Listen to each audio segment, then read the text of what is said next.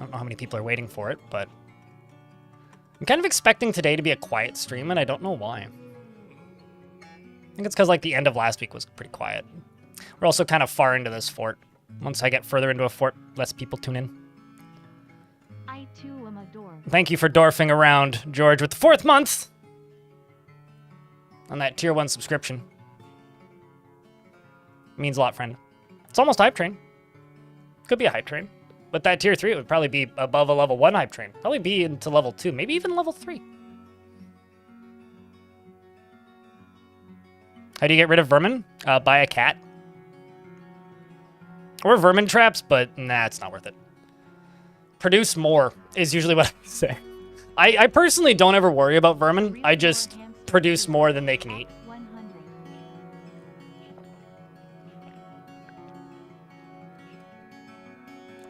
I also usually have a lot of food variety and in different places.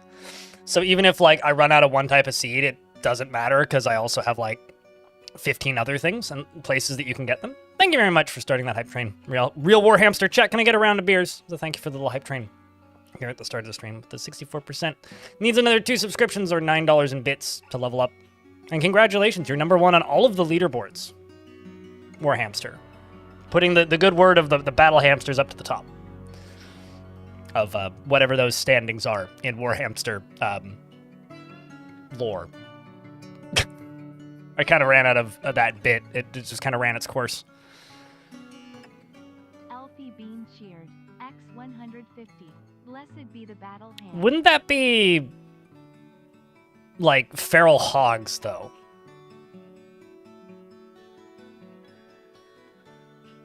I mean, that's what I would think.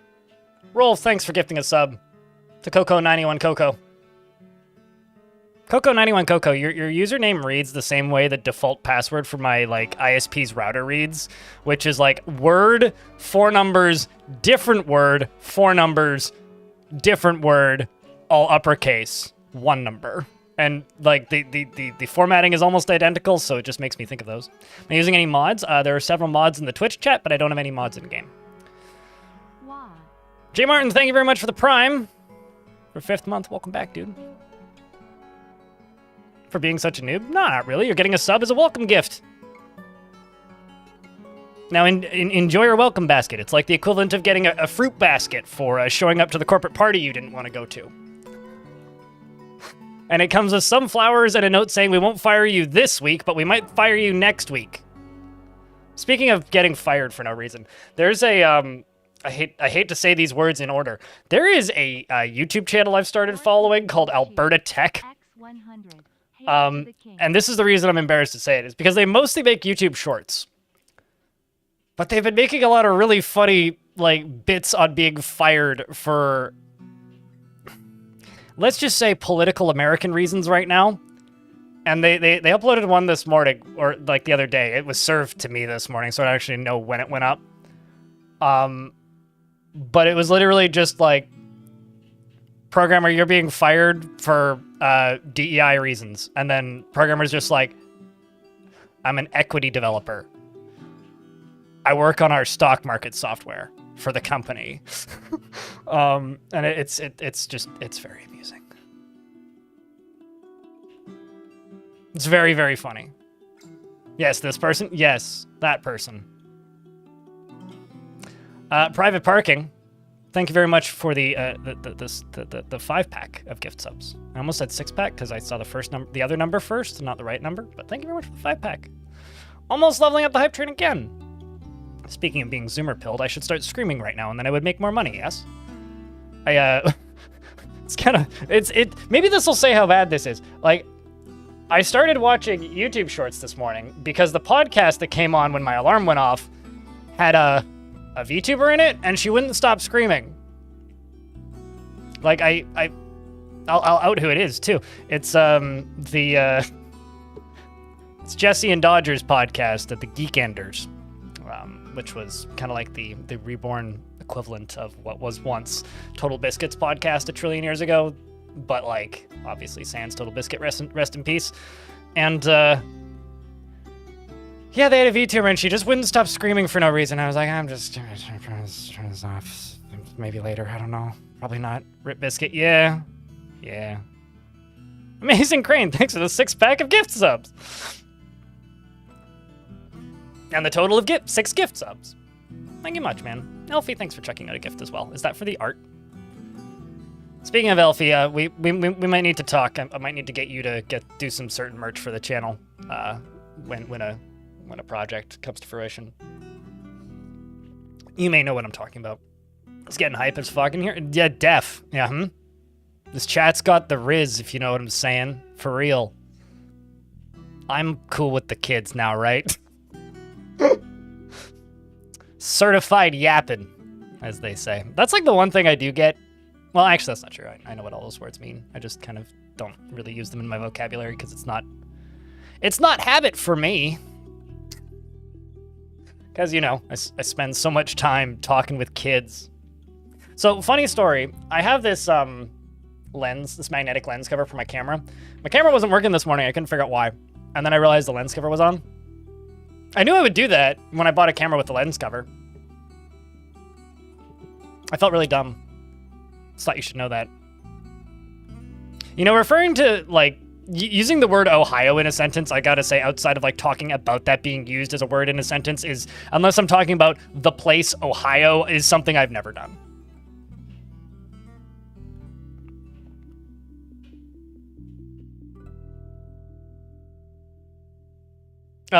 You can, if you have an adventurer that you made in the character creator, they cannot have a kid.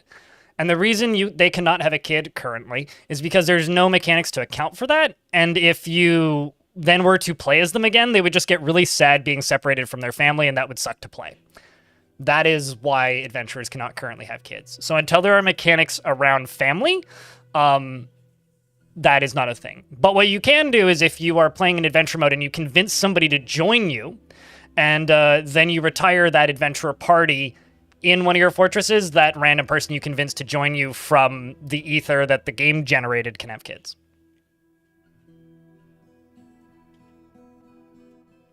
Game over, a troll just popped out of your cave. Oh no! Put all the dwarves in a squad and tell them to punch it to death. Maybe you'll survive with 1 dwarf left, depending on how many you have. Although if you have like 5 dwarves, you'll be fine. Maybe one with a pickaxe? Get him, Urist! Go for the knees! And YouTube chat is helping. Panthercarpy, thank you very much for the $10.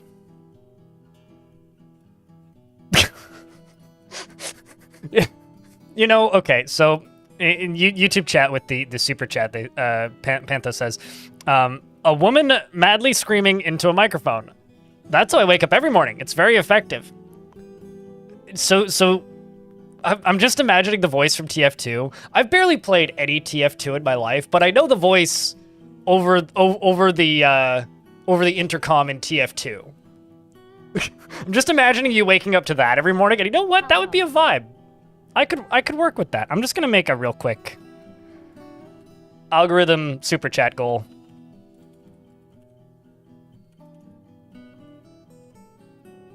On the YouTube chat. Although I set that for 10 minutes. Shit. Well, I'm just going to start another one and set it for 3 hours, so I don't need to remember set it for 3 hours. UGDPY, thank you very much for the resub for 22 months! And of course, leveling up that hype train to the level 4. The hypest of minecarts. Oh, trust me, we're going to have a hype minecart in a moment. First time here, welcome. I'm an Arguay. I'm just going to say your first name, because that's easier to say than your second name, friend. She's also GLaDOS. Yeah, because her name is Administrator. Yeah, it's the same voice actress, right? Isn't it also the voice of Pyro? You're getting beer ads now? Excellent. You know, ironically, that would be the only brand synergy that would ever actually work for me. Like, if I were to go, like, be one of those big streamers who starts a company... No? Okay, was that just, like, an April Fool's Day thing, then? Because I seem to remember seeing a TF2 short about that. I don't know. I have, like, 12 hours in TF2. I'm not the person to talk to. Pyro is Spy. Okay. Sure, I believe you. There was an explosion. I didn't even see what that was, and I don't have the UI open to check. Hold on. Thanks for the bomb drop, though. I have to open the other thing, because turns out those happen very infrequently. That's not the button I needed either. Where did they hide it?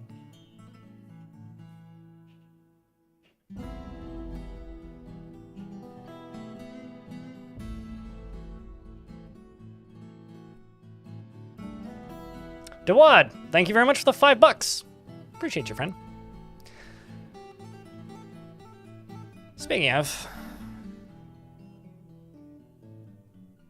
Uh-oh. Apparently credit card payments aren't currently working on my, on that tipping service. I should fix that. Oh well, we'll do that later. It's good to be back. Hard touch.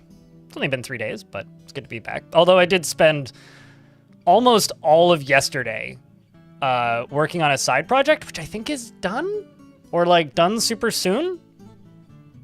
I don't know. I'm not going to announce things before they're announced, but we'll just say that I sent an invoice to NoClip yesterday because I'm quote-unquote... They quote-unquote have all the footage that they need, which... Oh... That's been a journey.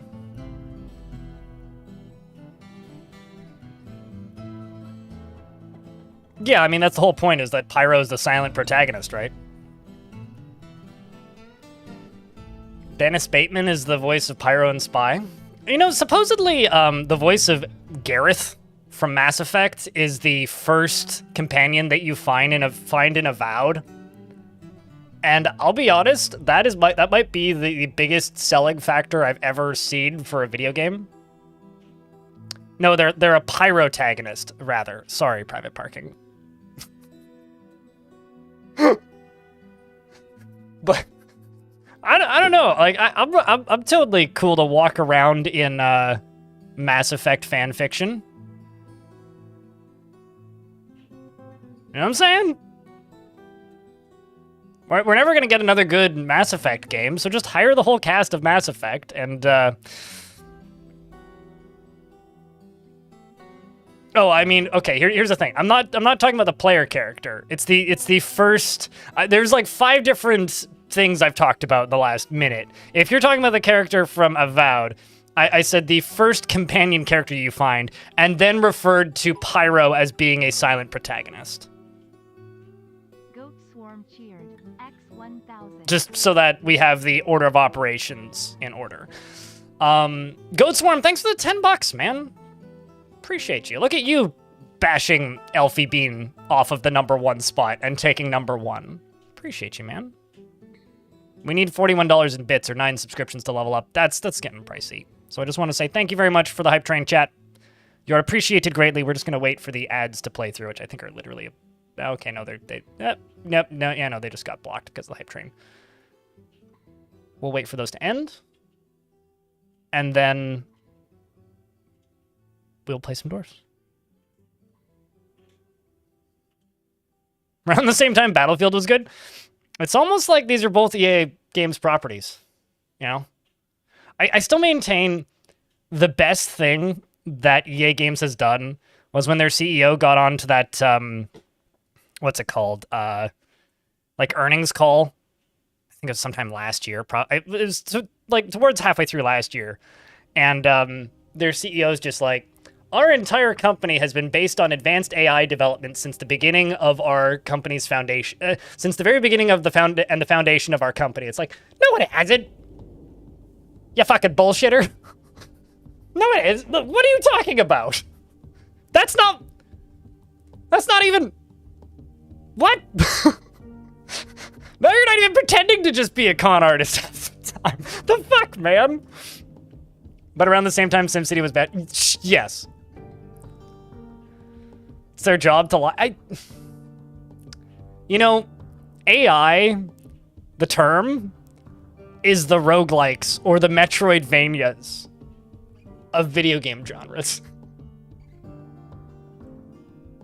Or not a video game, of tech industry specifications. Like when it comes to like investors speak, yeah, sure, it's like Souls-like. It doesn't mean anything anymore. Although I would say roguelike is worse than Souls-like by a long shot. It's like roguelike just means game that like has kind of an arcade structure. It's like, okay, you go back to the beginning when you die. All right, so Gauntlet?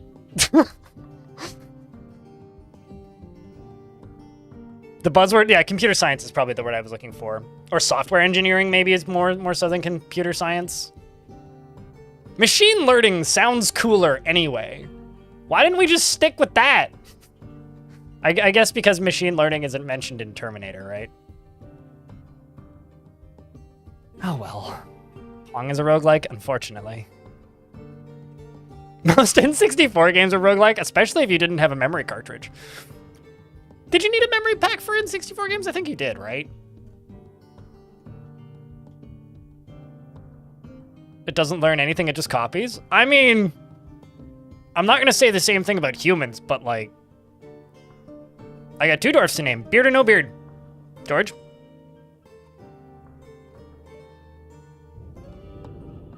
The eye was just super tiny and microscopic. Was this like that meme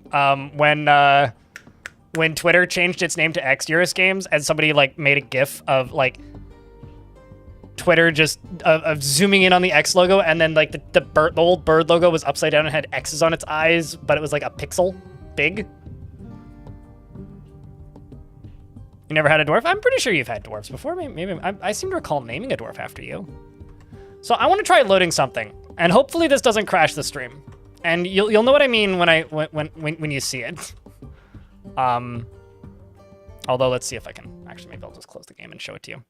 So this is something that might crash the stream. Let's see. It may also like not load, and then I may have to restart it. But let's see. It's loading. It's loading. It's loading. It's loading. It's loading. It's loading. It's loading. This is Dwarf Fortress related, I swear. Oh shit, it's actually loading. Oh my god, it's actually loading. No, I didn't crash it yet. Well, I closed the game intentionally. I didn't crash the game. Do do do do do do do do do do do do do do do do do. This is not software that is designed for this, by the way.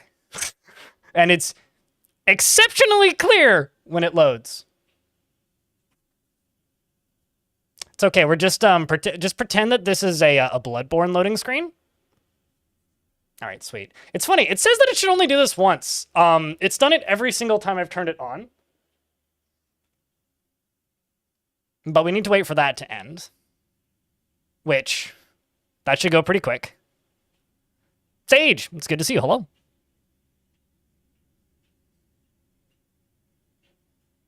What's this? What's the lore for the fort that we're gonna play? It was once destroyed by goblins, and we are rebuilding it from the ashes of its destruction to be a military powerhouse to fight back against the goblins. And I'm making minecart contraptions.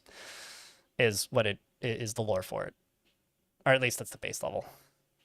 It hasn't been a super lore dense fort so far. I do swear that this is Dwarf Fortress related, okay? As you can see over on the left, it's got some things.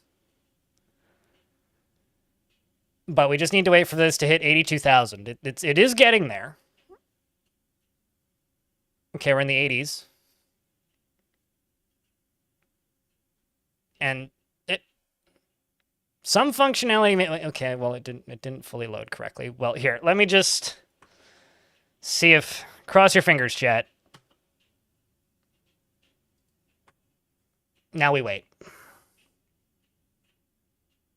I did a hotkey combo, which is opening something. Ah, there it is.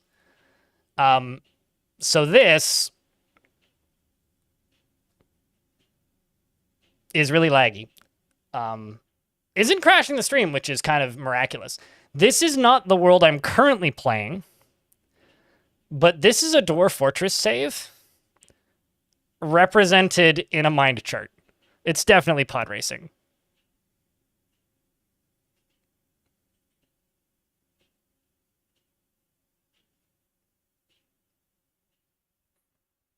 Just give it time. Just this is gonna take about a minute. I have managed to get this to load before. And the funny thing is, this is the fast loading. This took about 6 hours the first time I did it. It is actually really neat. I could probably start the game back up in the background.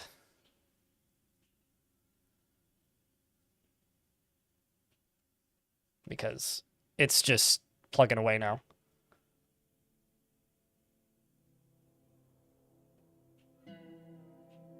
Well, it turns my computer into a space heater.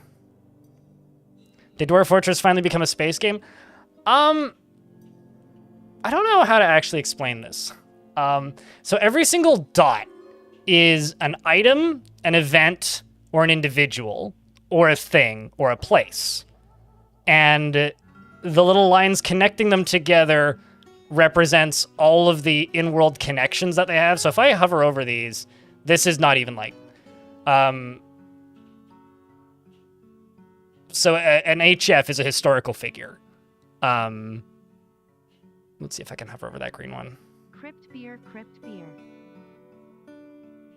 I'm just going to let this sit and load for a bit, because I will actually be able to pan around in a bit once it's loaded. Yeah, I did. Oh, sorry, an entire map flood? Intentionally? Yeah. Unintentionally? No. I've had an entire fort flood unintentionally. Many times. But I've never had the surface flood. What did you do? Your waterfall had ice buildup and it flooded your entire map. Has that happened to you before? No, I don't think so. That seems kind of intense. Wait, was this like it thawed and then froze and then thawed and then froze and then thawed and then froze? I'm trying to figure out how this actually happened. Computer screaming? Well, it's not screaming. It's only using one individual.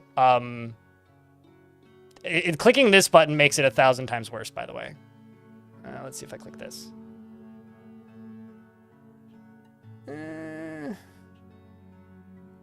Yeah, turning on orphans is a mess. It's the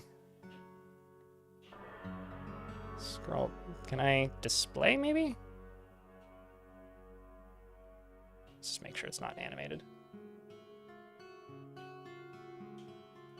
It is not currently animated. Well, it is displaying. Once it's all loaded, my computer will stop screaming. Oh yeah, go nuts. That's kind of the intent here. Suited.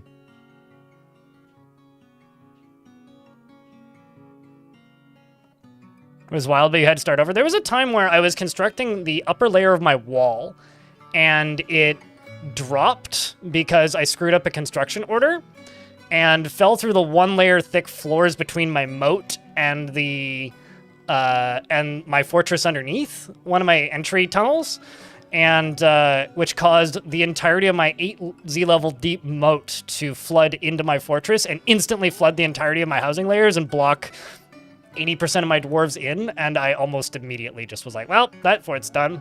Retired. Like, next fort. It is, so it took me 6 hours to load this last night. Let me pop the game up for a second here. But I'm gonna actually grab a video of me doing this, or me loading it animated in real time. It's probably this one.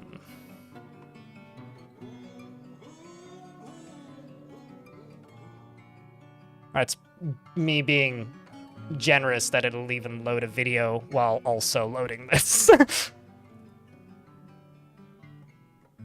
Okay. So this is a recording of me doing this the first time.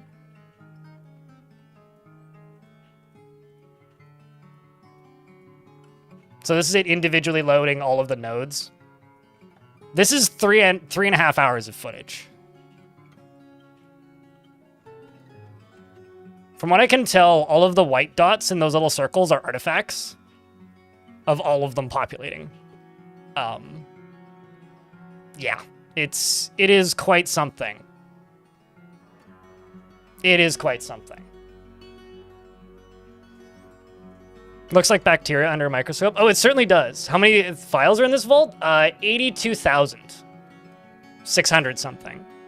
And this is the land of gifts, is this world. So this is the world that had the vampire fortress in it, Winter Throne, and Winterhearth, and a few adventurers. But like, this is a goblin civilization. Like, that little red dot there is a night creature. There's just like a cluster of red dots that will appear, which is my vampire fort. 82,000, yeah. It's like, it was kind of funny. The first one I tried to do was that 2025-year-old world, which I generated when I was talking to Tarn, and it just straight up said no. It wouldn't let us convert it to the right file format. The JSON file format transfer thingy that we were using to like move the export XML to JSON just straight up was like, yeah, nah. File too large. This is a world in Dwarf Fortress. Like, this is all of the connections from Dwarf Fortress Legends. Well, it's trying to load. It'll load when it's about out to here. So it's about halfway there. It's getting there. And once it's, like, done loading, it actually loads, like, decently quick. Like, you can zoom around and stuff and look at things and zoom in and out. It's just a matter of waiting for it to actually load. But it's getting there. It is getting there, I swear. I'm a little scared to try and move it, though. But see, like, it's populating.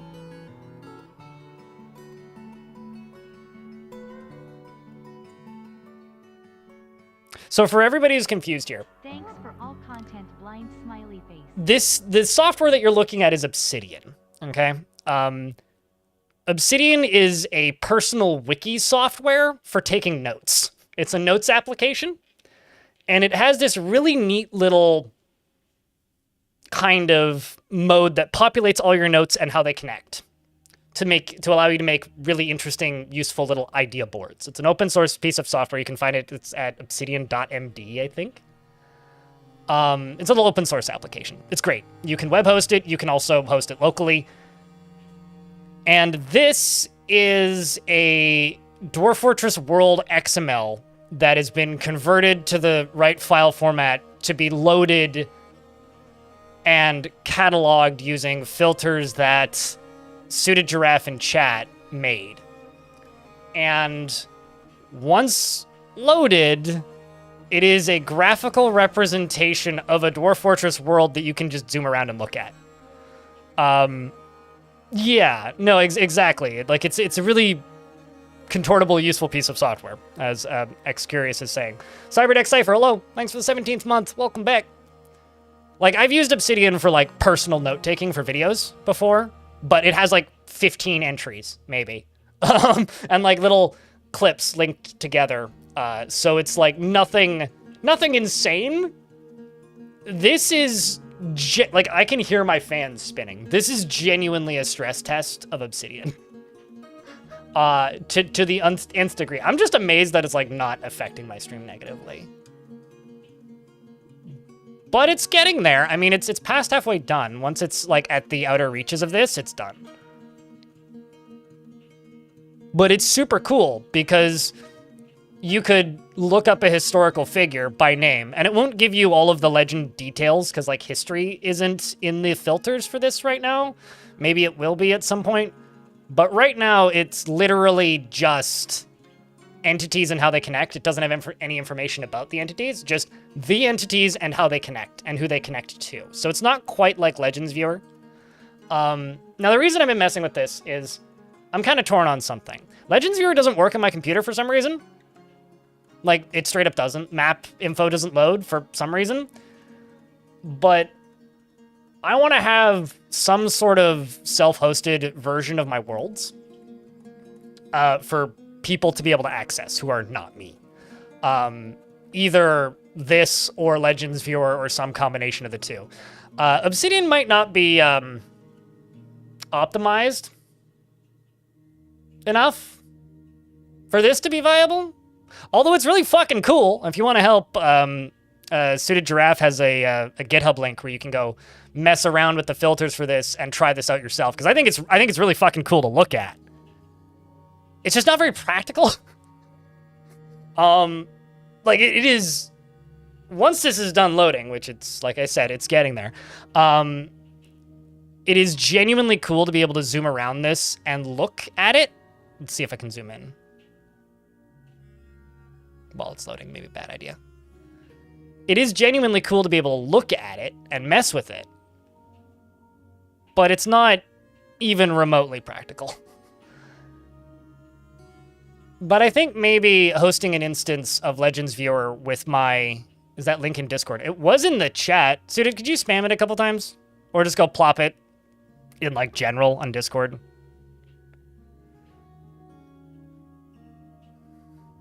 Two hours might do it?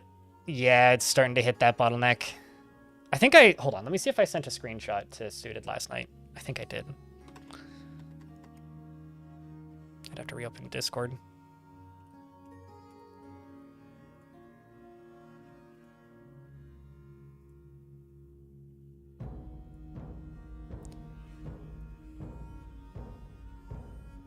Yeah, okay, this is what it got to last night when I was able to zoom around in it. And this was after I literally just like started it loading and just like let it sit for like, I don't know, an hour. But you can see all these different factions. You can see night creatures. You can see goblins. This might not even be fully loaded. Like artifacts everywhere. We've got different civilizations and entities, factions. All the green is goblins. It's just like, it's just so fucking cool, man. The kind of like bright yellowish is dwarves, so these are all dwarves. And how they connect to the goblins. I like how the goblins are super isolated into the, like they're very insular. Like they don't tend to spread into the non-factions. But then there's just like a dwarf like in the middle of the goblins here. It's like, how did you get there? Well, that's interesting. And stuff like that. So I don't know. I think this thing is super fucking cool. Don't try it with anything bigger than a pocket world, though. That's my advice. Don't try it with anything bigger than a pocket world, but I think that the probably practical way forward with weird ideas like that is for me to look into hosting an instance of Legends Viewer that you guys can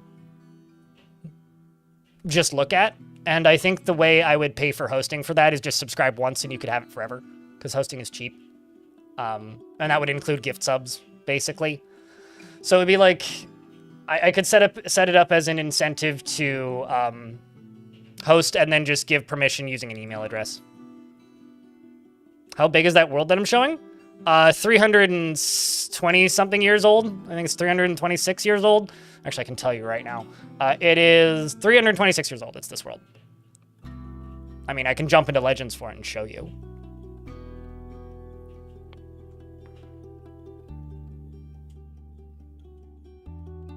This isn't Windows. Dark Sun. This is Linux. Oh, large size world. Did I click on Legends? I think I clicked on it. On Adventure. Yeah, anyway. It is a large size world.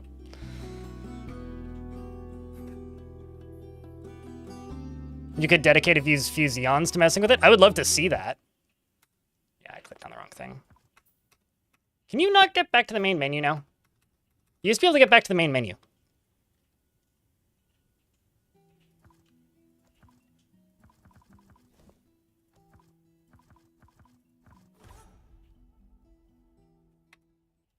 Where the fuck am I?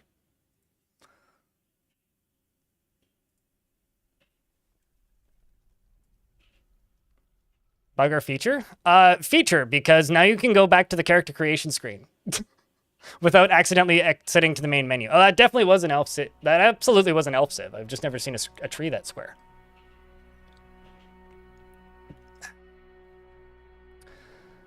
Legends, that's what I wanted to click.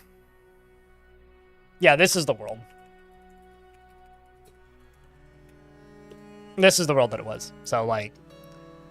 But, like, It's funny because it has 85,110 books, right? That Obsidian instance was loading 17,000 books because it was including copies.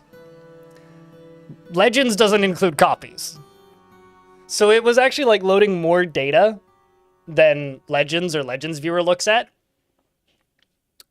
which might be a issue.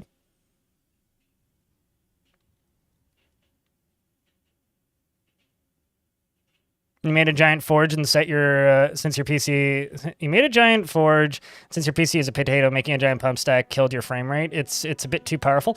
How big is your map, Pascal? Because if your computer's a potato, like Dwarf Fortress will run well on anything. It's just a matter of like setting up your worlds and map sizes in the size that your computer can handle. If you have cavern creatures enabled, I disable them. And if you're playing in bigger than 4x4, I would stick to 4x4 or even 3x3. Maybe go down to 2x2 if your computer's very much potato. What is going on? So we're talking about a bunch of different things. 75,000 entities. Oh, in that world? No, it was 82,000 entities for that Obsidian instance. I can't speak that language, Diprinia. So I don't know what you're saying. Apologies. Otherwise, I'd be more helpful. I would love to know how fast a Xeon could run that. Because, like, my single-core clock speed is, like, kind of nutty, but it ain't no Xeon.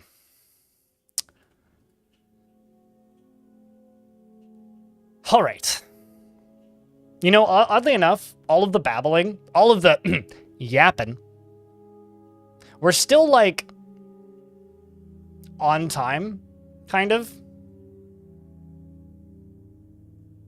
Like, I've only been live for an hour and a half. We've only been live on YouTube for 37 minutes. Like, I've gone significantly longer, considering I loaded most of a Obsidian instance in the background.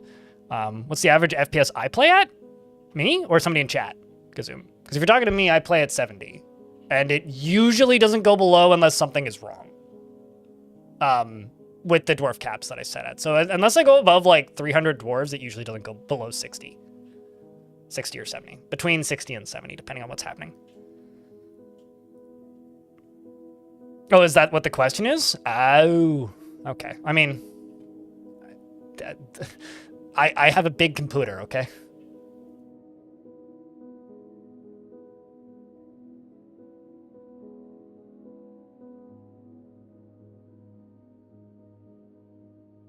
In VOD land. So if you want to say hi to the VOD watchers, you can say hi, YouTube. Twitch chat as well, if you'd like to help out the YouTube stream at absolutely no cost to you. Of course, this is unrelated to the VOD stuff, but there happens to be a link in the chat right now because the YouTube folks are slacking and they clearly need some help. So, folks, if you're watching on YouTube, there is a button with a thumbs up on it, okay? There's also a thumbs down. That is less practical, but the practical option would be to click the thumbs up button, because if you click the thumbs up button, then that tells YouTube, hey, this stream is cool, and we would like more people to watch it. So, if you would like more people to watch and tune in, click that thumbs up button, because without more people tuning in, well, there's less fun to be had because there's less people to talk to. So obviously, you want the number to go up, right? Right? Right. If you don't, then that's cool too. You do you, boo. There's a link now in the Twitch chat, so if people on Twitch would like to help that number go up, you can click that like button. And also, if you have the bandwidth, just leaving the tab up would also help greatly. Thank you, Diamond. Diamond, your time for fame may be coming soon. Crypt beer. I may need to reach out to you about something secret soon. But please no leak secret data. It's to do with the consortium of Gremlin for mayor. As Abe Lincoln once said, boo! Who do you two? How you doing, Dominoc? But chat, I guess like the end of this question is, would you be interested in me hosting a archive of my worlds on a website with Legends as Legends viewer instances? Like, if you could just go to a website and click on a link, and it would just host Legends viewer in your browser, would you use that?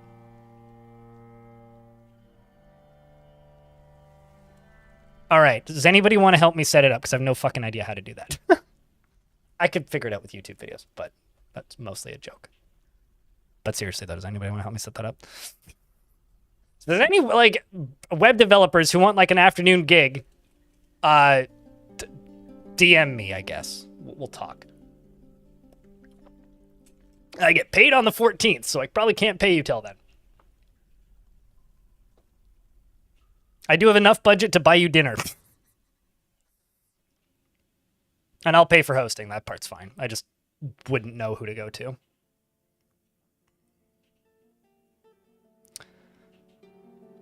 When you're on the train? I don't know if how the hell I would be able... I would probably have to charge for it at that point. Because like it's mostly text data, right? Because it's XML files. Yeah, I have no idea how I would do that. Like how... That might be a bit beyond me, probably, Jody. But, be like, we'll talk.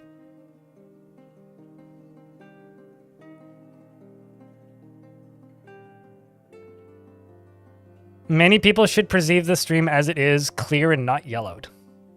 Huh? You also overproduce stuff. You don't know if it was your giant amount of produces. Your above ground fort to the pump stack, or what is the biggest killer for FPS? Okay, so I'm gonna go down the list here, but do keep in mind this varies for different people. This is gonna be like the 2-minute blind IRL bit on frame rate things. Thing number 1. Contaminations cause problems with frame rates on lower end PCs. So if you are spending a bunch of time above ground or have a bunch of above ground buildings, every single block, brick, or anything that is kept above ground has contaminants. The most common contaminant is rain. So if you're getting frame rate lag, and by lower end PC, I mean like maybe a PC from 8 years ago, or a lower end laptop, something that's not designed for games and getting older. If you're building above ground forts, you're probably going to have a lot of contamination damage. If you're running DF hack, you can use a command which is clean, like clean owned, and maybe just clean all. You might be able to clean all. Yeah, so you can, or spot clean would be the command. So you can use the command spot clean, which will clean most contaminants, okay? I think clean all also removes mud, so you might not want to do that. So try spot clean. That's the first thing. The second thing is cavern creatures. Cavern creatures are a big issue, and I can't see them in this screen because I'm not in game. Cavern creatures are a big issue. Cavern creatures are like the guys that invade that are stealthed in the caverns. If you go into your difficulty settings, they're called they're called cavern invaders. I would just turn them off because they'll make my computer lag. If you're having FPS issues, turn them off. And then go to here and type in the command exterminate. Press enter. And then it'll tell you a list of creatures that are alive, presuming you're using DFhack. Then you can just type in exterminate name of creatures. So amphibian_man, and it has to be, they're case sensitive. So just make sure that you exterminate the right thing. That will probably help your FPS. The next thing I will say is if you're having FPS issues and you are super overproducing items, stop producing items. If you're using DFhack and you think it's items, like if you hit, I think it's T on the keyboard is the task screen, and you have a trillion store item in stockpile jobs that aren't being taken, you probably have too many items. So you can do one of two things. You can stop producing items, or you can just straight up forbid items. If you forbid items, then that will remove those from that task pool, because the biggest impactor on frame rate, which is why people often think liquids and fire are impacting their frame rate, is pathing. Now, what causes issues isn't the pathing itself. The pathing algorithm is actually pretty well optimized for normal pathing. But if the dwarf can't access something, the dwarf doesn't know to stop pathing to something. There are some things that'll cause an item to become forbidden when they're pathing, but most people just turn them off. So essentially what you want to do is you want to figure out what the dwarves can't get to and forbid those items so that they stop pathing to them. A pretty easy way to do this is just go to the top of the map, hit the forbid tool, select everything at the top of the map, scroll all the way down to the bottom of the map, forbid everything. Then go to just your fortress area where stuff does need to be accessed and unforbid everything within your fortress and see if that helps. You could also use like the auto dump destroy option, which is you set items to be dumped and then type in auto dump destroy into df hack. I think it's auto dump space destroy, and then it'll destroy every item, unexist every item that's forbidden. That's how I would debug a fort for frame rate problems.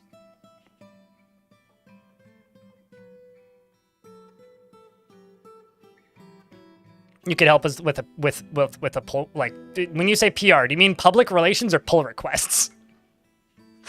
I don't know what PR you're referring to in this instance. But yeah, that in Dwarf Fortress it's all CPU, right? So if you have a high clock speed, like, core CPU, Dwarf Fortress will run better than if you have a very out-of-date PC. Yeah, I'm totally okay with open sourcing stuff as long as there's some moderate oversight, because I can't go through all that because I don't know much about programming. I know a little bit of Python. A very little bit of Python. So yeah, that's my frame rate, blah blah blah. Another thing that you can do if you're having frame rate issues, although this is what I would describe as a last resort, go to game, disable weather. If you're building an above ground fort and you have contaminant issues, so if using the spot clean command helped your frame rate a lot, turn off weather.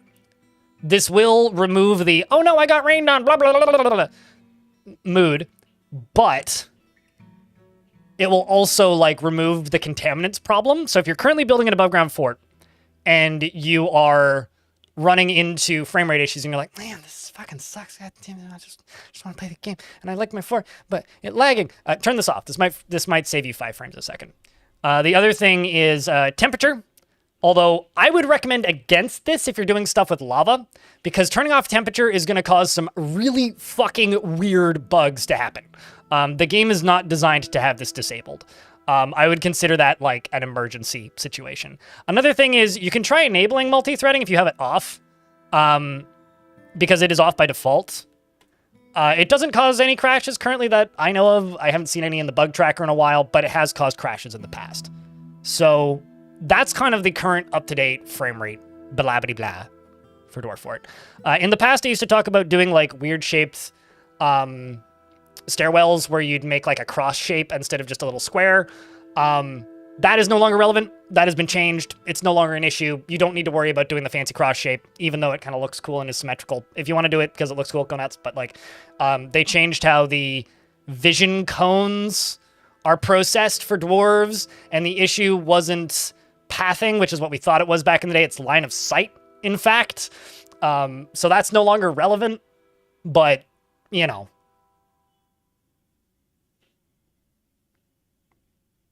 A Dingo Man lair in adventure mode. You're in the middle of the red square, and I assume that it's some sort of hole, but no luck so far. So sometimes lairs don't properly generate. There might not be anything, J. Martin.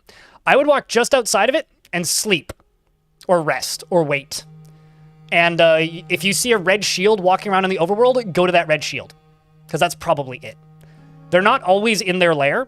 They're often in the vicinity of the lair, especially if it's daytime.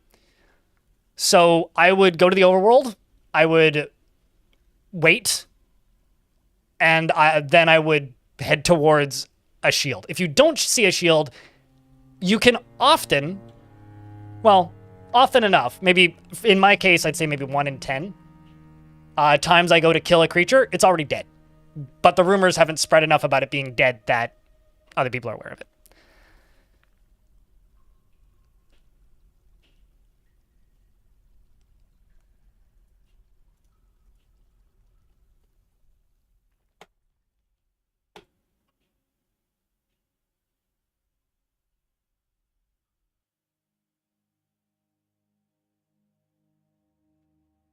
Yeah, if you're having frame rate issues, they're not even mainstream issues. You goddamn, I don't even know. I can't rhyme. Can you tell?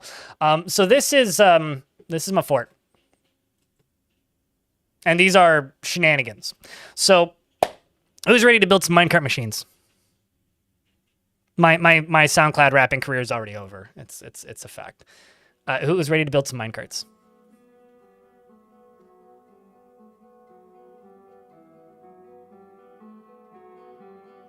The good old-fashioned nyum nyum. So this is a mess, but what this is this is a steel minecart that's killed, oh geez, 4 dwarves? I think something like that, and a goblin. We did kill a goblin, although I do need to make this deeper. This isn't deep enough yet. The goblin that fell in here just went splat and didn't actually die, which is fine. I mean, it was pretty injured, but like I want them to die. Although I could either dig this deeper. Actually, chat, what do you think? Should we dig this deeper or put spikes in it? Or both. I could dig it deeper and put spikes in it. But essentially, this is a archery tower up here. This is a front door, which is muddy. Don't mind the mud. We had a minor oopsie with some water. It's fine. The water's gone now. Everything isn't safe, but we don't need to panic about the water specifically anymore, so don't worry about the water. Deeper and spikes. Deeper and spikes or serrated discs. Well, I mean, I don't want to use weapon traps, which is what serrated discs would be block of glass. The reason I don't want to use weapon traps is they don't have the same aesthetic appeal, you know what I mean? Like this, okay, like here, I'll show you what I mean. Like this right here is a weapon trap. I don't know. Boom. Like, it's like that with like a couple weapons sticking out the side, right? Whereas upright spikes, I mean, like, they're little spikes that come up and down when they're being pulled. And that looks way fucking cooler to me, so I'm going with spikes instead of weapon traps. So I'm not going to use discs, I'm going to use spikes. Also because we keep getting invaded by cavern creatures because I do have them turned on. And so I essentially have an unlimited supply of like bronze and silver spears, which I'm too lazy to melt down. So it's easier to just make spikes. Quite literally. Like, it's more convenient, it's easier, and I think they look better. But we could go a few layers deeper, so let's just deconstruct all this. Now, what this is a fully automatic minecart system. Now, I think there was a clip here posted from last week. Let me scroll up until I see it.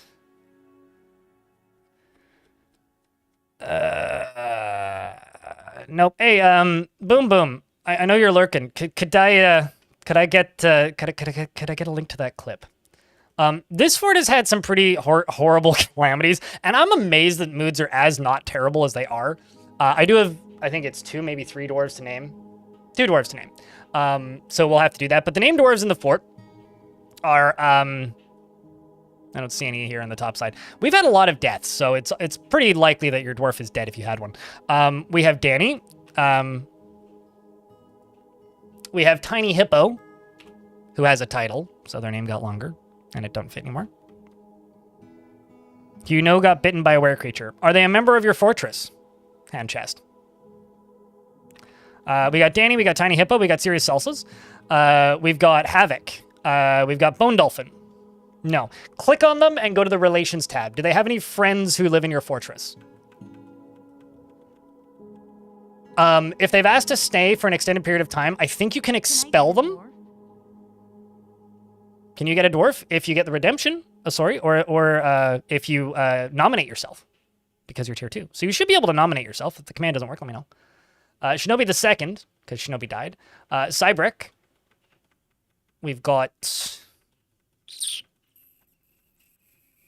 Old Wounds. Worth Butts. The command is Dorf, exclamation point DORF. Sorry. And Grozny, thanks for the $1. Appreciate ya. We've got all my soldiers have titles, and so like I have to like select them. Rin of the Stars.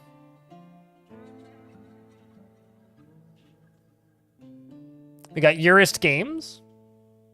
Raikalu. Lanix. Zalvi. Ice Blue.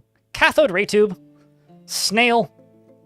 Natsubami, who was really depressed earlier and seems to have snapped out of it. And Stormwolf. It's down at the bottom. DORF. But Dominoc already nominated you. So chat, should we give a dwarf? Just type in yes or no in the Twitch chat. The YouTube folks can participate if they like. And we'll of course have to give at least a dwarf to the YouTube folks. So I'll figure out how to do that. But first bear with me, and we're gonna name a couple dwarfs here. The first dwarf that I have to name is the Amazing Crane, who wanted a bearded dwarf with functional limbs. Which, this is a bearded dwarf with functional limbs.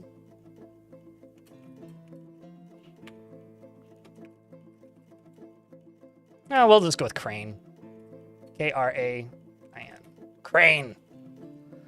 Crane lives at a high energy kinetic pace, and he desires little for himself in the way of possessions. He tends to not be swayed by emotional appeals. He is somewhat quarrelsome, and he is bothered by this, since he values friendship. He tends to ask others for help with difficult decisions, and he has an active imagination. Sorry, he has an active sense of humor, not imagination. He tends to not reveal personal information, and he is generally quite confident in his abilities when undertaking specific ventures. He is assertive, and he does not go out of his way to help others. He's pleased by his own appearance and talents, and he likes a little excitement now and then. He generally acts impartially, is rarely moved to mercy, and he has a menacing stare when he's angry. He scratches his nose when he's nervous, and he needs alcohol to get through the working day. And he likes working outdoors and only grumbles mildly at bad weather. And he doesn't really care about anything anymore.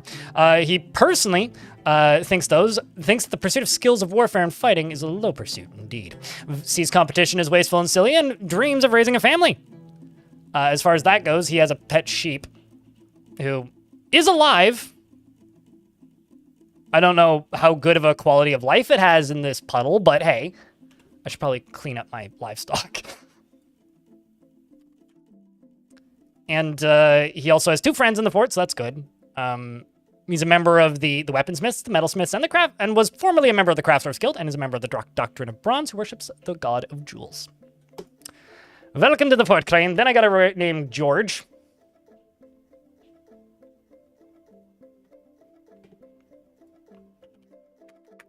Who, did you want a dwarf with beard or dwarf without beard?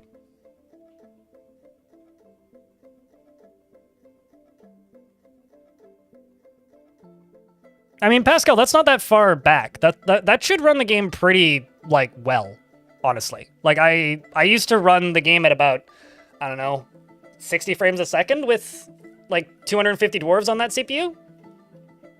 So, that should run the game decently well. I stopped using that CPU because it was literally failing. It was making weird noises and crashing. So you've probably just got, like, a problem in your current fort. Like, that's not too bad of a CPU. I mean, like, I know how old it is. Like, that's a 2017 CPU, but that is a pretty good CPU from the era, so.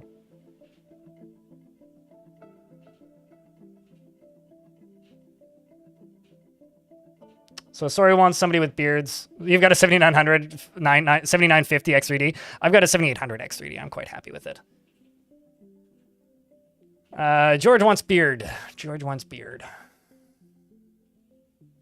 How does Military Commander Burr, Militia Captain Burr, sound to you? Of the Golden Families, who's my Marksdwarf squad, and the only member of the Marksdwarf squad.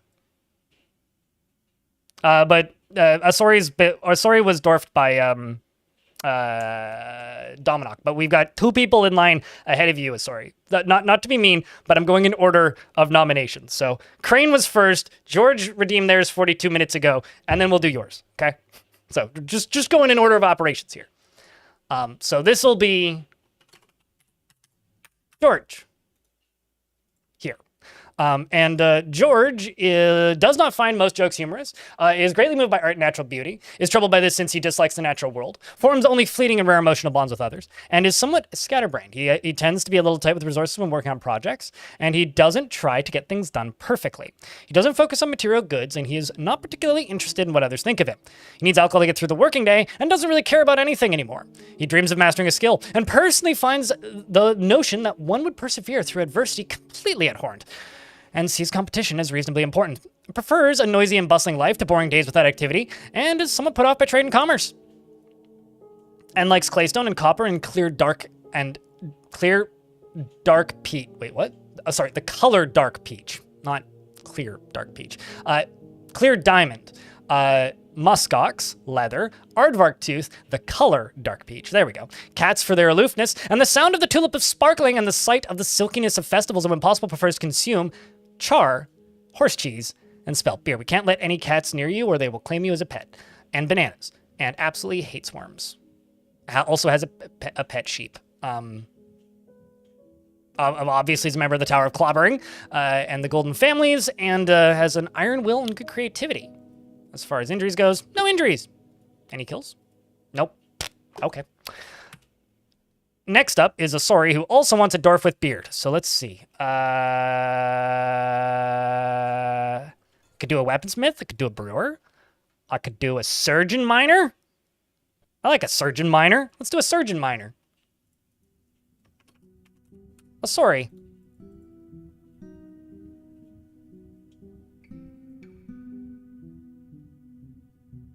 All right. Well, you've had some history. He never feels hatred towards anyone or anything and can get caught up in internal deliberations when action is necessary. Due to experiencing trauma, he never feels hatred. He can get caught up in internal deliberation when action is necessary after seeing a troglodyte's dead body in 357. Can be very single-minded and is little interest in joking around. He tends to consider what others think of him. And he turn around after wearing old clothing in 361. And likes to take it easy, is often cheerful, and has an active imagination. He can sometimes act with little determination and confidence, and you've survived all of the big calamities of this fort. That's kind of crazy. He has a noticeable lack of perseverance, and he likes a little excitement now and then, and is quick to anger, and he is quite ambitious.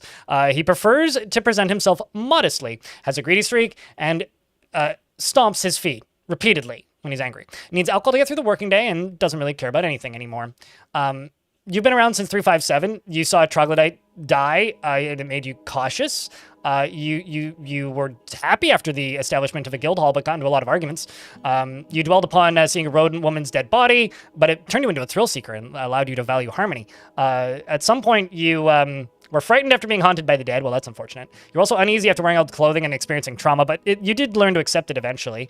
And that is why you're super happy now, because you've accepted your past traumas and grown as a person. He likes native platinum, and yellow zircon. Likes native platinum, but also platinum and yellow zircon. I guess he's a really big Bayonetta fan. I guess. He likes the color pale brown, the words of the fortuitous pregnancy, and the sound of the euphoric butterfly, and the sight of the silkiness of festivals. And when possible, prefers to consume giant toad, pomegranate wine, and hates bats. He has 4 friends in the fort, including Zalvi and Cathode, and worships the god of death. Private parking would also like a dwarf. But you want a glassmaker or crafts dwarf? Beard preference. I do have glassmakers, but I will warn you, I don't have sand. So any glassmakers are not likely, I won't say likely, but have a non-zero chance of dying due to demanding sand for an artifact. Other crafts dwarf, I've got lots of weaponsmiths. Would you like a weaponsmith? Does that craft your dwarf fancy? Or I can make you into a woodworker. Got several carpenters. Or furnace ops.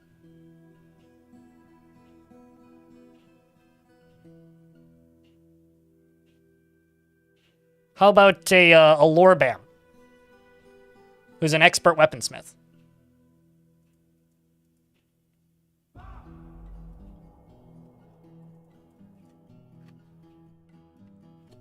Also, did you have a dwarf in this fort before? Because then you'd be private parking the second, if you did. Almost never feels discouraged after seeing a goblin Los Lolflade's dead body. Lol, they got flayed. And he is a perfectionist, and he cracks easily under pressure. You don't think you had? Okay, it must have been the last fort then, because I know you had a dwarf relative. Blunt wound. What a good name. You got a blunt force trauma wound. He is moved by art and natural beauty, and he is troubled by this since he dislikes the natural world. He tends to not be swayed by emotional appeals, and he tends to assume the worst of the two outcomes will be the one that comes to pass. And he lives a fast-paced life, and he has a tendency to go it alone without considering the advice of others. He has a tendency towards forming deep and emotional bonds with others, and he tends to avoid crowds. He tends to be passive in discussions, and he is quick to anger. He doesn't tend to hold on to grievances, and needs alcohol to get through the working day, and doesn't really care about anything anymore. Dreams of crafting a masterwork someday, and personally sees perseverance in the face of adversity bullheaded and foolish after seeing a turnaround after seeing a goblin's dead body. He finds the pursuit of skill mastery off-putting and doesn't think one way or another about leisure time, but dreams of crafting a masterwork someday. He likes galena and brass, as well as Clara opal, walrus tooth, and the giant tortoise shell, rami fabric, and the color spring green, bolts, bags, and enormous corkscrews, and the words of the Tenribus wisps, and when possible prefers to consume soft wheat beer and quinoa seeds, and absolutely hates worms. Welcome to the fort. and he's got a close friend and 2 friends, as well as worships Burr. And you're a member of the sect of Amethyst. Burr is the god of jewels and gems, once again. You're a member of the Metalsmiths and the Weaponsmiths Guild, and you were previously a member of the Farmers Guild. For main skills, you are actually a talented miller by trade, but you've discovered a recent passion for weaponsmithing. Now, I was gonna just do the normal thing I do where I give out random dwarfs to people, but we have a request from an individual in the YouTube chat who just gave me $10. So I'm accepting this bribe, and I'll give you a dog and name it Ethan. Apologies for when you die very inevitably. You're the pet of Logum. Also, Panthercarpy, you gave me $10 earlier. So I just wanted to say thanks for that. And if you're in the YouTube chat, let me know if you would like a dwarf. I'm also going to expand the amount of space that these critters have to walk around because they're getting a little cramped looking. This is very much a cop-out for all of the livestock. Very much a cop-out for all of the livestock. Speaking of livestock, I'm going to go through here and just slaughter everything that I can slaughter. We keep on having these problems where people keep bringing guinea pigs to my fortress. It's driving me nuts. I'll keep the goats. Keep the sheep. I'll keep the turkeys. Keep the baby goats. Because I would actually like to sort these a little bit. I'll keep the pig. And actually get a proper, like, livestock industry up and running, but it is what it is. Let's also go back over to pets and livestock.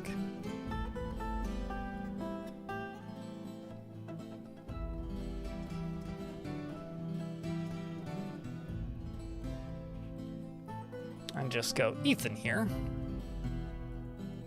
This dog dislikes helping others, takes no pleasure in her talents and appearance, and tends to be swayed by the emotions of others. Sounds like a dog. Enjoys the company of others and often feels discouraged. Is moved by art and natural beauty and is troubled by this, since she dislikes the natural world. She prefers that everyone lives as harmonious as possible. Sounds like a dog. And doesn't often experience strong cravings or urges. Well, that doesn't sound like a dog. Give treat. And tends to be a little wasteful when working on projects. That makes sense. Tear up all the stuffed animals, or in this case, the cloth crafts. And is relieved after being near a waterfall. And also, we have an artifact that's begun. We should follow that.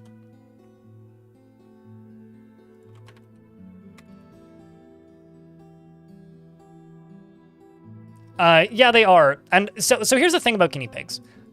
I would have 0 issues with them in Dwarf Fortress. If. That's the asterisk. If they actually provided something of value, like leather, cloth, or even bones for crafts, because right now the only thing that they provide is a skull, which can be made into a totem. They don't provide meat or anything. So there's no, like, actual positive to, you know, farming them as a livestock. So I just don't like them. Yeah, but, like, there's dozens of different types of animals that provide companionship in Dwarfort that don't, you know, need to be pastured. So they're a higher maintenance creature because they need to be pastured. Oh, the burn everything critter's back. This is a ball of fire who's been around for a while. Who's killed another forgotten beast as well as a troll, Crundles, and Grundles. Well, good for you, Crundle killer. And what about you? And you are also on the lower layer. Oh, maybe they'll fight. That would be exciting.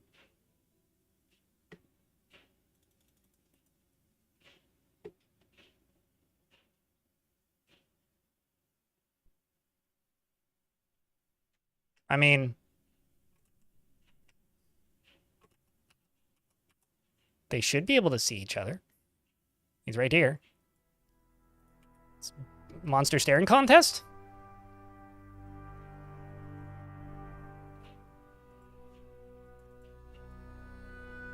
Oh, you've been busy. Maybe they have a fragile alliance. They just like share the local critters and how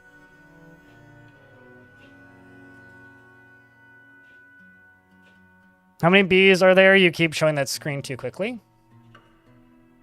I could have that's per hive.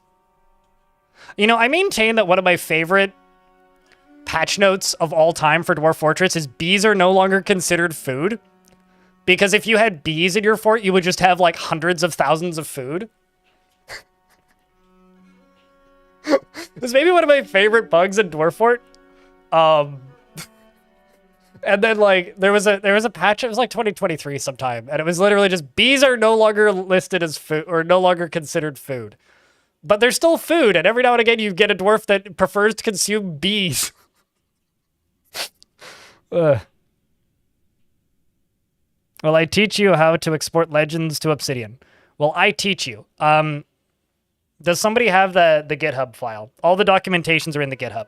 It may have been posted on my Discord. Hold on, let me grab it. I can grab it for you.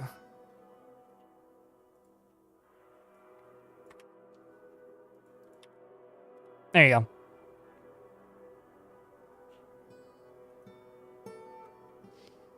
Will I teach you? No, because it would take 3 hours. But all of the information on how to do it is right there. Yeah, it's just dwarves seem to enjoy the spicy sky raisins. Also, there is a giant cave spider that died here. You know, honestly, I don't blame this guy for just like periodically setting the entire caverns on fire. Ooh, he moved. If these exist here. You know what's funny about this is they probably... This guy's very, very fit, very lean due to all of the burning. Oh, shit. Dagal, the weaver, has created Gamil Toba, a cave spider silk turban, and offers it to the dead pillars. I feel like this should be... Okay, chat. What noble gets the turban? Medical dwarf? Captain of the guard? Mayor? Or religious figure? This is a cave spider silk turban. All craft store ship is of the highest quality. It is encrusted with cushioned brown zircons and encircled with cave spider silk and yak leather and yak bone, not yak leather, and encircled with bands of llama bone. It is made from cave spider silk cloth, and this object is adorned with hanging rings of water buffalo leather and menaces with spikes of cave spider silk. On the item is an image of an octagon cut gems in cave spider silk. On the item is an image of 2 black caps in granite. On the item is an image of a narrow crescent in lead. On the item is an image of Onal Wheelshope, the dwarf, in porcelain. I feel like it would make sense for the medical dwarf because it would like keep their hair out of the wounds, right? Religious would be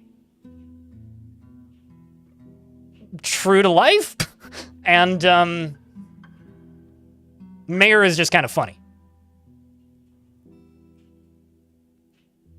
I mean, here's the thing. Maybe the chief medical dwarf would use the turban as part of surgery, you know?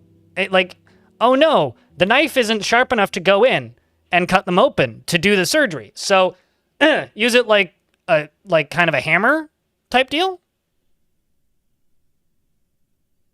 I think this is practical.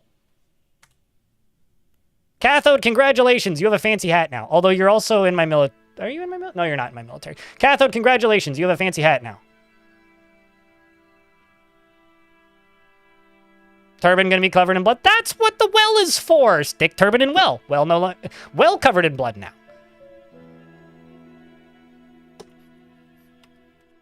Yeah.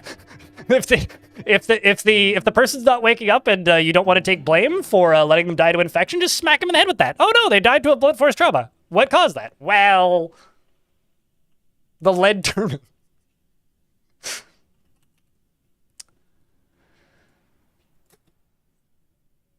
Let's wait until this dwarf equips it.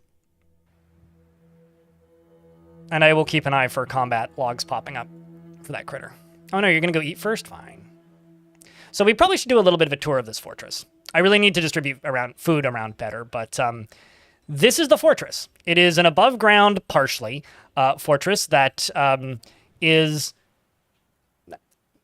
built on the remnants of what was once a above ground fortress, and or a partially above ground world gen fortress. And I'm trying to make a cool military stronghold in this once world gen fort.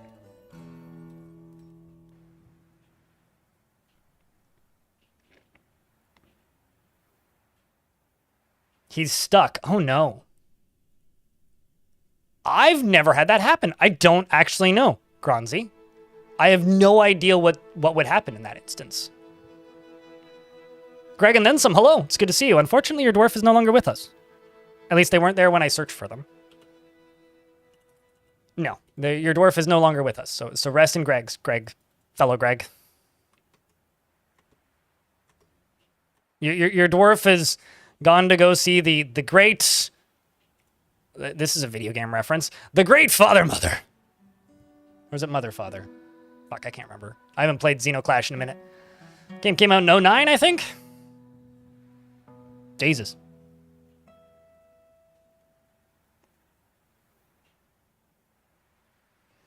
I don't think you can dig through a built workshop is the issue. You know, I haven't played this fort in a minute when I can't remember where my trade depot... Oh, there it is. When I can't remember where my trade depot is.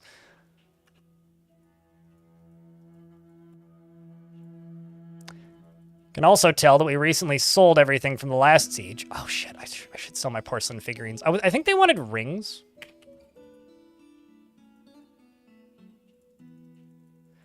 So we actually have a porcelain industry, which is an industry I almost never have. So that's fun. Am I not making socks? It doesn't look like it. Should check my jobs and see if I'm making socks.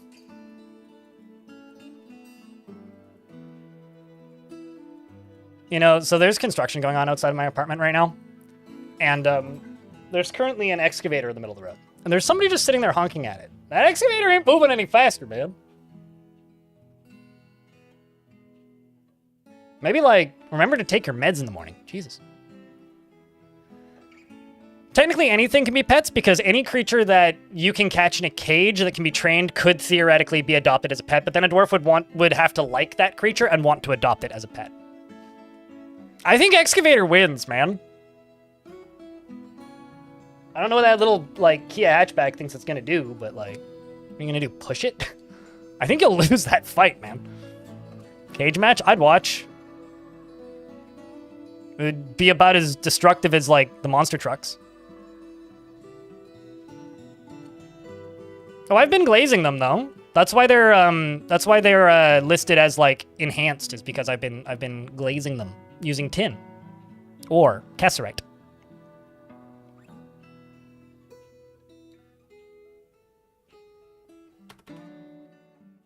I mean, it's just like a medieval tavern, you know? Lead pewter? Checks out to me, I would say. Someone finally adopted the fort's tamed... Sorry, but like the concept of a tamed worm is just very funny to me. That is... a tamed worm, eh? Okay. Sure. Yeah, why not? What's the lifespan of a worm in Dwarf Fortress? Now I need to know. Just gonna look up worm. Oh, right. Yeah, they're vermin, so they're immortal. I hate to break it to you, but that pet is gonna outlive the dwarf.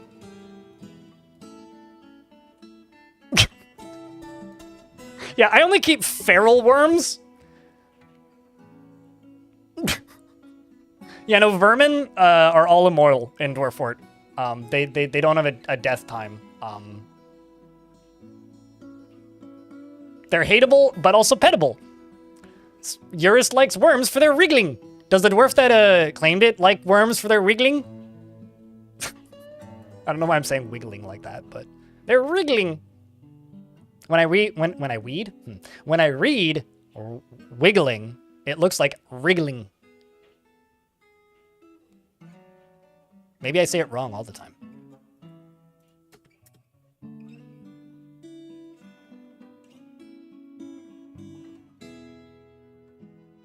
Wriggle me this? Uh-huh. You happy? Did I wriggle you that enough? Ever heard of lead sugar? No, I haven't. Wait, you might be mixing your chemistry? I mean, okay. Mix your chemistry. That's what you're supposed to do in chemistry. Like, that's part of chemistry as far as I know. Okay, so this is really fucking funny. I asked them to bring me platinum nuggets. So platinum really heavy. So each of the camels could only bring 1 platinum. So I'm going to trade all of this for their platinum.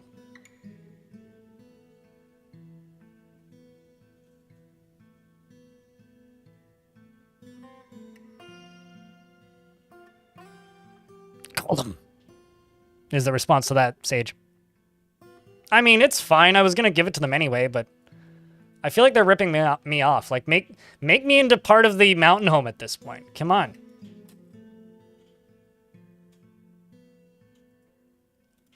All right, did the Forgotten Beasts fight? Nope. Although there is fire there now. The Gnarled Heart. I like that name a lot. So also for reference, for these Forgotten Beasts down here that are having a staring match, we got a great quadruped composed of flame. It has large mandibles and it undulates rhythmically, which is the Gnarled Heart. And then down here we have Asno, who is a beakless vulture with a round shell, and it undulates rhythmically. Beware its fire. So we've got an open maw vulture, which is terrifying, that breathes fire, and a critter made of fire. If I wanted to kill them, I could probably make a Marksdwarf tower up in here. Or actually, I could probably just channel down from up here, and that would probably do her. So I'm in the process of locking down these caverns. So I'm going to do that.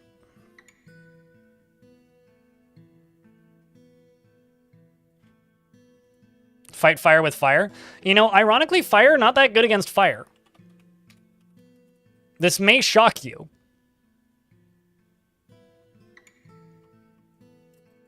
Also, I gotta say, I'm amazed that you guys can't hear the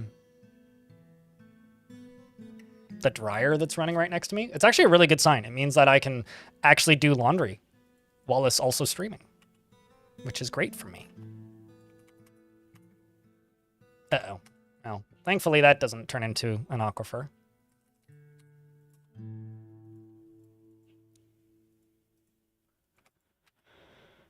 All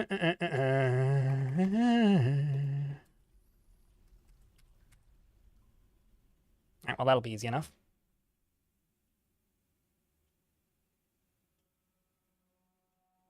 Need to flip your laundry? Nah, that'll be done.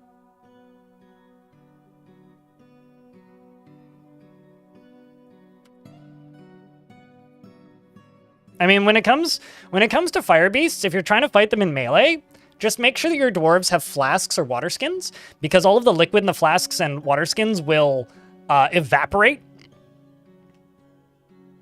when they catch fire, which will put the fire out.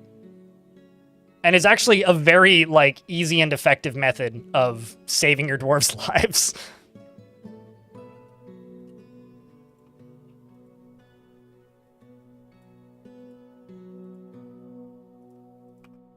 So I've been playing version 47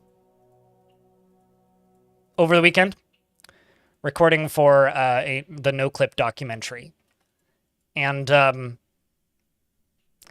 kind of glad to be back on this version. Like, there is a few things about version 47 that I think are a little bit clearer once you know the UI. But I've really grown to appreciate the little things that they've added to this version. Like, really grown to appreciate them. Does this work against Dragon Breath? Nothing works against Dragon Breath. Because Dragon Breath isn't normal fire. Dragon Breath is like its own entity. Dragon Breath is like the hottest material in the game, just period. Nothing is hotter than Dragon Breath. So that's like saying, if I throw a bucket of water on the sun, do sun go out? And the answer is no. No, it don't. Because nothing is hotter than the sun.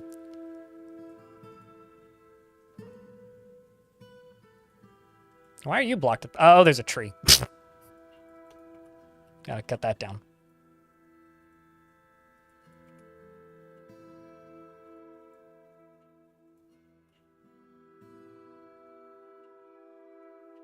Actually, wouldn't it just be easier for me to just put floors on the side?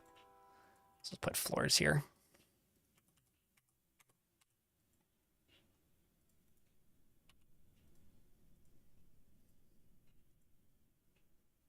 This one can just go all the way across.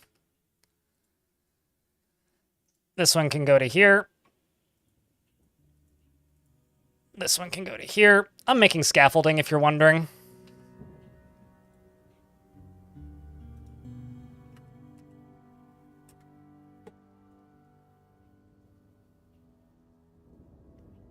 Do you ever just not have enough water? Sometimes I realize that a power system that I was building was too ambitious for the amount of flow that an aquifer has, but I don't remember ever running out of... I've had too much water more than I've had not enough water. Uh-oh. I hadn't even really thought about this. They may be trying to climb up. So, you guys want to see something silly? Don't move, buddy. How about you? Okay, you may be defended right there. Because you're too close to the edge. But you may. Excellent. Do not move. Whatever you do, do not move. Do.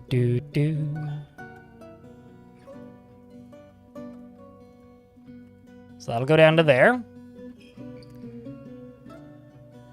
Dig out the top as well with the other digging type. Uh-oh. Cavern dwellers. Pretty far away from us, though. Let me just run the dwarfs down to here. I mean, free spear delivery. Let's just hope the military's close by-ish. Anybody actually taking attacks yet? Not currently, so that's good. Although Stukos here is running away, may run into problems. Question is where the near militariist? Where military is? Where boy with pointy stick? I need you here fast now, sirs. You've got a bit of a rodent infest. Oh, you're sleeping. Oh, that's great. That's really good.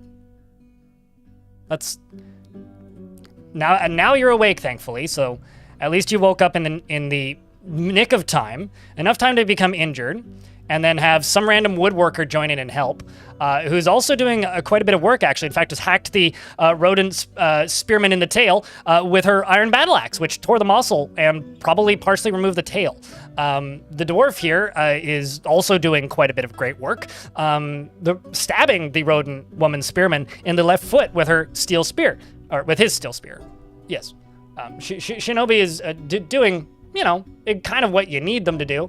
I mean, they have killed rodent people before, although it's been a minute, considering the amount of sleeping they were doing. As long as they don't fall asleep, as long as they don't get tired, which is actually good because, you know, they were just sleeping, so they're at the very least wide awake because they've already gotten over the stun debuff that you get once you've fallen asleep. Oddly enough, though, I would say that Geshud here is probably doing better. Consider they're a focused dabbling axe dwarf versus literally a skilled spear dwarf. And although this dwarf is going in with a bit of a handicap because they're already injured. Chat, can I get a vile force of darkness for good luck for this dwarf? I think this dwarf's got this. I mean, 2 versus what, 9? You've already killed 2. How many have you killed? 2. Man, they're 2 for 2. Continuing to fight. Although Shinobi is now tired and bleeding, and their ability to grasp is somewhat impaired, and they just drop their spear. But it's not causing them to, you know, get perturbed or anything. I mean, they're now whacking at them with their shield, but getting parried repeatedly. So good as time as any to train up that. I mean, we're up to 5 kills now, so that's pretty good. I'll give them that, you know? Considering the Spear Dwarf also bit that Rodent Spearman in the head and shook them around, which caused their left elbow... Oh, in the left hand, not in the head. I read that as head, not hand. I was like, how did the, like, whipping them around after biting them in the head break their elbow? Well, it's because they bit them in the hand, okay? So they bit them in the hand and then whipped them around, and it caused the elbow to break. So Shinobi is earning their pay here, although is tired and injured, unlike Geshud here, who's just simply tired and now nauseous and bleeding heavily. Whereas Shinobi here is only just tired and injured, now overexerted, tired and injured, bleeding, overexerted, heavy bleeding. Where's the rest of my military? You will be remembered as a hero, having killed Finder Deviant and Drenched Denst, as well as 6 other rodent people. I think that it's just the last one who is healthy. Stare into the beady eyes, which are covered by their hood. Shinobi, what are you currently doing? Is getting repeatedly stabbed in the head with a spear, which is getting deflected by a steel helm. This is why steel armor is useful. But it is pulling the neck. There goes the teeth.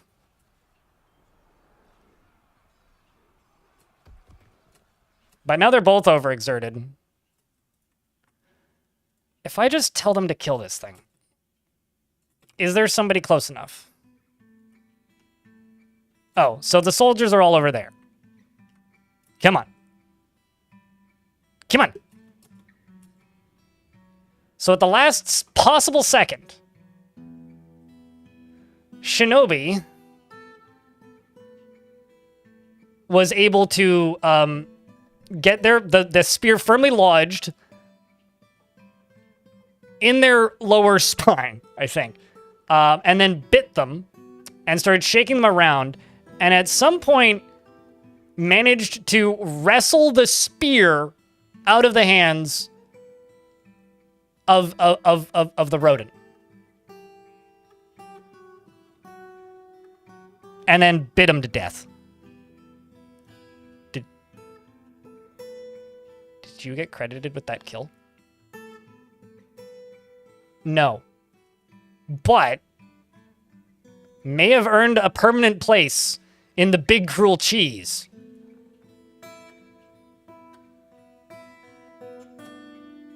Which is funny because their sprite is currently holding a spear. Which means I think there's actually a spear in their teeth.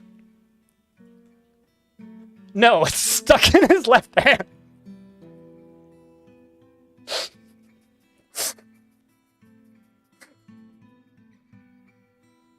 Also, hi, Drakensil, how are you? Still a functional dwarf? Well! The funny thing about this, like, why were you stabbing him in the head? He had, like, no real armor on his arms. Uh-oh. Klubak was found dead. Is there still more?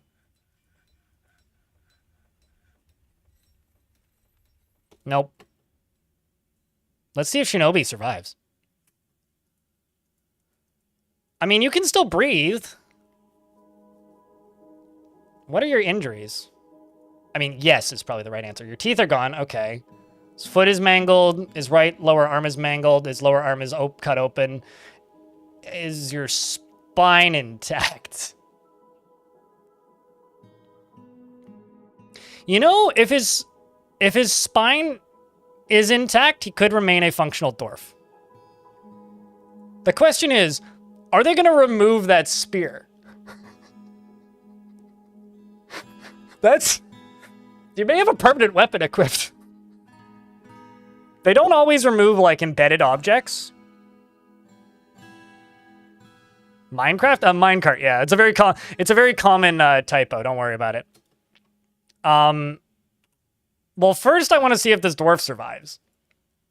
But I'm building some defenses with minecarts.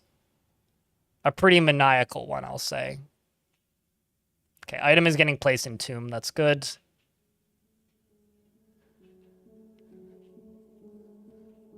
Diagnose patient.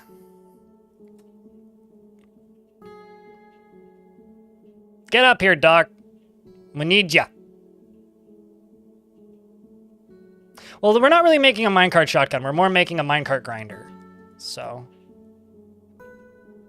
Oh, that's... Well, I should have all those things.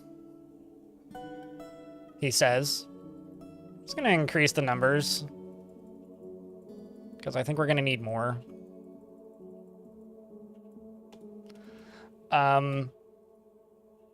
Cleaning, stitches, etc. How about doctors? Yeah, we should be good.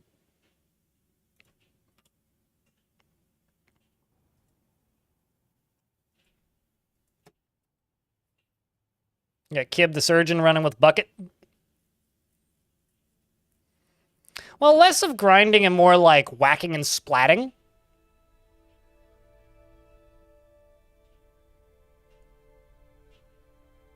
Well, how about the adequate surgeon?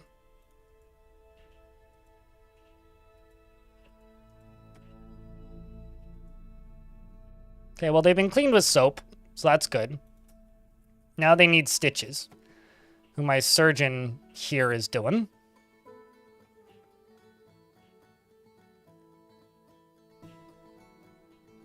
After putting all the stuff away in bins.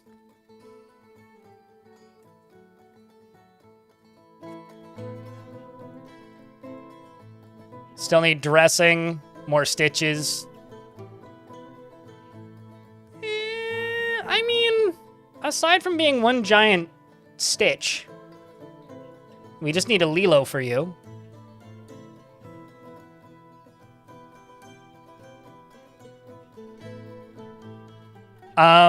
It's gonna be steel carts and platinum carts. I just imported platinum for this reason. I was testing them with wooden carts, and trust me, they were effective. That's a really strange way to spell grinder. It's almost like you're a shitty startup, designed to make people more chronically single and lonely, because they don't go meet people. Probably Jody. I mean, I don't know what you're talking about. Also, I'm pretty sure that, I don't know what your grinder as an app was founded, but I'd be almost willing to bet the term cart grinder has existed longer. If it was like pre-2010, okay, grinder wins, but otherwise that may have actually existed in the Dwarf Fort wiki longer. I just don't want to Google that app because I don't need that in my search history. He still has the spear stuck in his hand. Yeah, they have a habit of not removing... What? Wouldn't it be amazing if this guy just ends up dual-wielding spears? Because, like, I've seen military dwarves that just have had, like bolts embedded in them for, like, literally years. Also, oh, okay, never mind. I do have stuff to immobilize.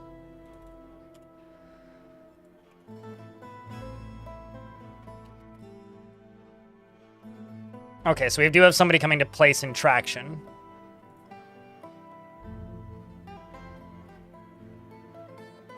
Do they use embedded weapons? Yes. Although removing the weapon may have actually killed him. Hold on a second. So I just learned something.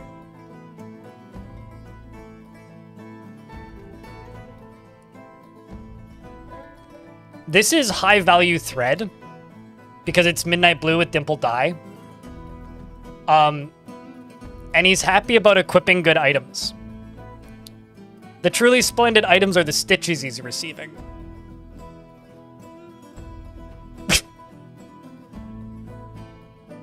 It's like, I got the Spider-Man Band-Aids.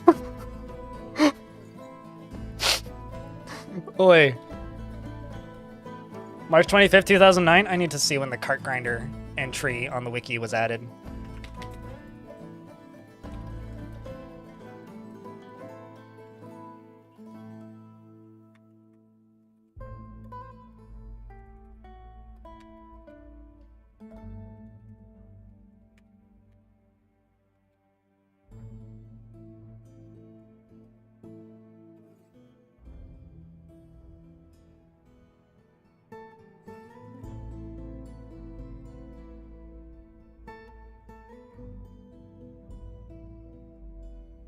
Okay, so none of that.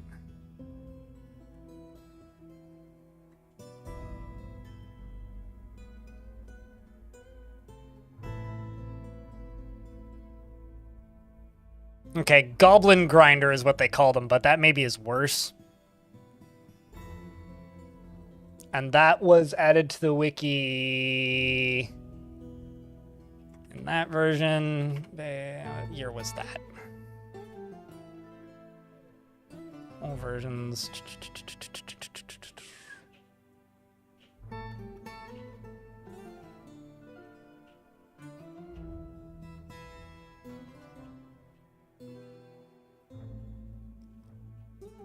April 1st, 2010. So, roughly the same time. I ain't calling them goblin grinders, though. All right. Can we end the grinder jokes? Can we just make this go away? I don't want this in my chat. Is the end of the story, Jody. If you want to go, like, get paid by Big Grinder to go promote Grinder in other people's chats, go nuts. But I'm pretty sure coffee grinders have existed for a while. I don't sit here and talk about Tinder all day. That's all. Also, hey, Stillentis, hope you're doing well. It was a funny joke for a minute, but it's stayed its course. All right, well, chat, remind me in like 10 minutes to check in on that dwarf. Because I gotta get back to my minecart contraption. So, I do have some problems with this minecart contraption. The main problem is, like, do I want to have, like, the well, not satisfaction. I've been thinking about this edition, these fortifications. I think I might remove them. And the reason I'm going to remove them is because I think it might be better to use a different material. Or rather, not a different material. I think it would be better to use bars on this at the end here, because this is still kind of in the prototyping phase. If I use bars, I can use whatever bars. It doesn't matter the type. I could also use vertical grates, which actually, let's do vertical steel grates.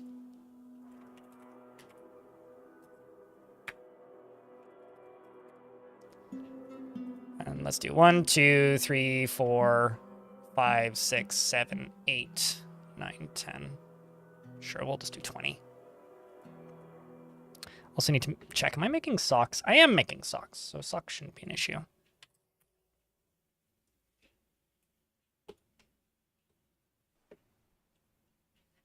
Because we didn't write Star Wars? I don't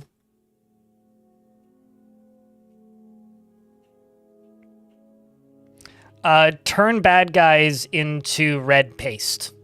The idea is, I don't like making minecart blenders or whatever you want to call them in areas where the enemies can access them, because any enemy that is not affiliated with your faction can topple minecart tracks effortlessly with zero like effort that they put in, right? They can just walk up to them and destroy them.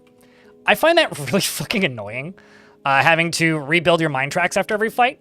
So I'm trying to build a structure that knocks enemies into this hole without having to worry.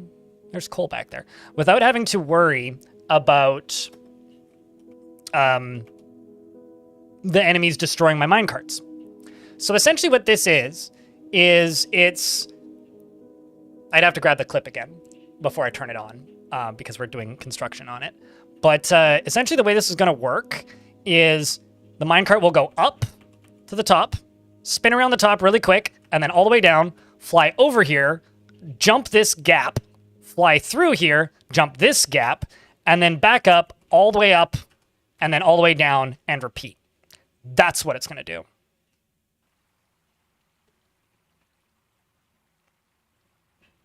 Why would I want a pool for them to fall into? I want to be able to get their stuff. No, I'm gonna make them fall onto spikes. I mean, I could put lava in there. That would be very easy. I could put water in there. That would also be super easy. I don't want to do that because I want them to die to landing on spikes. And then we can go in there and collect the items. Maybe I would use lava as like a cleaning system, but nah, that's not really the priority here. The priority here is to simply kill the goblins.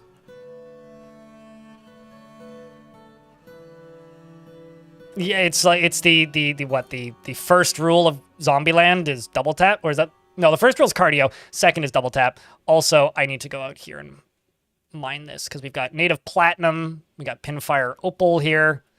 I'm also using this as a very handy, nifty-difty way of prospecting, if you will.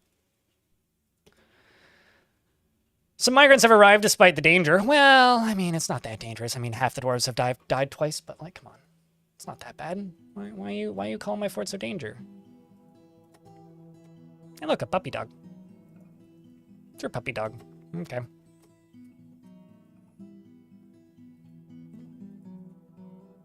Oh, you're a pretty solid little doctor, actually. Do you actually like helping other people? Good spatial sense, disdains knowledge, weak, envious.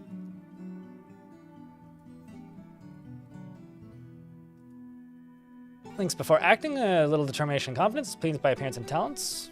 I'll chuck you.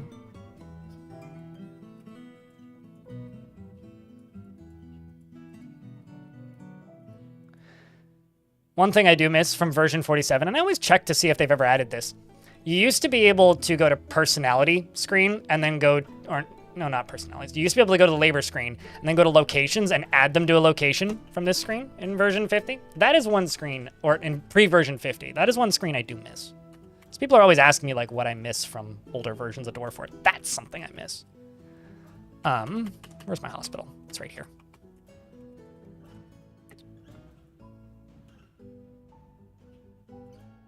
Actually, let's... Do I not have a lot of... I only have one bone doctor. Unless it was Dakas who just arrived, right?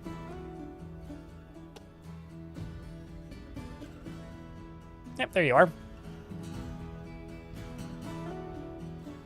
Oh, I know how I'm going to make them stop. I just need to set it up so that they do. I'm just going to connect a lever to some grates. That'll be very easy. I could also use drawbridges. But I think I'm just going to use grates, and then they'll stop spinning, and they will also simultaneously, it'll also simultaneously shut the power off. So it'll shut the power off and close the walls, and any that are like midair will just land on the ground. Darius, you do not currently have one. Do you have any preference on job? Otherwise, I can just give you this one.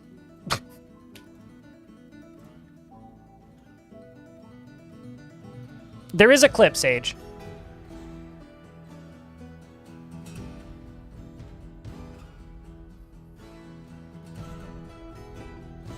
Minecarts instead of boulders, and... Well, I mean, I could add, like, a couple minecart shotguns into this pretty easily. If you actually want me to fire boulders. Although, my personal favorite, even though they're very ineffective for minecart shotguns, is to shoot statues of screaming goblins at the goblins. Even though you can only fit, like, 2 statues per minecart, they're very, very, very ineffective, but they're very funny.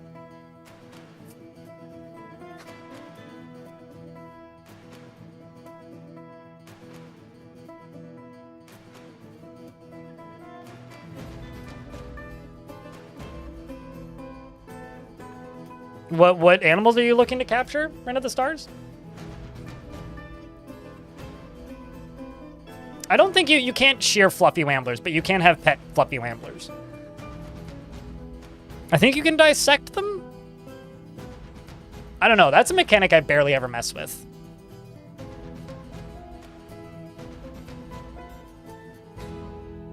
The minecart stops, but that's why I'm going to have 4 or 5 minecarts per, because then what happens is you start having a sandwich setup where they just repeatedly start knocking each other, and it's like a perpetual motion machine. It's pretty cool. It does. Here, let me see if I can grab the clip. I I'm just gonna have to open up my stream and go to clips. Thwack, I think. Yeah, here, let me mute me. Let me just, yeah, game's paused. So this is what happens when they stop. Although this is like steel and wooden ones. And I think, yeah, there's nothing crazy. So it hits Goblin, and then it does that. Which, you know, we'll just have to have a lot on there. But don't mind the dead dwarf up there. It's fine. And then Goblin fall. So it does absolutely work. Is it going to be the most effective? No. Is it going to soften the enemy? Yes. Is it going to be hysterical? Absolutely. And that's the main goal here, is to be funny. Although, I might try and find some sort of setup of getting them to reload, but not too hopeful on that.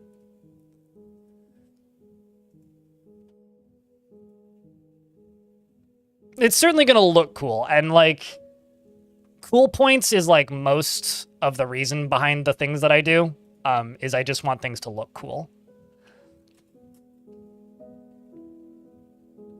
Here, I'll just give you the first dwarf with a beard. Darius Cardrin is not the type to fall in love or even develop positive feelings. He is not readily moved by art or natural beauty, is conflicted by this, as he values artwork and its creation. He finds a chaotic mess preferable to the boredom of harmonious living, and he only rarely feels strong cravings or urges. He can handle stress, and he generally acts impartially. He's rarely moved to mercy, and he is quite humble. He is often nervous, and he sometimes acts with little determination and confidence. He occasionally can lose focus on the matter at hand, and doesn't often feel envious of others. He tends to form only tenuous emotional bonds with others, and he tends to form only... Oh, I read that once. He is also somewhat quarrelsome. He finds helping others to be emotionally rewarding, and he tends to assume that the worst of two outcomes will be the one that comes to pass. And he has a bit of a greedy streak. He needs alcohol to get through the working day and does not mind being outdoors, at least for a time. Dreams of raising a family, personally believes that peace is always preferable to war, and finds friendship burdensome and disregards tradition, and respects the development of a skill, values decorum, dignity, and proper behavior, and dreams of raising a family. And he likes microcline as well as sterling silver and lapis lazuli and giant pond turtle shell and leather armor, goblets, and rabbits for their ears. And the words of the Prim Whips. When possible, prefers to consume hard wheat beer and mung beans. And hates rats. And Vesh is your god of choice, and you worship the Order of Dust. Would this work with lava carts? Sure, but the reason I'm not doing it with lava carts is you don't really want the lava to end up dumping in the middle of the pathway. I think probably it most likely wouldn't cause them to dump, but I'm not positive. It would make them heavier, which wouldn't be a bad thing. The issue that I'd be concerned with is if it set the goblins on fire. To put it simply, it would make smoke appear, which would immediately block the pathway. And probably also make the frame rate go to 0. So it would just make fights take forever. I could do it that way, I just kind of don't want to. Because I feel like it would be... If I'm going to do, like, minecart shotguns, I'm going to do them at a safe distance, you know?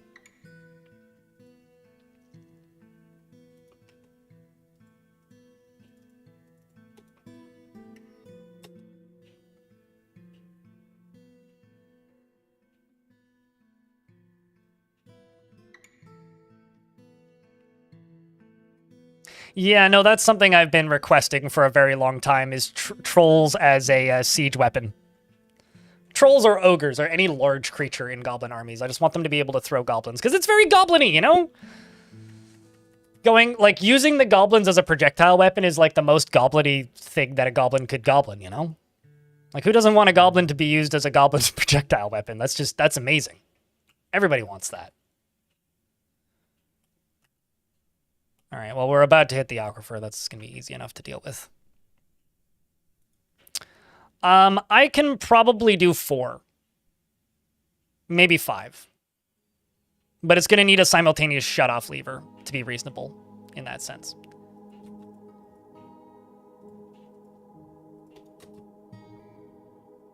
Also, I need to check something. I need to add some more engravers. Actually, why don't we just set this to everybody does this? Just get it done.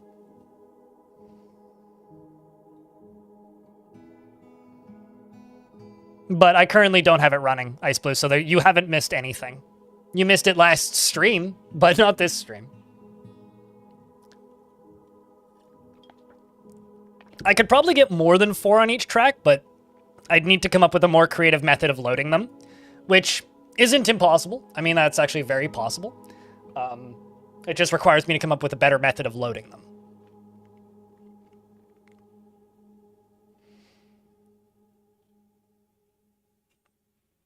It's the equivalent of a goblin roller coaster? I think it's the equivalent of, like, my dad picking me up and throwing me into a pile of snow as a small kid, which he did, and it was great.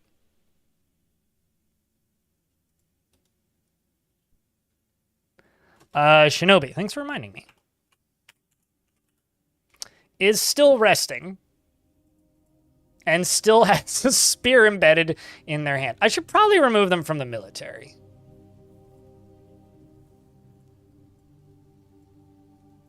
I mean, they don't have any infections. They do have an overlapping fracture in their foot. There's no treatment scheduled. They were most recently cleaned with Naked Moldog soap on the 2nd of Timber. They've received splints and they're in traction, so they might come back to being functional. They might not. I mean, their hair is torn apart. It's terrifying. You never want to die from a torn apart hair infection. Fida, thank you very much for the 6 months in advance. For 31 months at tier 1. Appreciate you. Chat room, can I get a big round of beers for Fida?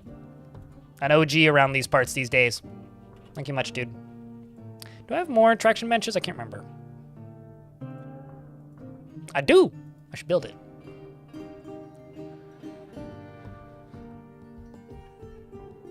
Even when I admin throwing goblins might look cool, but would be technically very difficult to do, as it would need a proper interaction between parties and locations. Probably, but it's not going to stop me from requesting it. But yeah, you're probably right. It probably wouldn't be an easy thing to do. Holy shit, I think my dryer finally finished.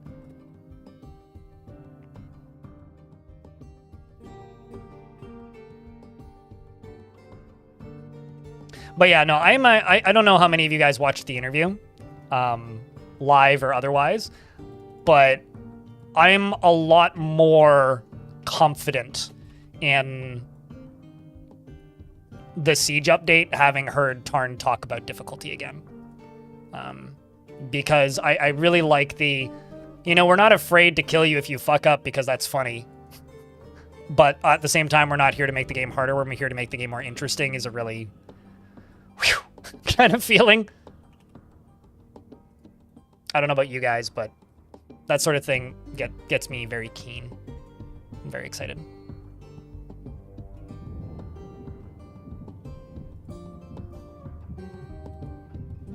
You mean projectile weapon?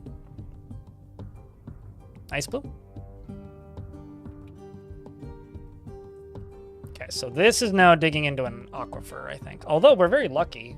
It's not entirely an aquifer. Actually, a lot of this is just jet, too. We're getting more jet! My jet supply was very low. Dwarf Fortress players and Battlefield players have one thing in common. We're all trying to get the jet spawn.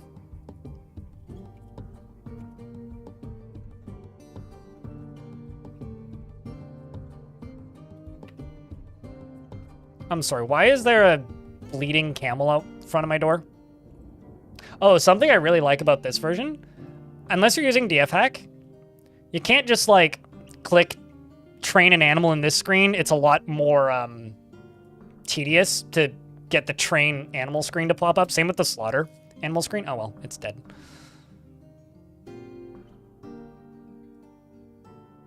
Oh, that's in the trap. I was like, why ain't there a wood bow there?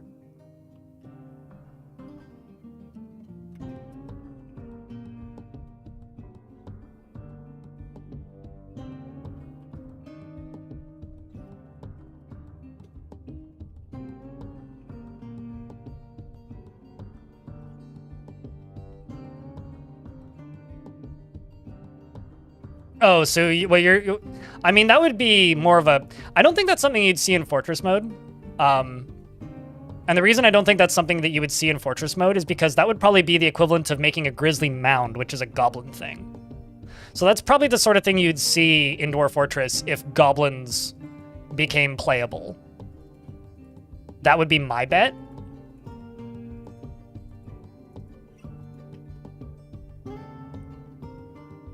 But what do I know, right?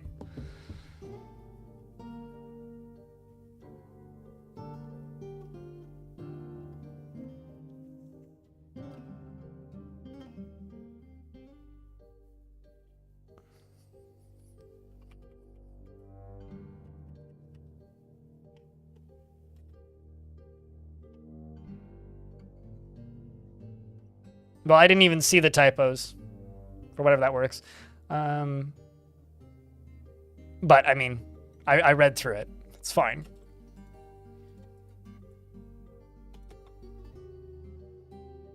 Okay. I don't even process typos as typos half of the time. So let's just go along the base of this and work on this one. So you're going to go to there. Oh, right. In order for you to work, let's just build you here, you here. Because this saves me from having to make as many mechanisms. Oh.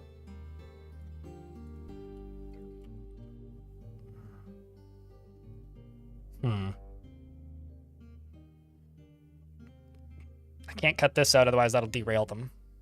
So I guess I need to deconstruct you. Ooh, no, let's not do that. Let's do this instead.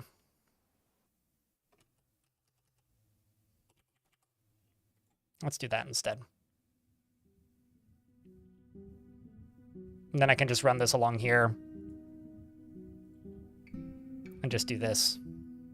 I'm also going to need to check the total power draw of this sucker.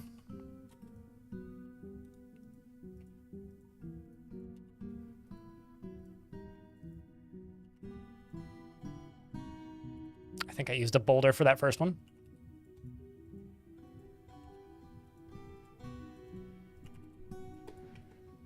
My, you guys can't hear it because it's not popping up, but my dryer's beeping at me. It wants me to turn it off, so I'm going to go do that.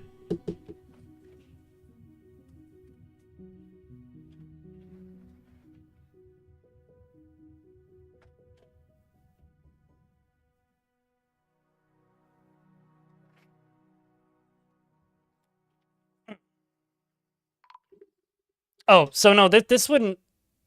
Natsubami the child's been missing for a week. Did she get into a fight with something? No. Natsubami was wandering around depressed constantly, so it's likely that that child died of depression. No, this wasn't a mod. We were talking about... I mean, if you're talking about modding it, okay, that's different, but this came from the interview with Tarn the other day. And Tarn spoke, or I asked Tarn if it would be a theoretical possibility if we could see goblins get thrown by trolls. This wasn't a mod.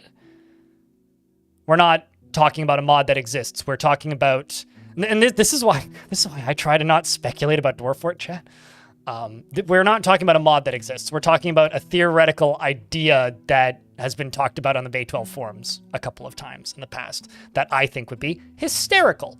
That's what we're talking about. We are not talking about a mod that exists. This isn't a mechanic that exists, and this is not something that will even likely make it into the game ever.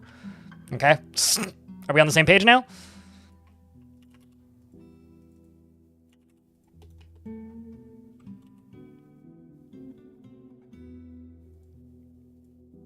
I mean, I think it would be funny with a capital I, so there's that. I'm also realizing I need to go through and deconstruct all these because I screwed up and forgot to put floor on them. Look at me wasting time for aesthetic things. Fortunately, I can do it this way.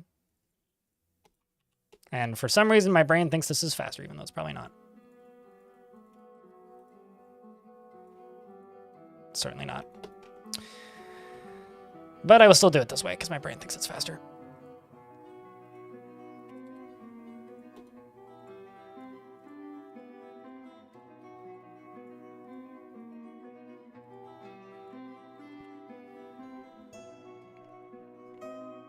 How do ballista work? Don't bother. Is how they work. Just don't bother. Wait until they remake them. I have a tutorial on that if you really need to know.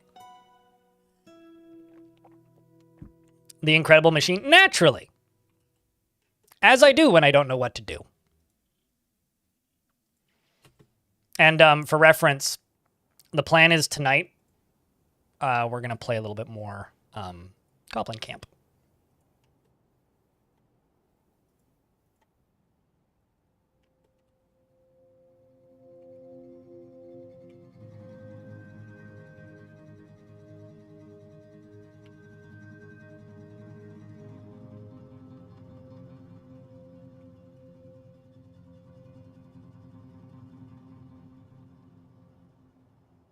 Just for anybody who's wondering.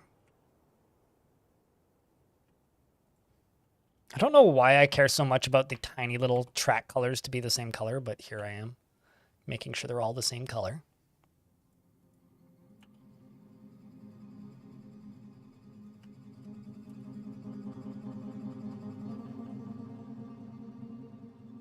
Although, I'm just going to deconstruct this. We'll do this side Dolomite and this side Gabbro. And I'm going to build over this one so that the colors match. Because that's the kind of person that I am.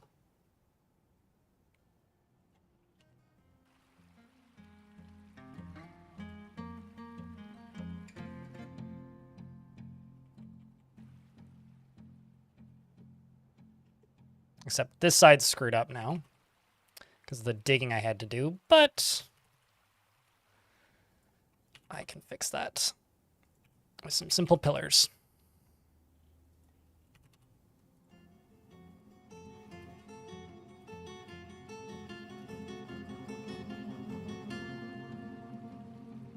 And I also need to fix this. Because as you can tell, this is kind of fucked up here. Can they get up here right now? No, they cannot. Currently is not accessible. Is that a dwarf? Oh, I think that is a dwarf. Sorry, Edsel. That was a dwarf.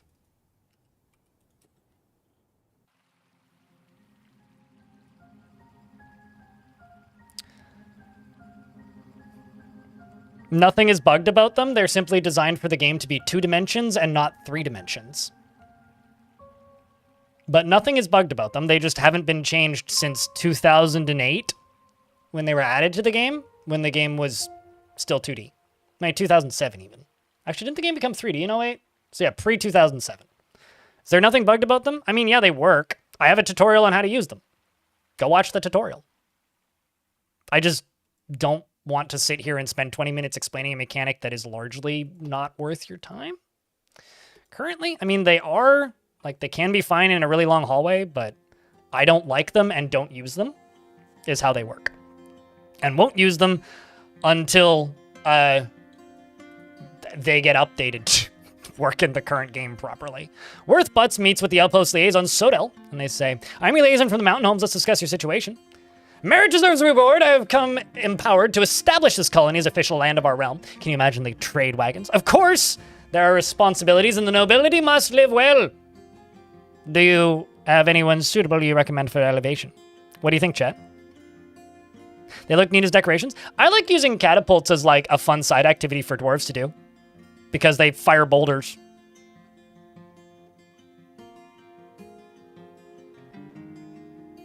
I'm kind of leaning yes. Because we're pretty much set up.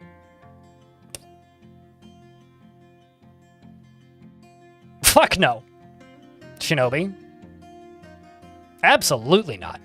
You think you think Shinobi would be a worthy, acceptable noble? Absolutely not. They fell asleep before a fight. And caused my doctors the need to work overtime. That's not a point of valor. If anything, that's disgrace. Come on, man. What the hell? Obviously. I mean, the goblins don't have any demands. Go play Shinobi too if you want to go play Shinobi. Jeez.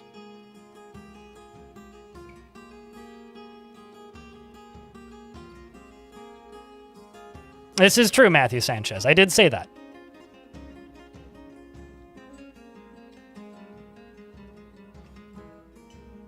So we could make it worth butts, the mayor.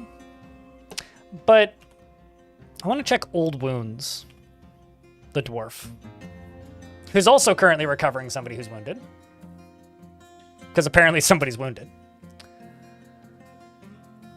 You dream of mastering a skill. Okay. I have a couple of dwarves who dreamed of ruling the world. I also have a goblin that dreams of ruling the world. Speaking of shinobi, still in hospital.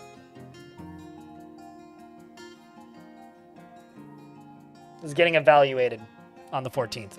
Or, so 4 days ago. You goddamn vegetable. George! You weren't one of them. I don't know why I selected you. Sir Celsus. Why are we recovering wounded?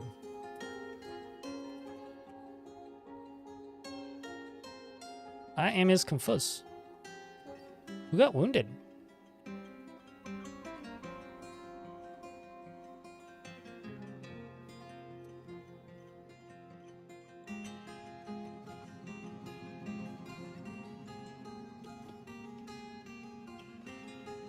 Did a bunch of people get stung by bees or something?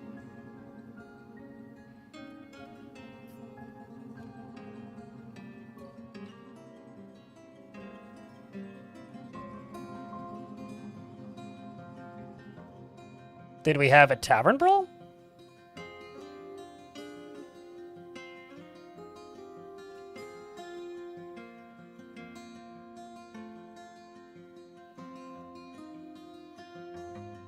You have no health problems.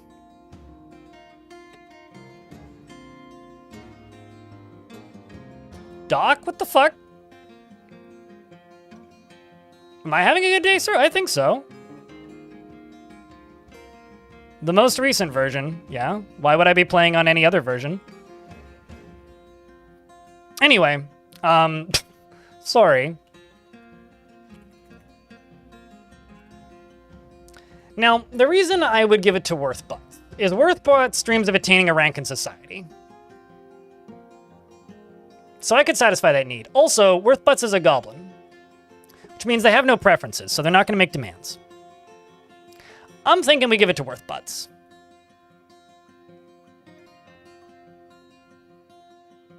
I think we're going to give it to Worthbutts.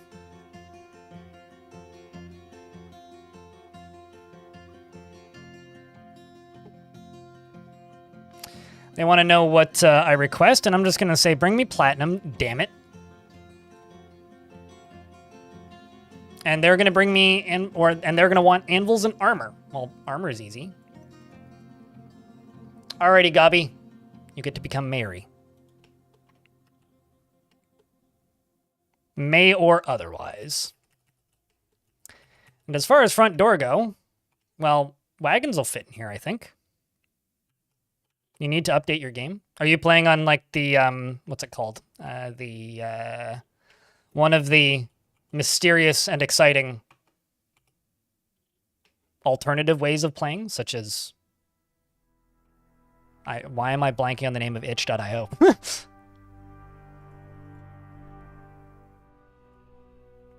Also, username I can't read because it's not in English. It's not in the English language.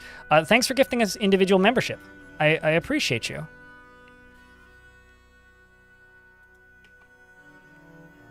Could just put the trading depot right here for right now.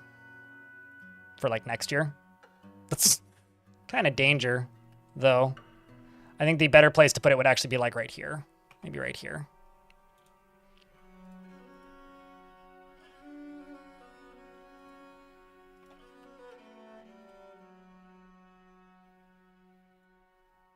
Except let's also truck it that way a little bit. And then move them up another level, maybe around here. And then another level up around here, and then have them trading up here somewhere. So we'll build that out slowly, but one thing at a time here. It's not a big priority. Coins? Oh, that's awesome, though. I would be super happy if I had a king requesting coins. Because I would just automate that seasonally and then just never worry about it, but...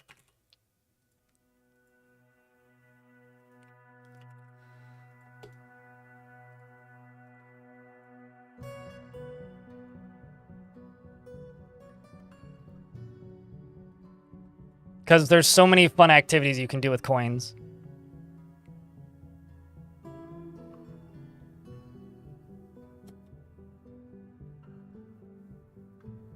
There's so many fun activities to do with coins. If there wasn't many fun activities to do with coins, then yeah, I'd kind of be on the same page as you, but...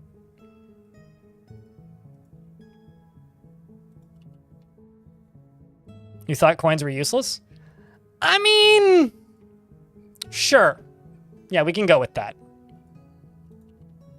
Well, here's the thing. Adventure mode mechanics are exactly the same as Fortress mode mechanics. They're also very useful as bullets in Fortress mode. Specifically, if you want to see some pretty epic comedy... I need to move my blinds.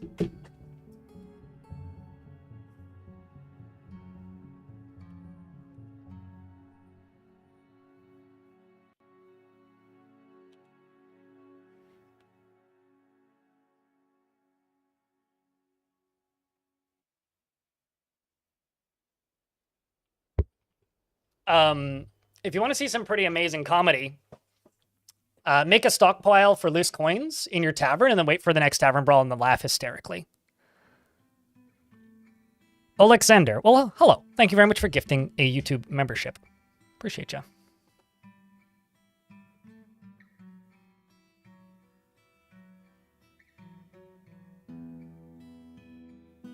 I disagree with that, Andreas, but okay. I mean, you can play whatever version you want to play.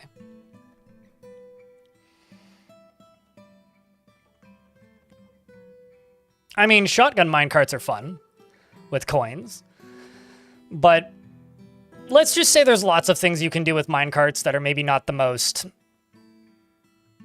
immediately logical, but also at the same time very fun. I really like mine. I really like coins. Coins are great. Coins are one of my favorite mechanics in the video game.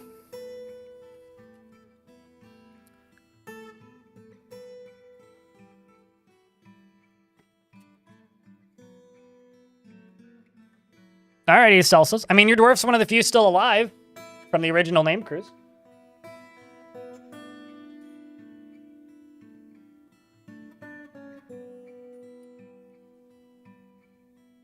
So that's what I would say for right now. That's how things are going. Stream's going all right, though. No complaints. Hope your day's been good. Oh. I like that the Baron of Mind Arch is now the one getting elected. And also re-elected. That's just kind of funny to me. Also, just a small reminder to people. This is a completely crowdfunded stream. We are currently in an ad break. I will unpause the game when the ads are done. But we are $28 away from my daily minimum, which means if I stream for 8 hours, I make minimum wage here in where I live. So if you want to help me hit my daily minimum, we're $28 away from that. Just saying. Which I am counting the YouTube revenue in. So super chats do count towards that.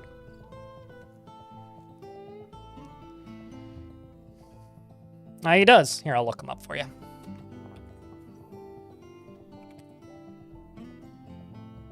Currently collecting webs. You're very happy. You got 9 notable kills, including a Forgotten Beast, as well as a bunch of elves and 15 rodent men, 1 elk bird, etc. You're a legendary swords dwarf. I think both your kids are dead. Hoover Sheezy. Although do note that I do a little bit of math because YouTube money like in my thing pops up as Canadian dollars, not US dollars, so that's probably a little bit more than $5, although YouTube keeps a massive percentage of that. Brackensoul, thanks for checking out a gift. Appreciate you. We'll get there though. Appreciate you, Tuber. Where do I live? Well, I used to live in Vancouver, Canada. I know I live in Victoria, Canada. Sorry, I only moved at the beginning of this month, and that's going to take a little bit of getting used to still.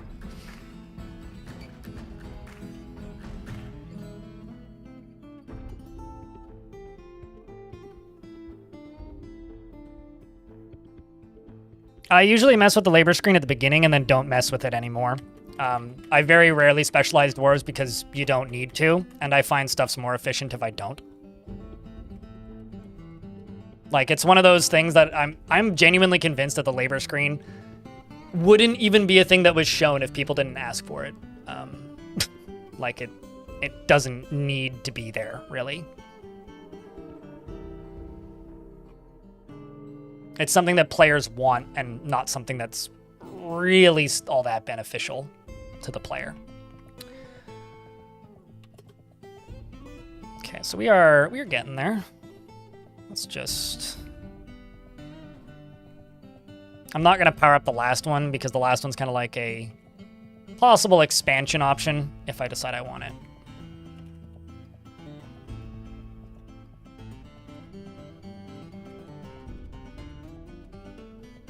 Oh wow, we're lucking out again. Just missing that there aquifer. You just bought a house. Okay, I know that feeling, Rack and Soul. I know that feeling. Don't worry, we're just trying to hit the minimums here.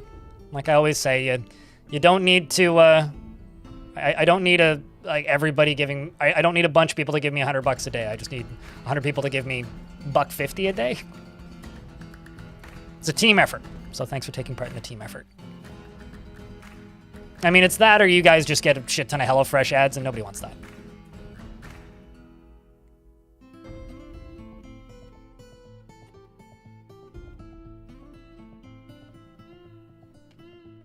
I'm like just north of one of your friends. Do you have a friend in Port Alberni? Also, I have to say that I'm finally earning my gray hair because yesterday I was reading the local newspaper while drinking coffee at 8 o'clock in the morning. I'm like, wow, I'm old. I finally graduated. I've earned the gray hair that I've developed over the years. With the shallow clay, it means that there's clay in like the first 10 to 15 Z levels.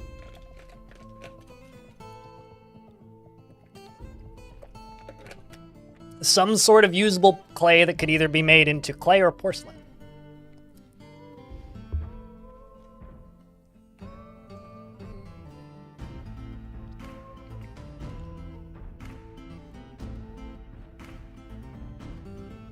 Yeah, I would say that the labor screen is largely unnecessary unless you're super picky about values of things.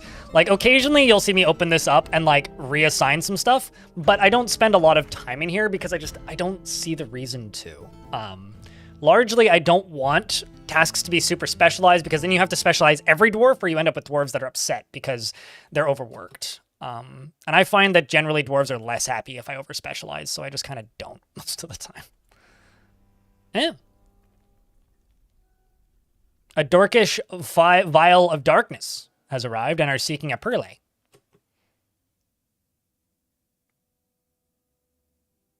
Let's see how big their army is.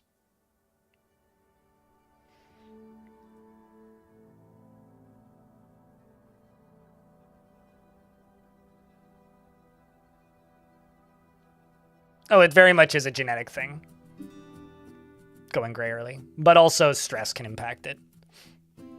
It's funny, my older sister, who's 3 years older than me, was like, I'm starting to go gray, and I looked at her, I'm like, do you dye your hair? And she goes, no. I'm like, you have, like, a gray streak. I'm, like, 60% gray. And I'm 30. So. It's not quite ready to turn on, but... The Aching Terrors. What a good name. But I do have some time here. So we can just focus solely on this. The problem that I'm a little concerned with here is power. Because the power draw on this is going to be pretty large.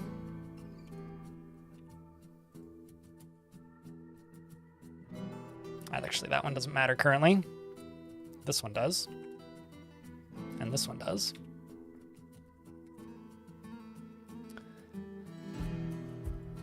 I don't know how many rollers I have, so let's just hope that we have enough. Oh.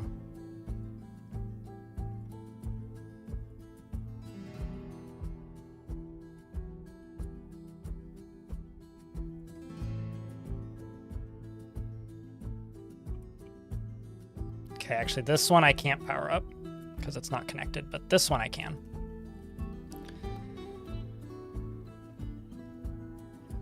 Let me just double check though. Oops.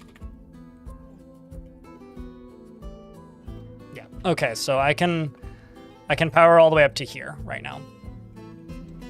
The rest are all just under construction currently.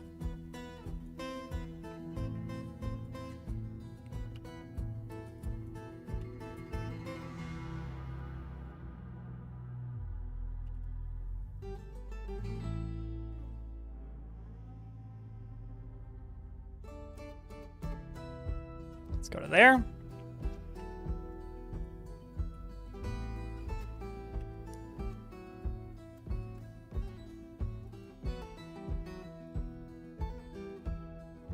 I'm being strict about color choice here. If I run out of mechanisms, that may pose a problem, but ideally here we don't run out of mechanisms. But we'll just do one at a time, so if I do run out of mechanisms, then oh well. Also building more of these than I will need currently, which is fine.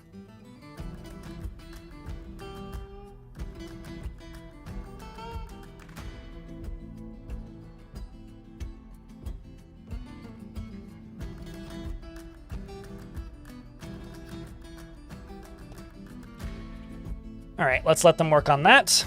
Let's go down here, grab you, go up, max speed. Was that a platinum chain I just used?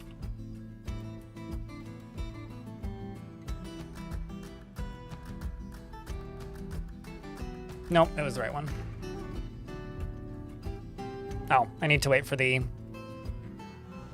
rollers to be built.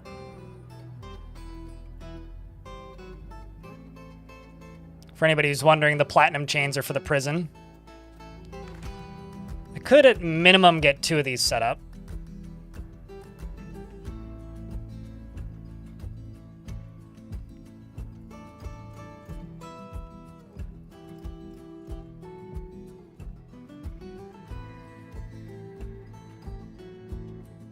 Okay, well, let's see what happens here.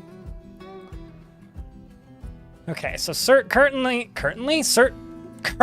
I have this minecart here, which is a steel minecart. Which means I'm going to need to make at least 2 more track stops, maybe 3. But I need to see what the power draw is on this first. I also need to go here and go vertical bars. Or no, vertical grates. Oh shit, we're making fancy grates, look at that. We're encrusting all these grates. How great is that? I'm gonna need to make more mechanisms, so I'll just go queue up more.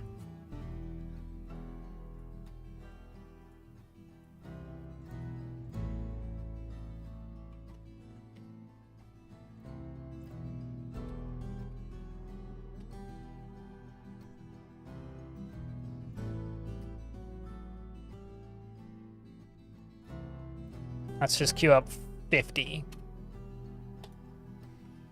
And also I need to go down to where my mechanic shops are, which is all the way the hell down here, I think. Yeah. It's very far down. What are we doing here? This is where my Gabbro deposit is. Not much. Zavi, yourself? No, they're waiting for us to finish deliberating, I would think. They also didn't send a very large army, so I'm a little bit offended.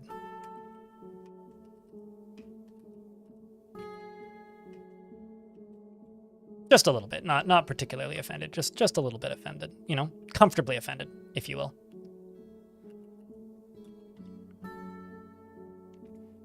And I also have to hope that I did all of these in the right direction.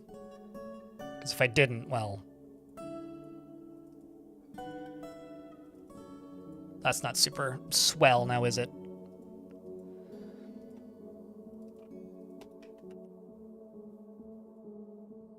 Okay, so then I can do one more here.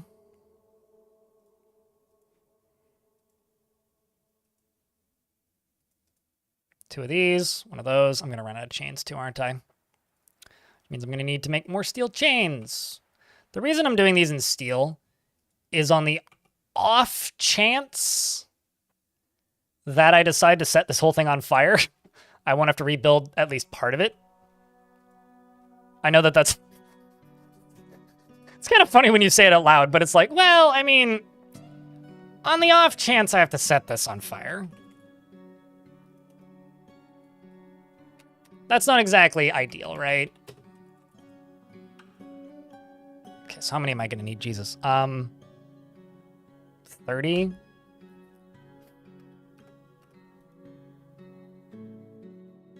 hadn't seen in a while? Well, there you go. I mean, visiting friends you haven't seen in a while is definitely a priority that you should put above watching my silly streams, but I appreciate you for tuning in to some Dorfort on this fine Tuesday.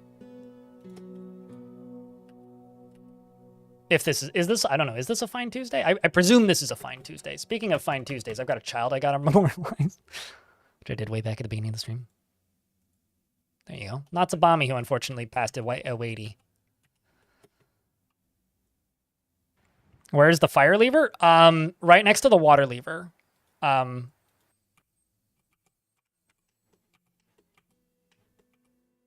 it's currently pulled, I think. Yeah, it's this. This is the power lever. Although I'm going to make another one, which is going to probably have some sort of silly name, like open the blast doors. Fire the mine carts. And then this is going to be open the blast doors or something. I don't know. The fun lever. Yeah. Okay. Well, I'm not going to call it the fun lever because I need it to be a little bit more descriptive than that, but you can refer to it as the fun lever if you like.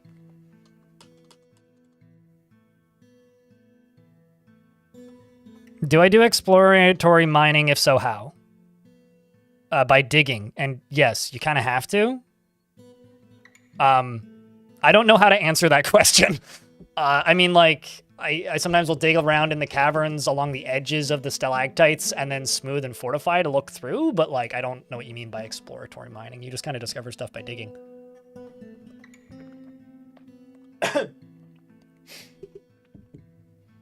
Hey, chat. I'm seeing a lot of diamond in my chat, which is great. Diamonds are valuable. But diamonds aren't forever. So how was your week? What have you been up to? Did you get up to anything exciting this weekend?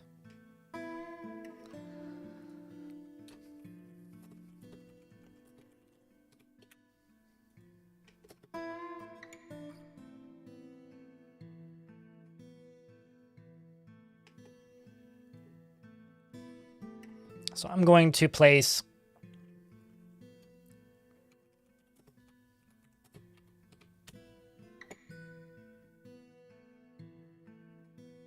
one there.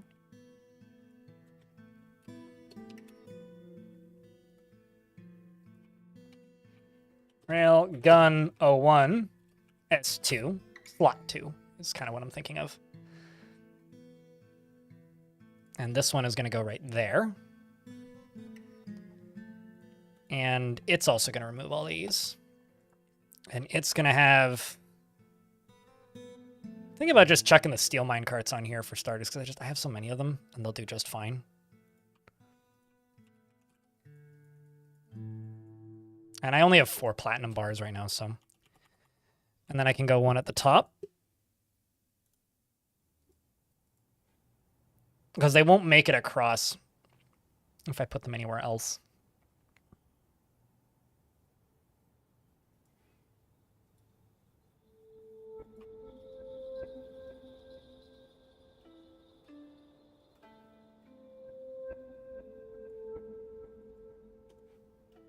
We'll call this one Rail Gun 01 S3.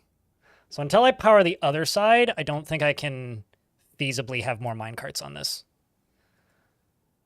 This thing requires 219 power right now. And how much is the rest of it generating when I turn the thing on? Okay, so we're still within the power draw limit, so I can make 2 of these. Problem is I won't really be able to reorder them. I'll just number them as I make them.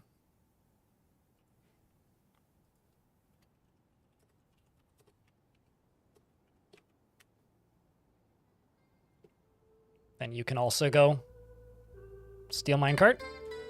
Then one at the end here. Right there.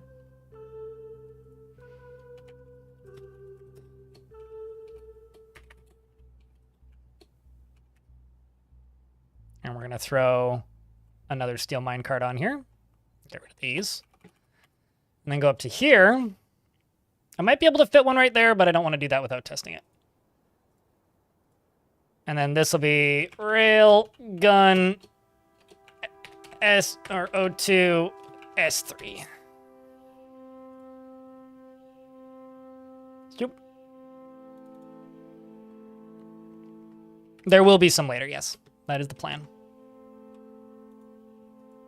Unless everybody tunes out before then. At which point then I will, you know, go work on other things. So, you know, keep your eyes peeled on the dwarfs. Because, you know, at the end of the day, like, if nobody's watching the show, then there's no reason to keep the show live. But, ideally, people keep watching the show. I also enjoy that game a lot. I don't want to just play it off stream. Let's go down to the bottom of this and see if I can make this a few Z levels deeper.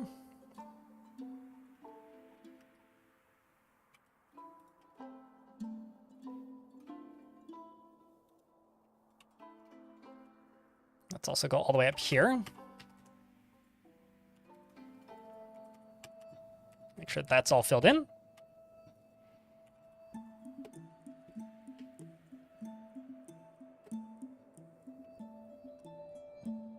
I think you have a dwarf, Zalvi. Yes, you do. What would you like me to do with that? Refund it or give it to somebody else? I guess you want to pass it to somebody else. Feel free to select somebody, but try to keep the mini games and contests to a minimum. Just pick somebody. Otherwise, things get complicated. Some people like to be a little silly with it, which is fine, but... Hey, chat, if you don't have a dwarf right now, press beer.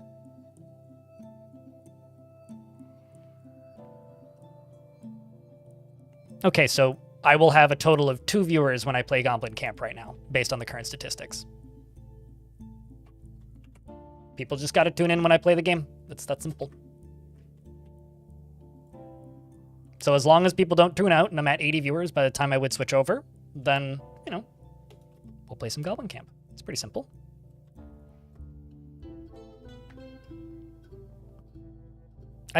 I would prefer that we focus on the game that we're currently streaming. Orc with a bow. Okay? Because this isn't gonna really change what happens in the next 6 hours. Because we're still playing Dwarf Fort. We've only been playing Dwarf Fort for like, what? 2 hours now? Not even. Yeah, maybe 2 hours. We've got at least 4 hours of Dwarf Fort left. So, watch the thing you're watching. But UK and need to sleep. It's not my fault you live somewhere called Uck. Maybe you should live somewhere named Yum. I can't help you there.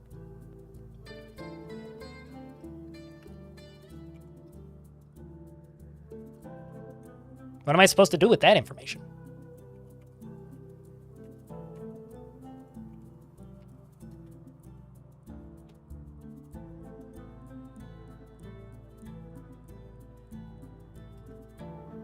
That being said, I'm not here to yuck your yum. If you want to live somewhere named Yuck, then that's your prerogative.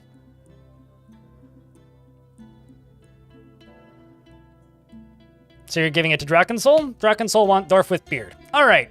We'll also double this up. The first person in the YouTube chat to type in a beard person emoji 3 times gets a dwarf as well. That's for YouTube chat. So Zalvi is gifting a dwarf to Drakensol. Rock and roll. Enjoys being in crowds and can be very single-minded. Doesn't seek out excitement and is slow to anger. Doesn't handle stress well and is trusting and tends to be swayed by the emotions of others.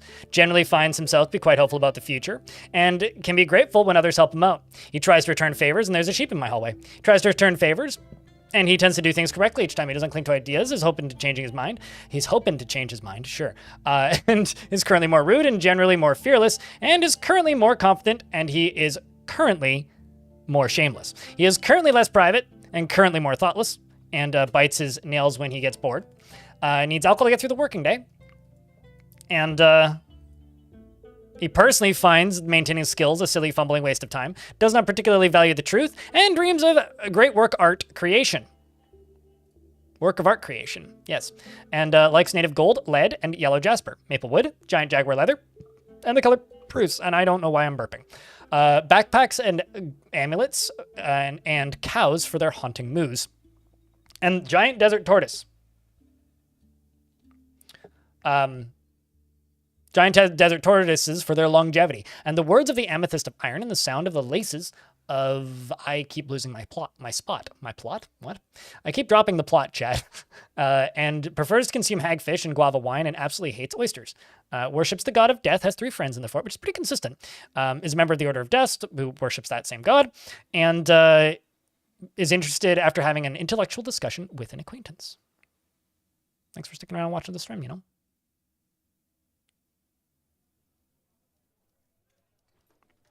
The thing, I'll say this one last thing about Goblin Camp. Goblin Camp is on the docket if stream go long. Stream goes long if chat is active and the numbers are decent when I would switch games, which is usually around 6 to 7 hours into a stream. So that's all. Like, I figure that out when we get to that point. So it is on the docket and could happen today, it could happen tomorrow or the day after. But it's dependent on how busy the stream is at that point. If there's very few people talking and everybody's gone to bed, that's fine. It's a weekday. I get it. But it's entirely up to what traffic looks like at the time. Because otherwise, my time... Because, like, when I hit about the 7 to 8 hour mark of a stream, I have an option. It's a very simple option. I can end stream and go edit, work on YouTube stuff, or I can keep streaming. And I will do the thing that is more financially and business sensible at that time. There is zero input that you guys can have on that. It's just, I will do whatever is smarter at the time. On your current fortress, you're trying a new grid setup where the fortress is equally large to the levels high room. And the dwarves live in these 21 by 21 squares with 16 rooms each, and each square is separated by 4 wide hallways channeled from the level above, and workstations exist above, etc. And each hallway is floored with grates and flowing lava. That sounds cool. Sounds visually effective. Basically, just saying that you'll watch it, like, doesn't really... It's not going to affect anything. I know that you guys will watch. It's all good. Shinobi, the dwarf I do not care about and hope dies. Have you... Still can't grasp and can stand now and is walking around on crutches. Nope, is crawling around. And so thus is getting ejected from the military because, I don't know, you're going to become the village idiot, most likely. 'Tis a shame. Actually, do you still have that spear equipped? Hold on.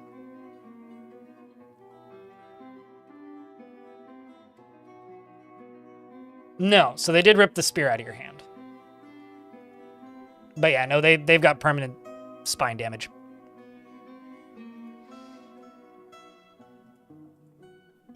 So get out of the military, and we'll give somebody else an opportunity to train for a little bit. Actually, 2. I've got a lot of novice fighters. And let's get them training. Just see. Are these set? I think they are. You are. The lower one ain't.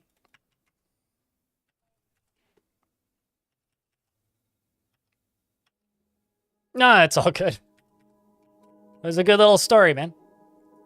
Don't ever worry about sending walls of text. Walls of text is good. It just means you've got a lot to say. Oh. Well, that's unfortunate. Today I learned placing something on a ramp makes it roll backwards quickly. I feel kind of dumb. I should have known that. Although, which one here is the one with the gold minecart on it?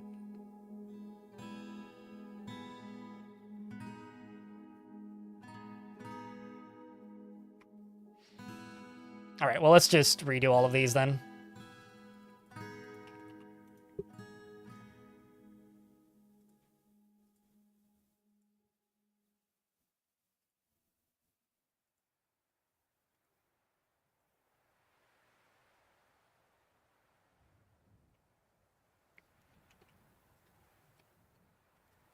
I'm gonna have to probably redo these a few times.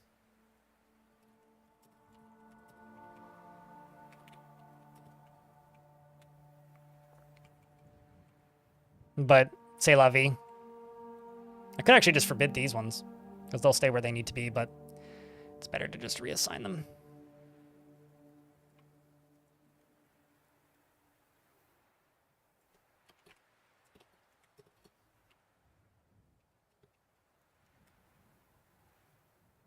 And then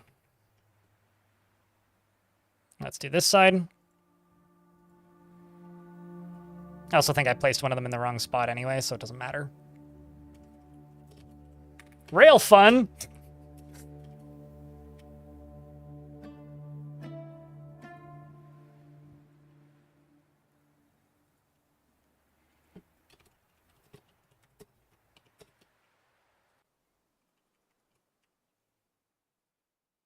Doesn't take too long, thankfully.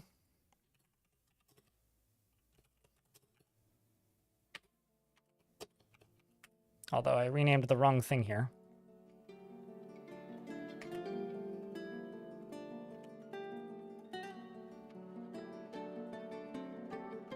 Okay, so then I can just go into these. Although actually I don't think I need to get rid of these. I just don't want a dwarf to try and push it somewhere and then not.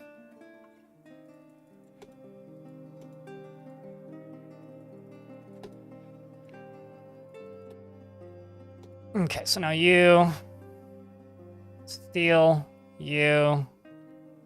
Where's that gold one? I think I already assigned it, maybe. You're currently rolling. Well, that's good.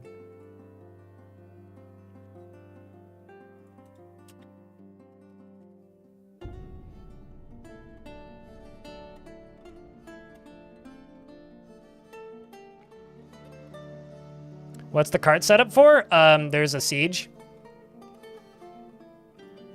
I want to make the goblins unalive themselves, is what they're for.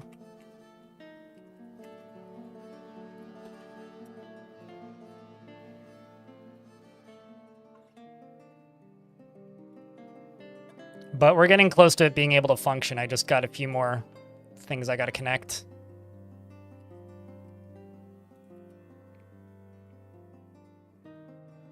Let's just go rollers up. And rollers down. All right, that should be the whole thing more or less set up. And I could try and do this one real quick. While the ads are running anyway.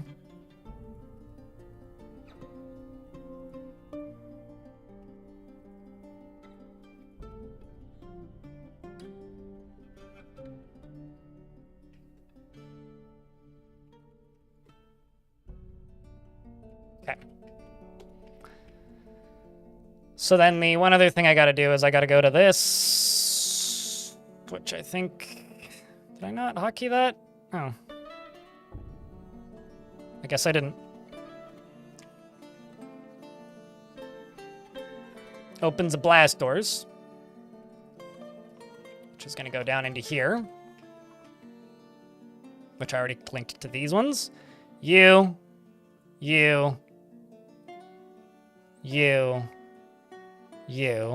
and then you across here, you,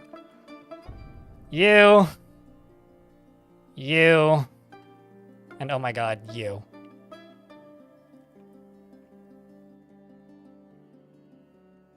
So when all of this is done, this sucker will be good to go. What do you think, chat? Do you think it's going to work? While the dwarves are setting things up, I will set up this, which will be rail gun S3 at, or O3 S1, which we'll get rid of these.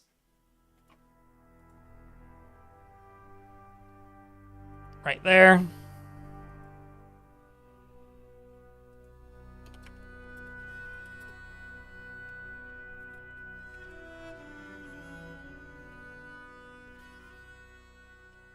Then I need this up here to be done.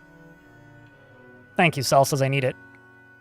Is this a spiritual successor to the FAMP? So the FAMP is a fully automated minecart. What was it? Minecart cannon, basically? I can't remember what the P stood for. This isn't launching anything. This is using the... This is more of an automated railgun. But, like, chat was calling it a particle collider earlier. And by earlier, I mean in the previous stream. It's not quite a particle collider. Yeah, it might have been... yeah, well... Yeah, I don't know exactly how to identify this sucker, to be honest with you.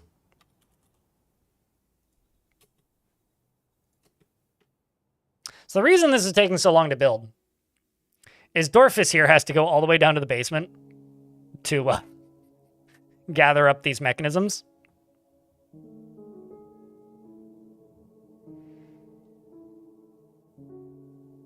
It's like a fully automated goblin minecart or goblin launching system, maybe. So fully automated FA, goblin launching, GL system? S? Fully automated goblin launching system? But it's not really a cannon per se. Goblin accelerator, mayhaps?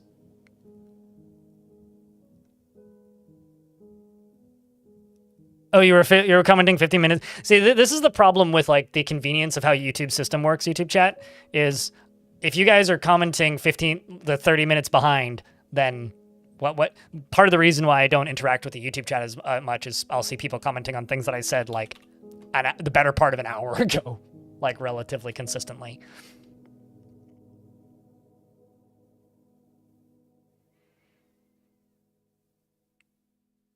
You know, also that looks like a bad acronym, so maybe we shouldn't say that one. Fully automated baddie launching system. Fabbles. We could call it a fabulous. Fabbles for short. Although it certainly sounds like a Silicon Valley startup. Fabulous.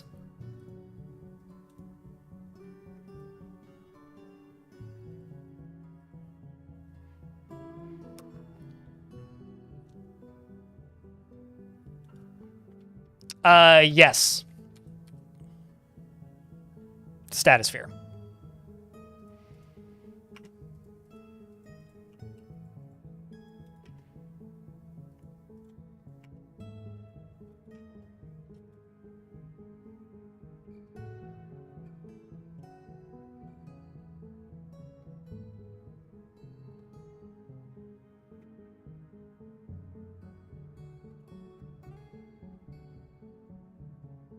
Gonna dig around this anyway. Actually, why don't I just solve my problems for me?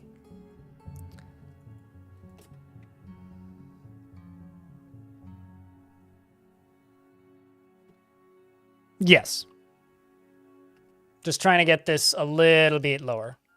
Oh yeah, baby was born. Lovely.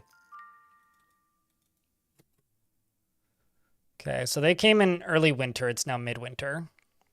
If you're wondering why I'm smoothing these, it's so that they're harder to climb. I'm like just skirting this aquifer. It's kind of funny, actually. I'm like quite impressed.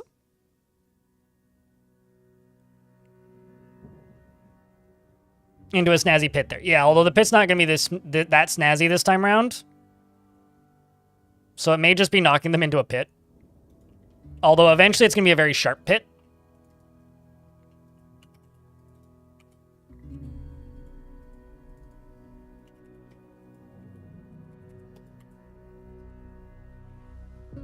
Man, I'm still missing the aquifer. But first I need all of these mechanisms to be linked. Which is taking way longer than I want it to, but hey.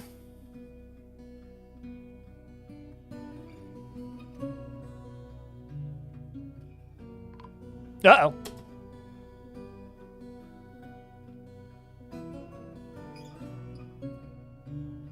What? What? Hold on. Are you telling me there's a rodent spearman in my basement bedrooms? That just murdered somebody in their sleep? What was your name?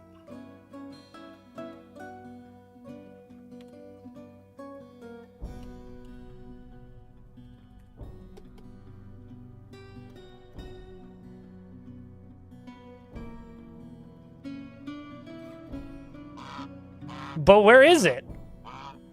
Oh, did they stealth all the way into here? Oh, that's intense, man. Yeah, they did. Holy fuck.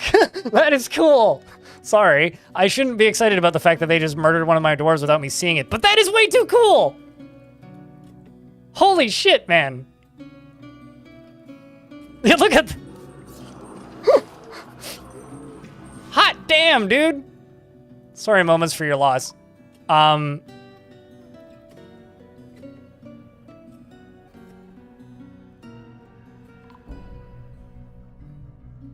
Gotta clear them with the dwarves, though. Also, shoutouts to the dwarf that is carrying 2 babies whilst fighting. Which one is you? Oh, no, maybe it's... Oh, I see. Well, I mean, you did just drop one of them. Over here, he has a sword. Although you've just grown up to being a dwarven child, so they're not carrying 2 babies now, just 1. We did lose 3 dwarves in that, but I don't know, that's too cool. Also, I can totally throw some bedrooms into the, or some cabinets into these, because I've been encrusting cabinets for forever.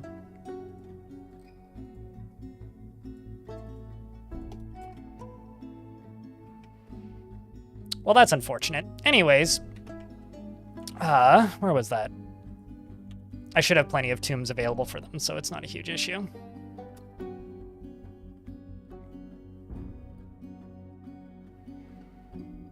Did I make them nice and shiny? What, the gems? Or the... which part? The furniture? Yeah.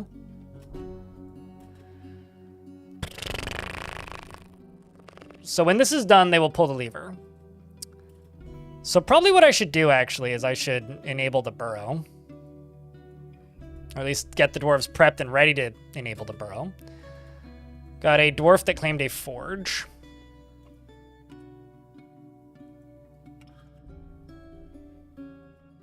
Hey, chat, do me a huge favor. If this button disappears, yell at me if I don't notice. I'm checking it, but, like, when that disappears, the enemy siege has started.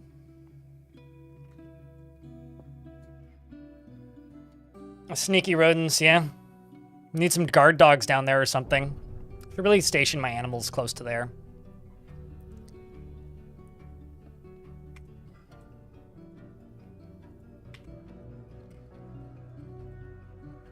All right, because this is gonna take a little bit of time. Chat, I gotta take a leak. I will be right back. Don't go anywhere any fast-ish. Gotta be.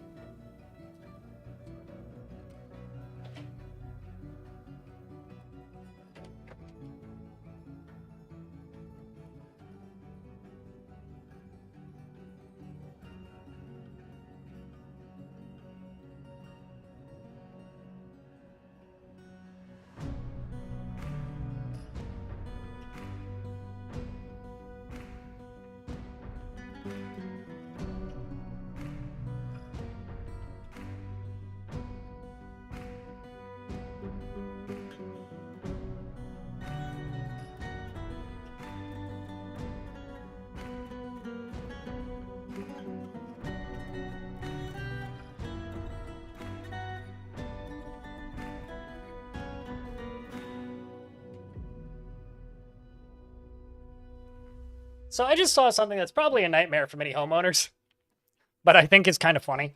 The building next door to me is an office building. It's a older building that's used as an office building.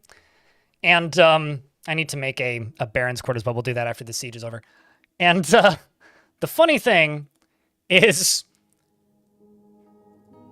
there's a tiny little hole above one of the windows, and I just saw a chickadee come out of it. while this like leaving my bathroom. I like looked out the window and just saw a chickadee come out of the wall, which is adorable. But man, I'm happy that's not my building. Shout out to the Olivine Forages. Yeah, it's Olivine and whatever these are, quartzite. Olivine and I can't read that. Periclase. I think I bought those. A chickadee. It's a type of bird.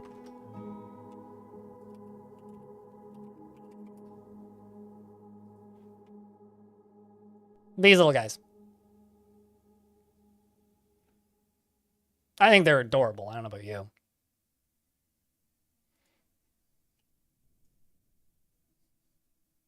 So, you know. Cute little birds.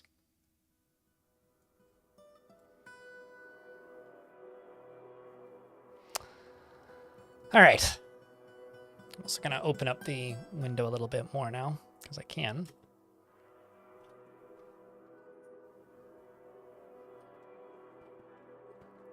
It's like a colorful sparrow. They have a very, very distinct call, which sounds like their name. They're one of those birds that's like, they sound like the way the name they is. We named them the way they sound. Like a chick-a-dee-dee-dee-dee-dee at like weird hours of the night. I quite like the sound of them because they remind me of home. They remind me of where I grew up very much so.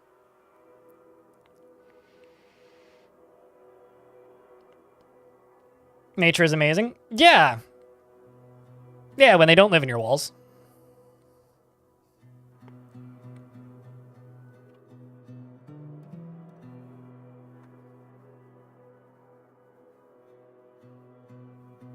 You won't steal your damn wheelbarrow? No, they're too small to do that. I mean, they're about this big. Like, they're palm size. They're very small birds.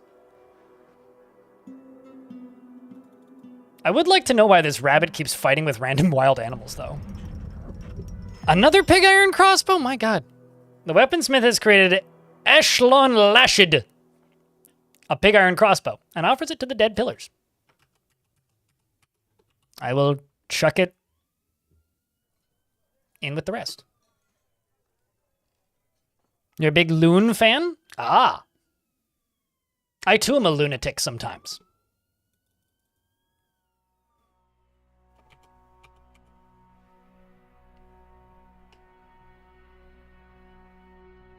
I also like having dollars in my pockets, so big fan of loons.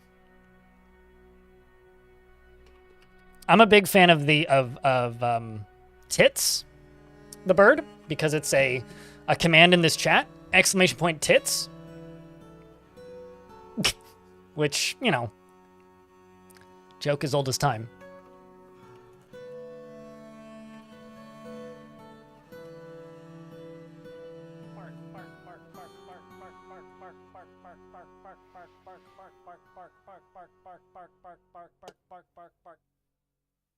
Lol indeed, Dolus. Lol indeed. It's good to see you, mate. Well, there's also a hole in the bucket, dear Liza, dear Liza.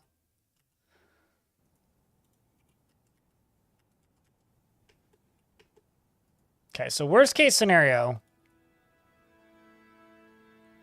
I suspend all these. You know, probably didn't need to do all of them all at once.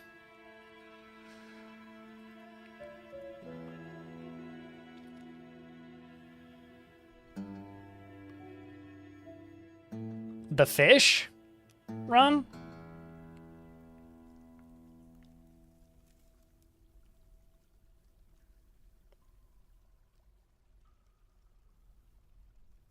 Breast? Does somebody have the username Breast? I don't know what Champions League. Is that a League of Legends thing? I'm presuming it's a League of Legends thing. Oh, did the Forgotten Beasts finally find each other? Oh, that's exciting. Well, one of them is a pile of bits. I think it was the one that was made of flames. It appears that the fire-breathing burb killed the other one. And also, the fire-breathing burb, we shouldn't tell it this, but it does have a direct route into my fortress.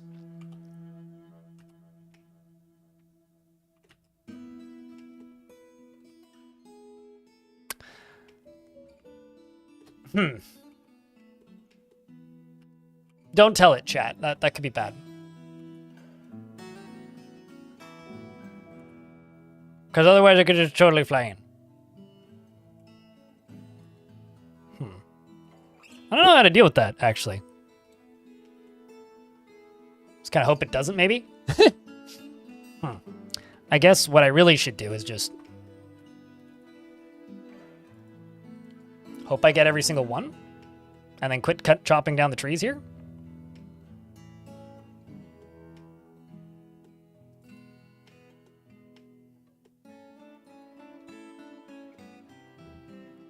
I think that's all of them?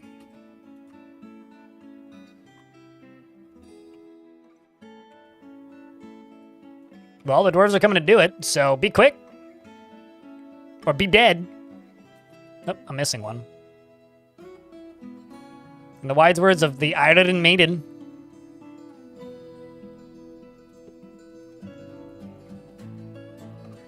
So if there's suddenly fire everywhere, we know we have a problem.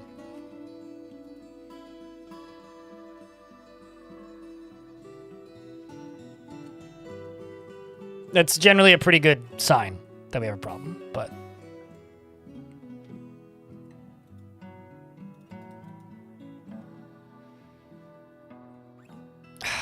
I hate Shinobi already. Cancel store-owned item. Reason too injured.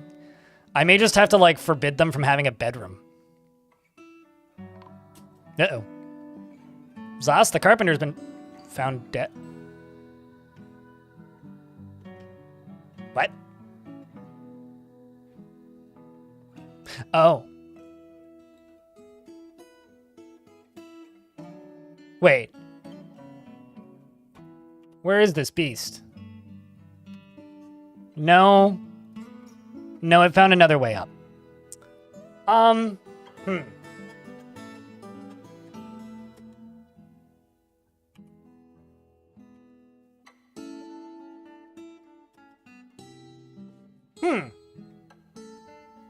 This is a bit of a predicament.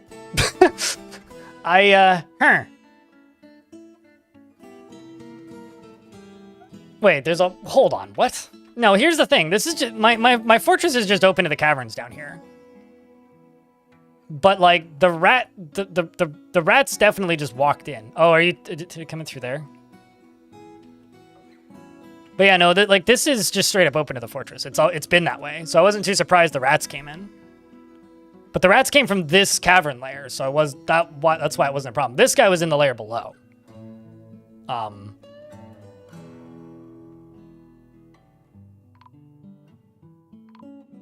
There ain't much I can do there, guys. I understand that this is a shame, but there really ain't much that I can do. I kind of wish there was.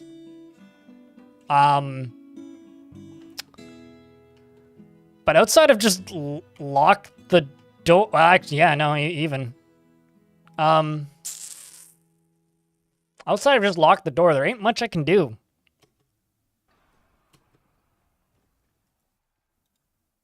I guess what I can do is I can go to this layer. Yeah, thanks, game, I know. And turn on the burrow. Which also means my construction for the trap is going to stop. Although, ooh, here's what I can do. Everything below here, I'm going to disable. I do actually have preparation for this, sort of. It's not very good preparation, but I do have preparation for this. In a way. You see.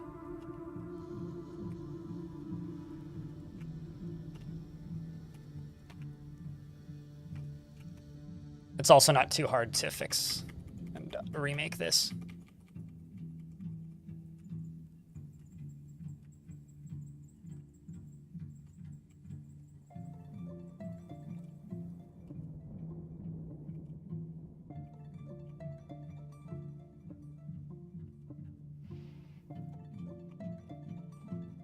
Okay, well, this can all be in the burrow.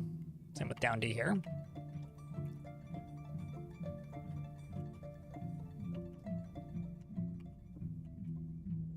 Because as far as I know, that's the only real issue area.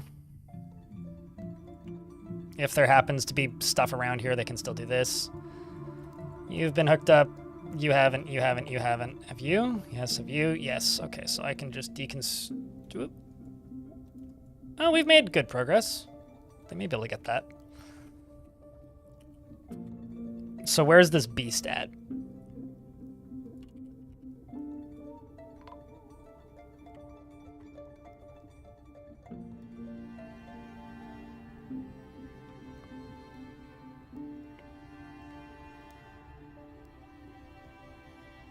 So hopefully, I can just lock this.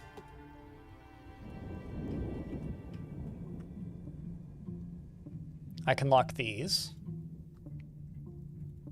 And I can lock this. While it can break the doors down, hopefully it chooses to just go up.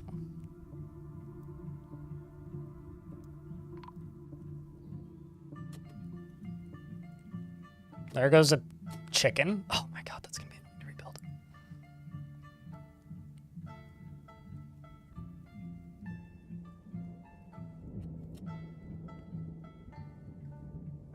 Come on. Although we do have a small possible issue. Actually, several. One major one. There goes Tosid.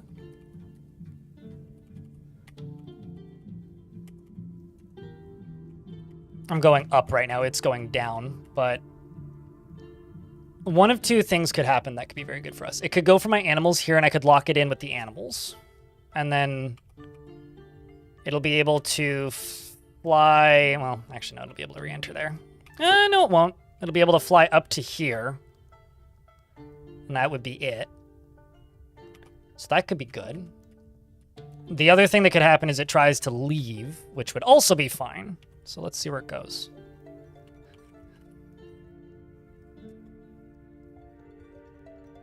Actually, what I need to do is I need to go up to here. I need to pull this lever, like right now. Anybody who's underneath it, too bad.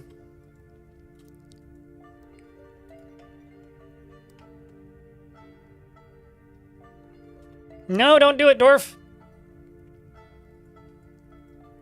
Don't do it. You're gonna... Okay.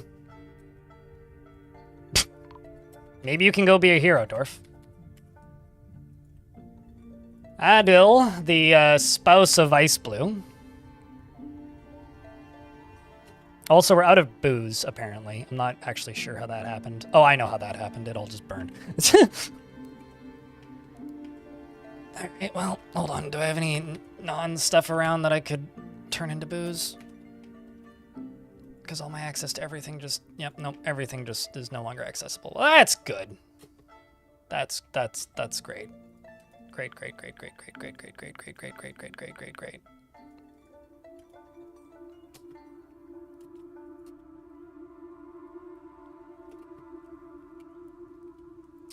Where is Beast at?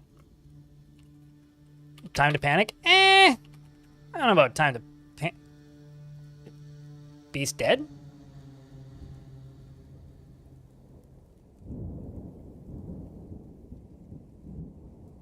Did one of my Hammerlords become an absolute friggin' hero? Oh my god.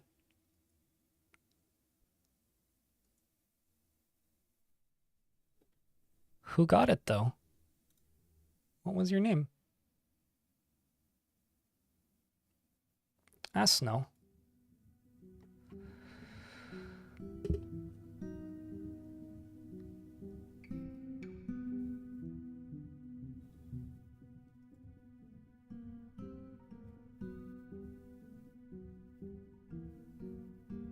But did you die?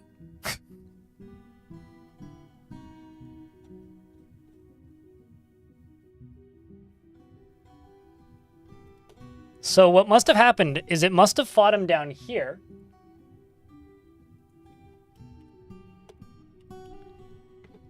And because he fought him down there... Oh, do I not have any Hammerlords left? Oh no, he must have died.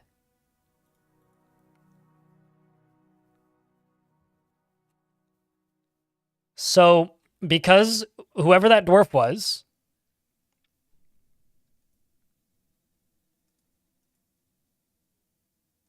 Was it you that I was following? Because there was somebody I was following. Yeah, okay, so you didn't die. You didn't fight with it. But somebody did. And whilst fighting with it, they managed to fight it in water, which, if you don't know, completely dismisses all concern of fire, because it just makes all the fire immediately evaporate, right? And turn to steam. Or the water evaporate and turn to steam, which gets rid of the fire in the process. So whoever killed it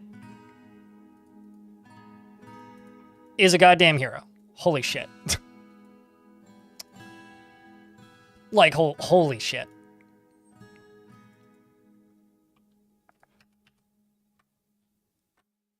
Actually, no, I'm gonna make another burrow.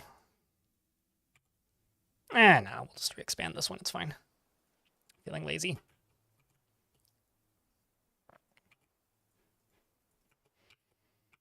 I mean, definitely annoying, but hey. That could have been 1,000 times worse.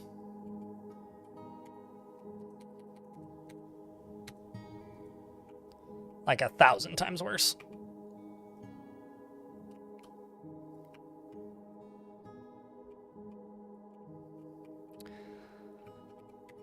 Okay, well, I say we just start this sucker up. I mean, is anybody still linking that? No. So there's some ads that... Oh my god, there's a new sprite here. Holy shit. When did they add that? I mean, you guys can see this.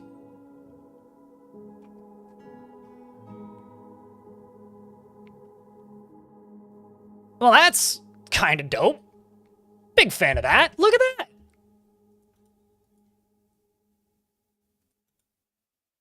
They used to just disappear. See what? So this is an open grate. This is a steel wall grate with a mechanism attached to it, and it's shown as open. Previously, they would just vanish if you attached a lever to them and then pulled it. I just don't do it very often, so I have no idea when that was added, but that's cool. I'm here for it. Anyway, we're set up and ready to go. I just need to deconstruct these, basically. So once the ads are done, we'll worry about the dwarves after the fight's over.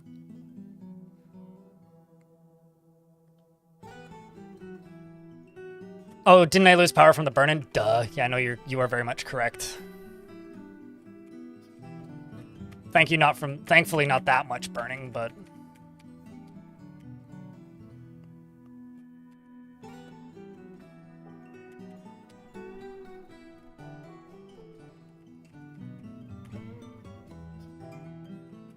Where the heck was that even powered? Now I'm not seeing it.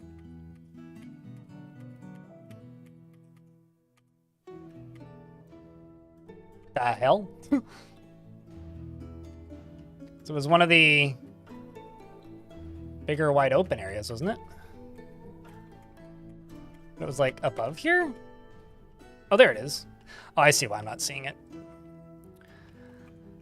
All right, well, fortunately, I only need to connect 2 of these, so this will be pretty easy to complete.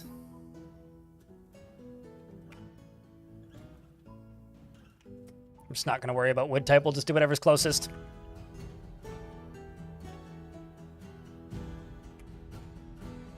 Unrelated, but there's a bunch of livestock in my water vent.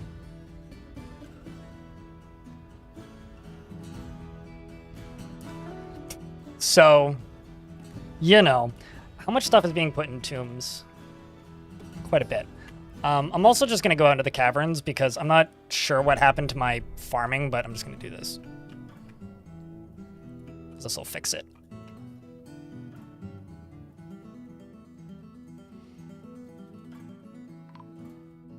So anybody that's been missing for a week needs to be... Well, actually, I'm just going to memorialize everybody.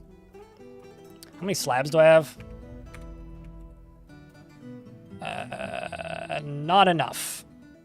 So let's just do rock slab and say 25. Do I still have my Baron? I hope so. Yes, I do. We're good. We're good there. Wow, he's actually satisfied with his stuff already? That's nuts. Did I really, like, make your study in Tomb valuable enough? That's kind of insanity.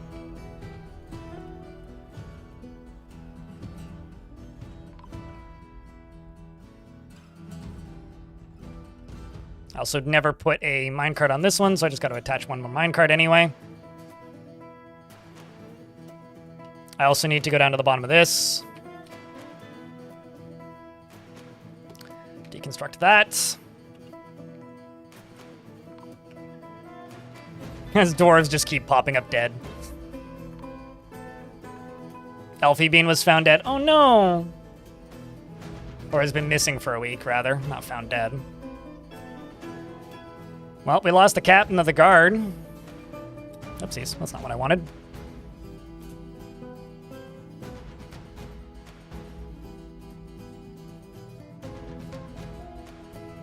Let's actually just erase these.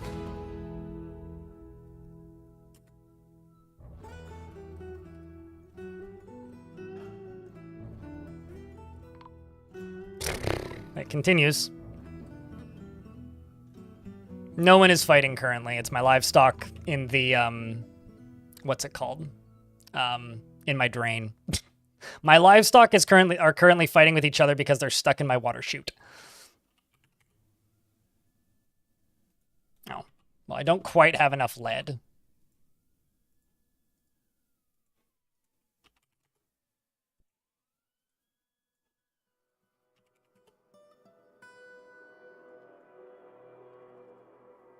This should be enough.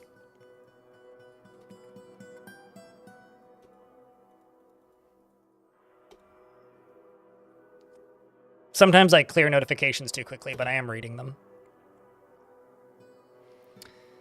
Okay, so now I just need to get all of this lead built in here. And I need to get this blocked. Probably just block it with a wall. Or maybe a door and then lock it. Let's just do a door and lock it. Lanix has been missing for a week, the Hammerlord. Oh my god, Lanix must have been the one that got it.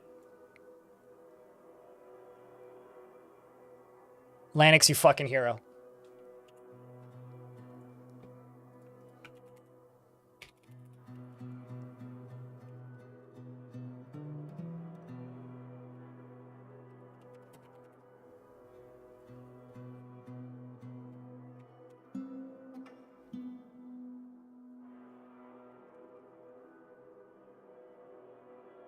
The ill. Metal speaker the ill.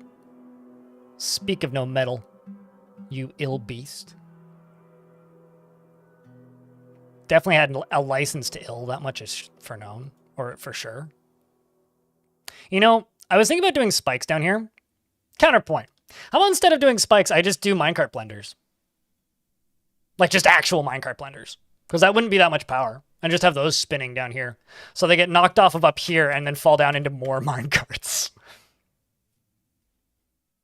Yeah, see, it's literally just that's my livestock fighting with this.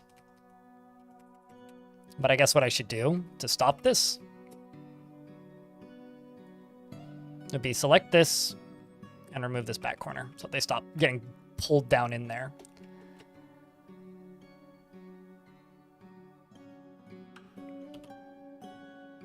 Also kitchen. Oh, I am cooking plump helmets. Well, that explains it. I'm for once running into the issue of cooking plump helmets.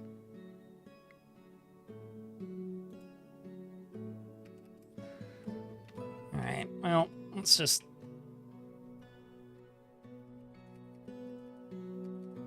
sorry about the delay on this. I feel like this should be moving quicker, but I'm doing what I can with the tools that I have at the time.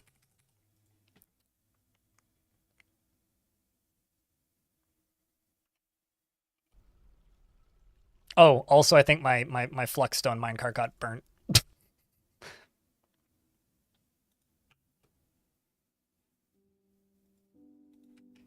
Also, did I lock and leave doors locked? I did. That may be why things are stuck.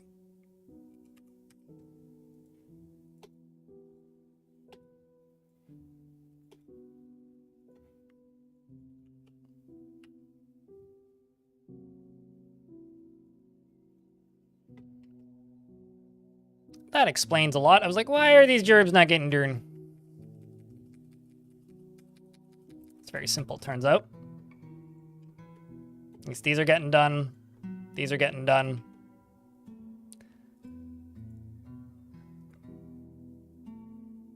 But yeah, without, you know, going out of my way to explain this to you guys, simply put, I kind of intentionally make my forts dangerous because I think it's fun. So, a random dwarf? Completely random? You positive? Well, I'm trying to think what would be better. Blenders or spikes? Because I would just attach spikes to a minecart switch to make them go up and down. I can't decide what I want more. Them to have to walk out through spikes or have to walk out through blenders. Regardless, if one of my dwarves falls down there, then they're just going to turn into red paste. But just completely random. All right. Oops. You're Besmer. It's the Besmer I can do, sir. Juju is a adequate weaponsmith and a sweet pod planter, apparently. Also, why is there a bolt in the middle of this?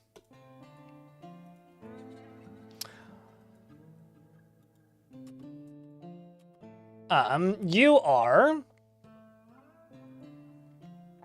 completely convinced, completely unmoved by art or beauty, or the beauty of nature, and is conflicted by this as he values artwork and its creation.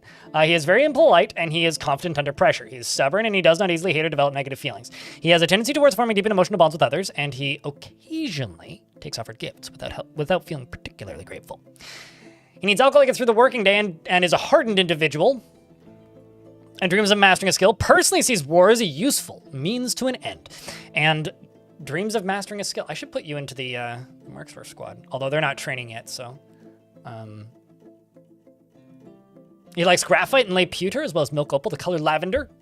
The color lavender blush, battle axes, bins, in the words of the Tenerbis wisps, and the sound of the laces of silk. And when possible, prefers to consume mosquito, cave lobster, and carrot wine, and hates snails.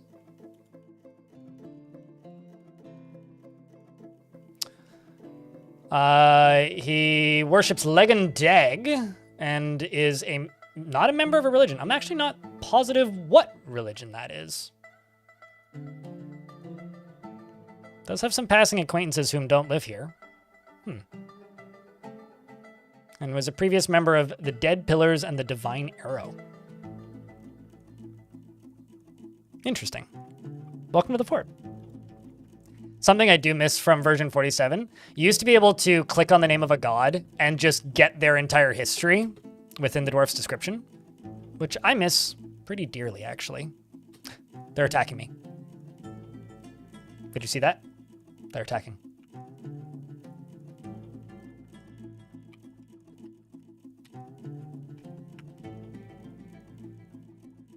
Thankfully, I was able to get all these minecarts onto here. The question is the power layer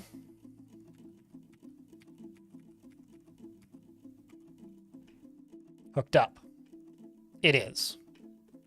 The other question is it generating enough power? I guess now we find out. Wish us luck, chat. What about Ballista? What about Ballista? What about Zoidberg is the real question. I would use Ballista if I thought that they were useful. I find them to be very annoying and not particularly useful. What?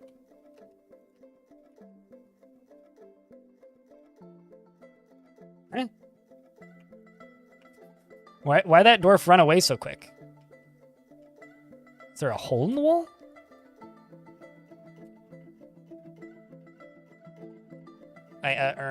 What?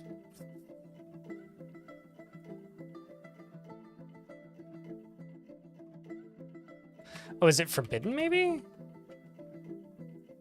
Oh, this isn't currently in the burrow. Okay, well, whoops.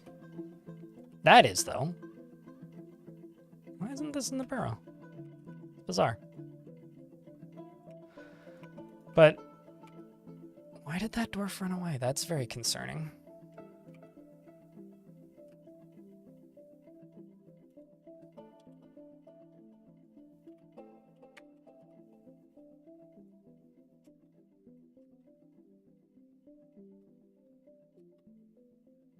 Verified while in Oh, I've got windows.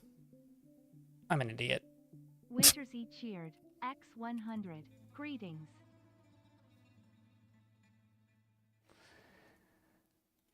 Okay, well, we gotta wait until this one gets finished. Which means I have to get lucky for them to make it up here without seeing the goblins through down there. Well, this was a very poor design choice on my part. I kind of didn't really clock that. Wintersea, thanks for the $1. Well, they got it pulled. It's okay. Yeah. Hey, dwarf. I don't think you want this. You may think you want this. But trust me, you really don't want this. I'm sorry. This is on you. You did this to yourself. I know it's a shame. You're gonna die too young. If you're lucky, you may get dropped down here and then be able to just simply hide. But I'm not too hopeful at this exact moment. So I'm going to say good luck, Dorfus McGee. May your life hopefully not end unexpectedly. I mean, very expectedly, actually.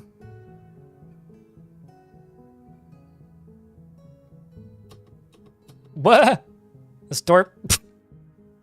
I was going to say this dwarf is earning his pay, but... Okay, let's see if this goblin makes it.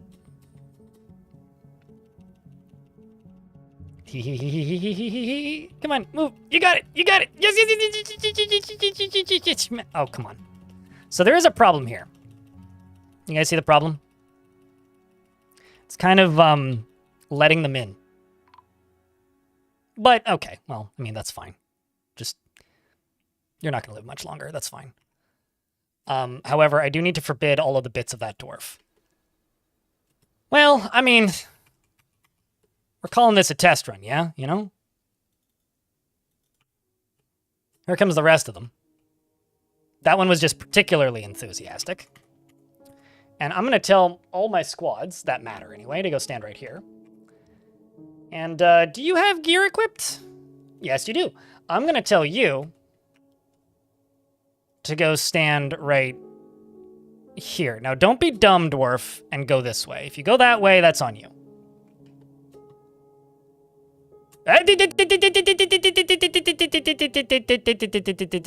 Okay, what equipment is you be getting is? Oh, that equipment? Well, no, you shouldn't be grabbing that, I assure you. I know you may want to, but I assure you that that is a very, very, very bad idea. Okay, hold on. Let me just...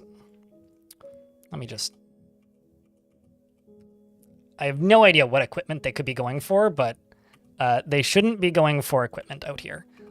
Nor should they be taking this route. Just period. Even. Infected. Okay, well. Enjoy dying, Aerith. Ah! What I need to do is I need to enable forbid dropped stuff. Okay, so what actually are you going for?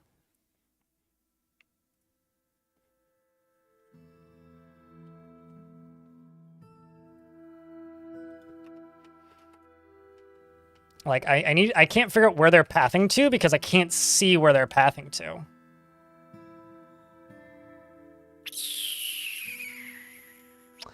Yeah, but here's the thing. It doesn't really matter if it's a high cost route because these are already higher cost routes, right? If this is the only route, they will take this route. I just don't know what they're trying to get to is the problem. If I knew what they were trying to get to, then I could just forbid the item and it would be a non-issue. Because I don't know where they're trying to get to, it doesn't matter. Also, the ones that have already started pathing are going to finish pathing. So Stormwolf's about to die. And there's basically nothing I can do about it. There's basically nothing I can do about it. Because, like, once this dwarf decides, I'm gonna go this way and get whatever the thing is, then they're gonna go that way and get whatever the fucking thing is. Unless I can get lucky and forbid whatever that thing is. So, goodbye.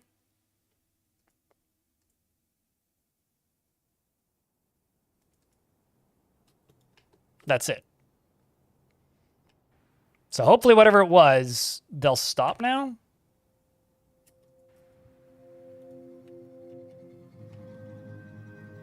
Now, after the collateral damage, we now get to see how the goblins fare. What?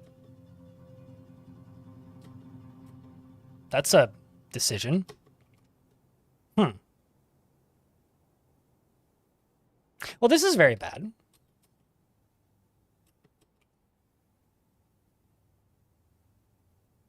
Huh. At least you're in a martial trance, George.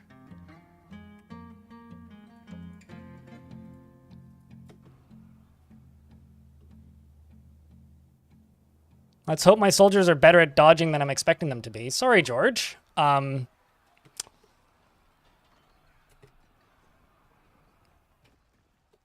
could have been very bad. As for goblins, are they making it through this? Not really. I guess this is the way up that I need to block.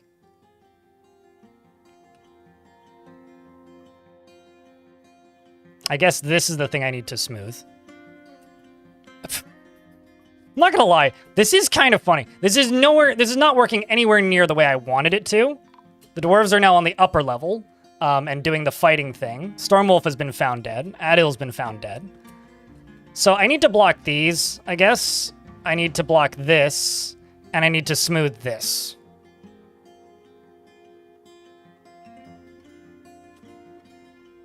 Because, like, I don't know. That or we need to go back to the alternative option of simply adding in a drop so that they jump through a thing instead of using the grates. Uh-oh. Medtob, how much of a hero are you trying to be here? Oh, you're on the one that's not actually running right now. Well, that's fine.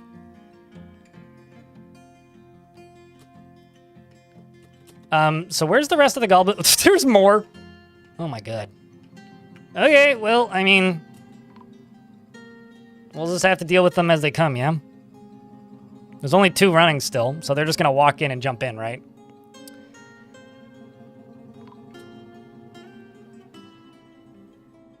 I haven't done the science. I don't know, Sage.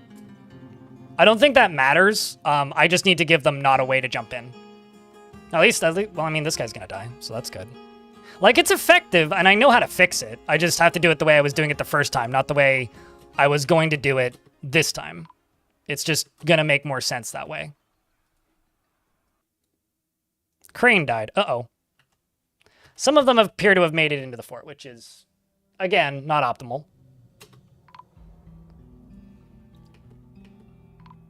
Man, this fortress just can't catch a break.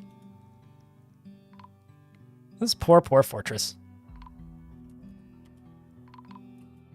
I'm just gonna turn this fucking thing off.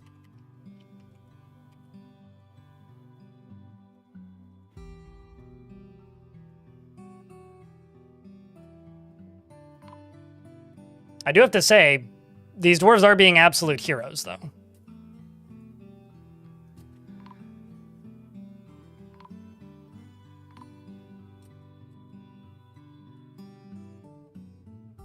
Did you just... No, okay. Where are people being found dead now? Actually, who's still in? Okay, so there's invaders turning around, dwarves being found dead everywhere. Tuju was found dead, who was just the last dwarf named. Cybrek was found dead. Old Wounds was found dead. No, I like that dwarf. Stormwolf was obviously found dead for being dumb. Man. Well, chat, there's something you guys need to do. And it's something you guys need to do for these dwarves. Because I think they've earned it. I need you guys to press F to pay respects.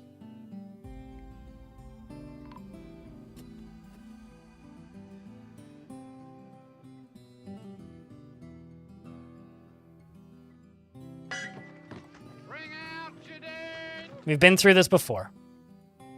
Hopefully we don't need to go through it again. Although we did find some bugs in the system, so that's good.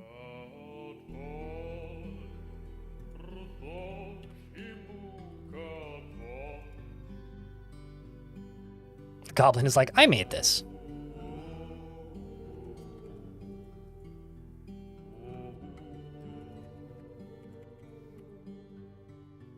The annoying part is that I'm gonna have to rebuild half this fucking thing again. The good part is I now know what I need to change to make it more functional. Which is this system here ain't gonna work.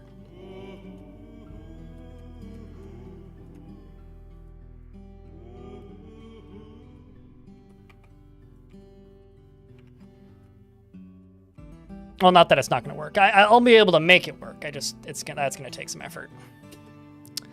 Some rebuilds. I'm gonna have to deconstruct all of this anyway, so it doesn't matter.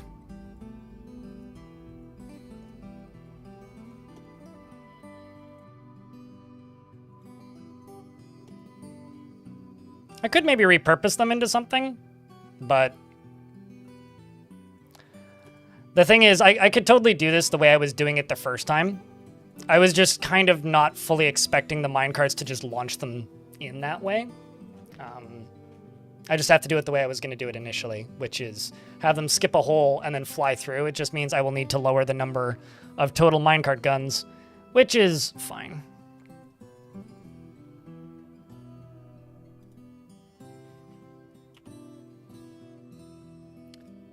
Okay, now the problem is all of my dwarf has been found missing alerts are now gone. So,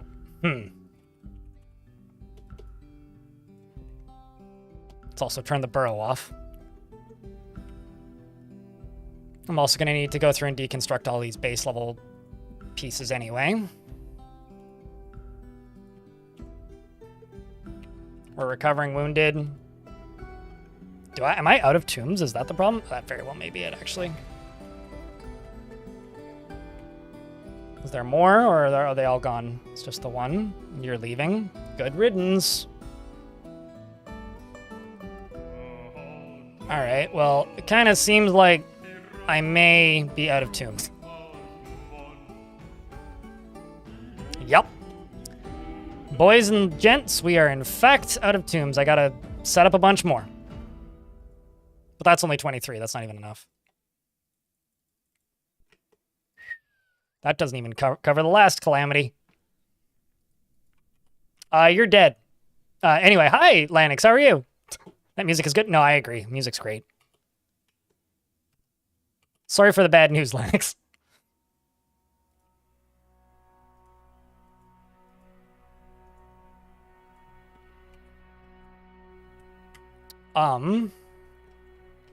Let's start doing a similar system here. Oh, actually, no, I need to do these further apart. 2 apart.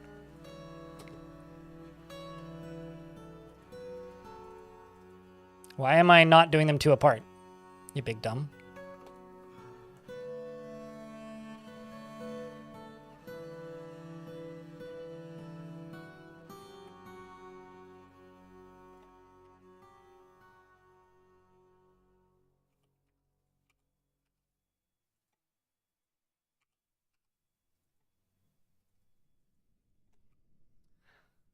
Okay, well, seems like I got a ton of dwarves in hospital. Not too many. Thankfully, none of them are my doctors.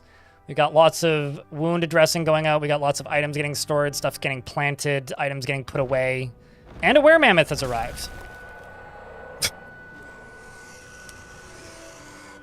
Well, congrats. Why the hell are you watching Twitch? Go spend it with your partner. Lanix? Jeez, man. Just keeps getting better. It does. I mean, certainly. A were-mammoth siege operator, Issy Gushinispa, has come. A very large mammoth twisted into humanoid form. It is crazed for both blood and also flesh, which may surprise you. And its eyes glow red. Its dark brown hair is long and shaggy, and you will know why you fear the night. I already fear it. I don't need to know more reasons. Who are you going to go eat?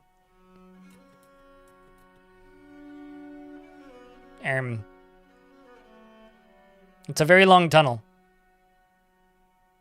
Doop doop doop doop doop doop doop. You're from the realm of griffins? Oh, you must be a human. Doop doop doop doop doop doop doop doop doop doop. Oh no! Wait, what? A troglodyte? Well, that was unexpected. Cool. No, you're a goblin. Realm of griffins. Oh, so you must have come from a human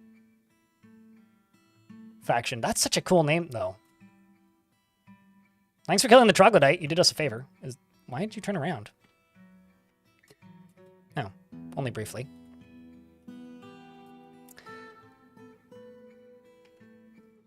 Okay. Good news is my dwarves should all have full sets of gear now. Which they do. Bad news is, once again, my Marks dwarves are all dead. I can't keep my Marks dwarves alive. And also, let's just fill this in so this stops being a problem. And then for this side,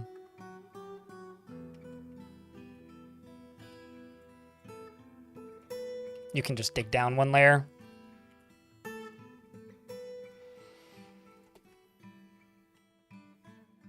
Yeah.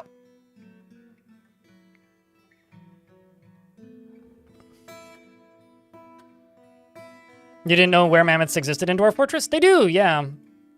Recently, I think everybody learned that they exist because popular YouTuber Hoodie Hair did a video on them.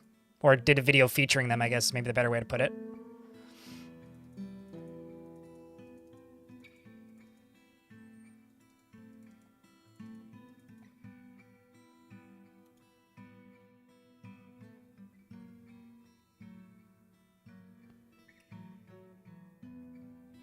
You'll never go beyond one stream in any of Blind's forts as Marks. As a Marks dwarf. I don't know. This fort has been particularly bad for dwarves in general. Normally my body counts are lower than this. But I don't know. I've been kind of intentionally running on the line because, like, people who are watching this stream, you've probably seen me build forts before that are very, very safe. You know, forts that play it very safe, forts that don't take too many risks, forts that generally try their best to not put themselves in the line of fire. However, this is not, in fact, one of those forts. Kind of at all. So personally, this is a bad fort to put your name in. Oh, no. The Atom Smasher is not staying on. I do not have an Atom Smasher in this fort. The goblins are all going into the goblins are all going into lava. You know, this might be a weird take. Leaf mine in YouTube chat. Or in Twitch chat, not YouTube chat. I don't think there should be mammoths. Because one of my favorite weird quirks of Dwarf Fortress is that there are creatures that don't exist that are discussed in legends. Mammoths are one of them. Griffins are another one. They don't exist. Yet, you see them written about. You see stories told about them, and you see factions named after them. I like that there are creatures that don't exist that are talked about, because then the game has canonical myths. And I think that is really cool, and not enough games have that. So personally, I think that, no, I don't think they should have mammoths. Because mammoths being this weird rumored creature that doesn't exist is cooler that they show up as were creatures once in a trillion years. I think that's way more exciting and way more interesting just as a video game mechanic than them just existing. And scholars talking about them and pondering them. Yeah, exactly. Like, I think that there's a little bit of something lost there. Oh. I could just deconstruct these now. But, you know, I mean, not everybody needs to agree with that opinion, but that's my opinion. I actually kind of really like the idea of there being a creature that doesn't exist in the world. Because then it's like this weird mythical, like, otherworldly horror when it does show up, instead of just being, you know,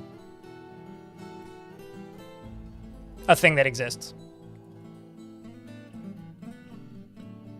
I mean, there kind of are things like that. Like, how many of you have played Dwarf Fortress and never seen a Sasquatch? Or how many of you have played Dwarf Fortress and have never seen a sea monster? There's plenty of creatures that exist that you never see that many people don't realize exist. It's a weird type of squash that looks like a hairy monkey.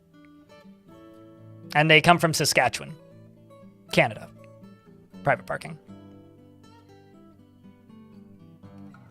Or it's a squash that sasses you. It's one of the two.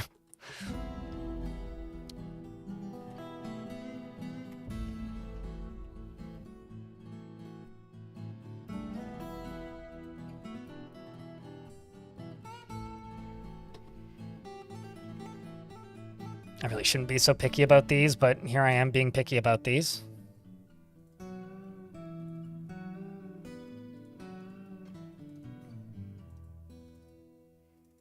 These are going to be tombs, for anybody who's wondering.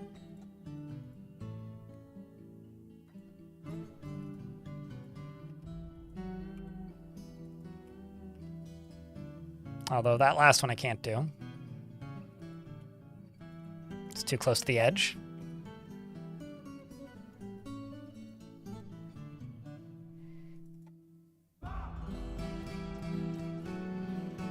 So we'll just get rid of these.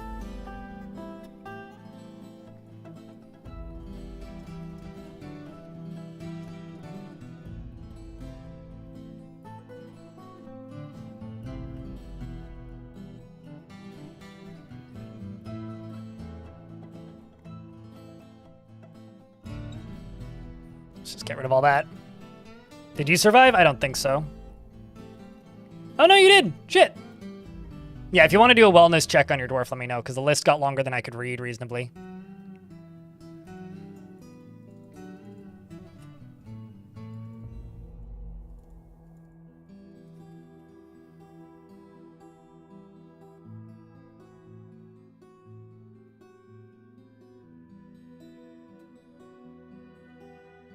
What?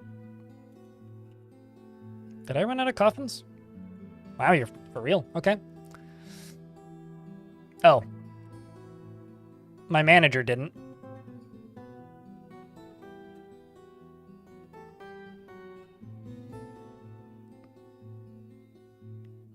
Mang the weaponsmith. Congratulations. You're now the management. You're now in management. I cannot remember where the manager's office was.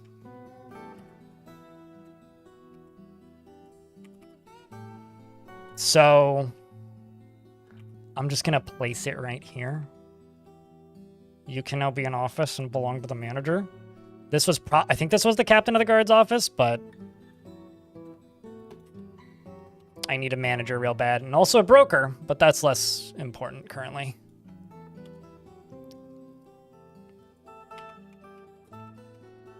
Now let's just hope that the manager has usage of their legs currently.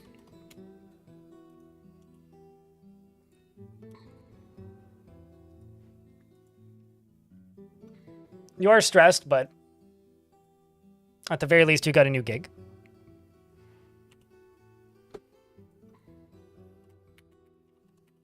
You are, in fact, alive and also thrilled. You seem to be totally fine living here. And also, you kind of want to join the military. Can I put you in the military parking? Yeah, the military is actually probably safer than most.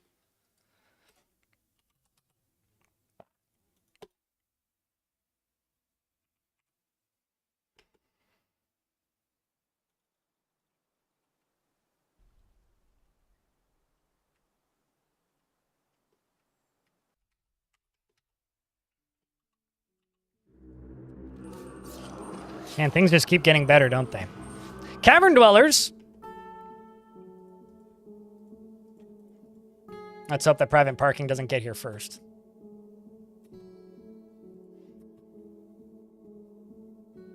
You've been dead for a while, or at least your first one was dead for a while.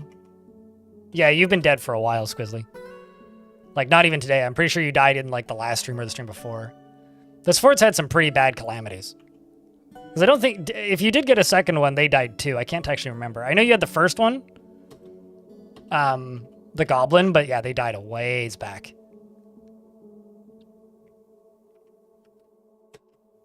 Likely.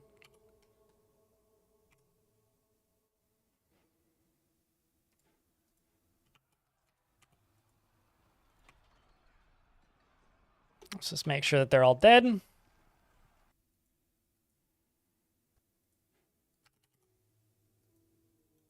Apparently I've managed to capture me a...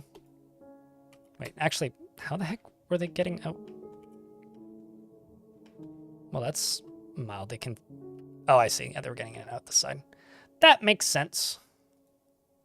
There's a Forgotten Beast shell right there. Whew. It's just like a dead goblin in the stairwell. Go figure. You know what's shocking about this fort? Look at the moods.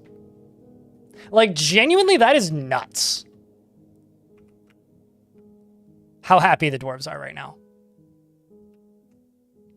Like, how are you fucks so happy? Have you seen what this place looks like most of the time?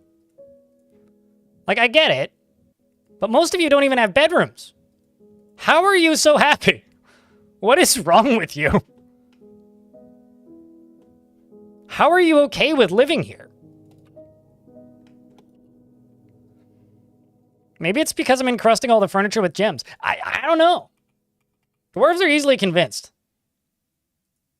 I mean, this place is hellish.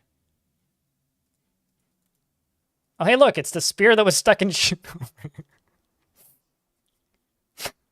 Nihilist dwarves are happy? I guess so, man. Like, jeez. It's like, I get it. We do definitely have some upset dwarves, like this useless sack of bones. But, like, I don't know, man. I really need to get rid of these windows. They were a nice idea, but they're super impractical.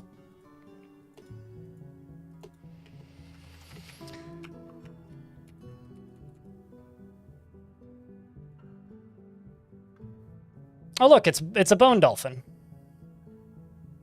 One of the original hyper-injured dwarves.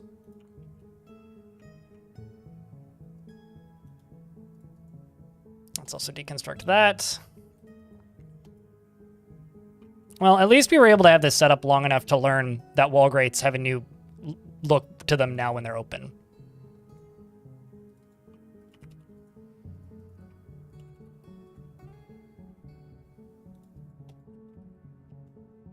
Okay, what are most dwarves doing? Planting seeds? Checks out.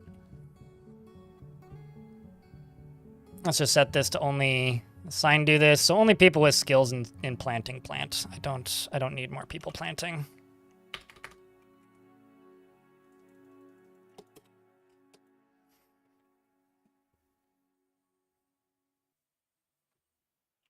You know, we have soap. I mean, you know, honestly, this might sound kind of funny. I think part of the reason the dwarves in this fort are so happy is because during the last major calamity when a lot of people died, I flooded like a third of the fort, which is why there's like mud everywhere, right? Which is kind of icky because mud is dirty and gross. But the benefit here was that, yeah, no, I flooded like half the fort and now there's mud everywhere.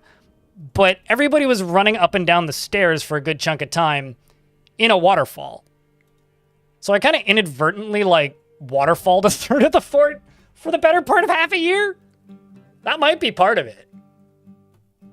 Even though there was like stinky corpses at the bottom, like that's fine.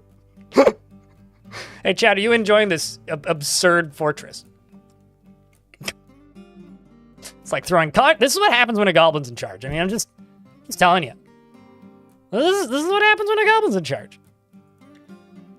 Everything is fine.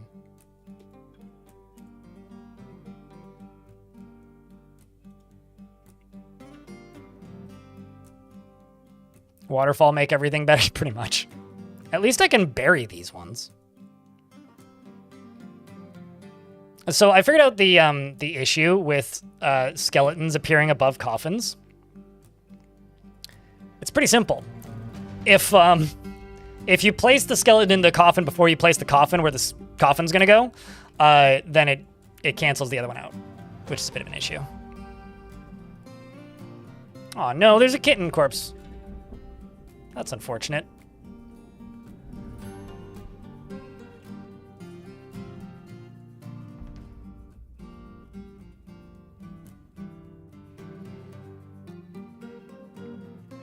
I'm gonna refuse to acknowledge that last statement. Please think of your choice of words a little bit better. Ice Blue, please. Come on, man. Let's keep it dressed in humor instead of distress.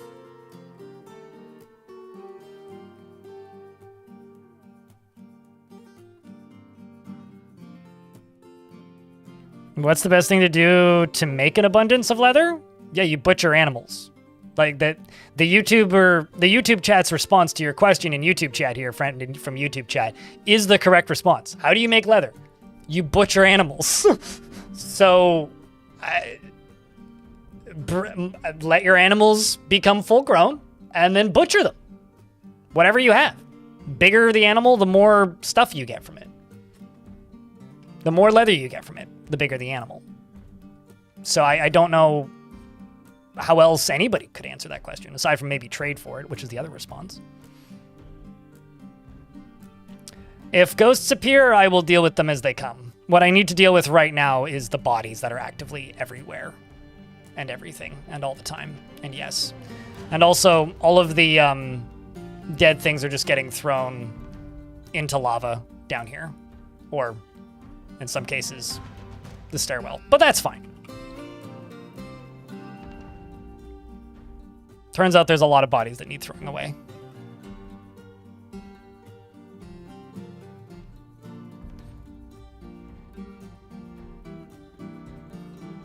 Yeah, I don't think it's a statement that needs explaining. Chat, can we get a round of beers? You know, there's some things that I don't need to have to explain and you don't need to justify, enemy. Let's just choose your words a little smarter. Also, I'm not the type of person to rewatch movies constantly, so if you're referencing a comedy, even if it's a well-known comedy, I'm not necessarily going to get the joke. So you're going to have to forgive me there. Because I haven't seen that movie since I was like 10 years old. And I don't have 10-year-olds to watch the movie every other week.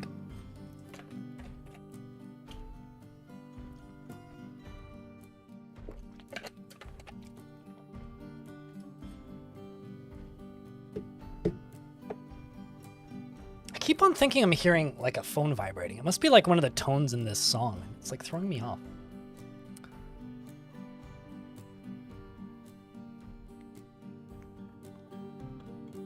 So much of this is literally just...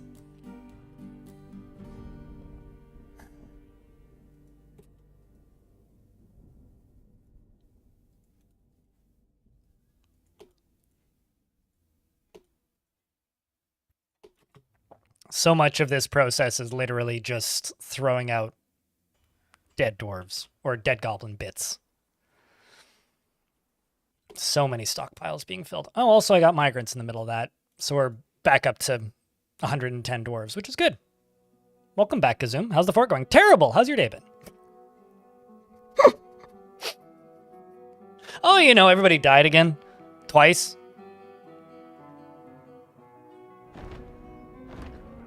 Speaking of that, the Forgotten Beast, Mesli, has come.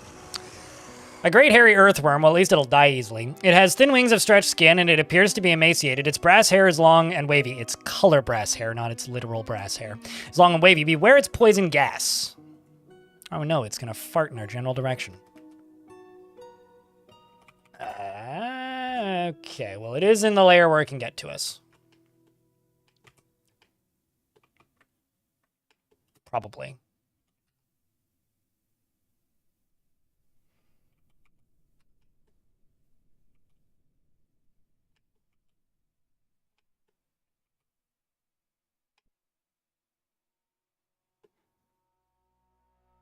You fucking shitting me?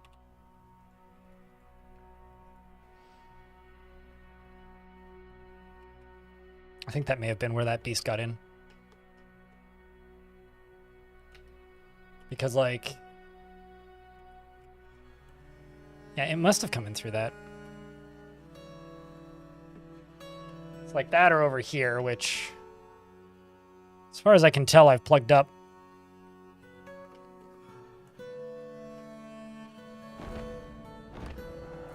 Okay, game. The Forgotten Beast Omi has come. Do you owe me one? A huge noseless rat. Oh, so a normal rat. It has large mandibles. Ew. And it squirms and fidgets. Its pearl hair is long and wavy. Beware its deadly blood. Uh-huh. Well, you're VFOE.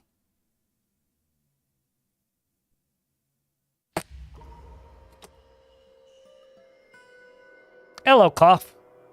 Cough? Am I using any mods? I don't see the point in modding this game. I might start using some mods when the Lua update comes out, but there's really no reason. It just adds more variety, doesn't change how the game works mechanically much. And not in ways I find interesting. I do have DF hack running, but that's not technically a mod. Dwarf clother withdraws from society. Everything's happening all at once.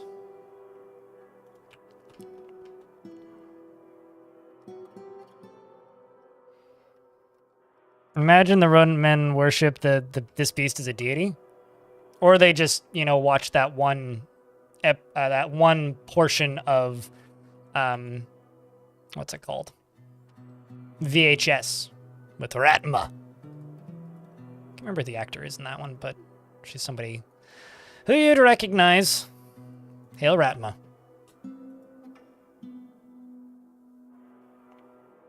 I should rewatch those. Those are fun. I don't even consider the quality of life stuff to be all that interesting because, like, a lot of the quality of life mods that exist in the workshop, at the very least, that I've seen, I mean, maybe there's some that I haven't, but most of them that I've seen can just be, like, enabled either with DF hack or by simply changing your in-game settings, which I don't, like, as an example, I don't see the purpose of modding the cavern creatures out of the game because you can just change the game settings to nerf them. There's kind of a lot of stuff like that where it's like people will just use mods because they don't know another way, which is unfortunate. The game should explain that stuff better. I really hope you don't have a way in.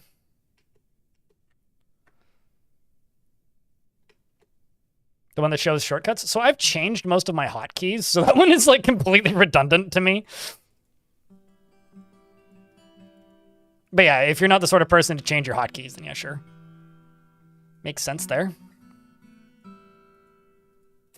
Oh yay, the ghosts have started. Moral! The ghostly weaponsmith.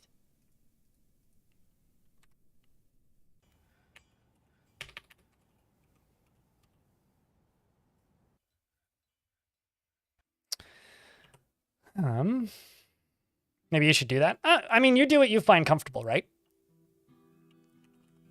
I personally, I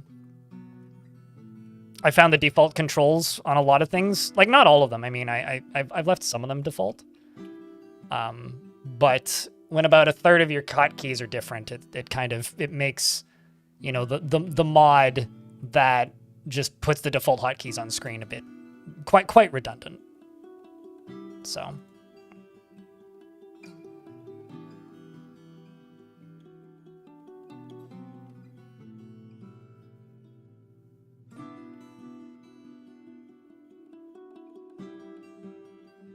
Why would I want to see a video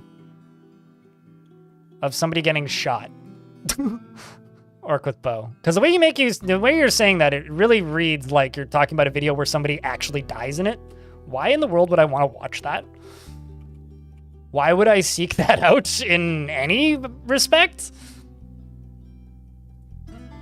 That seems like something that I would not want to see.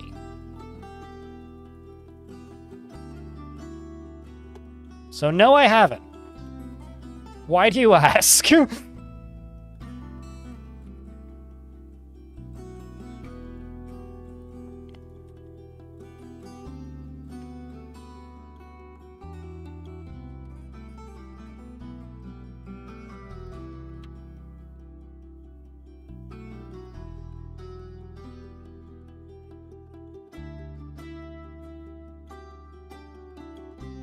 That's not what that word means, Ko.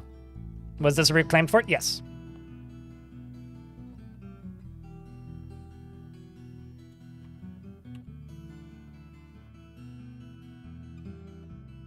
So if you can read them, then you can make them make sense? I mean, I just changed my hotkeys, but... You do you, boo. You do you.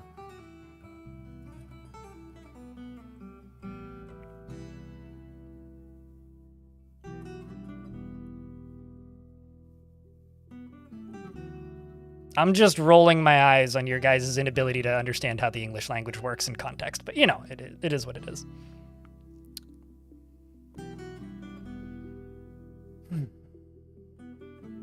It randomly popped into your head? Ah, well, no, I don't want to see a video of somebody getting shot, thanks.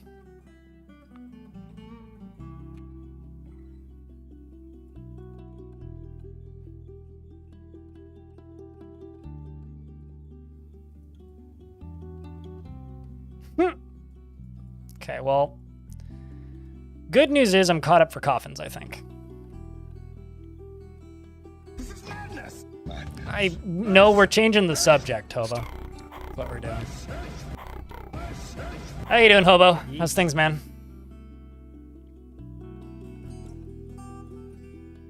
No, they do not. The tunnels, if you're talking about like the roadways down below, those are purely an adventure mode feature. They have no functionality in fortress mode. What do you need? Really bones? Oh, maybe rough gems. Probably not, though.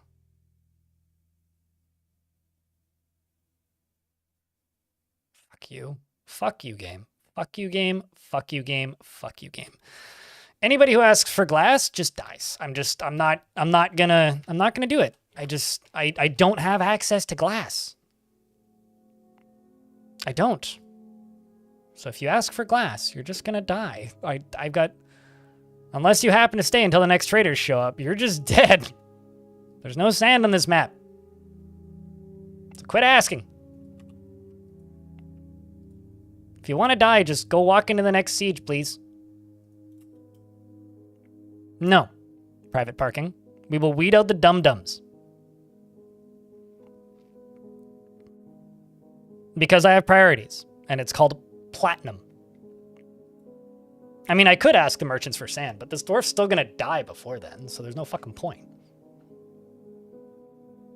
And I had a bit of sand, but the last two artifacts used it, you know, in the form of raw glass. So I have purchased sand a couple of times now for artifacts. This is like the fourth one. But they used it. It's not possible for an import to be banned by a mandate, Popcorn. Also, my noble can't give me mandates because it's a goblin.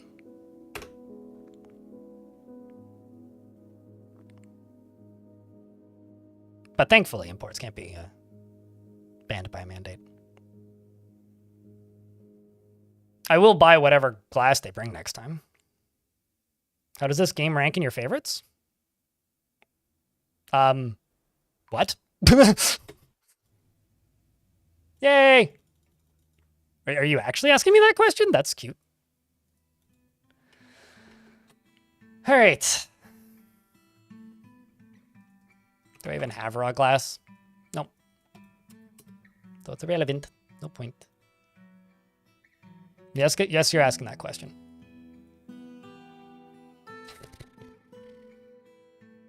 Did Grammy ever become the king of his fort? No. Because I got tired of running that fortress. And Grammy was rapidly going insane, so I stopped bothering.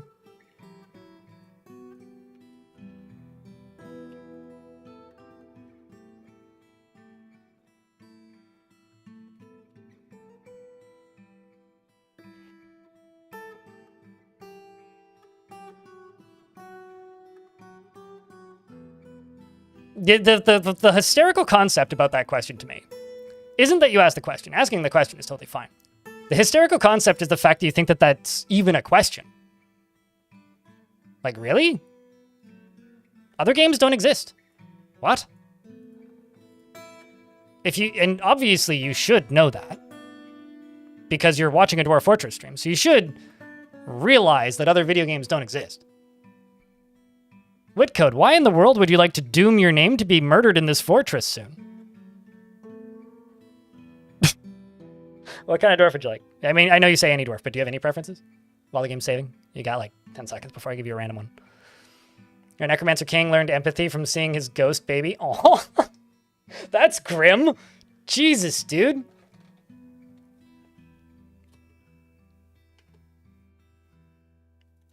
But yeah, no, thankfully they don't make other video games, so.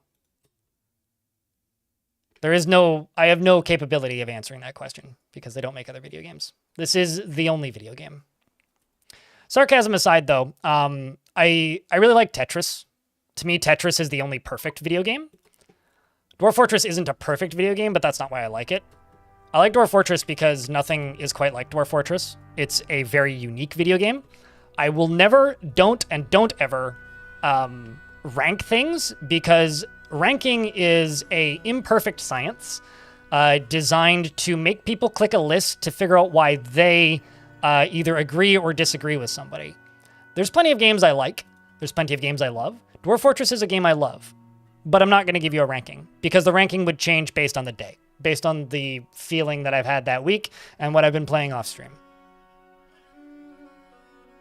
But I basically don't care about most video games. Asking somebody to rank something is saying, tell me why I agree with you, or don't. It's not really a valid form of measurement. It's just simply low-hanging fruit. That is all. And the goblin runs away in fear. Run away, you thief. Tetris Effect is pretty cool. But asking me to rank things just means you haven't heard this speech before, and now you've heard it. So congratulations, I guess. And we're in an ad break, so I will cue things up, but I won't actually unpause the game until the ads are done.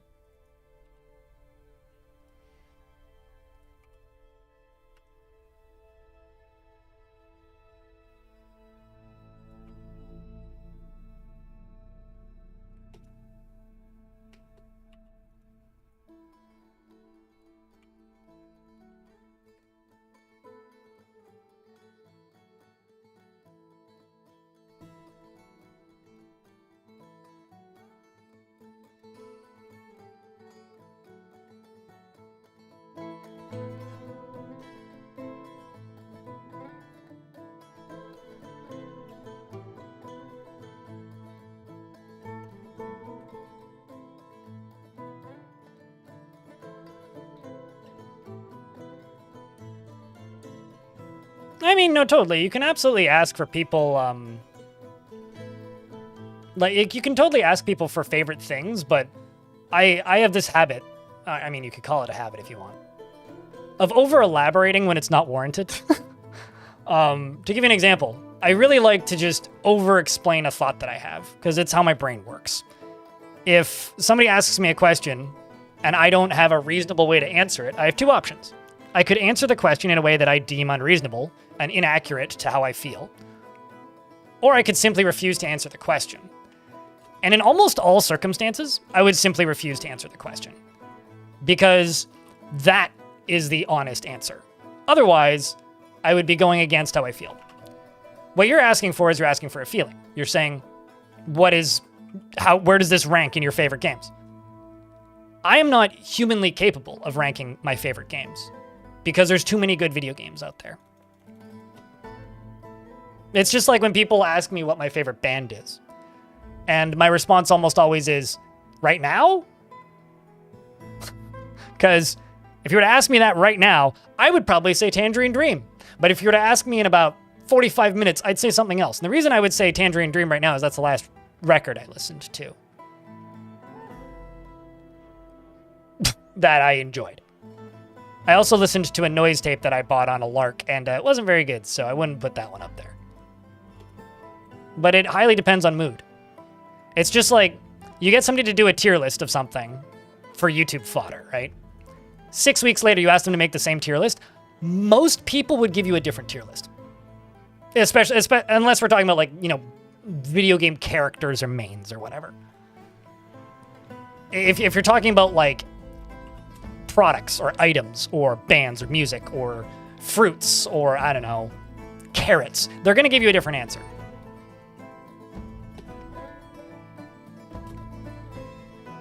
Oh, I'm a big fan of Tangerine Dream. But some days they're my favorite artist, and some days they're Tangerine Dream. Depends on how recently I've listened to them. How fresh they are in the brain, you know? Okay, so hopefully this will solve this problem.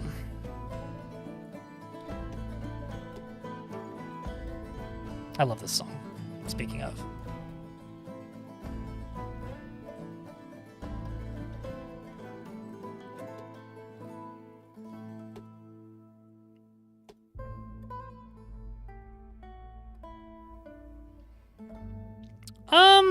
I mean, I like noise rock.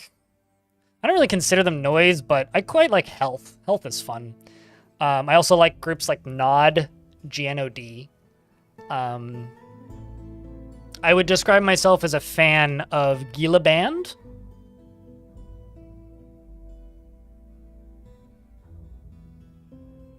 Which are kind of rock-ish. I don't like calling Health noise though. It's a very bad descriptor for noise. Cause like sure they're loud, but I don't really feel like they're more industrial to me than noise. It's just to me it's a bad to me Health is more in common with like Nine Inch Nails, which is not noise. But they're like classified as noise everywhere, so it kind of bugs me. Yeah, I don't know. I generally like the more I like more rhythmic noise. Like if you're gonna give me noise, I don't really like harsh noise. That would be kind of the line I draw.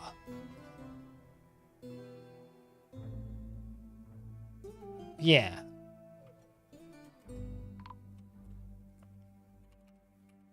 Now I'm looking up the name of a band because I can't remember it at this exact moment.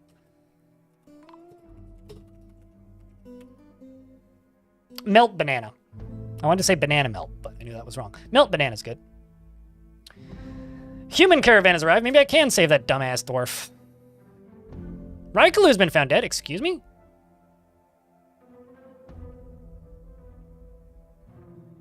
How did that happen? Why did...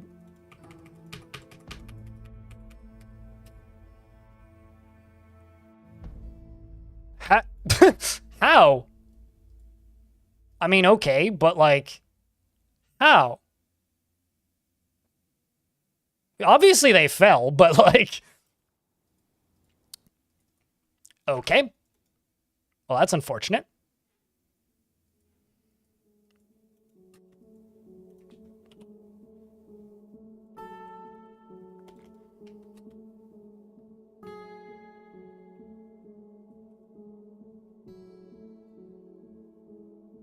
So much blood.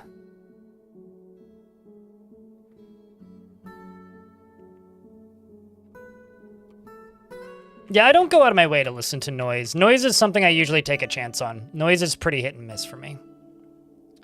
But when it hits pretty hard. I find that I like noise in combination with other things. Like, I really like noise as part of DJ sets. Like, if someone is doing a club set and there's just like 2 minutes of noise in the middle of that, I tend to really like that. But I think I like it mixed with other things more so than I like it on its own, usually. All right, let's get this pulled.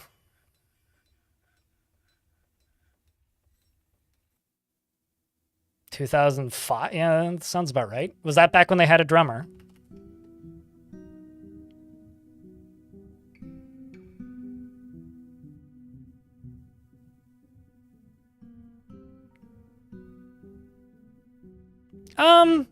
I would just, okay, so since we're talking about music, you know how there's bands out there that are your favorite, that is your favorite music producer's favorite band, that nobody knows who they are?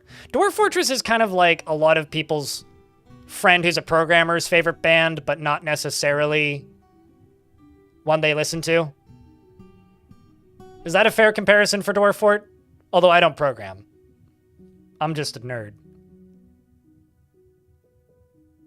Because I feel like there's definitely a really dense portion of people who are either just like in the free and open source community because of how long Dwarf Fortress has been around and how long it's been free. You get like a very heavy portion of people who are into that sort of thing. Also the fact that it's tied to traditional roguelikes, which helps. But combine that with like, you guys are going to get mad at me, but I'm going to sell the iron armor. I do think there's a pretty disproportionately high number of people who just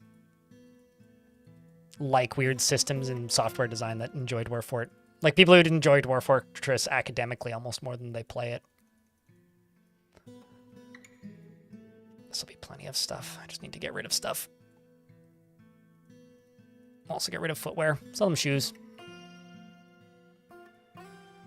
I mean, that's fair, Squizzly. That's me with Tarkov. Can't fucking stand playing Tarkov. Game is impossible if you don't have good eyesight.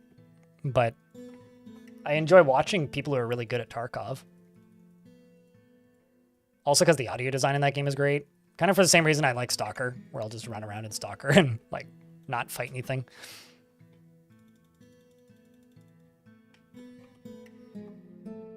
This game is big in the accounting world. What? I mean, it's an interesting connection. What makes you say that? What about space exploration games? That's for science nerds. Like, when I played a lot of Elite, it was a lot of just, like, people who either really liked sci-fi or people who were into, like, space. So, very similar to, like, the Kerbal community in a lot of cases. My goblin's been re-elected mayor.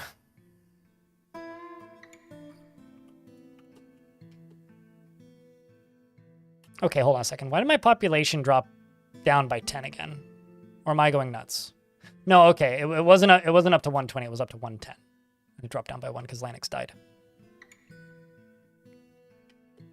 You missed deep exploration runs in Elite. I wish Elite was a single-player game. I don't know if that's, like, a bad take, but I really wish it wasn't an MMO. I feel like that game is significantly worse for the fact that it's an MMO and would be a better game if it wasn't an MMO.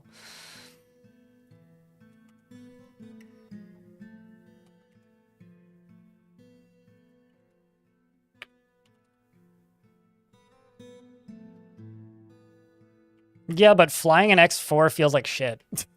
An X4 doesn't have the same amount of, like, galaxy size. Like, it doesn't have the same scale. Or rather, it does. It just has a very different kind of scale. The enjoyment... I genuinely get and have had more enjoyment in Elite just floating around in space and dodging asteroids than I've ever had playing an X game. And I played quite a bit of X3.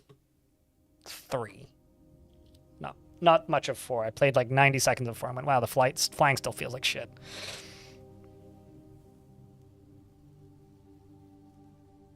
That kind of exists, private parking. Go play Ymir. Have fun actually playing it, though, because nobody plays it.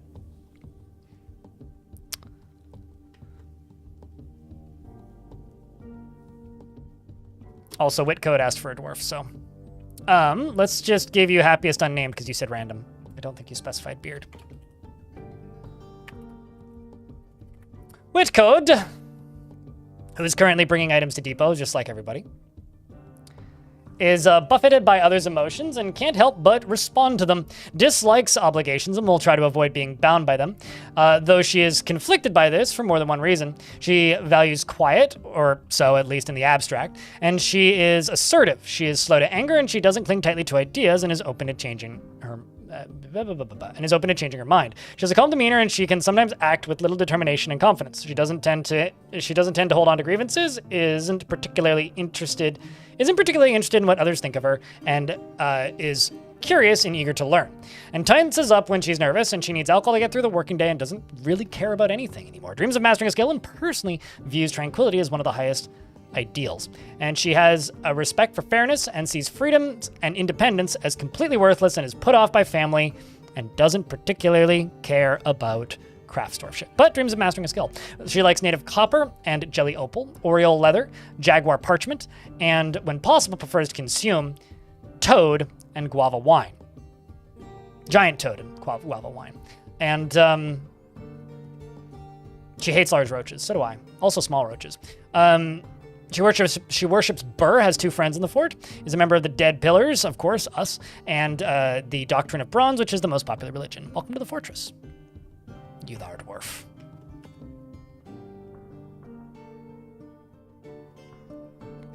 I wouldn't say it's a disappointment. It's just not the kind of game I want. Although I'm not really in a place where I'm going to be playing a lot of space games anyways, so my judgments of X4 are maybe not really founded in reality. I'm in a position to be playing Dwarf Fortress and games like Dwarf Fortress and don't really play games off stream much.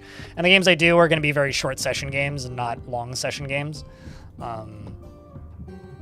So that's kind of a irrelevant point.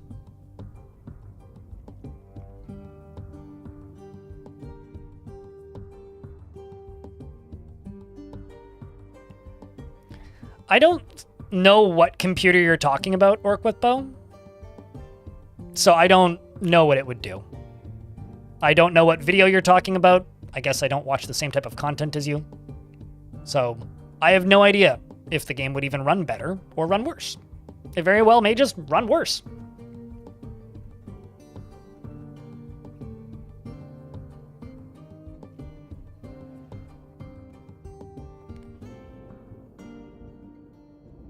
All right, moving on, Raikalu. Just like your dwarf, those roaches went splat. I'll buy all that raw green glass, so I don't need to worry about this. But I will be irritated with those dwarves forever.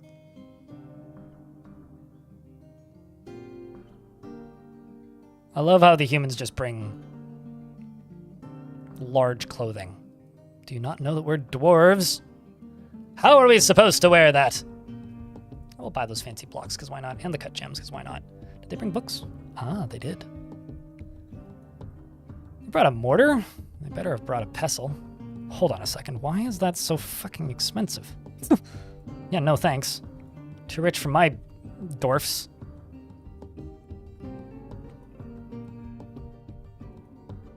No codexes? Really? Come on. I'll gladly take your cheese, though. And these, and these, and these, and these, and that, and this. Trade. Yay, they actually took it even though it was yellow. Well, that's cool. There's still a few more items that need to be brought over.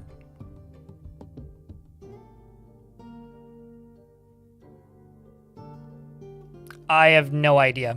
I have a question, Quendelv. Do you keep notes of every fort like that? Because I have no idea what's the most loot. I once explored a fort in adventure mode that had like 1,000 books in it and they're all in one pile. Which was interesting. But I don't really keep notes like that. And I also barely ever reclaim forts, so...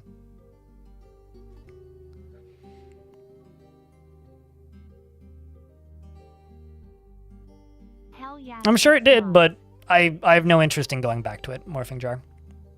Like I said, it's not really a valid criticism. It's just not a game for me. It was at one point in time, at one point in my life, but isn't anymore, and that's fine. I don't need to go back. I'm good. Nah, I don't need that. I'll buy those instruments, though, because they're pretty. Andromeda, speaking of space, thank you very much for the 6th month. Welcome back. Here's to 6 more. Cheers, chat. I mean, if I streamed space games, then sure, why not? But I don't.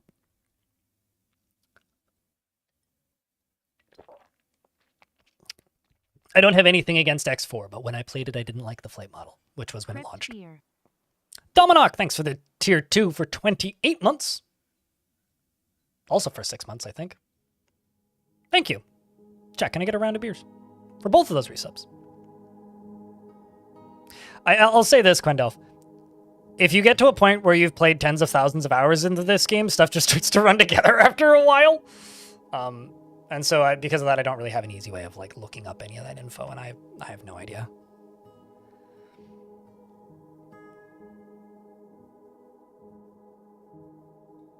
Like I've got so much time in this game at this point that like some things I don't even clock as like new, or rather as things that other people may not have seen before, which is maybe bad actually now that I think about it.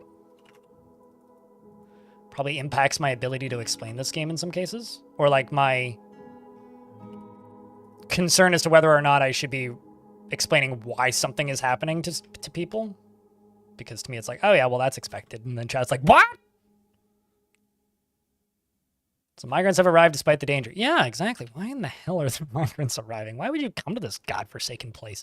This place is a frickin' wasteland, man. I need better food storage.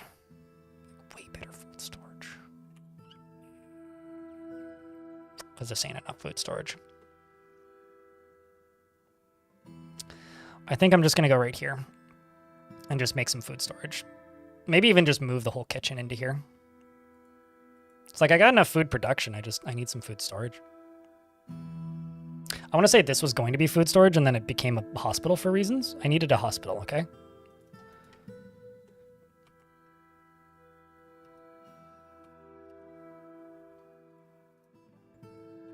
Perfect.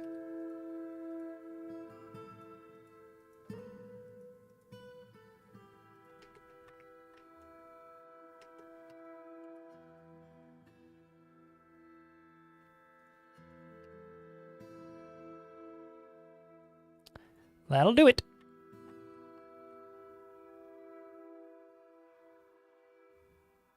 That would be very perplexing. I have a question. How would I know how much playtime I have on the ASCII version? I played the ASCII version from on and off from 2009 until 2017. Then I played pretty consistently from 2017 until the Steam version launched. And I don't know how many hours I have from those days. So if you set a timer for every game that doesn't have an hour counter and let it tick, and then pause it when you're done playing, then you would know. If I were to do an estimate, I would say probably pre-Steam. Like if we're talking about streamed hours, probably the pre-Steam ASCII versions, like version 44, probably through version 47, I probably have more hours. But I don't actually know. How's it going today? It's going. It's going.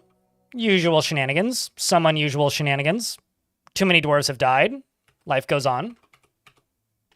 Speaking of.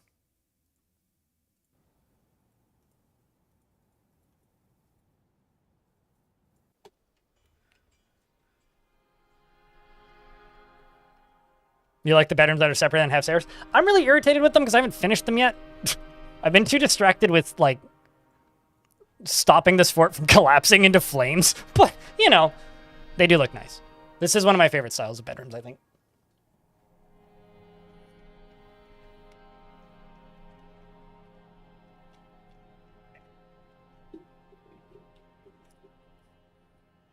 Natural light is great, but I'm getting the sun in my eyes.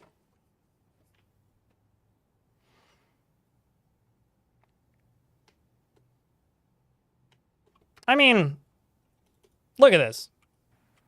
If you don't find this at least fascinating, I don't know what is. I mean, one of my favorite things in the world is the way the caverns look in ASCII. Like, they just look so fucking cool to me. There's just something about this. It's endlessly haunting to me. And do not mind the, like, 3 roosters and dead animals in my water train. Don't mind them. There's several that it's featured in. The Museum of Pop Art and Culture, whatever it's called, in downtown Seattle it's in. Well, actually, more specifically, Zach and Tarn are in it. There's a little rotating display in there. I've just never gone in there because it's expensive. There's the Museum of Modern Art, the MoMA, which is the famous one. And then there's one other one, which I'm currently blanking on. A creepy crawler? Well, let's get rid of you. There's just blood all the way down my stairway. It's kind of funny. Goes all the way down to here. It's all covered in mud. And the lava sea.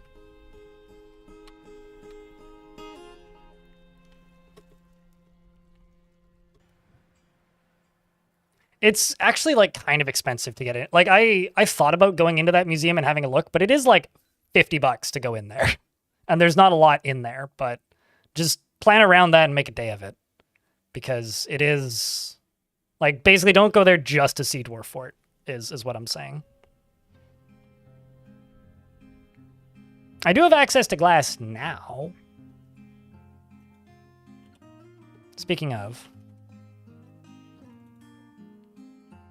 I guess the dwarf went insane.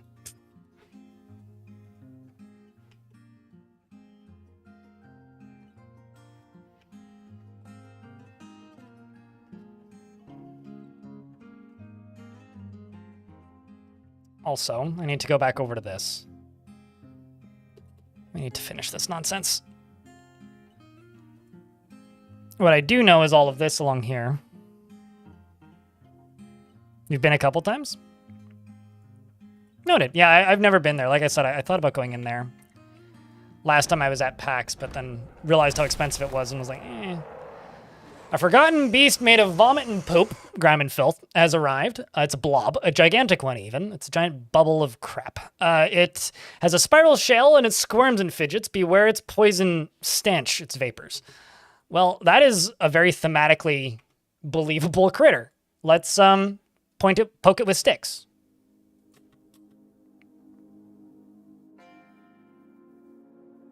Hopefully they can poke it to death before it expunges any yucky goo.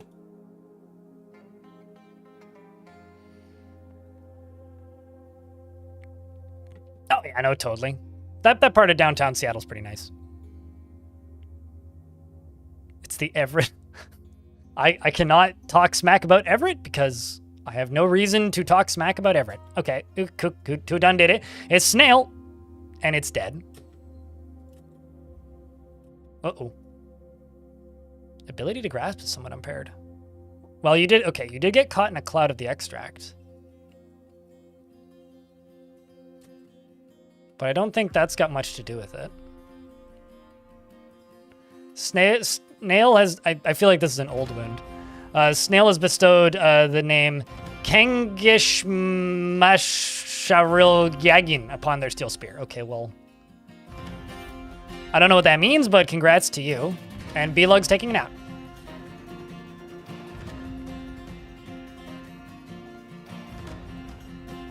I don't ever remember the cool artifacts. I just remember the dumb ones. Like, I will never forget the Pink Impaler, which was a artifact pink tourmaline scepter I got because, like, we all just died laughing. It had images of the god of lust on it.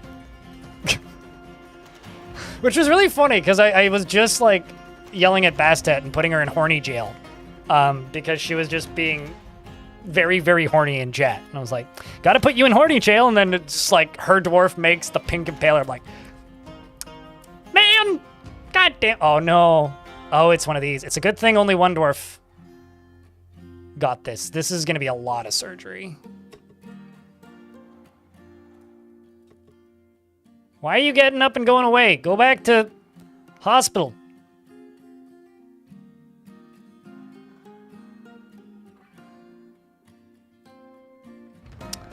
No, it's from the poison vapor. They may start, okay, actually, Snail, I'm gonna boot you out of the military for right now. Hey, chat. I'm giving you a job. Remind me to put Snail back in the military in, like, 20 minutes. That being said, I am gonna give some of these dwarves who have some skill in fighting an opportunity to go train a bit, but... Go lie in the fucking hospital, you doofus. Your body is actively rotting. I mean, or don't. Quendelf, you're being dwarfed. Do you want a dwarf with a beard or a dwarf without a beard? Hey, chat, can I get a response here? Does Quendelf get a dwarf? Yes or no? I am using DF hack. To YouTube chat. Why do people keep asking me why I'm not using DF hack when I'm clearly using DF hack? I just have the overlay disabled. And why don't I use it? Because I don't feel it's useful. If you feel it's useful, use it. And stop asking people why they don't use it. Because that's annoying. Alrighty. Quendelf, do you want a dwarf with a beard or a dwarf without a beard? You want a dwarf with a beard. Alright, chat. What kind of job does Quendelf get? You guys voted. Well, enjoy your retirement, you rotten dwarf. I mean, you do want to admire art, make merry, be with friends, uphold tradition, do all sorts of other things, so... You also literally have no friends, and you've been in the fort since, what, 362 and it's 364? You've been here for 2 years and you have no friends. Maybe it is time to give you a break.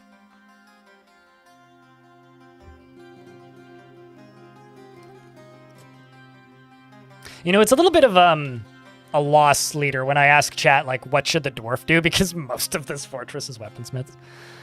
I do have some cooks. Go with the Tan, who's preparing a lavish meal currently.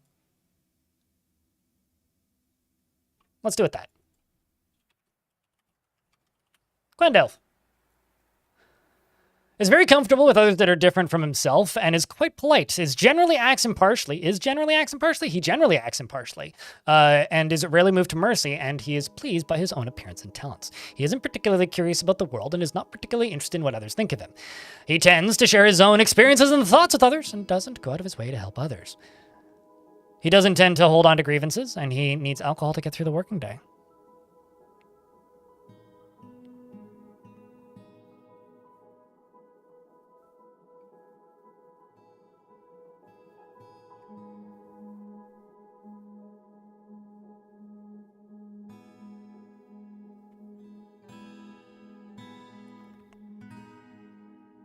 And to the person who's sort of halfway asking why I'm not playing in ASCII, like if I don't like it, I don't play with ASCII enabled because I do this as a job and I want it to be as approachable to as wide an audience as possible. That's why. And now I'm waiting for the ads to finish and then I'll finish reading. A fine Dorfman, yes, most certainly. I am in fact in Canada, yes. I do this full time. I've done this full time since 2016. And I recently bought an apartment. So, doing okay. Although I do still have goals and minimums and things I gotta do. Am I a hockey fan? Fuck no. What do you think I am? From Toronto? Jeez, man. If I wanted to watch people punch each other, I'd just go watch boxing.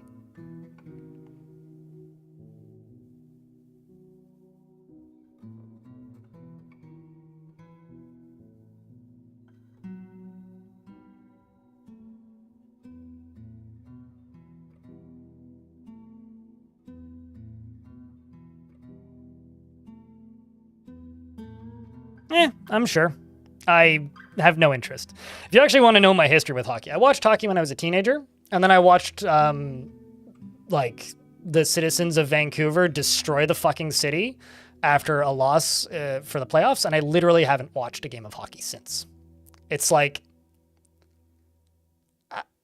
if I lived in Philadelphia, I would have been cured of this immediately. But, like, if win or lose, you destroy your city, there's zero fucking reason to support god-awful nonsense like that. And that kind of team sport causes that behavior every day.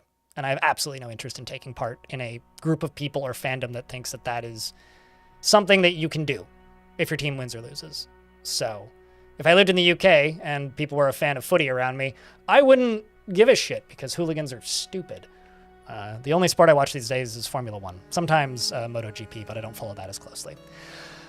He personally values tradition and values hard work and doesn't particularly care about craftsdwarfship and dreams of creating a great work of art. And this dream was realized. He likes electrum and blue diamond and guava wood and giant chipmunk leather, the color Carillion, and low boots and mules for their stubbornness. The sound of the tulip of sparkling and the sight of the silkiness of festivals, and when possible, prefers to consume glass eye and pendant amaranth beer, and purple amaranth flower. I wonder if it's actually purple, or if it just looks like flour. And hates mussels. Has a pet lamb. I'm scared to check if they're alive. And a pet, or a friend named a mace dwarf. A friend mace dwarf. Football is not lame. Football's a great sport. Same with hockey. I just have no interest in watching it. Or taking part in a fandom that watches it. Like, I've got nothing against hockey. For clarity's sake here. I just don't care. Or have any interest in it. There's a very big difference there.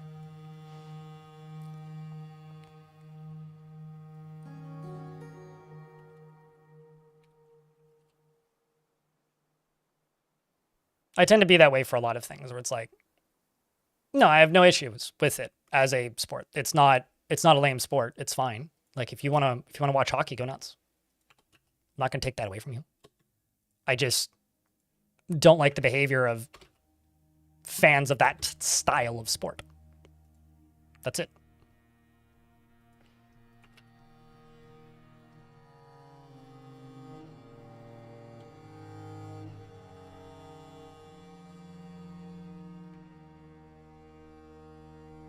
I'll be honest with you, I don't have many friends.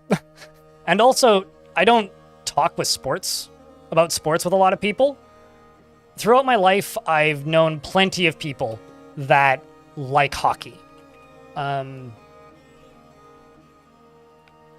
never come up in conversation with somebody. I'm sure there are people that are like me who were childhood fans and probably would have become really big adult fans.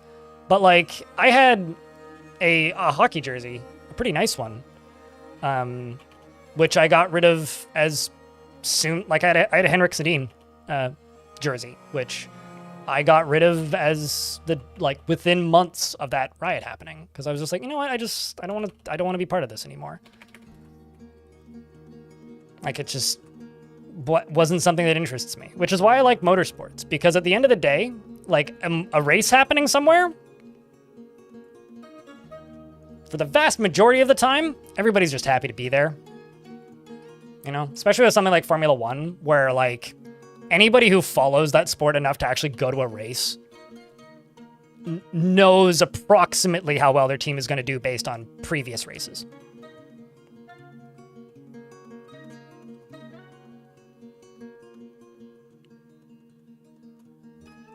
Bye, viewer guy.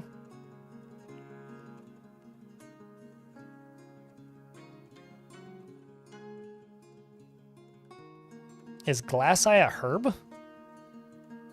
I think it's a fish. Like, if we're talking about like creatures in Dwarfport, I'm pretty sure a glass eye is a fish now.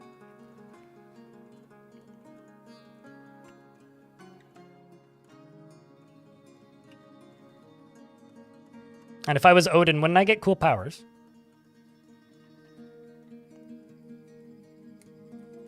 I've not seen Man's City during a race. Yeah, no, I'm sure that's the case. But nobody destroys my cities.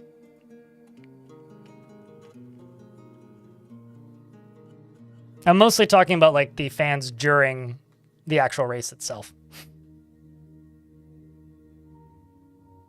Small nocturnal marine fish. Well, there you go. But you're probably right, UGDPY.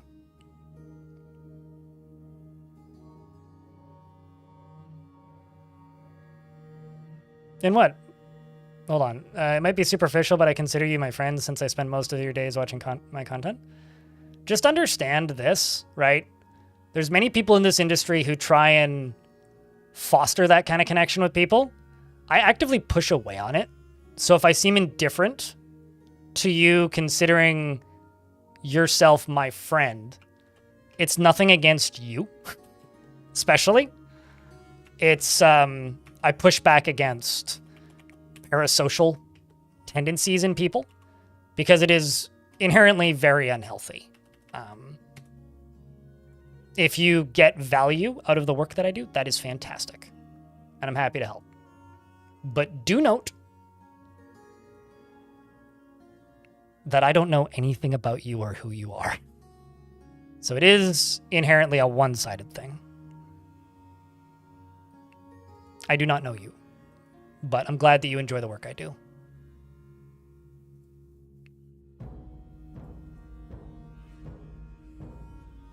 And if you ever see me in real life, you're allowed to come and say hi unless I'm eating. If I'm eating, leave me the fuck. Thankfully, I've never had somebody come up to me while I'm eating. Generally, people are smart about that, but...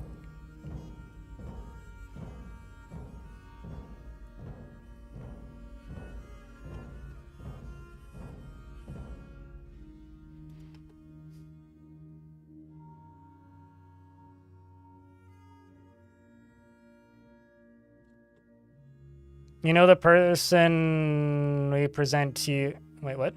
Sage? I know the person that you present to me through this chat. You know, it's kind of funny because, like, I've had people try and tell me that, like, streaming is a social activity. When I first started doing it, it was a social activity because it was just me and, like, 1 or 2 friends in a chat. Chit-chat and playing games. That was a social activity. But I would say at this point, streaming is not a social activity. Like, if anything, it's kind of the opposite. It's very much a thing that I do as a means of making a living. And it's not particularly social at this point because I don't know the people that I'm talking to. So to me, and don't take this the wrong way, you guys are people that I'm very thankful for. But no, I consider other streamers coworkers. You guys aren't coworkers. You're folks that I'm very, very happy exist. But at the end of the day, primarily from my perspective, your name's in a chat room. No boy. Webb's Oriole appears to be emaciated. Where is it? I don't think that can get to me.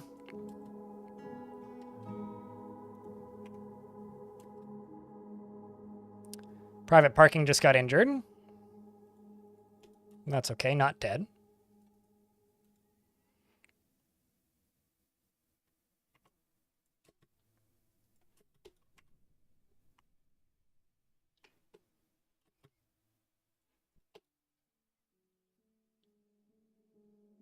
No, it's fine, Salvi.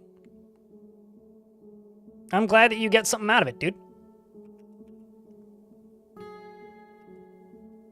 Like, that is genuinely a positive thing. There's no negative there. It's only a negative if it becomes unhealthy. It certainly doesn't sound like it's unhealthy. I mean, I've definitely got... there's definitely streamers out there, and... Well, actually, it's more podcasters for me.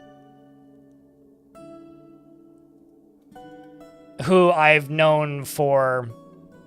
Ooh, Titan Fight. Who I've known for a very, very, very long time.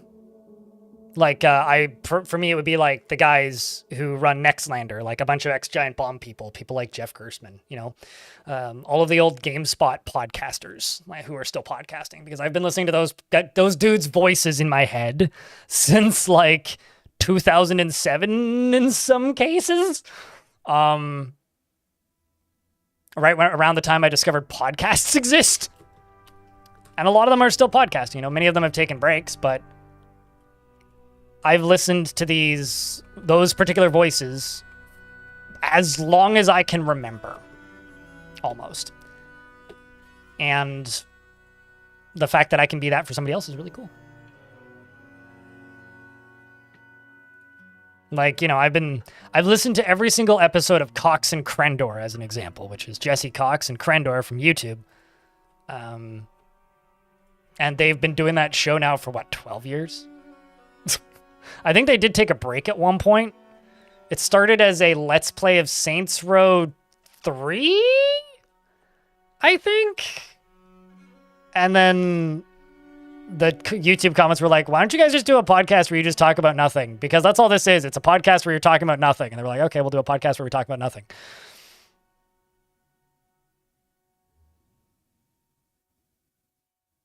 It's not my fault his last name is COX. Although there was that one brief period of time where a bunch of his YouTube videos got demonetized because at the end of all of his videos, he screams, "You've got Cox," really loud. So we had to explain that one to YouTube, which I find hysterical. Yeah, we need to check in on Snail.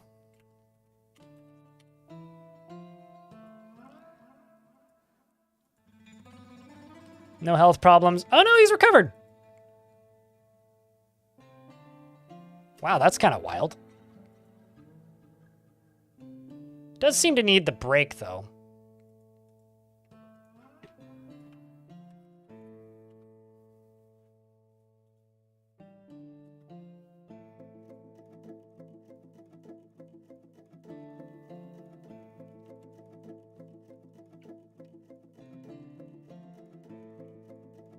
As a new streamer, it's one to get your head around for sure. Wait, what is that? People will. At the end of the day, I just acknowledge, realize, and accept that there's many people who listen to me almost every day who probably know me better than me, in some cases, and probably remember more random facts about me than me. Which, like, it's something you kind of have to accept. And there's also people who unfortunately don't know me. They know me very poorly, in fact. And the version of me that they know no longer exists. Because it's me from 5, 6, 7, 12 years ago. And that version of me is a much worse person.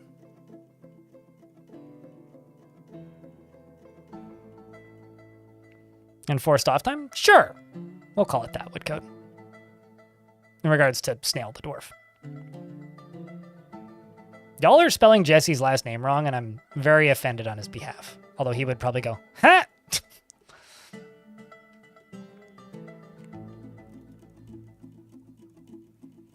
Yeah, no, I was expecting at least scarring.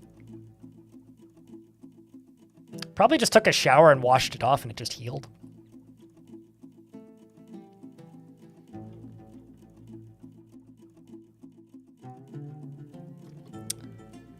Now, there is a problem I'm realizing about this.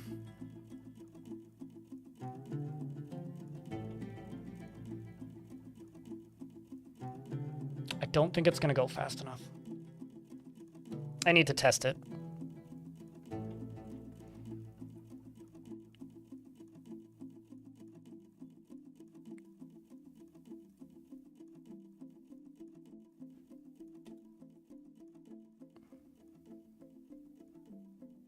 Oh, that's trash. Wait, never mind. Wrong thing. And you wrote you right there. I don't think it's going to go fast enough.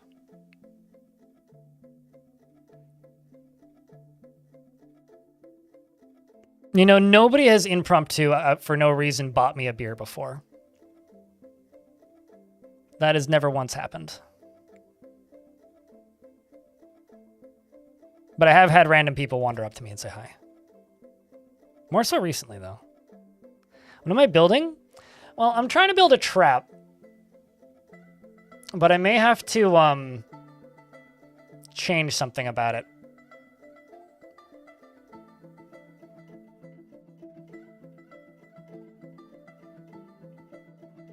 Basically, I'm trying to build a minecart railgun. Is the simple version. I don't think it's going to go fast enough, though, so I'm a little worried. So this is a... Actually, let's use a metal minecart, because that'll give me a better example. Let's just use the gold one. So this will get removed.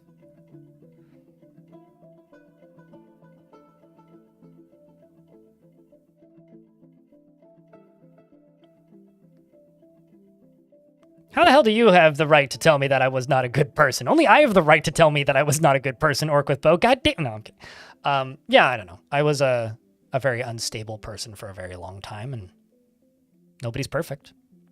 The only point that it hurts for me these days is when somebody, like, shows up in the comments on an old VOD from, like, I don't know, 5 years ago or longer.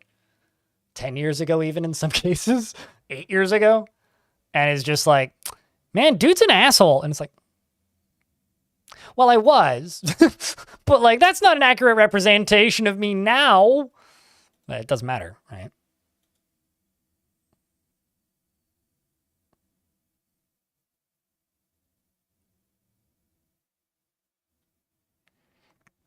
Yeah, and simply put, it's supposed to be a minecart that goes in a circle. Ozytherum, and hopefully, ideally, goes fast enough that it can just take off and then continue going onto the other side. But I'm looking at it right now and going, shit, this may not actually work.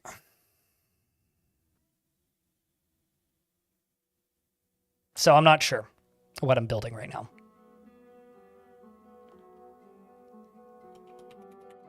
I may need to raise this up one level, which would require me constructing some stuff up here, which isn't too bad.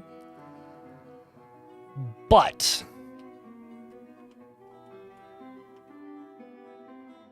it's currently not great. Because the idea is that it's going to knock goblins down into here, but it may not end up working the way I need it to anyway.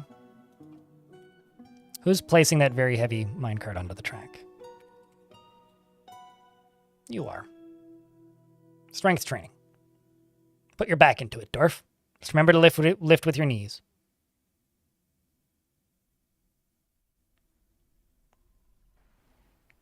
You know, I know this might come as a surprise to you, Quendelf.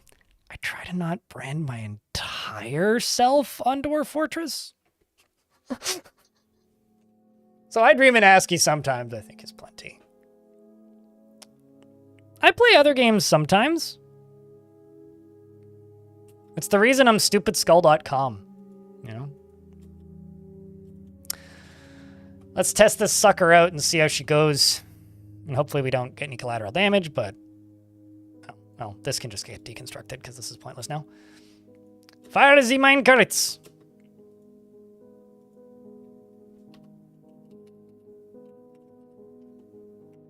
Minecart. Singular. Yeah, that's the problem. It's not going to go fast enough unless it connects to here.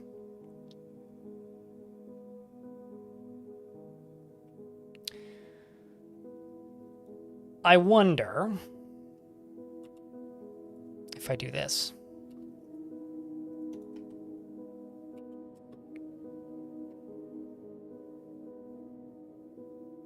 Time for your beauty sleep. Alrighty, enjoy your sleepy boos.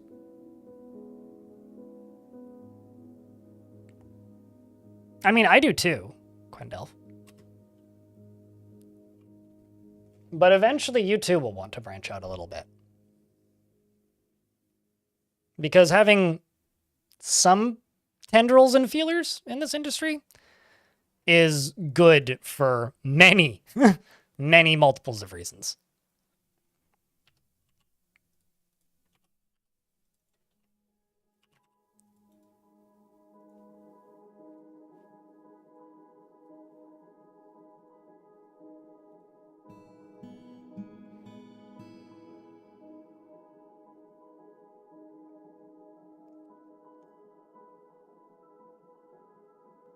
But something to that extent, in my opinion, probably isn't a good idea.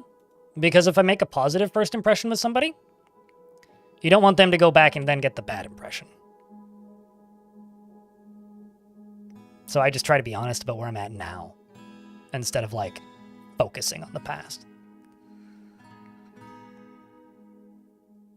What minecart shenanigans have we done so far? Oh boy.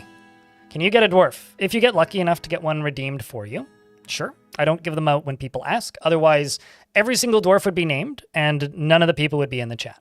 Well, some of them would be, but most of them wouldn't. That's something you kind of got to earn around here. I really just don't have an easier way to give out dwarves into the YouTube chat, because YouTube doesn't have any good, you know, integration features. But my friend here, Orc with Bow, is giving you a dwarf craft word. So, Craftword, what kind of dwarf would you like? Oh no, a dwarf died of dehydration. Anyways, you're getting put in a tomb.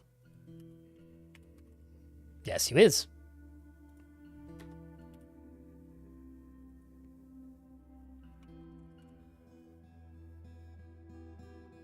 I mean, it would be hard to miss Manor Lords, I would say.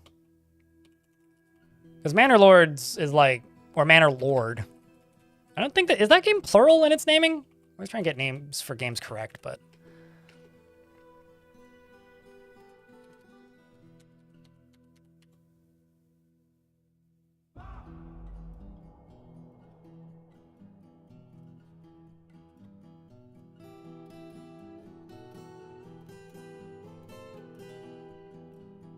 Well,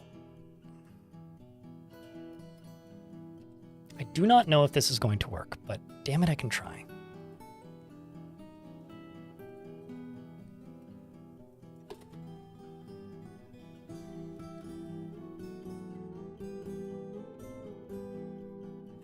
Why are you listed as north? You should be going south. Maybe I queued you up the wrong way. Welp.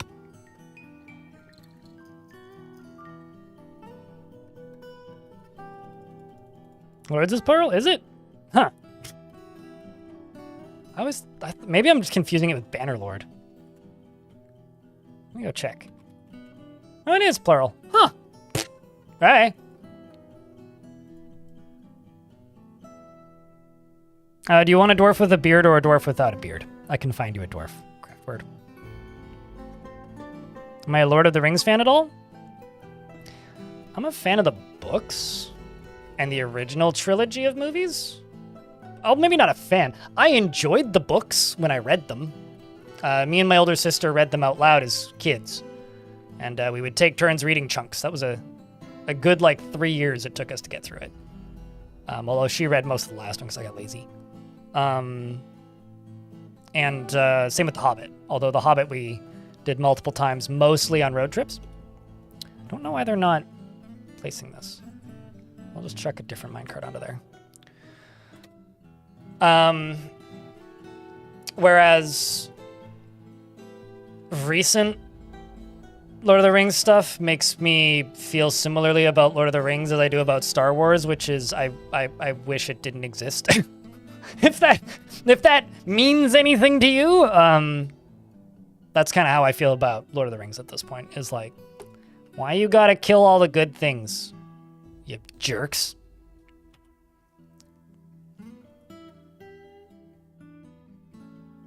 So I don't really describe... There's very few things I would describe myself as a fan of, especially when it's like a corporate entity. Like at this point, asking if you're a fan of Lord of the Rings is like, hey, do you like giving the good folks over at the Embracer Group money?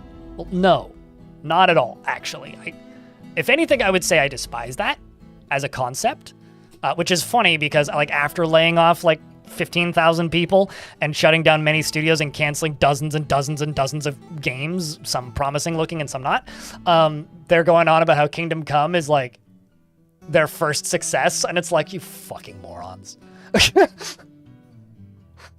Anyway, Craftword is a brewer and does not find most jokes humorous. It has an overbearing personality and lives a slow-going and leisurely pace, often feels lustful, is somewhat fearful in the face of imminent danger, which means you'll live longer, and generally acts with a narrow focus on the current activity, can easily fall in love or develop positive feelings, and occasionally overindulges, and of course has a greedy streak. Dreams of creating a great work of art and personally respects individuals that persevere through their trials and labors, and values honesty. And sees sacrifice as wasteful and foolish. He likes shale and tin and aquamarine, as well as the color fuchsia, ballista parts, and the tulip of sparkling, and the sight of the meandering lyrics, and when possible prefers to consume fisherberry wine and buckwheat flour, and can't stand worms. I don't know how you break an ear, but your ear is broken. No information on that, but your ear is broken. I'm sure that's very painful, hopefully not an ear infection. Your best friend is dead, which is unfortunate, but you do have several other friends, which are not dead. So that's good. Many passing acquaintances you have here are dead, and you've been here for 3 years. And you recently were forced to endure the decay of a friend, which is very unfortunate. I hope you enjoy it here. Hopefully things get less terrible for you in the near future. I'm also going to chuck a fancy rope up here.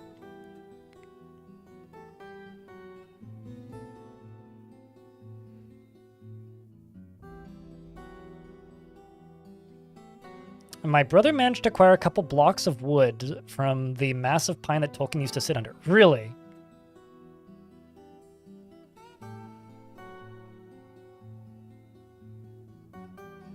Sauron was pretty in the Amazon show? I'm sure. I have zero interest in watching any of those shows. Just like apparently they're making a new trilogy. I also have zero interest in watching that.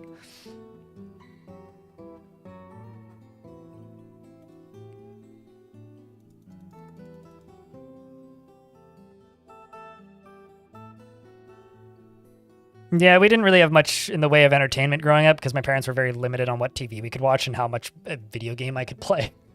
So, which is very frustrating at the time, but in hindsight, it was probably for the best. All right, we'll just we'll have a defense rooster, most effective alarm clock, and enemy announcement mechanism. Bastet, thanks for the raid. What were you playing today? Mods, can I get a shout out for the raiders? This is the first raid of the stream. And you are placing this steel minecart.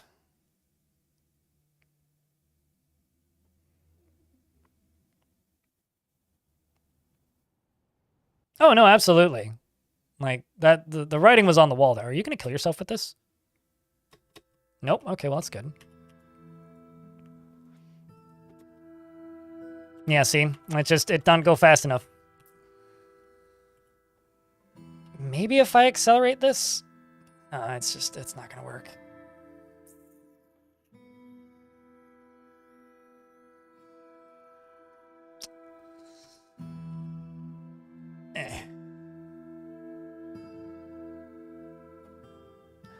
Kind of the only way I'm seeing to be able to do this would be setting up some impulse ramps. I don't like using impulse ramps, but I'm going to try some impulse ramps.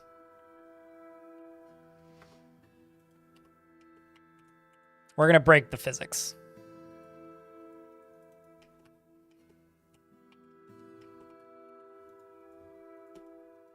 I'm also in an ad break now, so I'm going to leave the game paused until the ads are done while I place a giant food stockpile.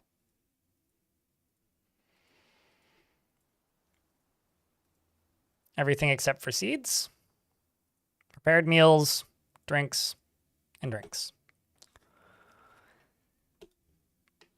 That's the idea, yeah. The problem is I'm having a hard time getting it going fast enough.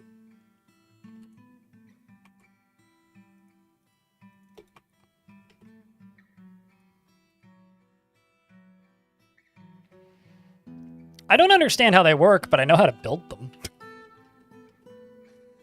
You have to make the minecart think that it's going up a ramp when it's not, is the simple answer to how they work.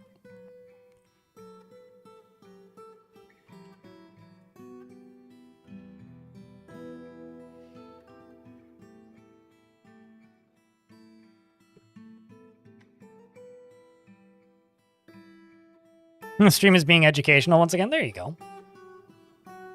I may also have to do some channeling to make this work.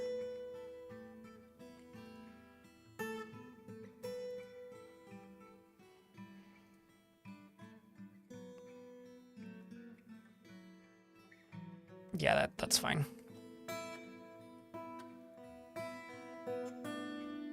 I think the ad should be done, so I can unpause.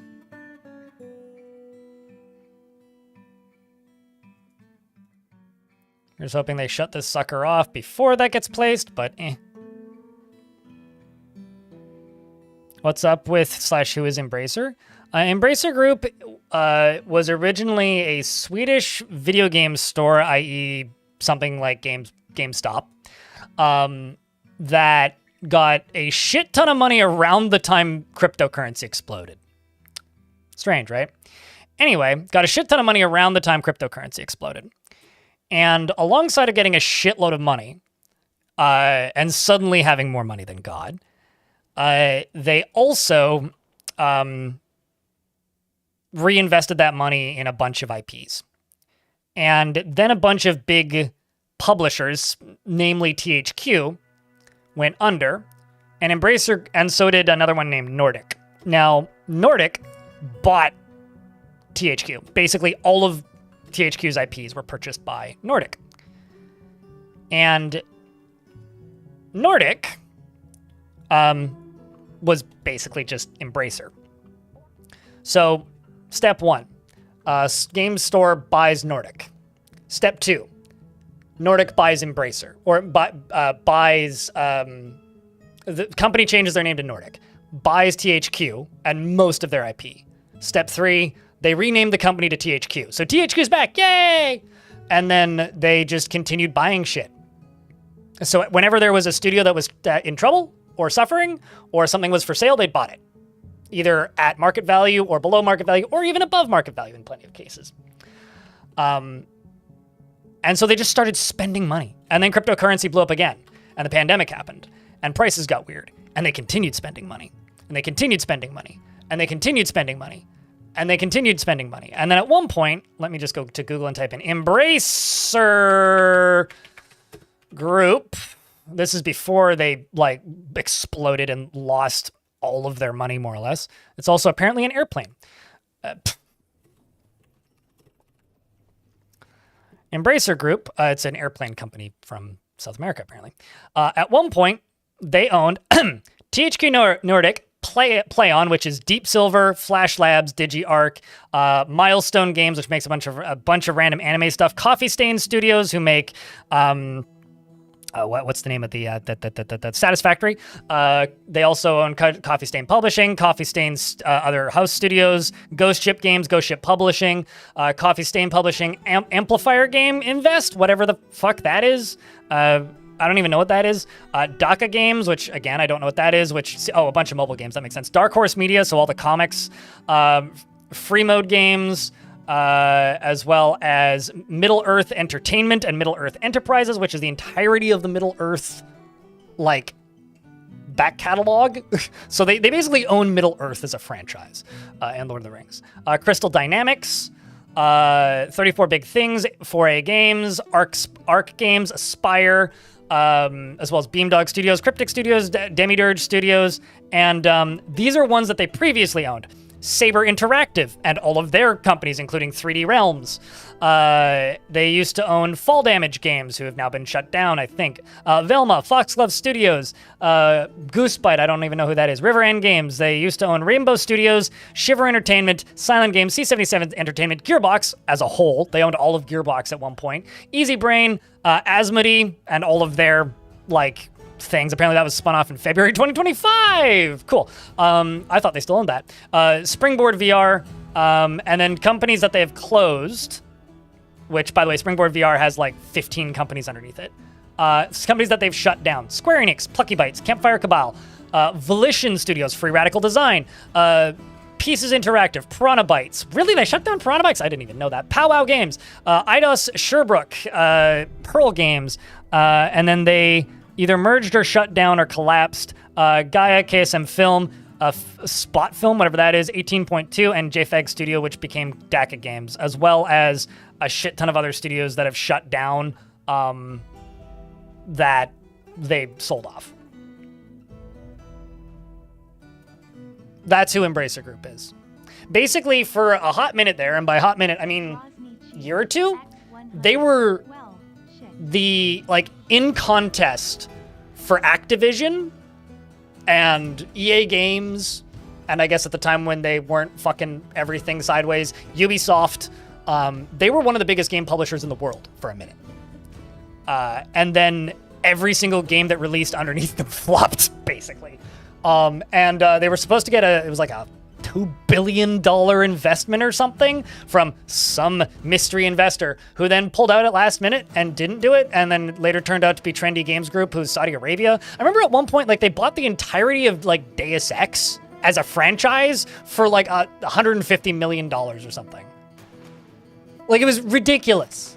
And I remember the owner of, what's the name? New Blood Interactive, the people who make Dusk and all those first-person shooters, was just like, why did anybody tell me it was so cheap? I would have bought it. Which, anyway, so now, like, nobody owns Deus Ex, which is kind of cool. Well, maybe I don't actually know who owns Deus Ex right now. I know they sold. I mean, they might still own it. They shut down the studio that made those games, though. Well, Embracer versus Embracer Group. Catastrophe. I didn't know that until I Googled it, and it was the first thing that came out. And I was like, huh, apparently it's an airplane manufacturer. But anyway. Oh, okay, I see what you mean. It's almost Embracer, it's just a different word. So it's not. Got it. Okay, makes sense. There's a C missing. It still came up first somehow. I had to scroll down a little bit further. Maybe I misspelled it in my Google search. It's possible. Likely. I should make cheese. We got milk. Anyway, so that's what Embracer is. And now Embracer is like 5 companies, including Middle-earth and Friends. Which is... like, ouch, I just got punched in the corporate hellhole. Levels of stupid for naming schemes. But I digress.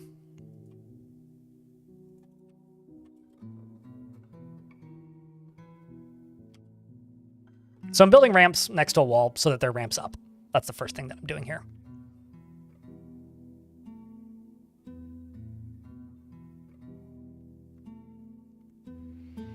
Led to the loss of 4,532 employees, the closure of 44 studios, and the cancellation of 80 in development games. Yep.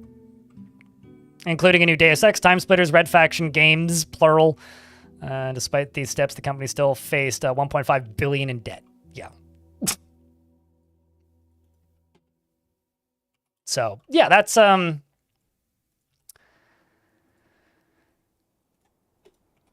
that's who Embracer is.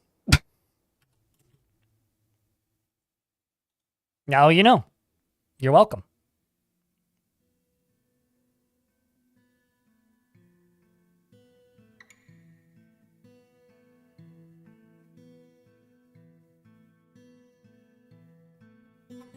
Oh, really? You used to fly Embracer to work? Well, or Embraer, or however you're supposed to pronounce that? I can't pronounce that word. I'm not going to pretend to. Okay, so that's the first one. Although I may need to disconnect these.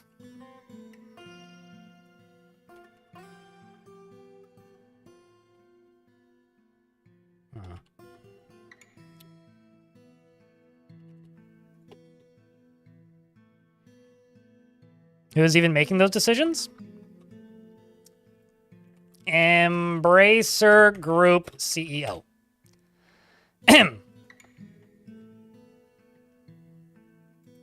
I hate this man's face. Hold on a second. Let me just look up his name. His name is Lars. I knew that. I just couldn't remember his last name. And no, I'm not going to give you the Google Gemini version. This guy's. What? You don't have a picture of his dumb face on Wikipedia? Come on. Fine. Who's making this? Who's making these decisions? This doofus. This doofus. This doofus. You know, this guy. The guy who is making a vault of video games and sealing it like a fucking bunker. That guy is who's making those decisions. That's who. Because they want to preserve all video games and make sure nobody can play them. And they're not lobbying for, like, you know,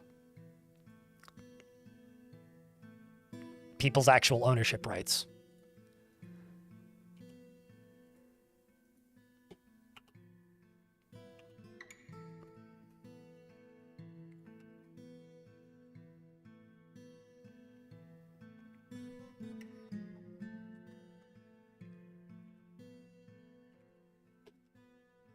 He's also young, isn't he? Like he's a really young CEO. I need to look up how old he is now. Yeah, he's born in 1977, so he's 47. Which is really young for a CEO.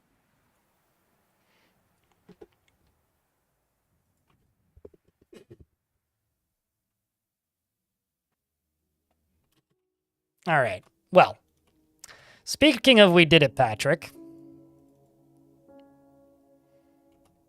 We're very close to being finished on this, and then I can give it another test run. which, once again, I'm not positive this is going to work. But, for those of you who don't know, this is how you make an impulse ramp. Okay, don't go all the way to the end, but just go like right there. And then put the cabaret right there.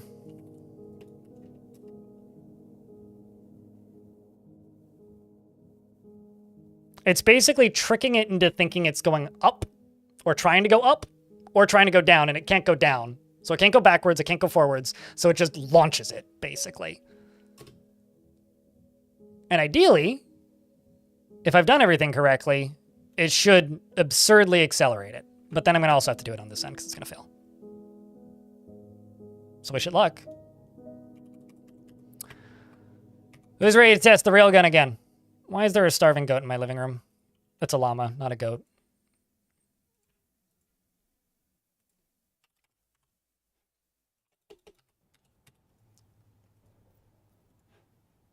Buy those bars, buy those gems, buy the glass for the dumb artifacts. Buy all the barrels. I'm lazy and don't want to make them myself. Buy the meats, buy the fish, buy the plump helmets, buy these, buy that's. Sure, well, oh, I can't. I ran out of money. Well, okay. Are there any ridiculously expensive things in the... Let's not buy the cut gems.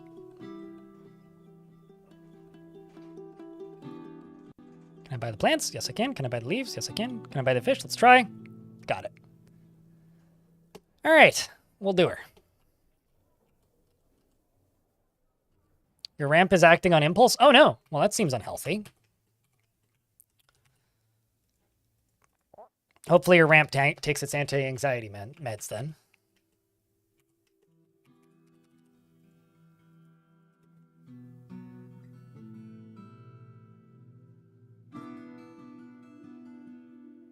Well, I'm not sure why it turned around, but it's working. I mean, where did it land?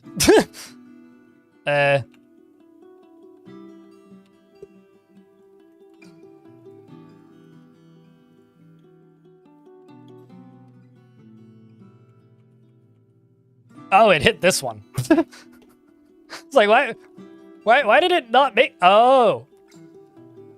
Oh. You have no idea what happened? It's fine, don't worry about it. Just let me turn it off real quick.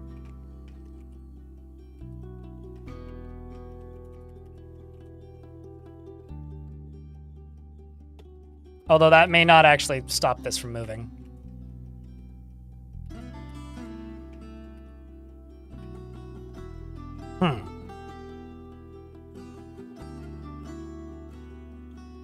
So now it's going further up.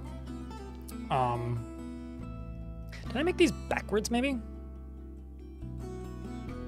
So now it's not going fast enough to actually accelerate it, which is kind of a problem. Well, I guess what I can do is this. This is slightly dangerous, but hopefully,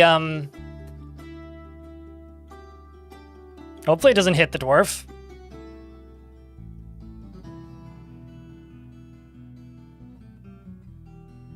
Ideally, it goes straight line and goes wee.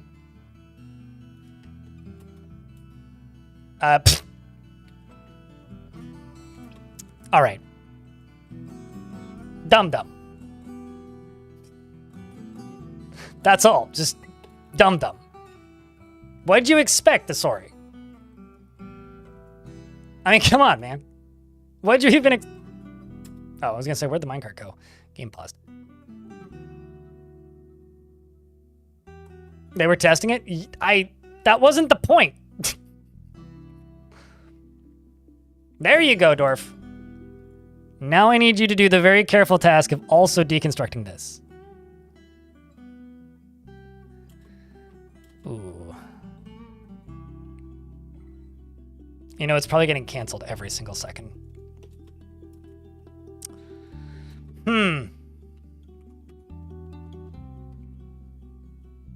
You know, Let's try deconstructing this.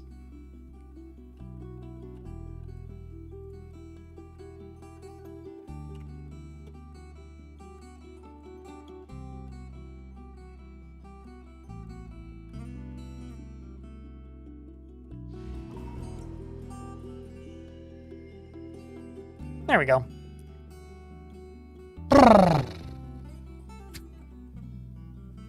Maybe that's how I would turn it off. I also need to deconstruct this one. And unforbid that. And go up to you, you're good. Okay. OMFG.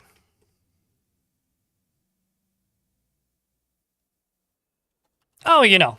The Minecraft, the fun with minecarts video that Crux Smash did is in fact a classic. I mean, Oh Look, A Way to Die might be one of my favorite pieces, one of not my favorite, but one of my favorite pieces of Dwarf Fortress artwork ever made.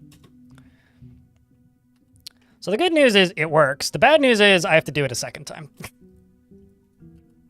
on this side. So that's fine.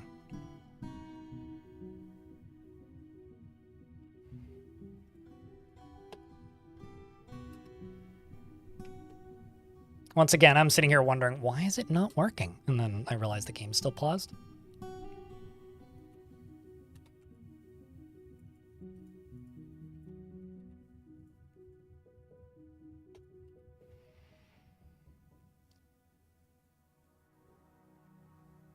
I don't think there's anybody who plays Dwarf Fortress who doesn't love Krug's artwork. I don't think that's a controversial thing to say either. Although I do have a Ghost of Lanix,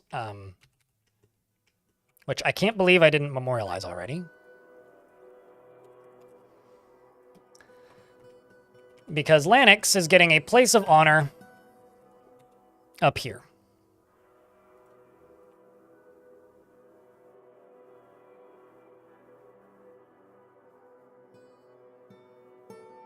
Did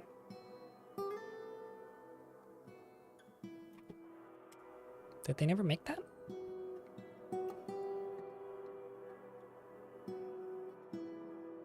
I swear I queued that up.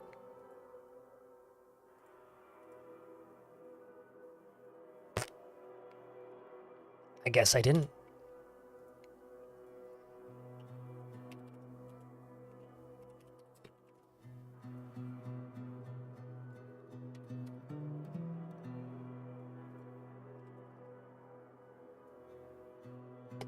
All right, well, let's try that again.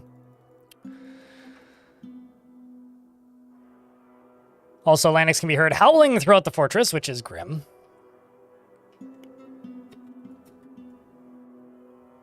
Poor Shinobi.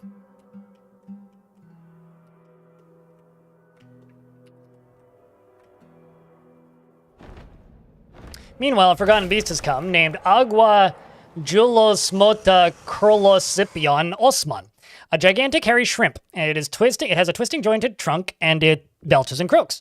Beware its poison vapors. The most poisonous of vapors. Oh. And it's on the level where it can kill me. I shall tell my dwarves to kill it. Kill it, please. Thank you. Do it efficiently. Chop, chop. Or stab, stab, maybe? Instead of chop, chop. Also, chat, can I get a round of beers? And you know what for? You. Even if you don't drink. If you don't drink, grab yourself a celebratory apple juice. I just want to say thank you for tuning in today. You know, it's good to have so many people watching. I wouldn't have this job if people didn't watch the stream, and it wasn't for the 95 people watching on the YouTubes, and for the additional 200 here on Twitch. Drakensoul wouldn't be dead. But I wouldn't get to do this job, so thank you. Rest in peace, Drakensoul. And Montecore, thanks for the 17th month, not 70 months. Thanks for the 17th month.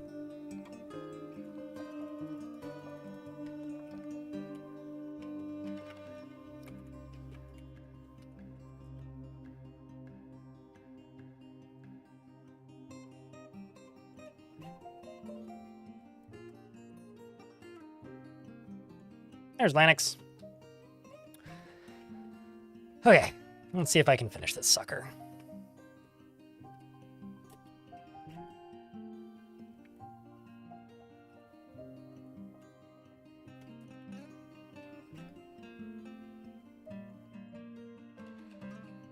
That would require them freezing, so I think we're pretty safe in that regard.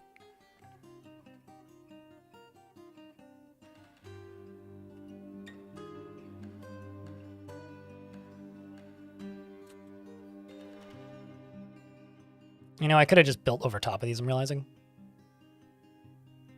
Some dwarves have arrived despite the danger. And that dwarf just climbed a wall.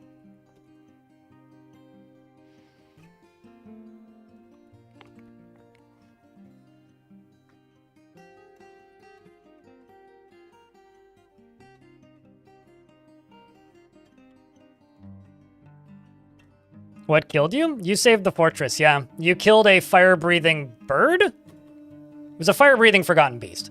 But you killed it off-screen and also died off-screen. But I'm giving you credit for it because there's no way in hell anybody else killed it. Because you were the only legendary...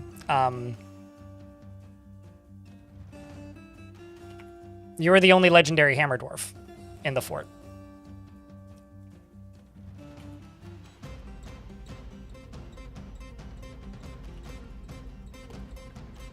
Actually, I can probably just do this. Yeah, easy enough.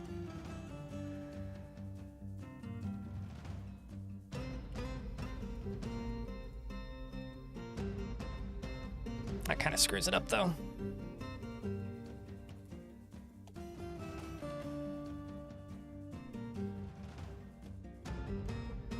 I'll just let them build those.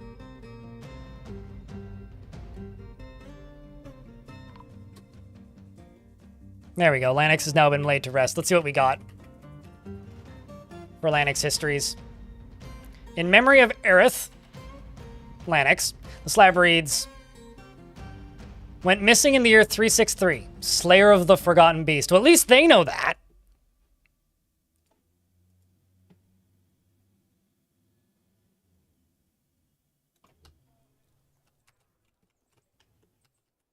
Well done.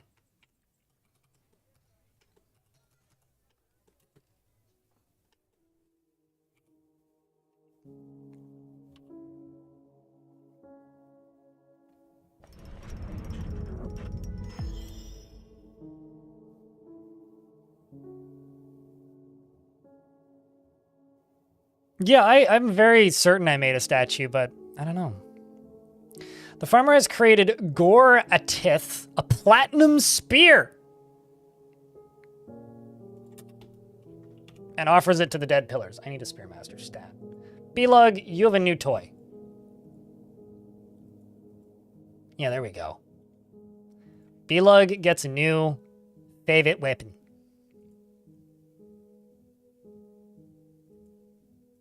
A platinum spear. Once he wakes up. I mean, he does have 34 other kills as well as 6 notable. Including apparently a tiger?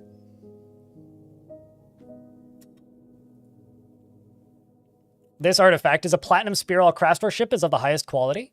It is encircled with bands of platinum, cave spider silk, and pear-cut clear zircons. And porcelain. On the item is an image of Gozru, Submerged Thief, the Goblin, and Doran Granite Spiral. In Forgotten Beastbone. Doran is striking down Gozru. The artwork relates to the killing of the Goblin Gozru, Submerged Thief, by the dwarf Doran in the Towers of Feeding in the late winter of 236. During... I'm not going to say that word because y'all will laugh at me. The Assaults of Murder. On the item is an image of Zas the dwarf and dwarves in porcelain. Zas is surrounded by the dwarves. The artwork relates to the rising of Zas to the position of king of the Tower of Clobbering in year 1. And the item is an image of dwarves. The dwarves are traveling. The artwork relates to the foundation of Mind Arts by the Silver of Holding in the confusing mine in 57. The first time this place was populated. which I think is pretty cool. And now I've got another ghost. Well, that is the coolest artifact in this fortress so far. By far. Like, by far. I mean, 37,000 Dorf bucks? Probably more. Like, that is expensive. Oh no, there's someone's teeth are on that statue. I should probably deconstruct the statue and fix that. Well, that's a pretty fucking cool artifact. Hey chat, we're getting close to 4 o'clock. How you guys feeling about a little bit of Goblin Camp once we do another test run of these minecarts? Although, I gotta fix this.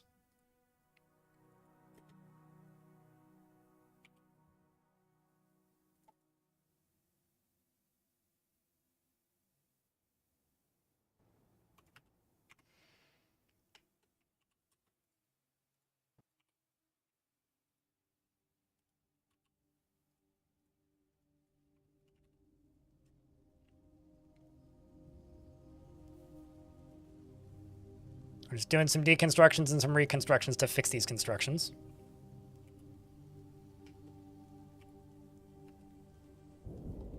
Probably just build that there. Build a ramp over it. That'll fix it.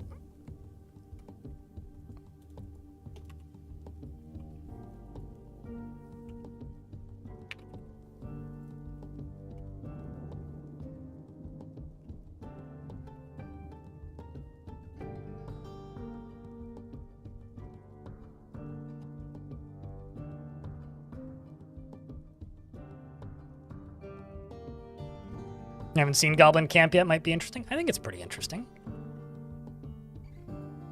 I think I could also speed this up a wee bit if I do this and this, and then just replace that last piece of track. Although maybe not this one.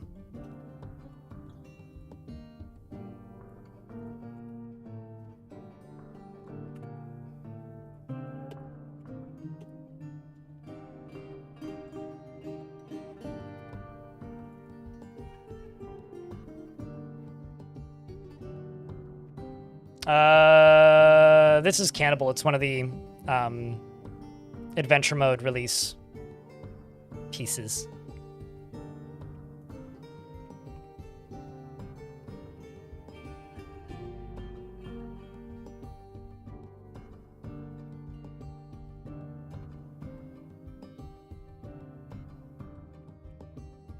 And then you go right here.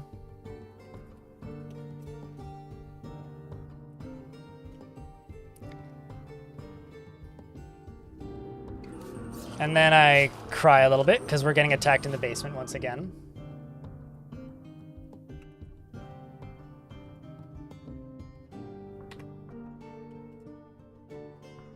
And get annoyed at the ghost.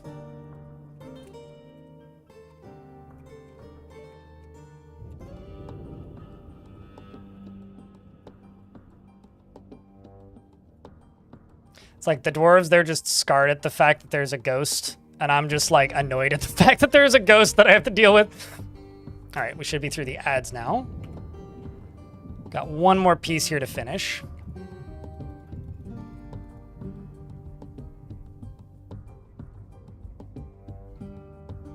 Oh, come on.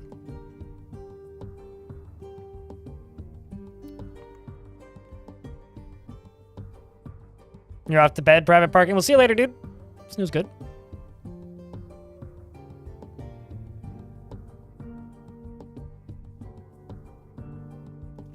Okay. So, now I can turn this sucker on and we'll see if it works or if it falls flat on its face. What do you think, chat? Do you think it's going to work or do you think it's going to fall flat on its face?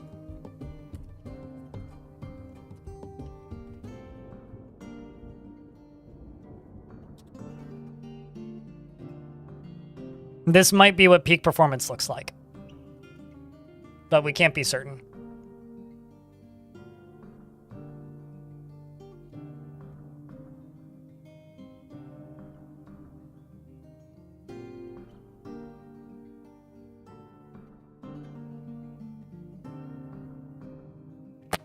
What'd you hit?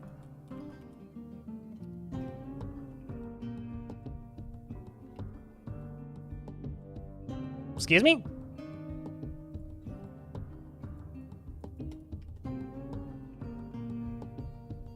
Is it I forgot to build this?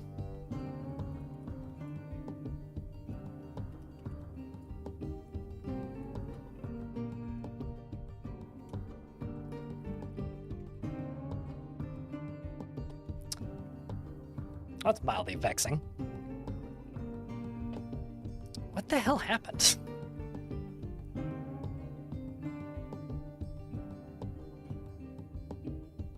Huh. Another thing I could do as well is I can re-engineer this to be a minecart launcher that fires minecarts like through here at this. Since now we're just using impulse ramps, might as well go full stupid. I genuinely do not know why they all turned around though. Like, this is a little bit perplexing to me. Although, actually, since we're just using impulse ramps, why don't we just be honest with ourselves for a second? Why am I even building a ramp here? Just make it spin around real quick and fire it off again. Mayhaps I could use this as a loading system?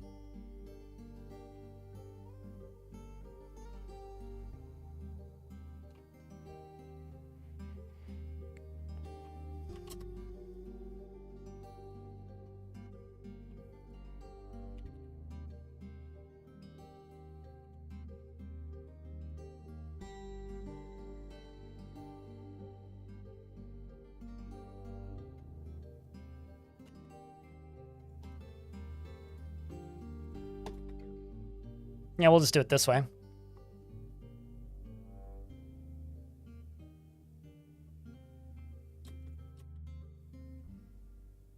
They're not hitting the track that goes up to the fortification. They didn't make it to the top. They turned around, basically. But, I don't know. This is a way to solve this problem very swiftly.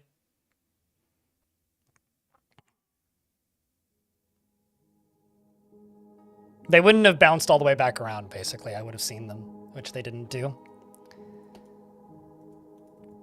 Is somebody coming to get this boulder?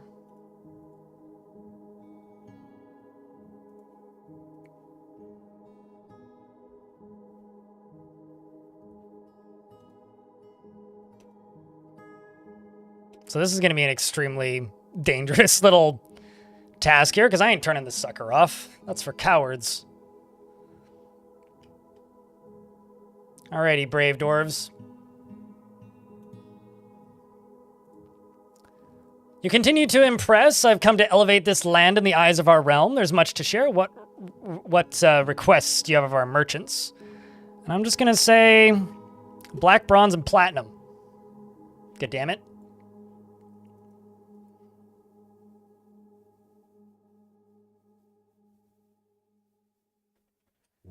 All right. I could also very easily just like extend this onto as another impulse ramp if needed. But here we go. What do you think, chat? Sand and glass? Nah, I've purchased a whole bunch of raw glass now, which I'm not going to cut. I purchased it off the last few. So we should be good at this point.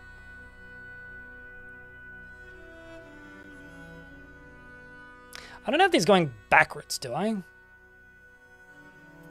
Maybe I need them to go this way? Or this way? I haven't built these in a while. Certainly seems like that, though.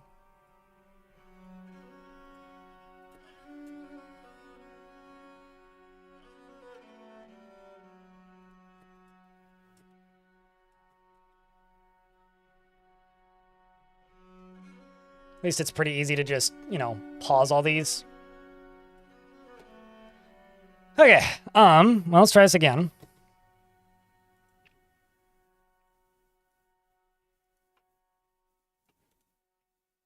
I guess I could just put a wall right here. Do it on this side.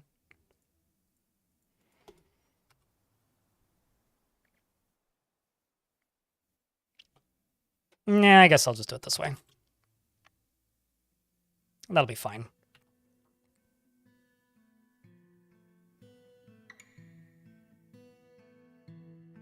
Why aren't you missing a track? I don't understand the question.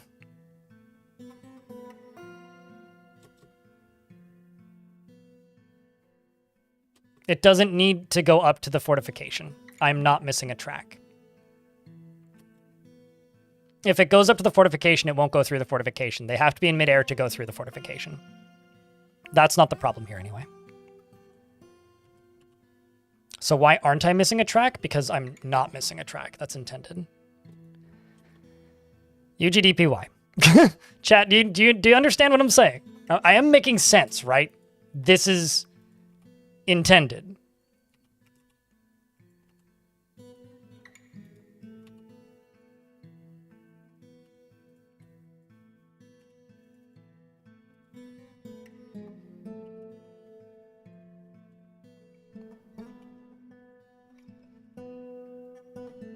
Shionobi cheered. X100. You're making 100 cents. I'm making 100 cents. Well, thank you for the 100 cents. I wanted just to make sense, but dollars works. Thank you.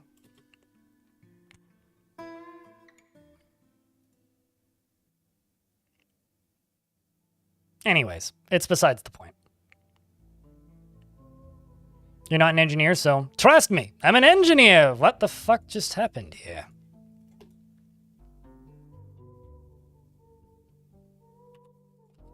Wamble.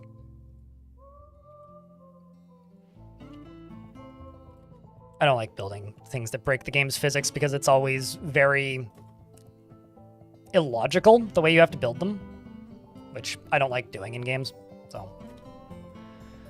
But here we are, doing the thing. Hey, chat, can I get a round of beers? Shinobi, I have bad news. I feel like you missed the source of said bad news, too.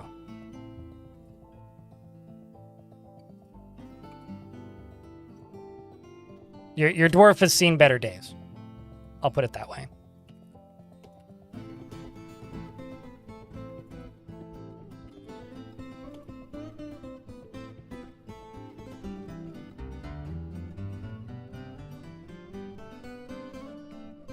You are still breathing? You're a bit of a vegetable.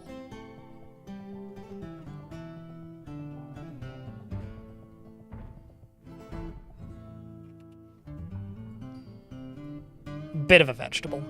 Maybe massive of a vegetable? Hugely of a vegetable. You're very much a vegetable. The choice of vegetable, though, is up to you, though. Like, you could be a celery, you could be I don't know. Chat, quick, name a vegetable. Could be is a carrot a vegetable, or is this gonna be a no? That's a this and that, not a just like a strawberry or anyway. Tomato, sure. No, that's a fruit, not a vegetable.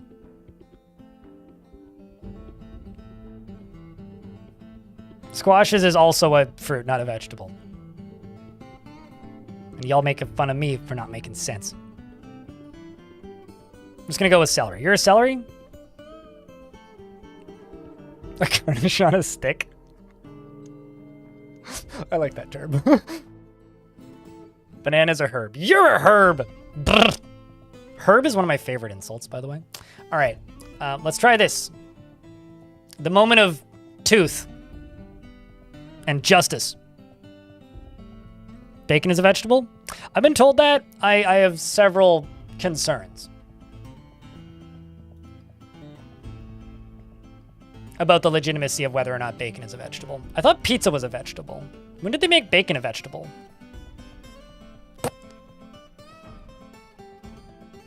I love that this is covered in Stormwolf's blood. That is very funny. I don't know why I find that funny, but I do.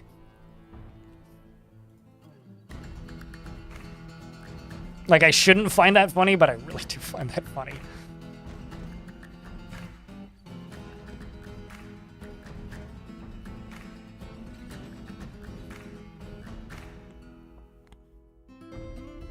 Is that a name? Like, oh, you know, that's a dumb question. Of course there's people named Herb. I don't know, Herbie Hancock writes some bangers. So you'd be in good company, at least.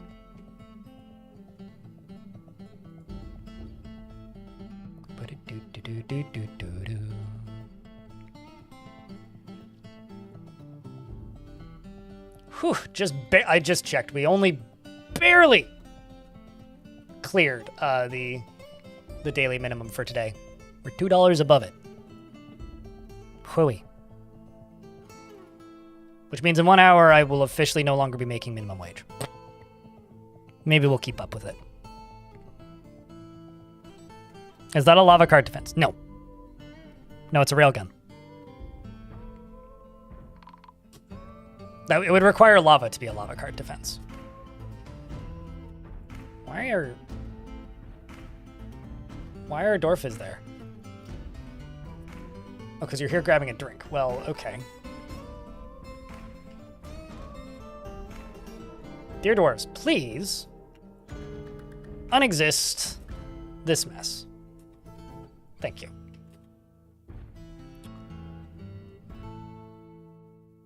All right.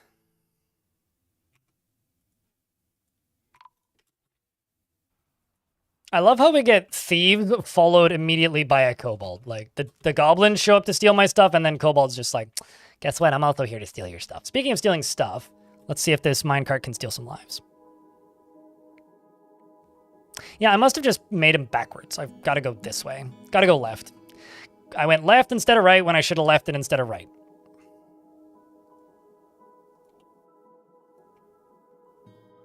Actually, I wonder if I can even do them this way. Probably can't.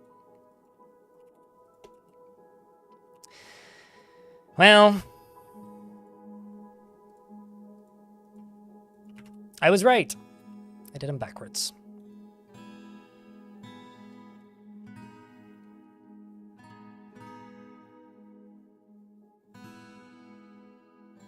I'm sure there are many vegetarian lawyers out there.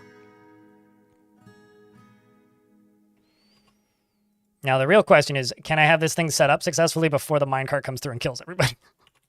That's the important question. Can I do that?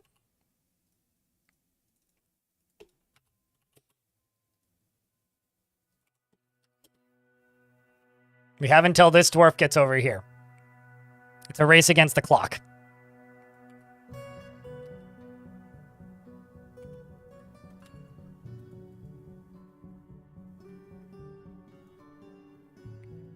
Come on, dwarves. We got this.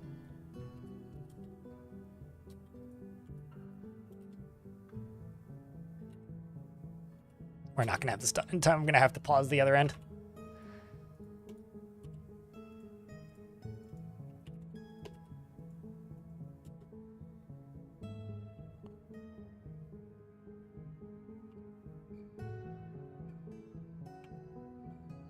All right, dwarves, come on. I'm very annoyed that that didn't work, by the way.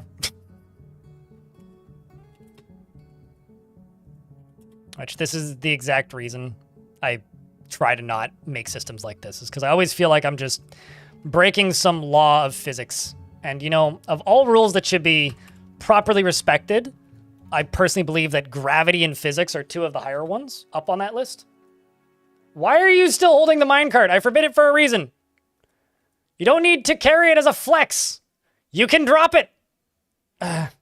Okay, fine.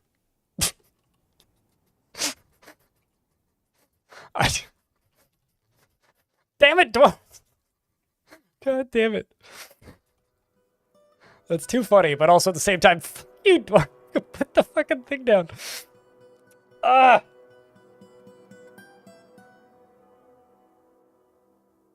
Yeah, they got one of 4 targets, right? 1 of 4. Chad, I need a round of beers. Cheer me up, please.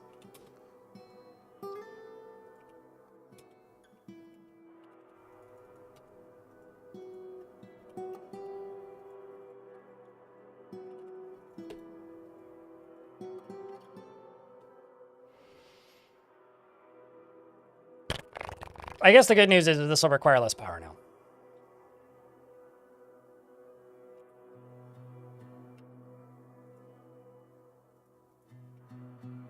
All right. Please work. Please work. Please work. Yes, Killer Spud. I fucking quit. I'll figure this out tomorrow. Chat, we're gonna go play some Goblin Camp. But first, I'm gonna go take a real quick toilet break. Hey, Twitch chat, if you're sticking around, I don't know, post a dancing emote. YouTube chat, I'm not shutting you down now, but I am going to need to set some stuff up behind the scenes. But first, I'm gonna go use the toilet. I will be right back.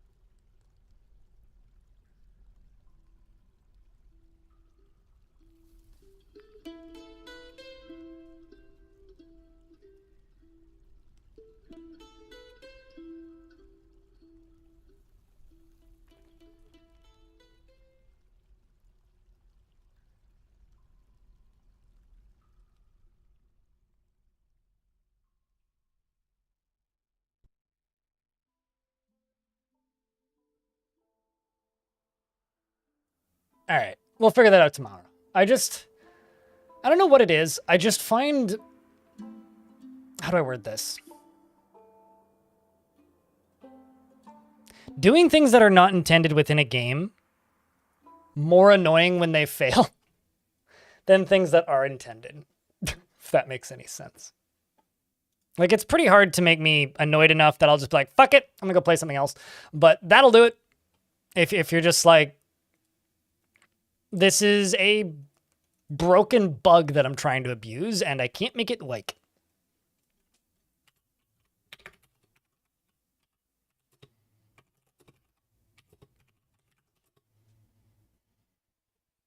That's all. What's up, Red Fogel? There's apparently a video game that exists called Goblin Cleanup. Thanks for informing me of this, YouTube directories. All right, let's open this up. You don't have a dancing emote ATM? Yeah, you probably do. Guarantee you there is an emote that represents dancing that you have in your emote inventory.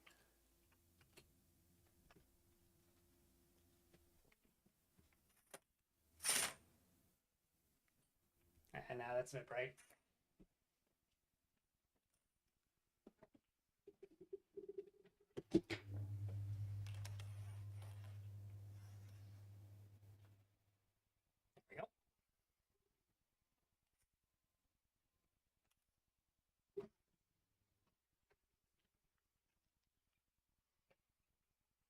You looked? Well, that's on you then.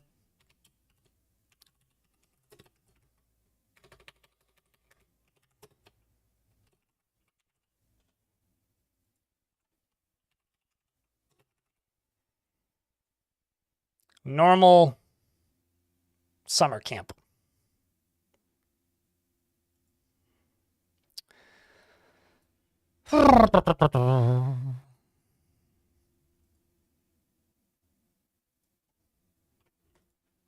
Just gonna put a real quick ping on the Discord.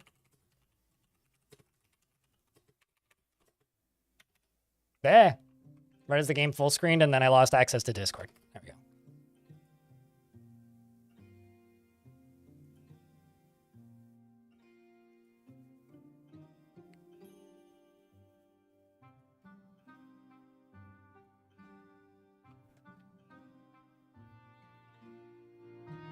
Remember the game's music being really quiet, but not this quiet. That's fine. Oh, actually, I'm going to be professional for a second here and click all of the wrong scenes while I'm saying I'm going to be professional. And then go here. And then game capture, right click. Properties, set you up. Go up and keep.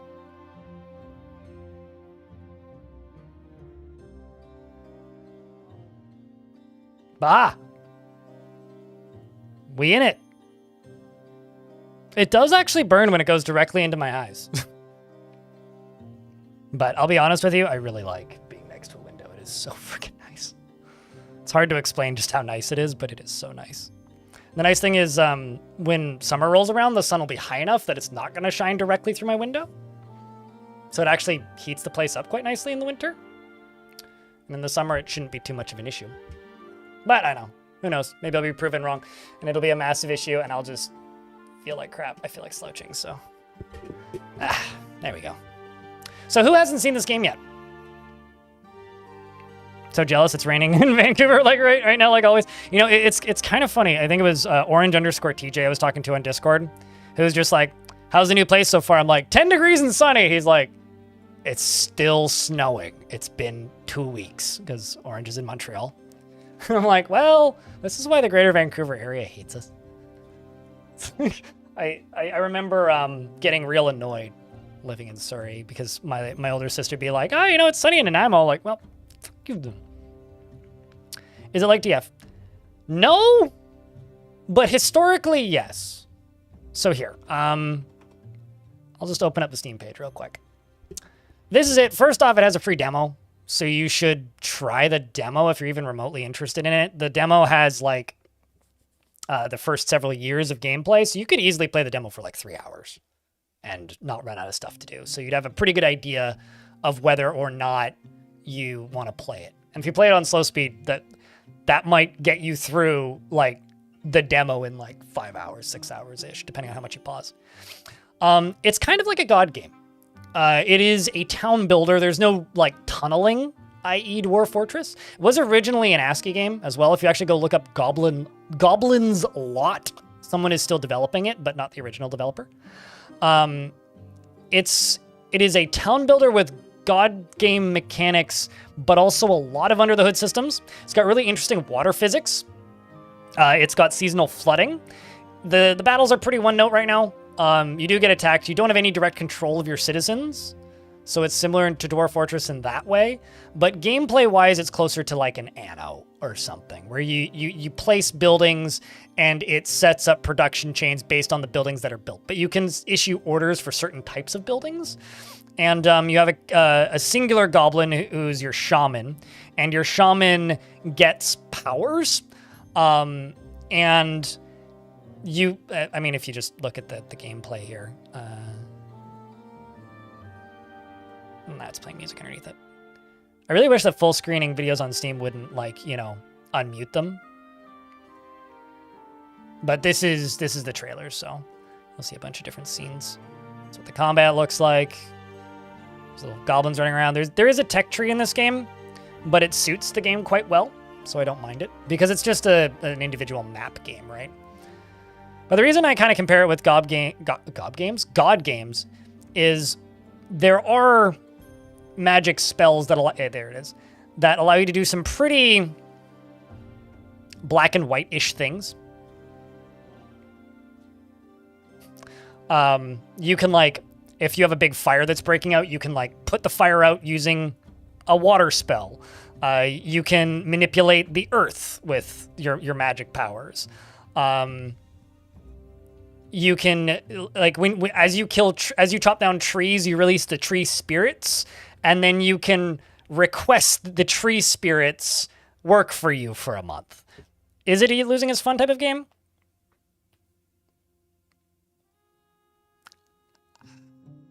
I mean, isn't every game kind of that? What do you mean by losing is fun in this instance? Because it's not Dwarf Fortress. If you want that, go play Dwarf Fortress, right? It's not Dwarf Fortress. It's a pretty different game. I mean, I like it. Elfie likes it. Elfie has 45 hours. Jeez, Elfie. Calm down. Yeah, I don't know what you mean by losing is fun. Do you mean like, is death inevitable? Is that what you're asking? I mean, I haven't lost yet. I started over because I felt like I hit a lot of bottlenecks. But no, not really.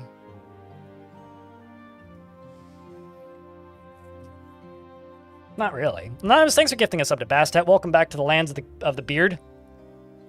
B-E-E-R-D. Edie, maybe? It's closer to black and white, and black and white really isn't to losing as fun. Actually, to me, I think it's closer to a populace, maybe even, than a black and white. There's a post on that I think is really funny, which some of you guys might find funny too, on the... Shit, what's the name of that? Game Jolt page for this game from 2011. Oh no, YouTube chat, if you're talking, I can't see what you're saying because YouTube has crashed. It's okay. Nobody's said anything since the game switched, so. Have I played Terraria? Unfortunately, yes. I suffered through a couple games of Terraria and very much disliked it. I don't like it. Terraria was like the solidification for me that I don't like open world survival crafting games. I'm just waiting for these ads to end.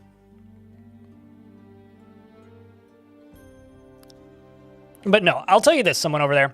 There's only one game I've ever played that is truly a losing is fun type of game, and that is Dwarf Fortress. Every other game that has taken that moniker and ran with it hasn't managed to make losing fun. This is more of a building game, like a chill building game. And then when you start to run into problems, you start over type game. Not that type of game. If you want that type of game, play Dwarf Fort. There's a reason I'm not playing Dwarf Fortress, and I'm playing this. It's because it's different. If it was just doing what Dwarf Fortress was doing, I would just go play Dwarf Fortress. It's the reason I don't play Timberborn, is because it just makes me want to play Dwarf Fort. Does anybody else run into that with games? Open question. I'm also trying desperately right now to keep conversations going, because y'all keep falling asleep. I get it, it's late for some of you. But like, do you ever run into that? Where you find a game that you like, and then somebody says, is it like this game? It's like, well, if it was like that game, I would just go play that game. I don't understand why people, it's like, I have this problem with like, a lot, like, I don't understand, I wish more people felt this way, I guess, about open world survival crafting games. Because there's always like open world survival crafting games that come out, and all the streamers get paid to play it, and then they play it for like a week because it's new and shiny, and then the game shuts down in 6 months because nobody kept playing it. Because they just realized, oh, it's Rust, but, or, oh, it's Scum, but, or, oh, it's, Arc, but. Yeah, I feel like a lot of, like, deck builders run into this problem. Had that with a lot of new extraction shooters. It's like, why not just go play Tarkov? Yeah, true. Yeah. Just make you want to go back to Subnautica? Sure, totally. I mean, that's how I feel about games that are like Dwarf Fortress. Every time I play a game that's just like, it's Dwarf Fortress with, I'm like, fuck you. You're actually RimWorld with. You don't know what Dwarf Fortress is because you've never played it. Or it does enough similar things to Dwarf Fortress that I just don't want to play it. Like Going Medieval, as an example.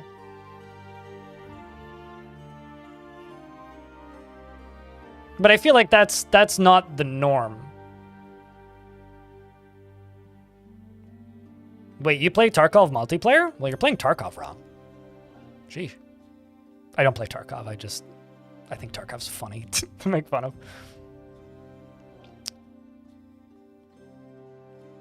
Yeah, and this game's unique because it feels like playing a god game from times long past. So this is a town that I started the last time I streamed this. Currently, we are building a big old wall along here, but I'll try and run through like the basic mechanics here. I'm building this palisade, and we're also adjusting the depth of the land around it to dig a bit of a moat. Now, you can raise the land and you can lower the land, but you can't tunnel into the land, at least not that I've found. Currently, we are this is my population currently. I've got 35 population, and I have enough housing for 30, so I need to build more housing. This is my kitchen space once a season, or maybe it's twice a season. Yeah, at the end of every season, they have a big old, like, meal. And they gather at these kitchens, and they eat said meal. This is my big old, like, farm plot. We've got various different construction sites. We've got a carpenter's shack. We've got a smithy. This game has nested tooltips. So if you hover over a thing and then hover over a thing, and hover over a thing, or hover over a thing, oops, shit, I lost it. Okay, okay. Let's go weight, carry, hauling. Oh, excellent, I found a loop. You could just do this forever, which I am a simple person, and sometimes I find this very entertaining. This game does have a tutorial in it, and the tutorial is pretty good. It's very, very, very Finnish, and I don't mean it's finished. The developers are Finnish, and it's full of Finnish folklore. So I'll just let those disappear for a bit. But the game is full of Finnish folklore. If you look at the descriptions of basically anything, it's going to have little Finnish proverbs, which I find very, very endearing. So we've got goblins fishing. If you ask the goblins to make something or do something, they will go gather the necessary materials. The problem is certain items take a while to create. So like if you get something that needs a clay pot, then they have to go make a clay pot, which requires them getting raw clay. But in the stocks manager down here, which is this, you can tell them to keep a surplus of an item. So in this case, as example, earthenware pot, which I currently have a stockpile of 9. I can increase that to 10. Then they'll make sure there's always 10 in the inventory, because a lot of things require earthenware pots, including putting out fires. Clay is another thing that takes a little while to gather and isn't always available because it floods in the spring. My clay collection zone. So I'm telling them to keep some of that in case we run out of pots and then they need to make more. Items every summer during midsummer are sacrificed to the gods through a big bonfire. This is my bonfire. Fire spreads quickly, sparks ignite things, and so you want fire away from stuff. So I have this gravel pit over here, which is where this fire is. The game moves pretty quick, even on the slowest speed, but that being said, we're under attack. So I will leave this pause for a second. We're getting attacked by wolves, it looks like. Soldiers automatically attack whatever's attacking you. So I don't actually need to do anything here. If I press F, I can make the tops of the trees go away. Thankfully, I do have a guard post right here, which is my pre-armed goblin. And the goblins will grab whatever's around that they can whack a thing with. In this case, it appears to be Big Stick, which is very efficient. I can't rename them, which is the most unplayable part of this game right now. So they grab Big Stick, and then they go beat the goblins. The little stars means they're leveling up.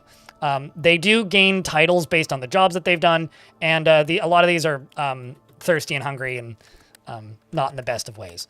These are not great weapons, and there's a lot of wolves, but fortunately, we will get some meats when they die, and we can turn them into wolf steaks and turn their pelts into leather, if I've researched leather yet, which I can't remember. So the combat's pretty simple. Some of them are scared, and they'll just run away and cower instead of, fighting the enemy, but the game's pretty automated in that way, which I don't mind. I think it suits it. I quite like the fact that I don't need to micromanage everything, but this is the most important thing in the game. This is your sacrificial tree. This is something that you get at the very beginning. This is how you progress in this game. Every year, like I said, you sacrifice stuff to the gods. In this case, the stuff I'm sacrificing, we just did that because we're in winter, but I got ceremonial fish, which cost me food supply. I've got ceremonial spears, which have cost me wood, ceremonial wolf meat, as well as wooden crafts. And there's a bunch of them that they are queued up to make every year. And then as they fill this stockpile up, if I click sacrifices, it'll actually tell me how much culture I'm going to get for this. So in order to level up the tree, I need more culture. So it tells you how much you get per item that gets put into it, and the current amount that you have. So I'm currently going to get none from bone idols because I don't have any bone idols. Same with bird meat. Birds attack you if you have farm fields, so when your farms are blooming, then you get those. We've also got these little wooden crafts and whatnot. These are what I'm being required to make, so I should probably queue some of these up. I currently have 10 queued up, but we'll get there when they get there, because we have until next fall for it to be done. So you can just pre-stockpile your sacrifices for for the summer, but you're basically spending the whole year balancing your food, balancing your housing, balancing your goblins in general, while also keeping an idea in the back of your head of what am I going to sacrifice to the gods this year. And I didn't hold down shift, so that got deleted because I'm in Dwarf Fortress mode right now. That's kind of the game loop in simple terms. Like I said, though, it has a demo, and if you want a really good idea of what the game loop is, check out the demo. I'm gonna conscript some spirit, or rather, I would conscript some spirits, but I can't because I don't have enough of the like Veki, Vuki. I don't even finish. I get this stuff per month from the tree, plus an additional 2 from the tree, and that's what I use to cast spells. Otherwise, I would conscript some spirits to help me work on some stuff. They've been helping me build this wall the whole time, but they keep timing out, which is, typical. Are you punished for not sacrificing? You don't progress. You don't get any like additional points to spend in your technology tree, basically. Or your speed at which you accrue points for your tech tree is lowered. So currently, how much research is it getting me per year? 2 research points per year. So currently I get 2 tech points per year to spend on my technology tree because my tree's level. Currently I have 4 tech points. So I could unlock smoking. I could unlock planks, which I think would give me better houses, which I should probably get. I could unlock leather, but I can't unlock spinning, which is a prereq for leather. Basically, like leveling up your tree slower allows you to progress through the tech tree slower. Kind of grimdark? Isn't it grimdark in Finland most of the year?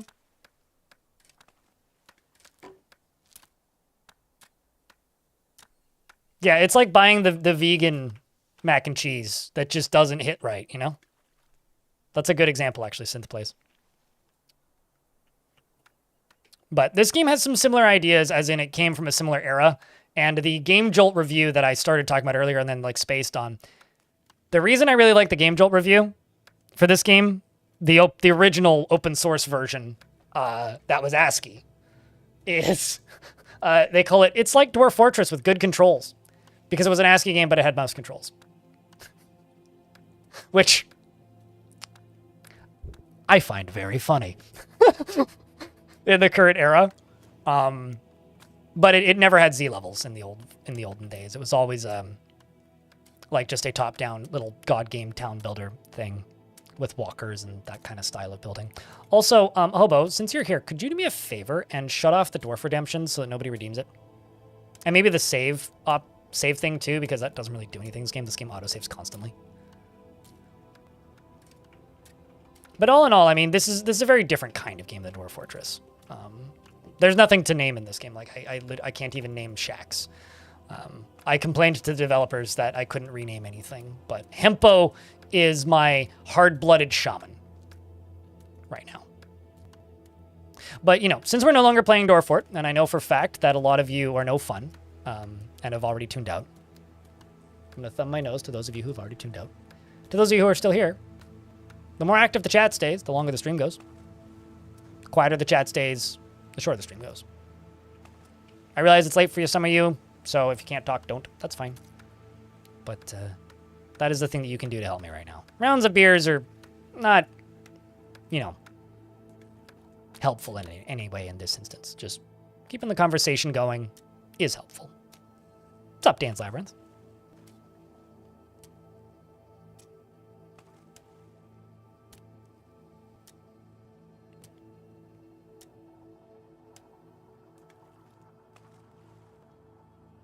I mean, people would rather do something that is proven successful consistently, Lucreus, than things that are not proven successful consistently. It's also easier to get investing money when you're trying to do something that's already a proven, consistent success. If they don't have enough food variety, they will get scurvy, which is kind of funny, in my opinion. But let's go down here and unlock planks, which will give me wooden bucket, wooden plank, wooden shield, which also unlocks basic armor. So now I can queue up planks, and let's just say, make me 40 planks. That's kind of a lot sounding, but basically everything uses planks.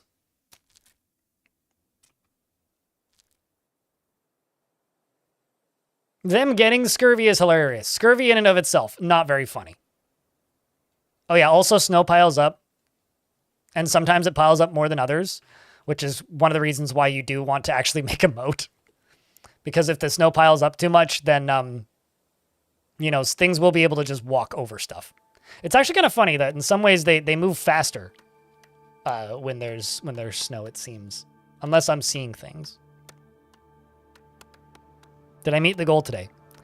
Barely. I don't want to talk about it. I'm not going to bitch about it anymore because I did in fact meet it, but it's been a slow day. It's okay though. I'm just kind of hoping that we'll continue doing okay, albeit slow. I'm running low on tools, eh? Digging sticks. I only have 1 digging sticks. Oh no. Well, we should make more digging sticks, you slowpokes. I do hope that we'll make up for that a little bit as we go today. I'm also just going to get rid of these 2 simple shacks because I probably have better housing I can make now. I don't see any goats. You know, I'm not going to lie. The goat makes sense to me. You know, like the greatest of all time or the game of the year or whatever. Makes sense. Goated? I don't get. That term makes me feel old. And you know what? I'm okay with that. I have to weed out the children from my fan base so that I can truly be safe interacting with my audience. Such is life.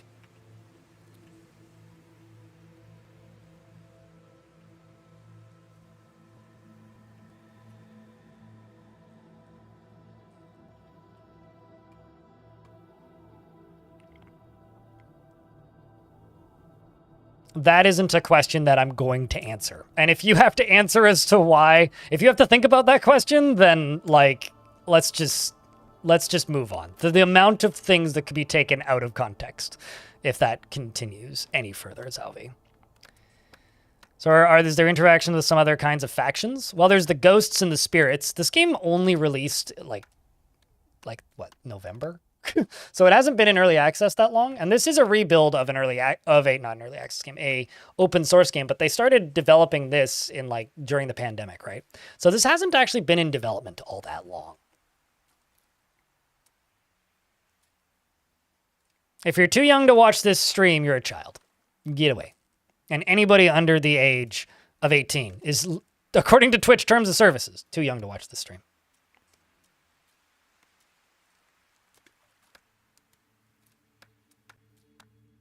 Yeah, and everything is taken out of context when you stream on the internet. Hey, chat. What did Bastet post? Not only are you guys falling asleep, but you're also like not even posting beers when people say, Jesus. Now we're talking. Okay. Catching up. Figuring it out. One day at a time. There's so many branches in this goddamn stockpile.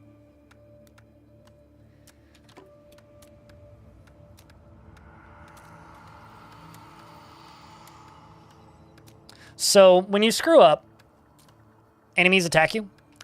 There's wildlife that attacks you. There's zombies that attack you, which are apparently a placeholder enemy. But by screw up, I mean bring imbalance. From what I can tell, the zombies attack you if you lose too much stuff to decay. So if you're like unable to maintain stockpiles and storage space for all your stuff and stuff starts decaying, then that seems to contribute to this. Zombies attacking. So I just lost some food to decay, and now we appear to be getting attacked by zombies.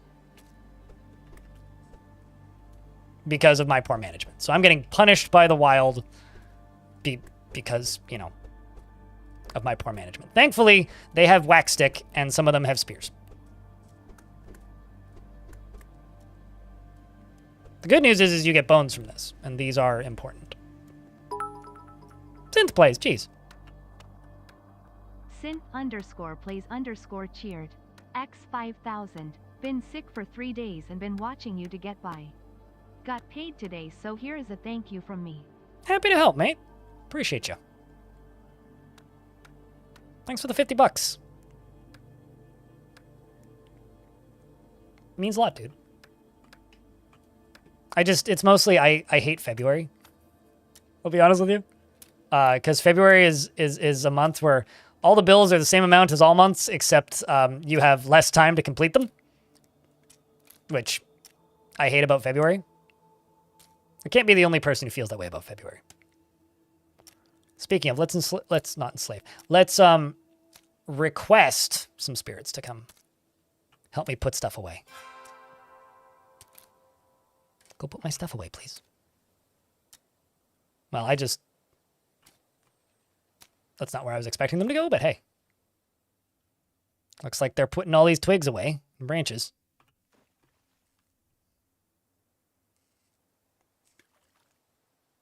They seem to just funnel in one direction.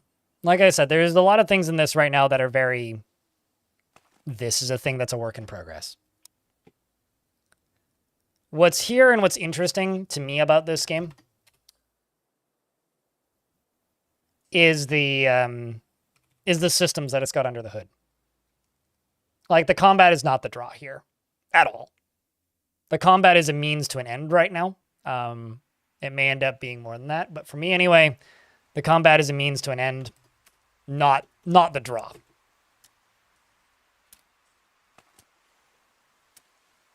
As in, like, you need bones to make bone crafts for sacrifices.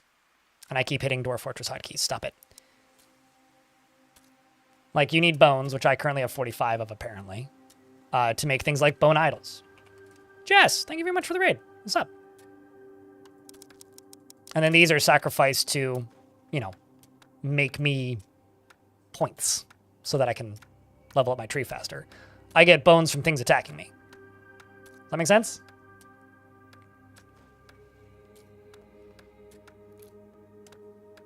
Bonitis. Bonitis? Bon appetits.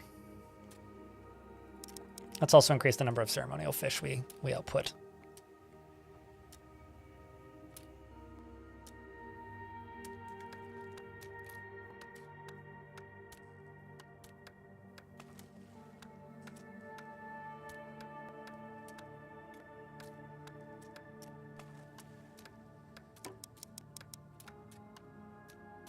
I need to make a nettle workshop. Did I ever research those? Jess, how was the stream today? What were you up to? This is a little bit of Goblin Camp, which I only just turned on. It's a nifty little game. It's very god-gamey. If you're like me and you have a constant need that cannot be sated by any other game because you just desperately wish that somebody would make another black and white, this kind of scratches that itch a little bit. Certainly, yeah, and it's all part of the balance, because if you get attacked too much, then things go wrong, right? What are you trying to get to? Or did I block a building? More importantly, how did I block a building?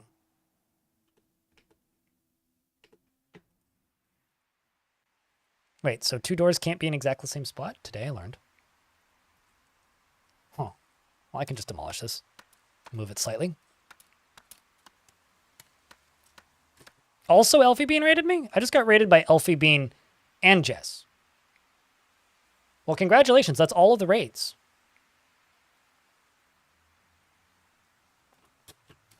This kind of scratches the God game itch in that it's a town builder that requires the use of magic spells and indirect control to play. You give them loose orders and most tasks are automated. The only thing you can really do with your goblins is telling them to stockpile specific items.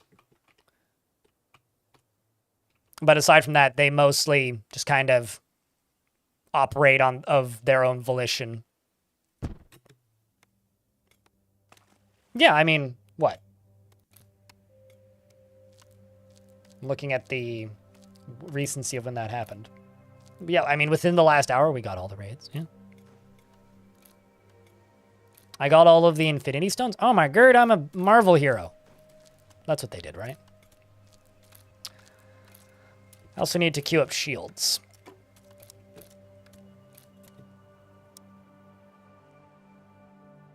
I need a fishing workshop, I need a fishing workshop, and I need a nettle processing workshop. I'm building both of those things, okay, game? Calm down. Let's also jump over here and type in... Actually, no, not you. I need the stock manager.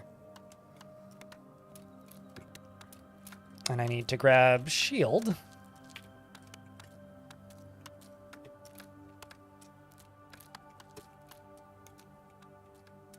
Can I not make that stuff yet? I thought that I unlocked that.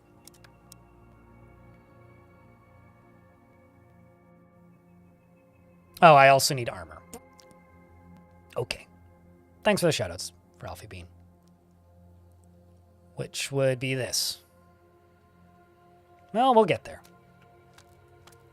Although the good question is, how's my fire pit doing?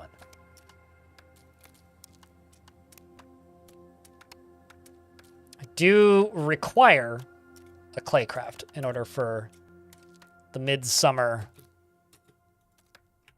stuff to be completed.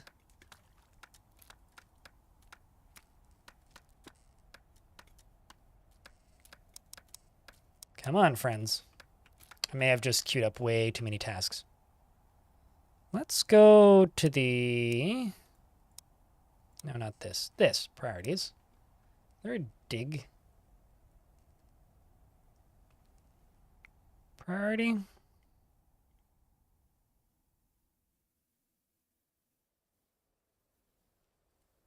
I do need till farm plot to be a higher priority.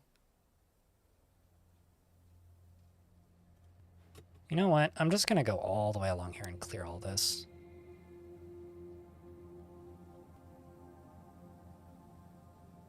Cancel order.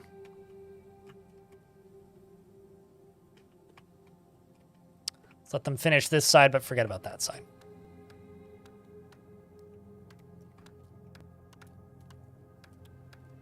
Thankfully, the fishing stuff is all up and running again.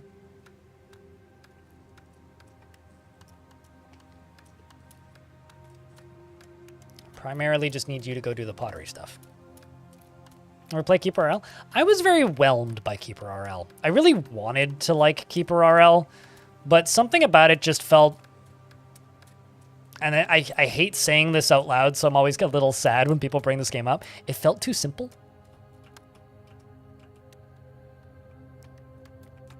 If that makes any sense. Like, it just wasn't doing enough for me to really want to play it.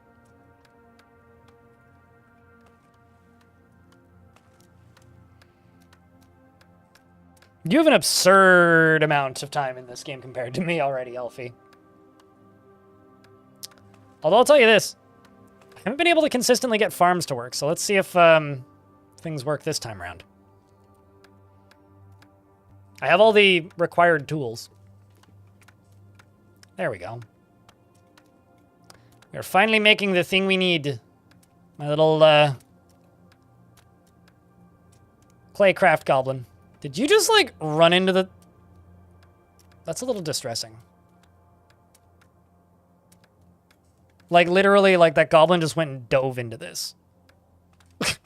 The way that they put stuff into the campfire is disturbing.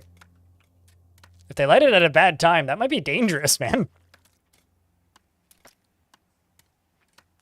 Sometimes they take an additional year to make a harvest. Oh, I mean, I've learned to not depend on it, I guess.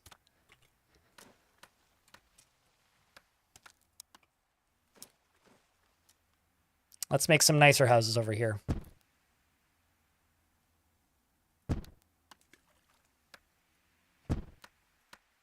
That'll queue up the number of jobs pretty considerably, but then I can start demoing these houses. Yeah, but I don't think I've gotten a harvest yet, and this is like year 3 of having this farm field. But we'll see.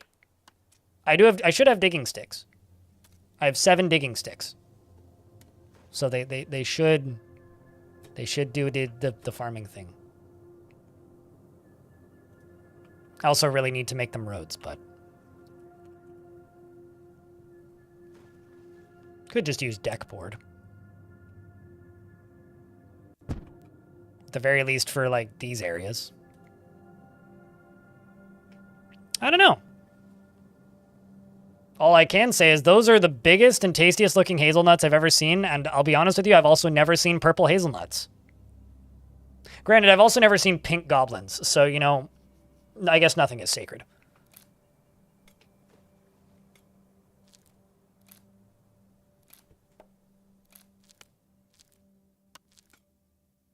The thing is, though, it's not a simple shorter DF. To me, it like, Keeper RL doesn't feel like Dwarf Fortress to me at all. Well, I mean, I guess it does in that there are people that you can control. To me, it's trying to be Dungeon Keeper, really, which I guess I just deleted my stockpile, which I guess is similar. Apparently, like, trying to claim items breaks your stockpile. Unless I click the wrong button, which is possible. But to me, it didn't feel like a simpler, shorter DF. It felt like a game that just made me go, why don't I just go play Dungeon Keeper? Like, it was doing enough interesting things to stand out and make me play it, but didn't stick the landing enough that I kept playing it. And also, all these blue flowers are coming from my trees. So yeah, I don't like talking about Keeper RL because I want people to play that game because I think it's a really cool little video game. I just was bored after 6 hours.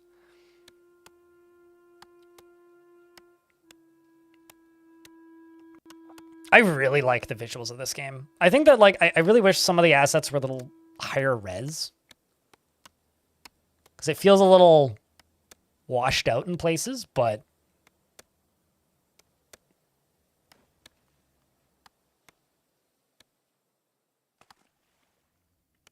maybe there's too much shade. I've never been attacked by birds in this particular attempt, but here, I'll clear the flora and the fauna there. But we're about to reach harvesting season, so we'll find out. How much are we up to? We are up to 94 culture points for the year, so that's pretty good.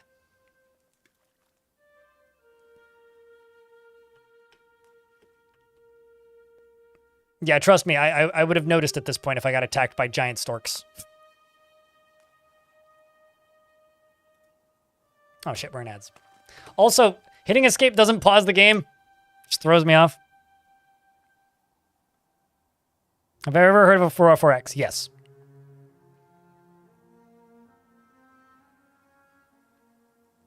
Yeah, I have no interest in playing Aurora. Like, I've learned over the years, I don't like streaming 4X games. And Aurora very much, well, it's right in the name. So. Although I respect Aurora from a very safe distance. Cranes eat your stuffs? How many? I feel like if I started running into problems with cranes, I would just, like, you know, surround my farm fields and guard towers and just be like, get wrecked!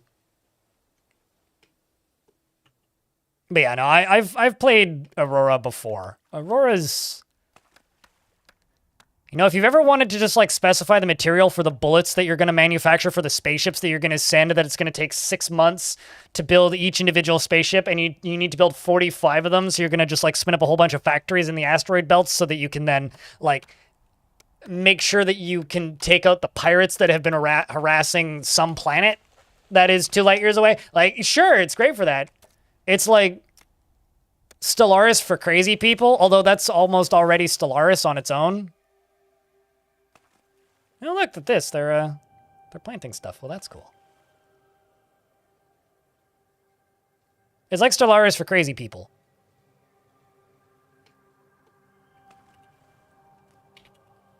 And for that, I respect it. Respect it. However, I also don't want to play Stellaris, so.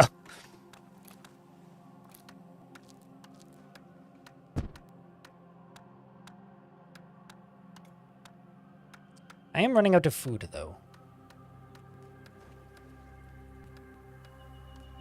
Let's just make another fisher so that another goblin goes and does that job.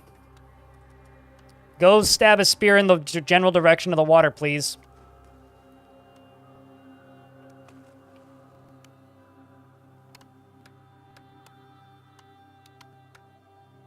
Did they go after my farmlands before? In the first playthrough, I did.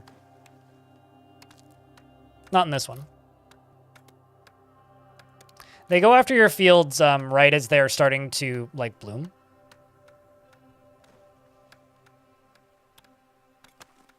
It's also neat, because you have to leave a portion of them to flower to get seeds back the next year. So you, like, have to decide how much of your plants you're willing to not harvest. This is definitely the biggest sacrifice I've ever been done. But once we hit midsummer, they will beginneth with the sacrifices. I'm also going to demo this shack, because we're about to have another one here. Once they're finished, you know, summoning the structure of the shack from the Grimdark down below.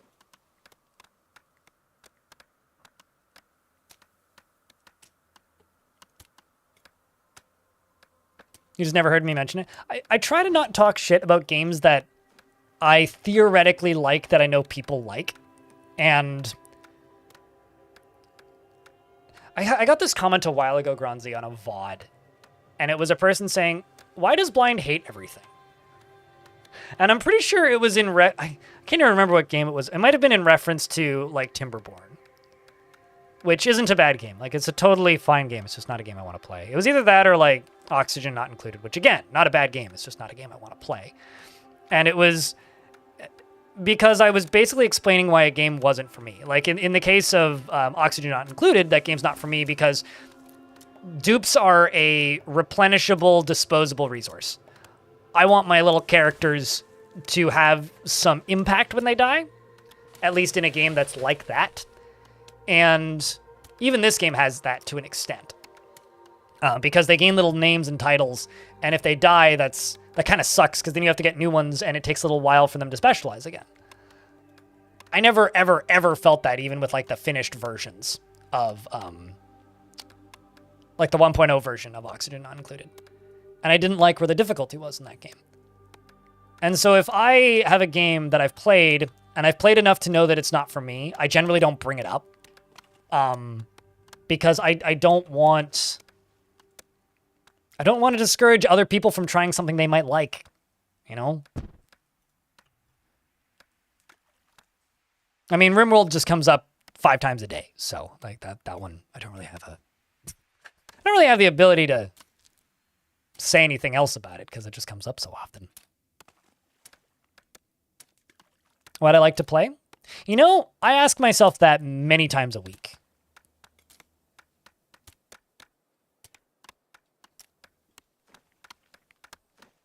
The enemies just walk around your walls.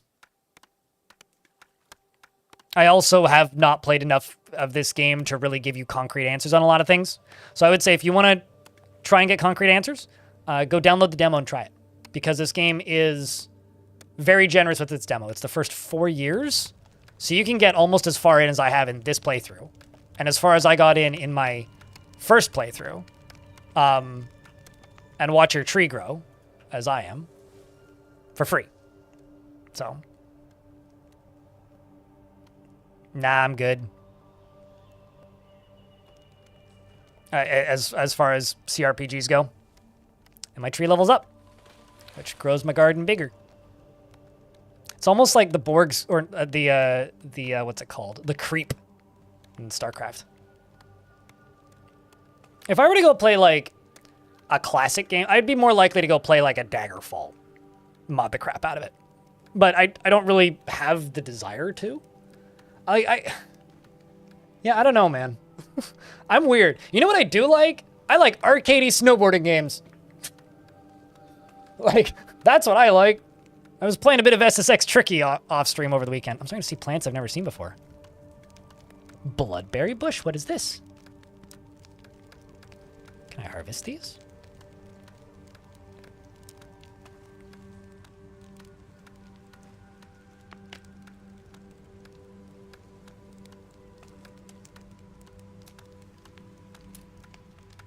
Yeah, there's no digging into the ground like going medieval. This is closer to a populace or a black and white.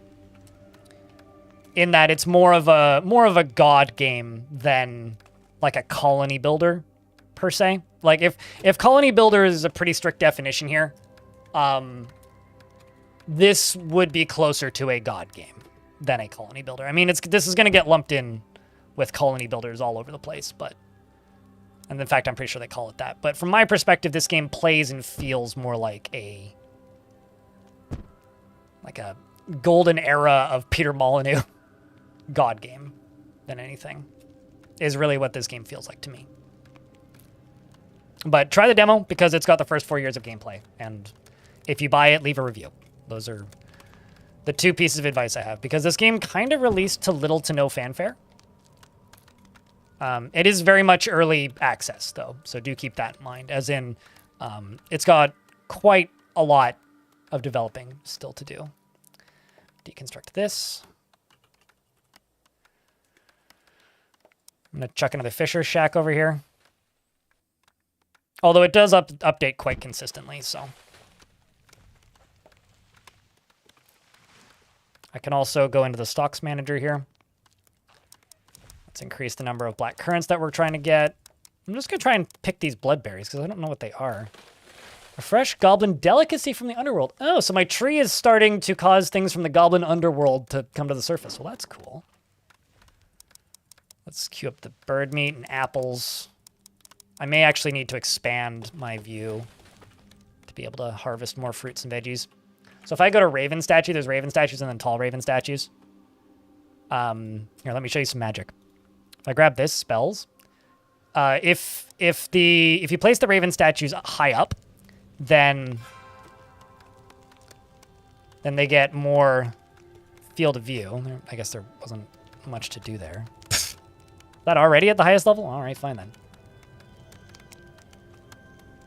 But if you place your Raven statues really high up, and they have like a vantage point, then they see further. But they basically just expose the fog of war, I guess.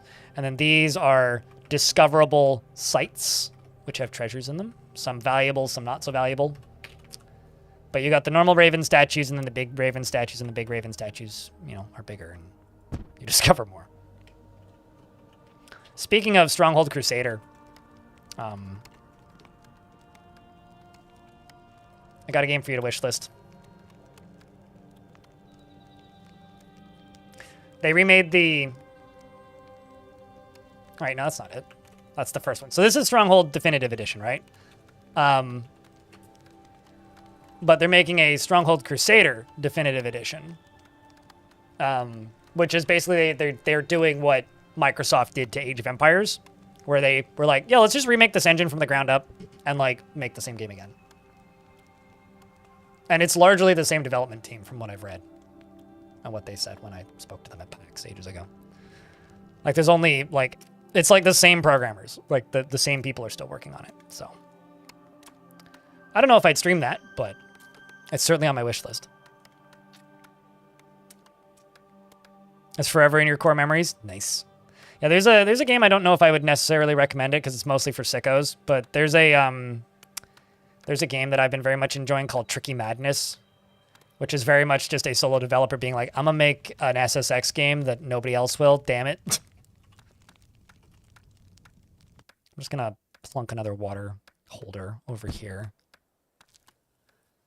in case something goes horribly wrong.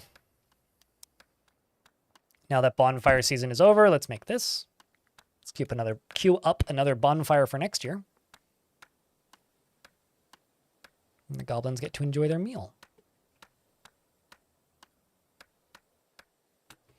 And I'm going to demand the help from the spirits.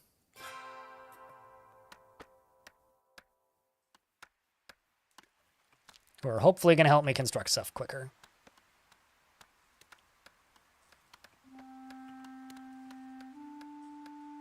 By putting all the stuff away for me. Looks like they are.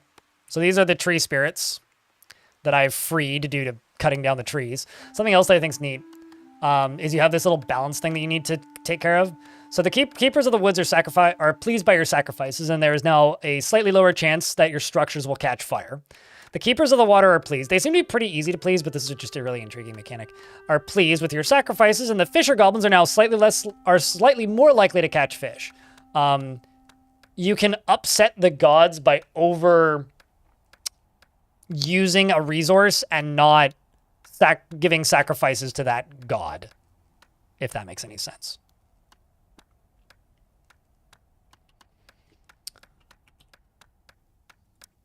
Which, I like mechanics like that in video games. That is cool. I'm also going to start building bigger kitchens. Because I can now. And these ones are going to get smallified. And we're doing a bunch of construction anyway, so it's time to do it.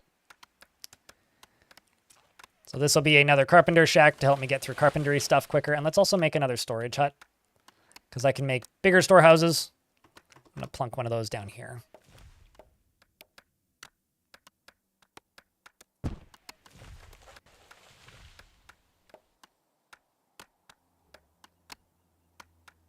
Also, Shark Jumping Walrus, it's good to see you, by the way.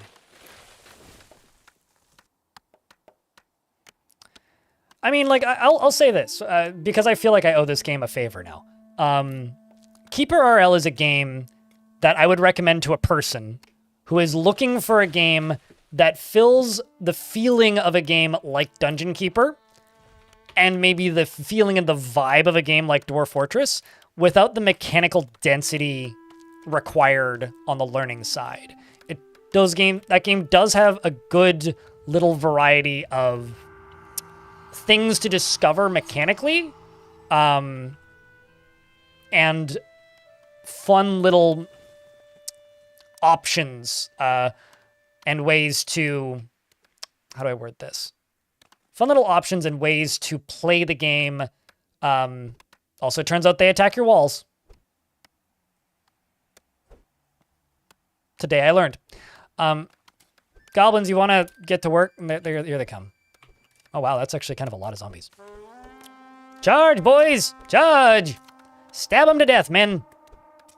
And ladies. Stabby those gobbies. Or, no, stabby those zombies, gobbies. Anyways.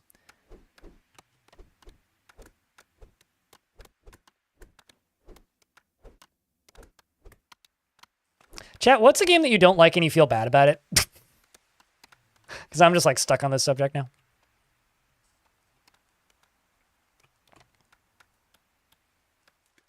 These fancy roses. And then right here, this is the number of jobs per goblin. So if there's too many jobs per goblins, it very quickly just, like, it gives you a reason as to why things are bottlenecked. And I'm going to remove a lot of stumps now. Oh no, we got weeds. Oh, my turnip sprouts. Get over there and weed that garden. God damn it. We're getting close to harvesting season. You have too many. DF, you love watching, you hate playing. That hurts. Sag. That's not the right answer, man. Just Cause 2 taught you to play taught you can't play first-person perspective games. Huh. Did it make you motion sick or something? I fucking love Just Cause 2. The later games in that franchise made me no longer trust games like that. We're a protein deficiency. I wonder how many of them missed a meal. It certainly seemed like a bunch of them missed a meal.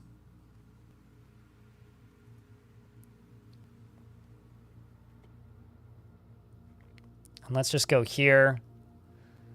Summon more spirits.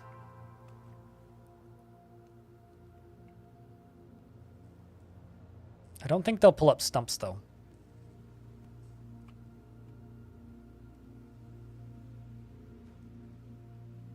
I don't even know where they're going. Come on, get over here, you lazy spirits. Carry these wooden poles, please. Actually, am I making wooden poles? I may be bottlenecked by wooden poles. I am not. In fact, I have more than I need. Well, let's increase that number.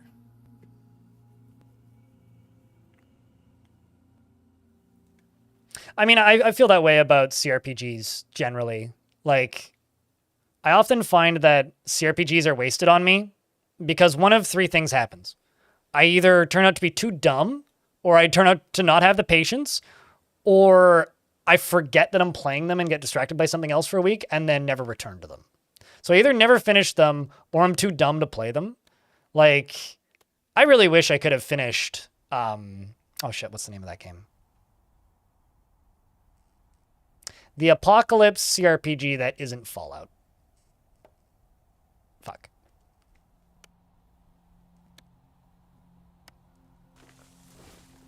Wasteland. Wasteland 2. I bought that game for like $1 or something. And I fucking loved the first 3 hours of it, and I haven't played it since. And then after a while, I just start to feel guilty because there's such a time commitment. Says the guy who plays games that are humongous time commitments, but...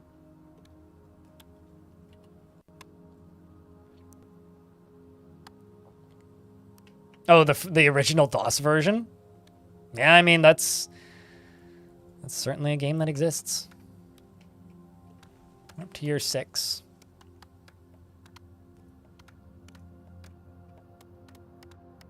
I just need to get these stumps cleared or I'm just never going to clear them. Maybe I just shouldn't queue up all of them. Let's just go here and say cancel order and do like half of them.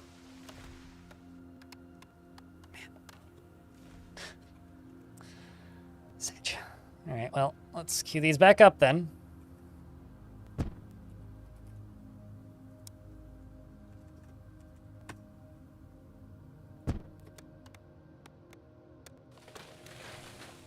I can say hopefully the ghosts will help me now.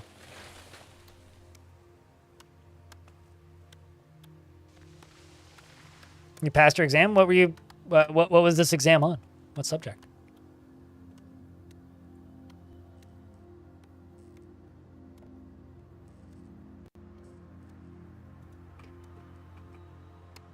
Come on, little ghosties, help me fix my screw-up.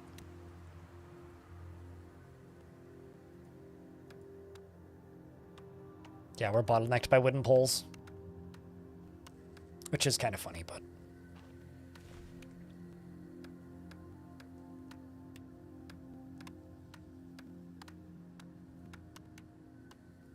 Well, at least we're building that storage shed now. Which is good timing, because then the ghosts can help for the amount of time they stick around. It's more of a god game. So, like, if Dwarf Fortress is kind of a world simulator slash colony builder or single-player RPG, this is much more of a god game because it's much more focused on influencing little characters in-game using magic spells. But it was originally an open-source ASCII game that was inspired by Dwarf Fortress at one point in time.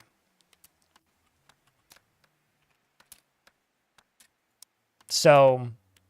in that instance, if you go look up a game called Goblin's Lot, it still exists. You can still play it. But that game has been, well, it is still being developed, but I would say it's a little bit obsolete these days due to the existence of this game. And I forgot that I put a turnip hole there. I'm going to move my turnip hole. Turnip hole sounds dirty.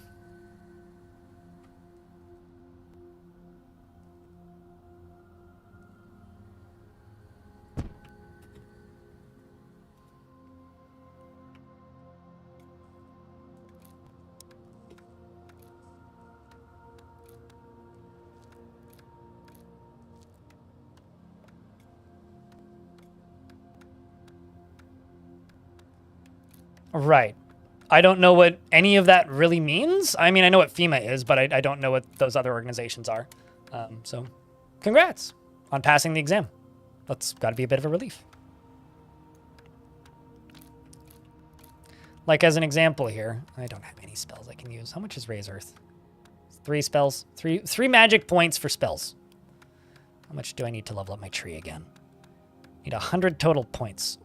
Oh, no, sorry. I need 220.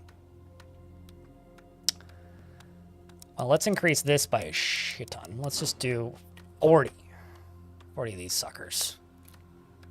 That'll get me 40 points. Bone idol. I got 37 bones. Let's do 50 bone idols if I can't. Maybe not 50. Let's do 35 bone idols. And for ceremonial wooden spears, let's do 10.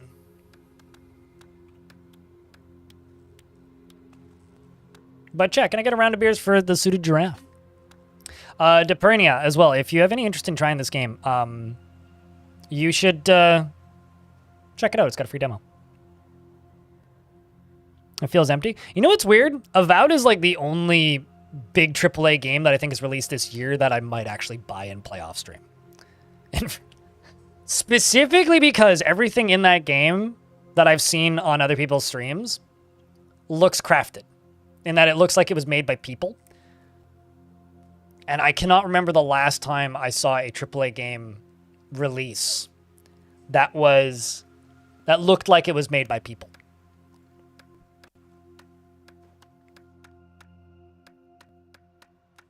And there's something to, like, very constructed games, I guess.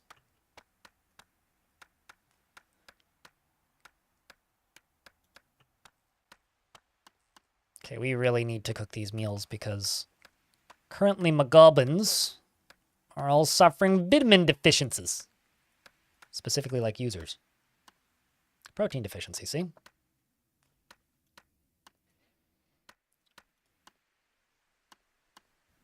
But that's fair.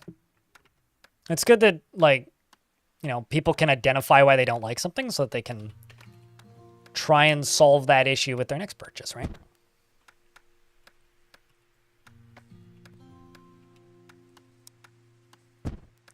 Kind of expecting me to screw up here and these chefs are going to set my boardwalk on fire and then I'm just going to get swamped by flames, but hey, I'll be entertaining. Can always dump water on it with magic. Yeah, a bunch of these guys must have missed a meal. If they get too many debuffs stacked up, then eventually they will just stop living here and they'll just move out. So, what do I have for fish right now? Oh shit, that's probably why. Fucking increase the amount of fresh fish we're keeping. Dramatically. I thought I'd already done that. Let's also increase the amount of mushrooms we're picking, because currently we're picking none.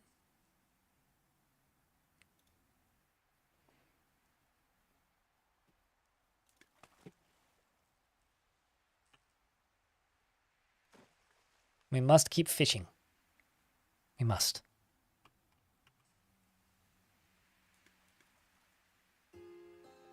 Once again, we're bottlenecked by wooden poles. Yeah, I feel like I should always just keep enough magic in the bank so that I can summon water. Which is 2 points, which is what we're at right now, so. Should always just keep it around that number, so like, when push comes to shove, I can just be like, make water happen. I need the water, because otherwise we will be the drowning. Looks like they're also going out here and harvesting mushrooms, which is good. So what's different about this? Oh, I can store multiple weapons here, I guess. Not sure, actually.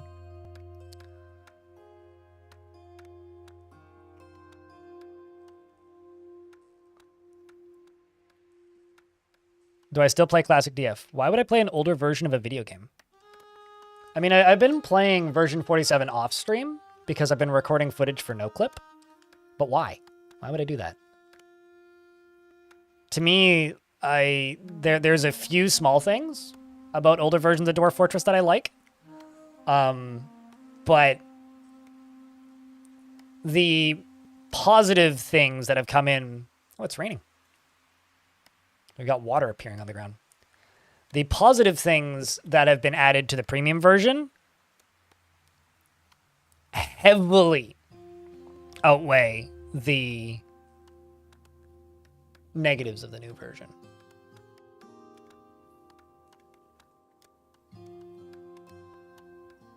Sure, but like, I have a question. This is a business for me. I kind of talked about this earlier, but this is a business for me. I make a living streaming. I've got bills to pay and now a mortgage. If I play a version of the game that significantly less people would play historically because it was harder to digest visually. Would that be a wise decision? Outside of an odd novelty every now and again, which honestly I don't think is giving it enough of a respect. I think that the odd novelty for people who don't care is satisfied simply by... I think that that novelty is satisfied by simply swapping over to ASCII view every now and again. Don't compare an early access game that released 3-4 months ago into early access to the game that's been out since in some form of early access and then eventual release since 2014. That's unfair. These are very different games to RimWorld. This game feels more like a God game, whereas RimWorld is a tower defense game. So if you want to play a tower defense game, go play RimWorld with a little bit of story generation. Otherwise, it's not a fair comparison, I will say. Just like flat. Can I not deconstruct this road? I guess I have to click it and do it.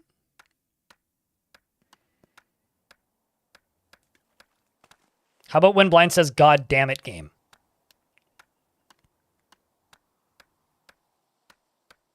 Well, they're not even remotely similar. Got nukes.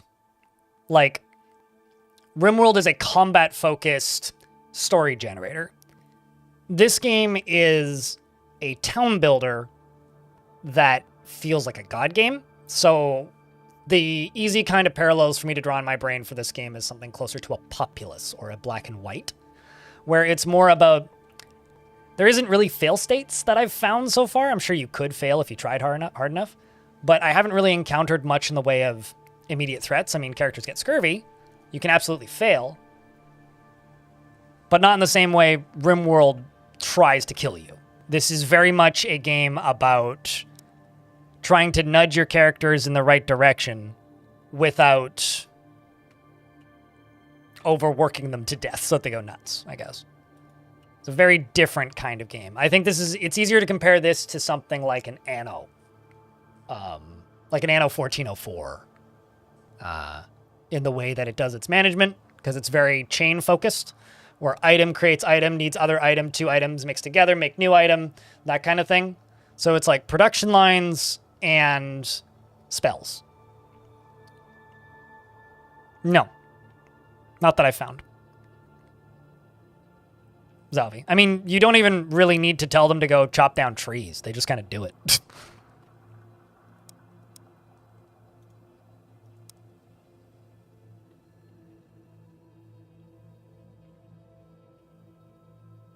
Let's work on stumps over here.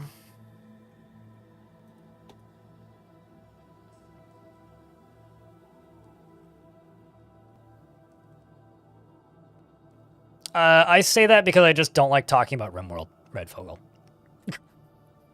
I realize it's dismissive and reductive, but like, when you boil a game down to the basic sum of its parts, that's what RimWorld is. It's a game about building a base so that when things attack you, you can effectively defeat them.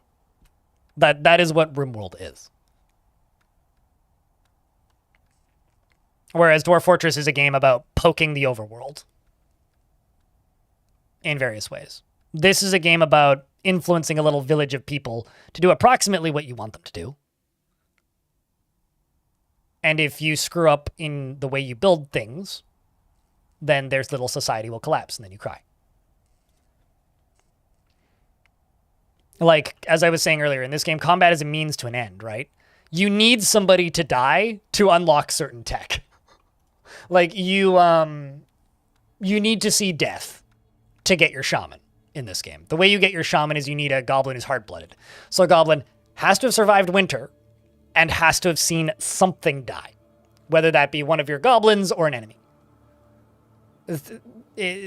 Combat is how you get bones in this game, which is one of the ways you create sacrificial materials to sacrifice to the gods to gain favor and level up your tech tree. You need combat for meat. So, like, there's been times where I've been happy that the wolves attacked me. In fact, that happened last year in this game. Like, not 30 minutes ago. I was happy that wolves attacked me because we got meat from it, which is helping my protein deficiencies. It's that kind of stuff.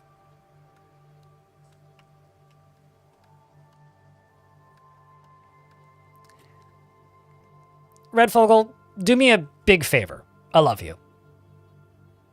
Don't make me do this. I don't like talking shit about RimWorld. I truly, truly don't. It doesn't benefit anybody. It just makes me seem like a dick.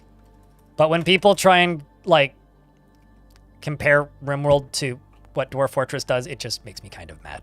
And then I get stuck in a loop of just bitching. So please don't make me do this.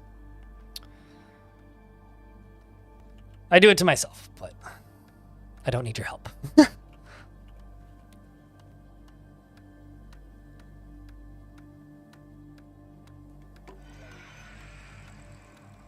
Like, now we're getting attacked again, probably.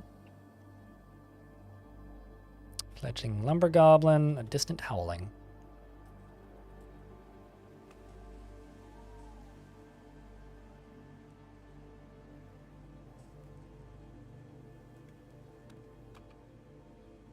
You can build giant wonders. Trust me, there's a lot of tech in this game I haven't seen yet. Like, stone and, like, forging, I haven't seen yet. There's some pretty big structures you can build in this game, and it's still very early access, right? Yay, wolves! Although they're just walking around my wall. That's a bit of a problem. Food delivery! Huzzah! Stab him efficiently, please. Become Wolf Slayer. Or in this case, become Stick Bonker. Get him, dudes. You got this. Hallelujah. We won't have a protein deficiency by the end of winter. By the end of winter. Whew.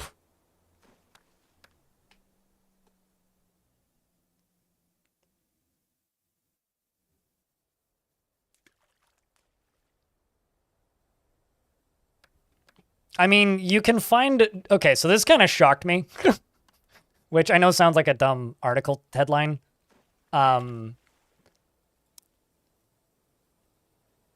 This game kind of surprised me when I found Dwarven Metal. We were joking about if this game has dwarves in it. I was like, I don't think this game has dwarves in it. Then I find Dwarven Metal, and it's like, well, I guess it has dwarves in it.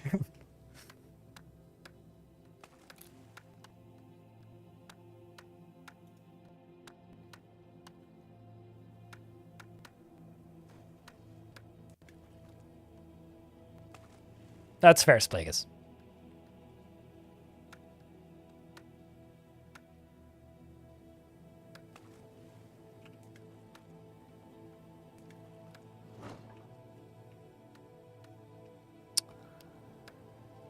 All right, I might need to make a secondary butcher shop pretty soon. Good news is we've almost caught up with the wooden poles. So the reason I'm so far behind on wooden poles is because literally every tool requires a wooden pole. I think I might make 2 more of these shops, like finish this one and then immediately make another one. Because, like, currently there's 11, supposedly, but they're actually all just in this building, getting used to construct that building. Wait, is what what, Dwarven Metal? The only place I found Dwarven Metal is in ancient abandoned ruins. So I don't know if there's any dwarves even alive in this universe. I don't know enough about Finnish folklore, I'll be honest. By that I mean I actually know literally nothing about Finnish folklore. There we go, we're now up to 11. Yeah, we still have 11, so.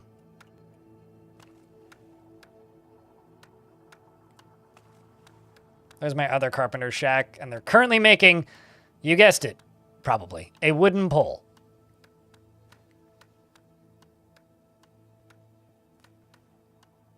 I can make wooden buckets. Let's make 10, or maybe 5. What else can I do now? Slats? I don't know what slats are, but I also can't make them yet. So there's that.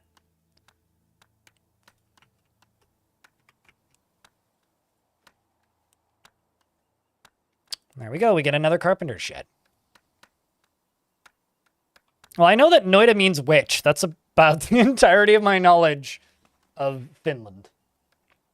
And they roll R's in a very satisfying way.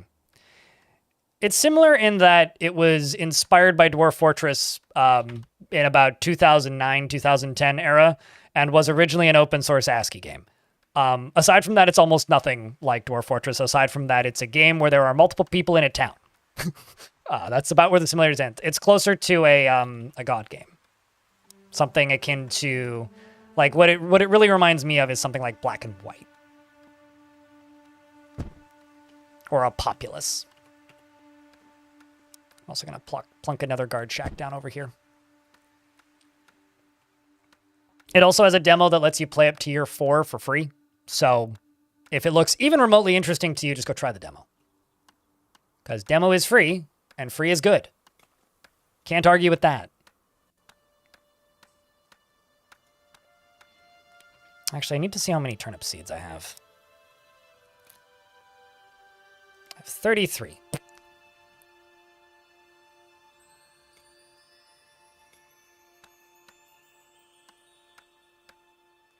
What Marry Me Chicken was to one of your friends and now you feel old?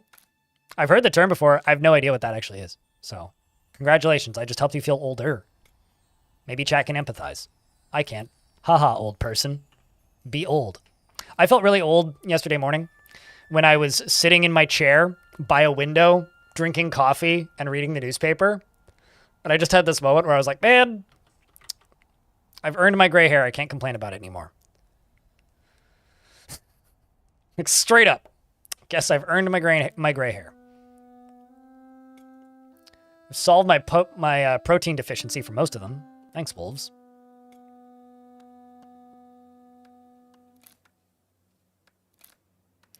It's basically a dish that is your best chicken dish that you serve to someone at a date. Ah, I see. I never get calls back from dates, so that would be why I've never heard that before.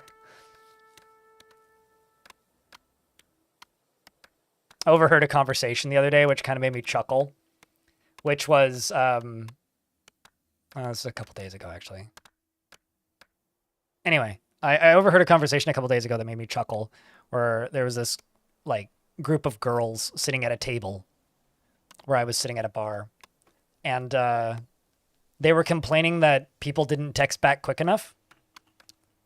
They're like, you ignore my texts for 3 days? You're never getting a response back. I'm sitting there going like, whenever I meet up with somebody or talk to somebody, I almost always text like within hours. Sometimes less than that, depending on the circumstances. One of my goblins became a fisher goblin. There you go. Learning skills, are we? And I literally never get responses. It's like, what am I doing wrong? Anyways, I shouldn't talk about my lack of dating life.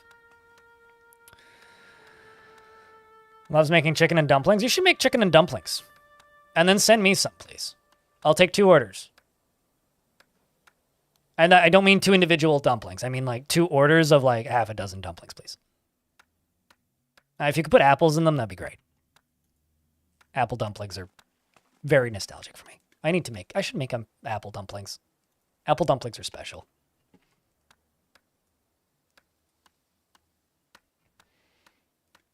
Musical notes, musical notes, musical notes. Musical boats. What? Corey, thank you very much for the 8th month. Welcome back.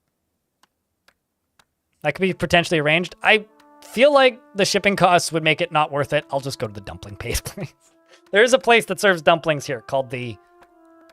Elfie would really like the logo. It's like a very cute looking dumpling. I think it's called the comfy dumpling, I think? Cozy dumpling? I don't know, I've never been in there, but it looks good and it's got good reviews. It's just usually quite busy, so.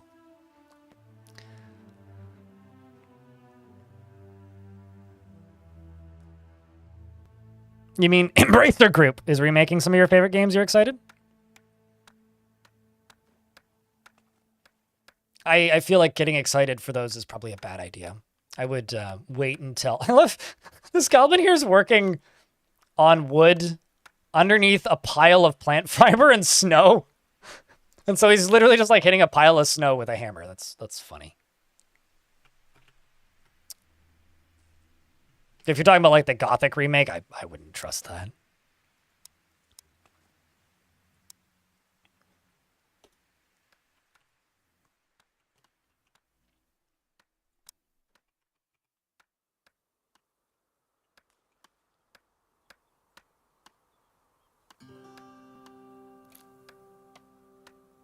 Magic goes up, and the snow melts. The graphics didn't live up to your nostalgia.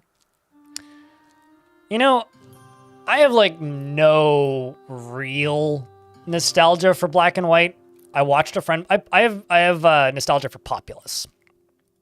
But I watched a friend play Black and White for an afternoon once. That is my childhood association with Black and White. And I have this memory of it being the coolest game ever, and I've watched, it's one of those games that people love to make retrospectives of, because games that are hard to buy or hard to install are usually the games that people like to make retrospectives of. So people love to make retrospectives of Black and White and go back and talk about how it was good or it was bad for this reason or that reason or whatever. Because such is the way of YouTube in the current year. And I'll be honest,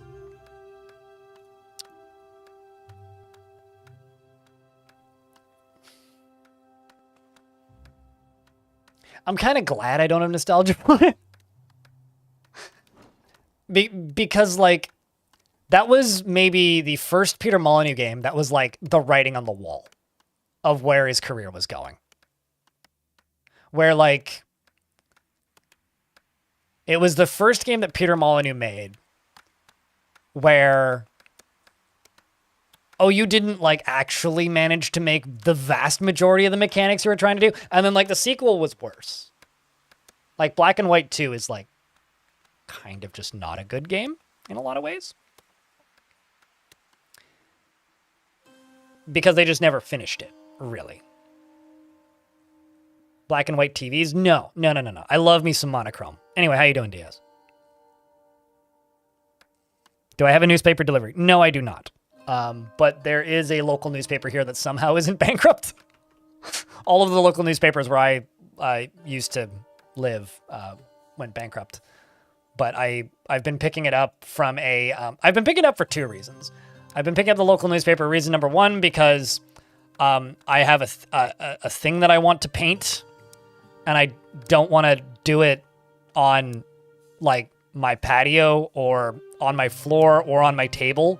So I've been collecting it to use it for that purpose. But I've actually been reading it because it's, like, kind of nice, because I live in a small enough city now where, like, there really isn't any websites really actively covering where I live now. I mean, there's one, and I kind of don't like the presentation, so I just don't bother.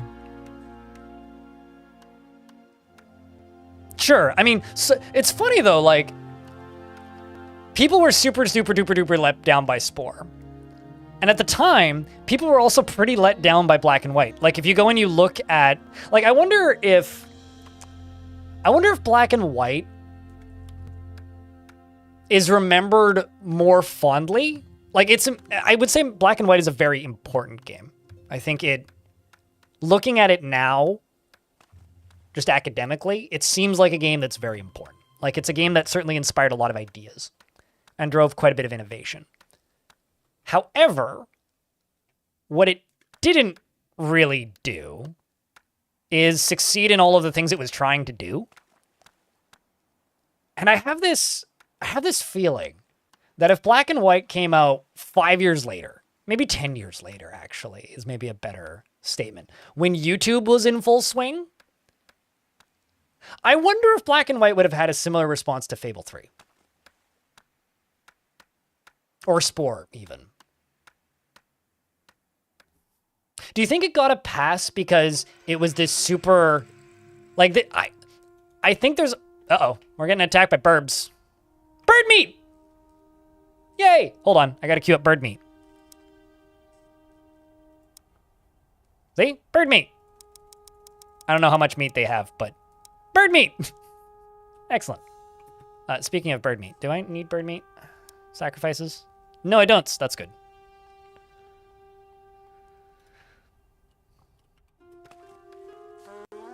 Stab them, please, before they kill all the plants. And then cook them. My farm worked. It attracted the burbs.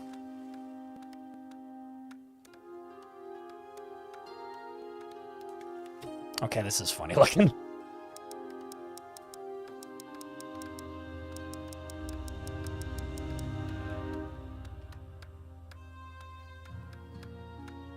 kind of like sport. But anyway, like now, I would say once a week, somebody in my chat either is stating that they're playing Spore or mentions Spore out of context as a game they like.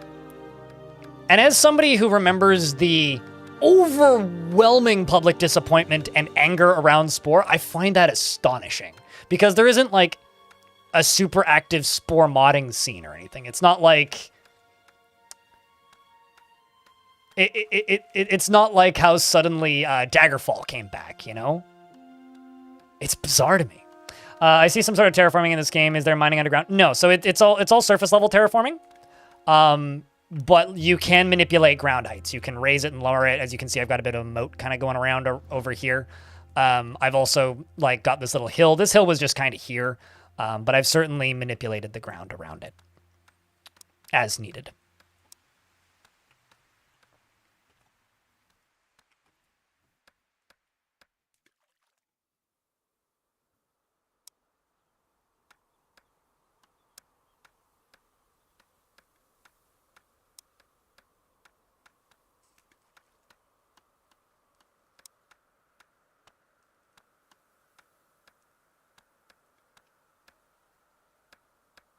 You know, having gotten my hands on a few pre-builds of games over the years, if you're looking for a game to play, you probably wouldn't get that from that.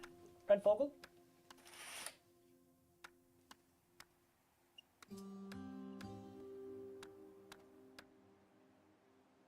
Because as with many things, like, I wonder how playable those pre-builds even were, right?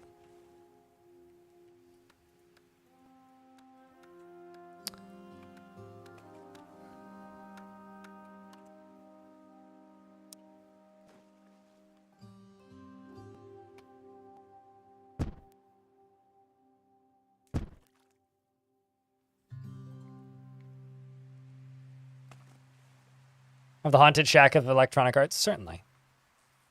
Have I ever sat down and played a session of D&D 5e? Unfortunately, yes. Why?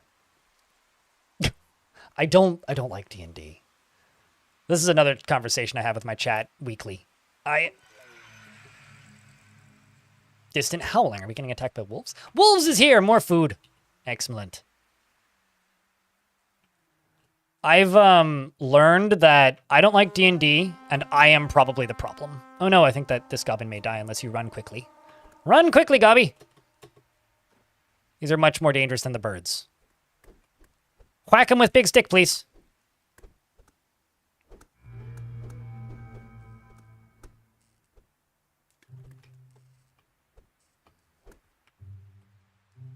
Well, at least we got another one down over here.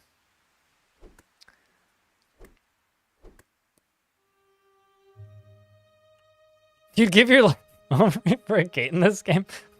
I've never heard that turn of phrase before, and that's very amusing to me.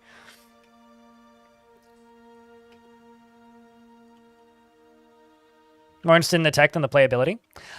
I mean, no, I'm not saying that you're a minority. I'm just saying, like, I don't think you... I'm just stating that I hope that you realize that you wouldn't get a playable product, most likely, out of that. What the hell is slime mold?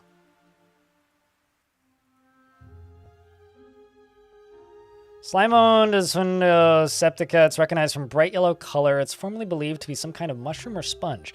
The slime mold is an amoeba-like creature. All right. This game keeps surprising me with things I haven't seen yet, which is cool. I like that.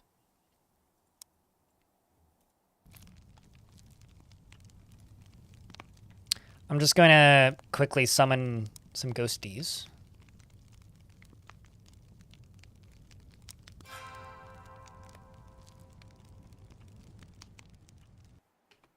It's also cooking season. It's mealtime. The dog vomit slime mold. Please elaborate. Does it look like dog vomit? Why dog, where did the, I know nothing about this. What? Do I like this game? I wouldn't be playing it if I didn't like it. It's the reason I stopped playing Foundation.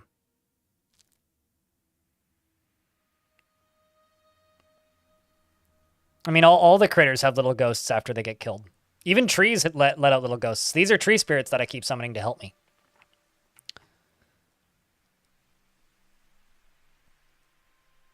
Once you're done eating up there, I'm actually going to demo this one.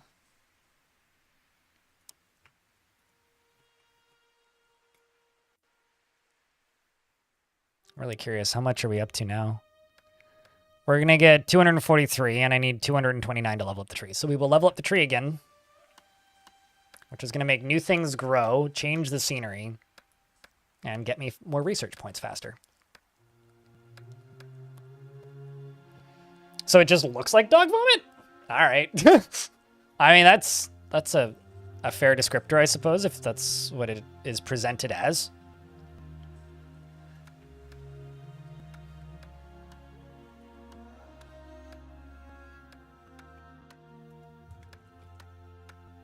Meanwhile, most of my goblins right now are just trying to uproot these friggin' stumps.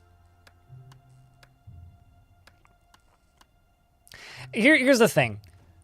I don't have the social connections to play D&D. I've been forced to play D&D by a few groups in the past, and they were mixed to overwhelmingly negative. I think I'm the problem, because I've played with people that are allegedly very good groups. I think one of the reasons I like Dwarf Fortress is because it's kind of like playing D&D with yourself without having to deal with other stupid people. Apparently they're edible and can't be cooked. Well, I mean, it did refer to it as food. Some angry creatures are approaching. Oh, shit! Non-zombies! Humans? You know, has anybody here read Bone?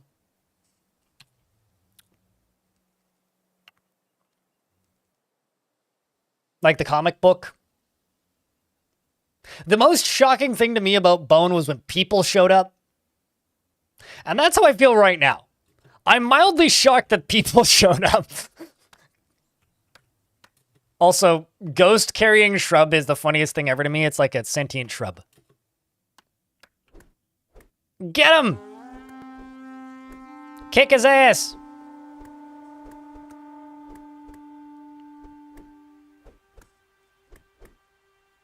Oh my god. They're dropping pitchforks! Hey Chad, I found your prized possession.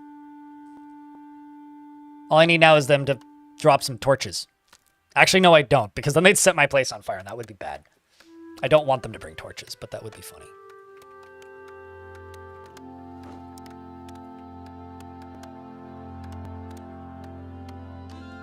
I'm gonna say, is there more humans? I guess there's not.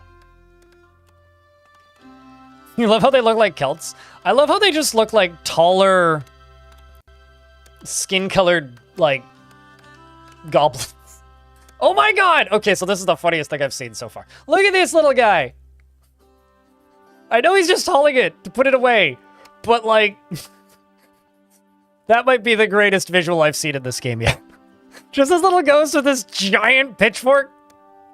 What are you doing with that, man? Putting it away? Aw. Yeah, you're not wrong, actually. They kind of look like Asterix and Obelix. That's... Huh. They do kind of look like that.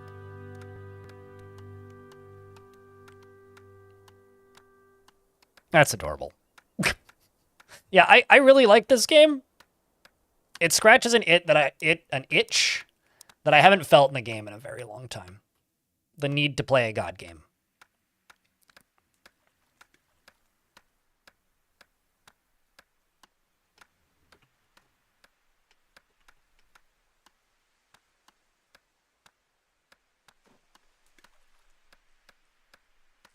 Also, did I lose any goblins in that fight? Oh no, I did. I lost Carpalo. Rip. Which means now I can make a convenient pile of rocks.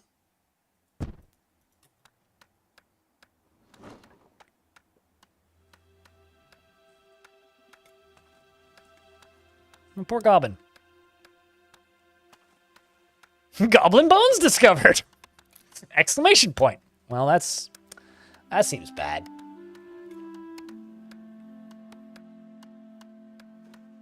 Salute is the correct response, yes. But yeah, no, this is one of the reasons that I felt the need to stream this game. And this is me being silly, I guess, to a degree. But, like, this game released on Steam, and kind of nobody noticed. And I'm playing it, and I'm very compelled by it. And it's pretty rare that I play a game and I feel very compelled by it. And to put it simply, there's 5 people playing the game right now, including me. Whenever I see that, it just kind of makes me sad. When it's like, man, it's a very underappreciated little thing. And originally I was playing, what's it called? I was playing this little video game called Foundation, because I wanted to play a town builder, and I was very disappointed with that game mechanically and stopped playing it pretty quick. But I still have the itch. I still have the itch to play a city builder, and I went and started looking around. I was like, what is a game that like looked intriguing, but I just never got around to playing it? Let's make a hill. And so that's why I decided to go play this. Because I remember seeing emails about it. And then I bought it, and then after I'd played it for a chunk of time, I realized they'd sent me key for it back when they released it. Which now I just feel kind of silly about. Bob, what up? It's good to see you.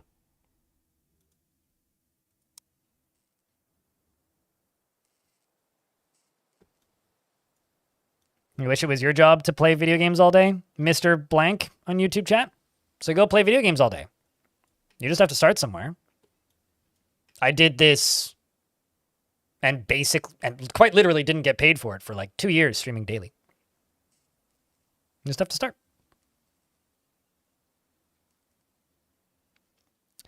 It's more of a god game, which is kind of neither. I would say closer to story generator in ways, but it's more of a god game. Like, it's got a linear progression path, so... I mean, any game with a linear progression path, I kind of stray away from it being a story generator, but you could certainly generate stories from it. But it's more of a god game. I keep comparing it to Populous because that's what my memory is telling me it's kind of like. It's more about manipulating a crew of people into doing things to achieve a linear goal, which is level up your tree by burning sacrifices to the gods, keeping the gods happy, and using spells to help you do that. While also keeping your goblins from getting scurvy. It's got a demo though, so if like this game interests you, like visually or aesthetically, or what you see looks cool mechanically and you'd like to try it, it's got a demo which has 4 hours, or not 4 hours, the first 4 years worth of gameplay. So I would say just try it if this seems even remotely interesting to you, because you know it's free. Go try the friggin' demo. That's why it's there. It's nice to see a generous demo, I'll say. I wonder how long they're gonna leave that body there. Elfie, do you know what to do with human bodies? 'Tis midsummer. It's time for the sacrifices. Just gonna level up my tree. Let's get the vibes. But this game is pretty vibesy. I mean, it's not super hard or anything, but it does have some really neat mechanics. The whole like balancing nature versus your production, and it kind of almost trying to gamify Circle of Life in a way. Like, combat is something that you need in order to progress. Straight up. Like, you need things to die. The goblins can get really upset if they have certain deficiencies, including protein deficiency. And as far as I can tell, there's no way to get protein outside of fighting with wolves and birds. So you need to get attacked by wolves and birds to get protein. Unless hazelnuts give protein. I'm not actually sure. They might. I quite enjoyed Endzone, but you want to know why I've never gone back to Endzone? It's like Endzone was one of the last games I got sponsored to play. And having made like several $100s streaming that game as like a sponsored event, I feel weird playing it now. So I kind of just stopped. Also, at the time, I had a computer that it ran like I had a different computer when that game came out. And so I'm like I've been very hesitant to ever return to it or its sequel. But that was a neat game. I quite liked Endzone. But I'm saying that as somebody who got paid several $100s to play it. Nettles provides protein too? Okay, I need to. There goes the tree.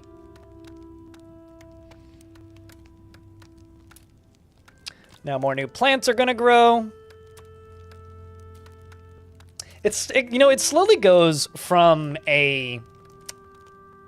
just like a forest biome to being like a good biome because of all the blue grass that starts sprouting.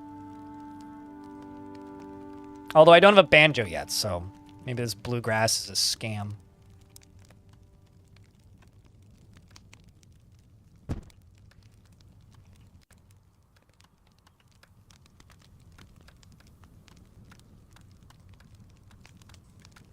Finally fixed our food problem.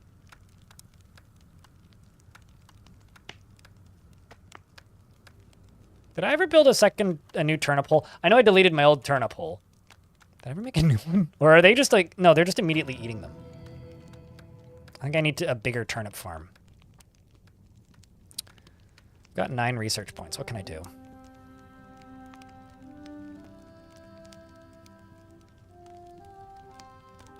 I need fertilizer for that to be useful. I could research dwarven tools.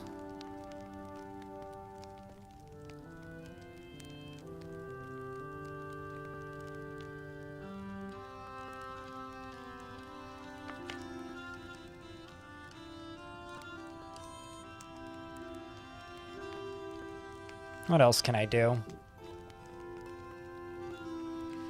I feel like I should just do wooden armor. That's probably the most useful to me right now. That or whatever the hell hydraulics is. Which gives me a screw pump. Go figure. Never mind. This is just Dwarf Fortress. I lied.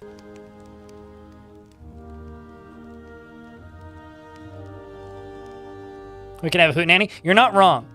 We absolutely can have a hootenanny.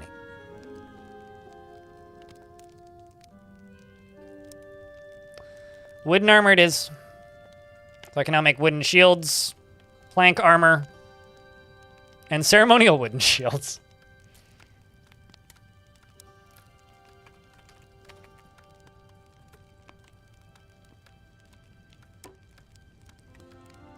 Shush game. Quit yelling at me about the fact that I can't actually make the thing I want to make right now. It's making me feel bad.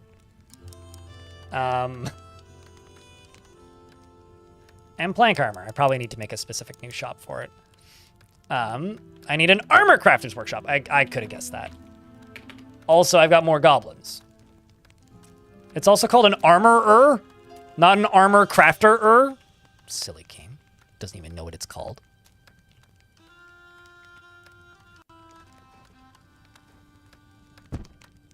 Okay, so I don't have enough kitchen space, so I need bigger kitchen. And I'm probably not going to get this done in time. God damn it.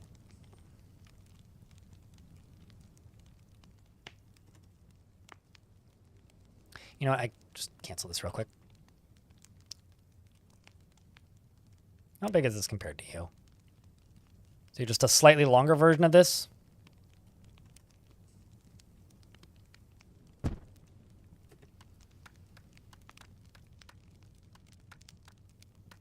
Here's hoping I got enough poles for it. Because any goblin that misses the meal is probably going to get a deficiency, and they're all starting to get them now. It's also mealtime. Tisk tisk. So 7 goblins are going to miss mealtime.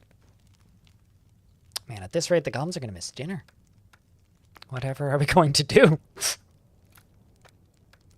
You know, the camping goblin, Darian, is the worst kind of goblin. It's the goblin that you come around the corner and the goblin's sitting there with a spear going, huzzah! And then it stabs you in the head and you're like, God damn it. I'm building a whole town of them, damn it. Okay, so why is there just, like, wooden poles everywhere? Oh, it's because the bonfire gave up half. The bonfire finally quit. So when the bonfire is finished being remade, then they can deliver all the stuff. Looks like we've got wolf meat, mushrooms, we've got bloodberries, fresh fish, and water chestnuts.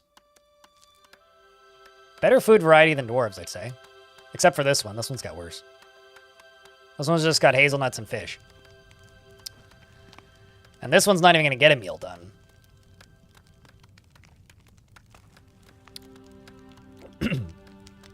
I said this earlier today, and I say this very tentatively because I kind of forgot what it feels like, Christeth. Which is, I think I'm happy. I genuinely don't remember the last time I felt that way, so it's like hard to like quantify as like an emotion almost. But it's good. Like I don't think I felt happy since like 2019. Like genuinely? Or like comfortable in a space maybe? Comfortable is maybe a better way to put it. Although ask me that in 6 months once I've had to pay a mortgage. I may have changed my mind. But for now it's good. I really like the space. It's nice to actually have, like, elbow room.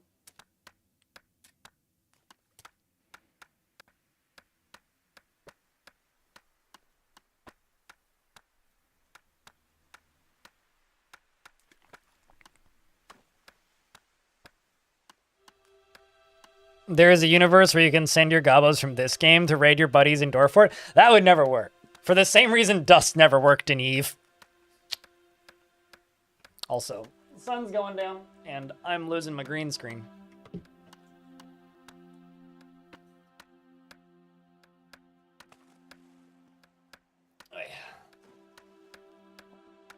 Which means I just need to move the curtain. I just might need to turn the other light on once the sun's gone down. Rat row, yeah.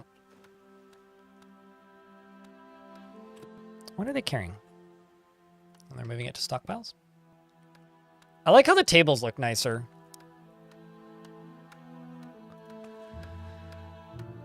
Come on, Goblin, go eat your food. I feel like an annoyed parent. Eat your dinner, you dumb Goblin!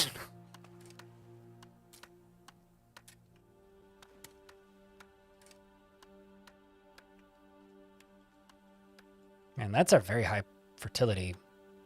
It always bothers me that clay is super high fertility, but they can't do anything with it. Come on.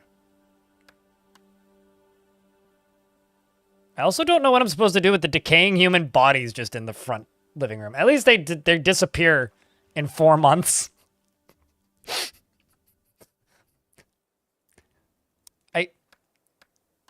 And here I was thinking, maybe I can sacrifice them? No.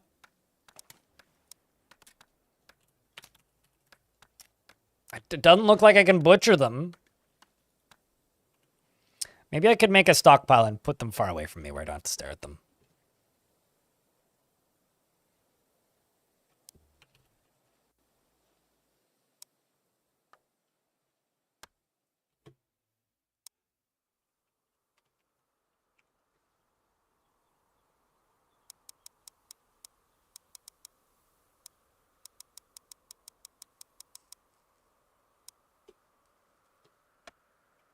We'll just put them over there where I don't need to stare at them.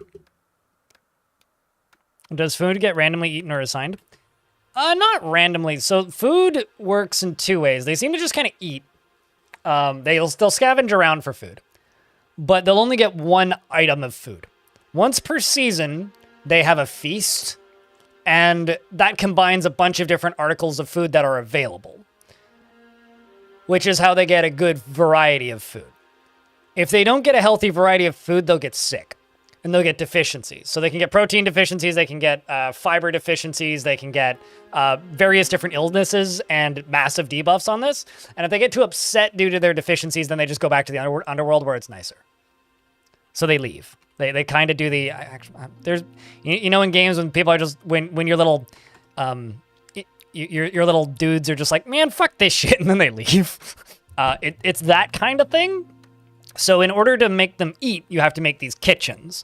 And then they go to the kitchen seasonally and then they eat food based on what is available.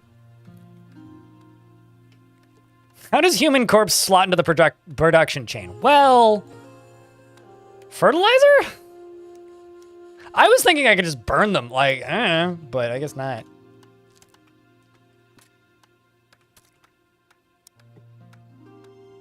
Let's just summon some spirits.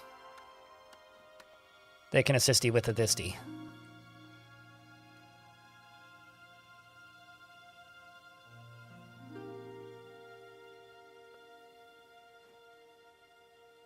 You might have written it into my journal, or into your journal.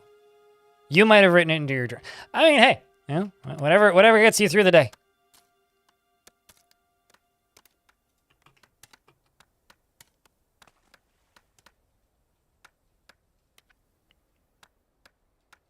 For me, I don't know if I would say they look voxely. This game almost looked like Thomas in YouTube chat. This game almost, to me, visually looks like those games that are chasing PS2 era graphics, in a way. I kind of almost wish things were a little bit clearer than like the flat textures of like that style of graphics, but it certainly suits it. I think it looks good. I kind of wish they were higher res textures sometimes. Okay, so now I've got space for 60 goblins in the kitchen. Let's nuke this, let's nuke this, and let's nuke this. Or just this one. I suppose. Makes sense. Alfie. Okay, so now I have just barely enough. I think I'm going to make a little farm plot here. Did I ever make a nettle processor? I genuinely can't remember.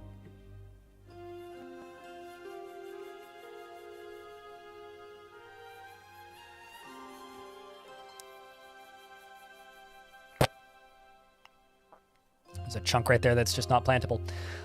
Let's say nettle.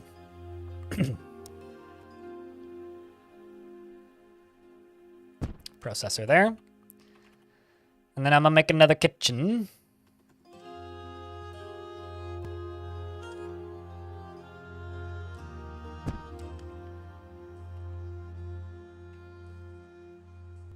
Kind of don't like the way that looks.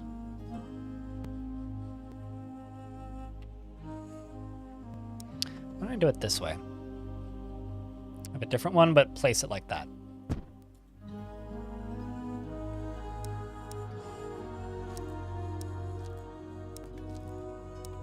Let's also just clear flora, because then that'll unlock any new things I haven't chopped down before.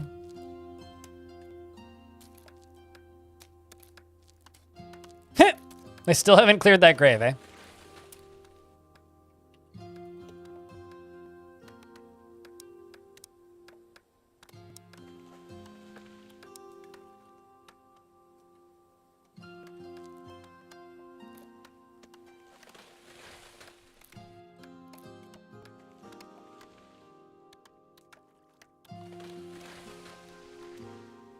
I have to do all these individually? I do.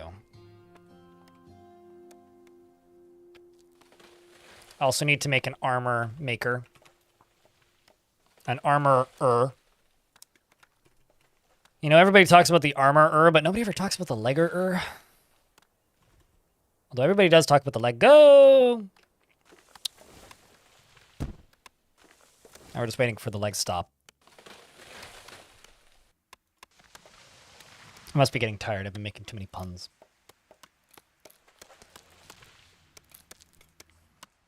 Oh, the dad jokes? Hey, look. I woke chat up. Like I said, I think I can make bad jokes like that now because I sit in my chair and look out the window and read the newspaper. Oh shit, they're actually harvesting the goddamn veggies. Oh my god. Also, why is the world collapsing?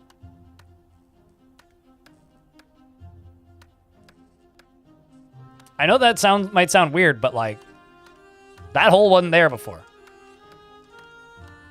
And like, just kind of appeared. Do I have to manually tell them to harvest these? Or am I an idiot? I guess I did kind of tell them to manually harvest them. But I've never seen them do that of their own volition, so. Also, I love them, like, becoming a little stack of them. That's cool.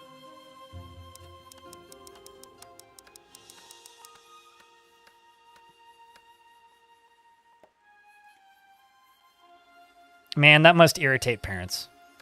What are the ghost-looking dudes? So every time you kill a tree, or damage the like natural space around you, it summons a spirit, and these spirits can help or hinder. Primarily, they help. Using your shaman, you can be like, "Join me, my little minions," if you want, or you can simply kind of ignore them, I guess. And when you ask them to join you, they can help you in several different ways. Currently, the only way I have that I can help them, or that I can make them help me, is I can make them, what's the word? Like haul items for me. But if you piss them off, and by that I mean don't have suitable enough sacrifices, it's not too hard to not have suitable enough sacrifices, but if you're not sacrificing stuff, then the spirits of the trees will make your stuff catch fire. The keepers of the river will make you not catch fish. And so the keepers of water get upset if you harvest too much fish but don't sacrifice ceremonial fish. The keepers of the trees get upset with you if you don't sacrifice ceremonial wooden stuff to them. And these are the number of unspent spirits I have. And as you chop down trees, you gain spirits, which are the random spirits floating around. And there's usually up to 20 spirits passing through the area of a camp. Spirits released from felled trees or slain enemies increase the total. And you can spend them by using this spell, I think. I can actually prove this. Yeah, see, now number go down. And then they help you haul thing. There's other things you can make them do later if you know, what's the word? Research the technology. And they haul stuff faster than your little duders. Mass deforestation it is then. We'll just make sure that you're, like, you know, sacrificing a good number of all random trinkets to your Biggie Mick and Chargeman.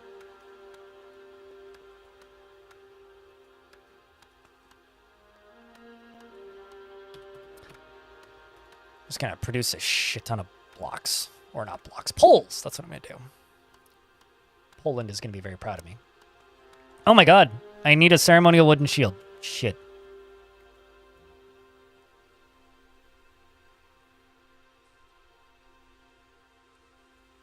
In order for the ceremony to be valid, I need a wooden shield.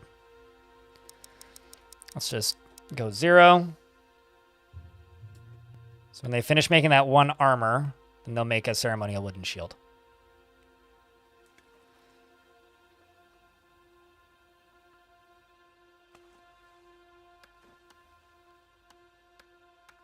That sucks, Darius. But like I've said a trillion times while I was playing this game, if you're interested in trying this game, go play the demo, because it lets you play the first 4 years of in-game content, which is actually kind of a ton to do. And something must have decayed. Oh, did I? Oh, I see what I did. I think the gods are mad at me, chat.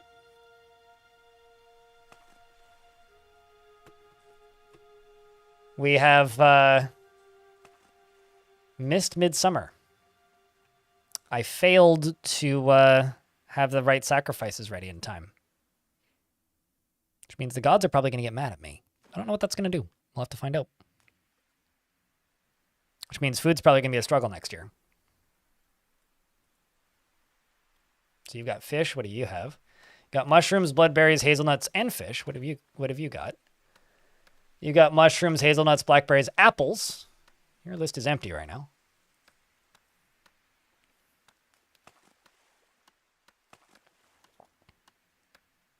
Is this one of those situations, Darius, where you like don't have the ability to take a break?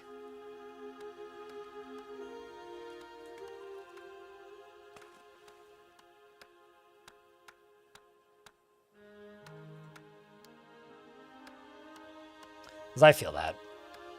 There's definitely days where I'm at this desk for way too long.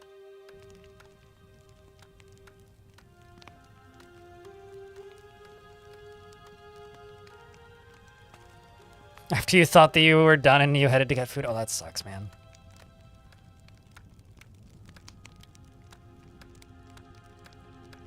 Hopefully everybody can get a meal this year.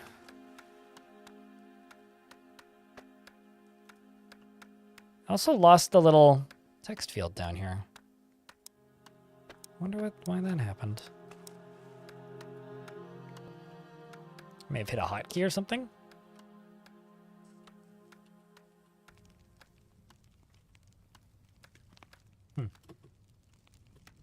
Odd.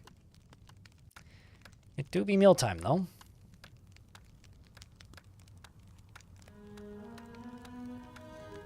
Worried this little bloke over here, Mooley, ain't gonna make it to dinner.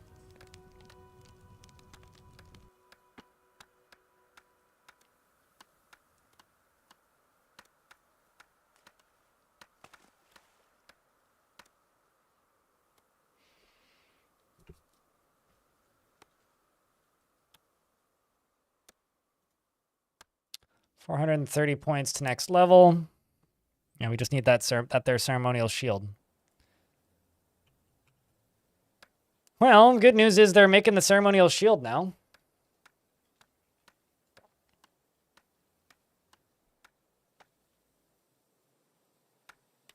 You think you're done, but you're also on call? Right.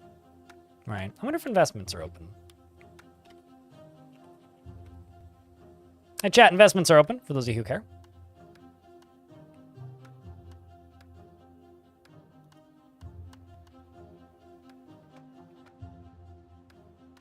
You know, sometimes I wonder why I'm tickering around so much. At least we won't miss Midsummer next year. Tis very much fishing season. I'm a little bit worried about the fishing season. Oh yeah, and also when winter happens, don't ask why the the river doesn't freeze. There's a very logical reason for it, and they haven't told the game to do that yet in the code, according to the developers. So the river should absolutely freeze, and absolutely will freeze once they've taught it how to do that.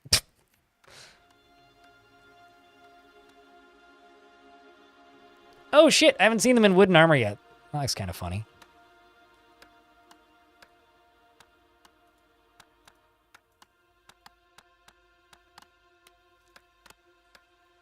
Well, that's good. So when the enemies arrive with their pitchforks, we'll be more efficient.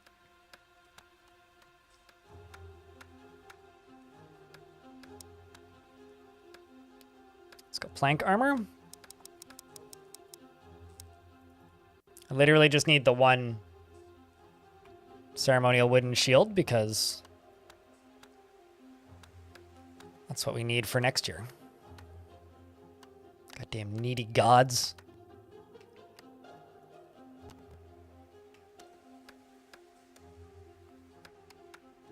Does the river flood? Yes. And the first town I built, it washed half my town away. It destroyed all the buildings and washed all of the materials that I used to make the buildings upstream. It was horrific. I almost cried. I mean, I didn't, but I kind of wanted to.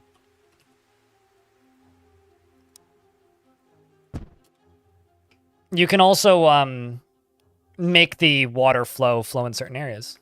Holy crap, Tell and Artho, it's been a long time. I hope you're doing okay, dude.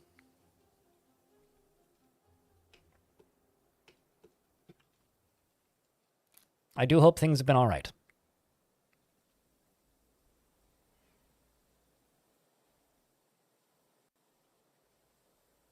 Well, I'm not sure what your name is on Twitch, but you have a good night, friend.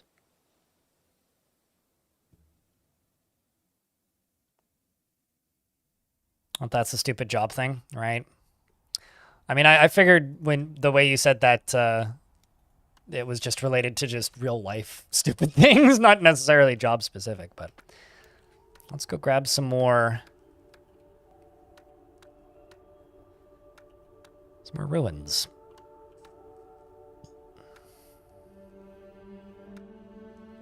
Angry at the world? Yeah, no, I get you. Same.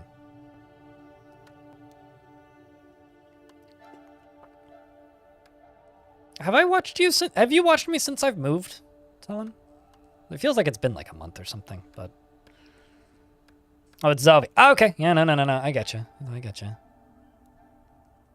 Especially because YouTube just straight up outs your real name half the time.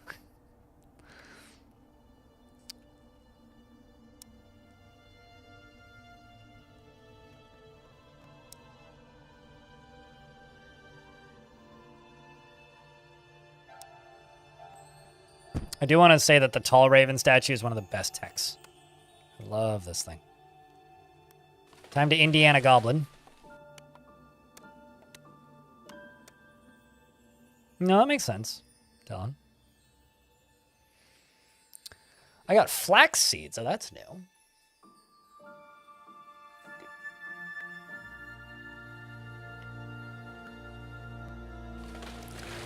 Then you demolish it and you get stone because it belongs in a museum! And my farm fields.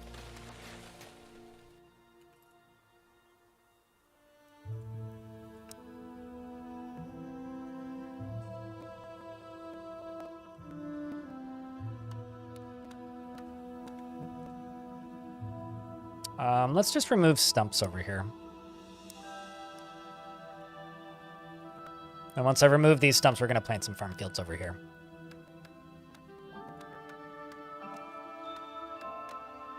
Since you're out of the house for 14 hours a day? So, I had a really busy month last month, and then a really busy month moving. Why are you out of the house 14 hours a day? What the hell is going on, dude?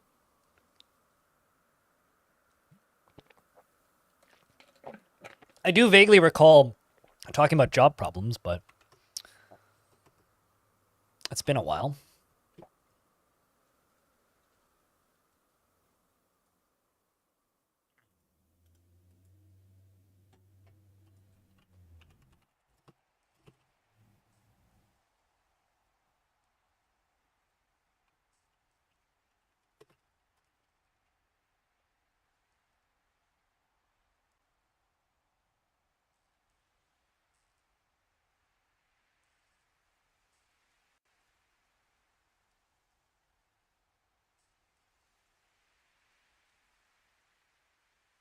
Also, Shy Pandemonium, congrats on that win.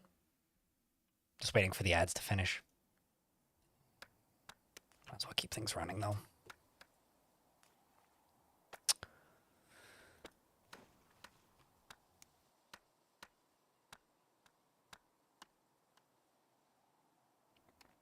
I really need to sort out the lack of foodstuffs. So can I just plant flax? I can.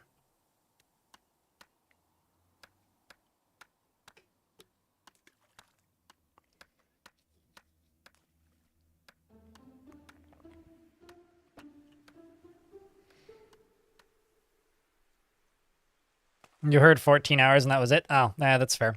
What? For what reason are you out of the house for 14 hours a day? I remember hearing that you were having work issues, but that was a while ago. Are you just job hunting or something? Like, what's going on, dude? Is all I said, really. Also, if someone's feeling quietly generous, you should give Telenartho a sub. Telenartho deserves one.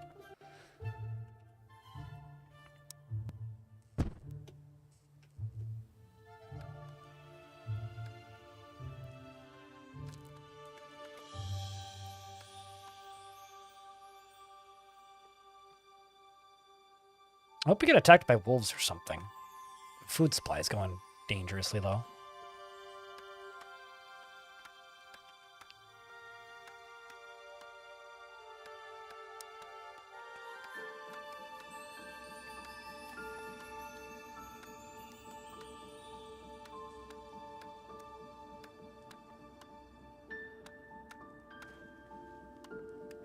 But yeah, that's all I asked. Telenartho was just, what's going on? What's up?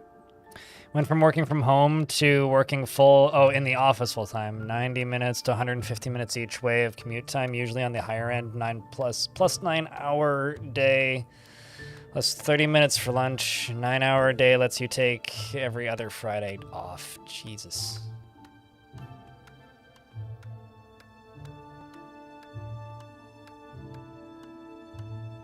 So wait, you're June 24th. So hold on a second.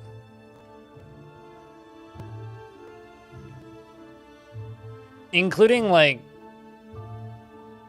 breaks, you're doing more than 40 hours a week then. That's kind of fucked, especially with the commute. Yeah, that sucks, dude. I mean, it is smart getting to take the day off, but that's brutal when you account for the commute. That is absolutely goddamn brutal, dude.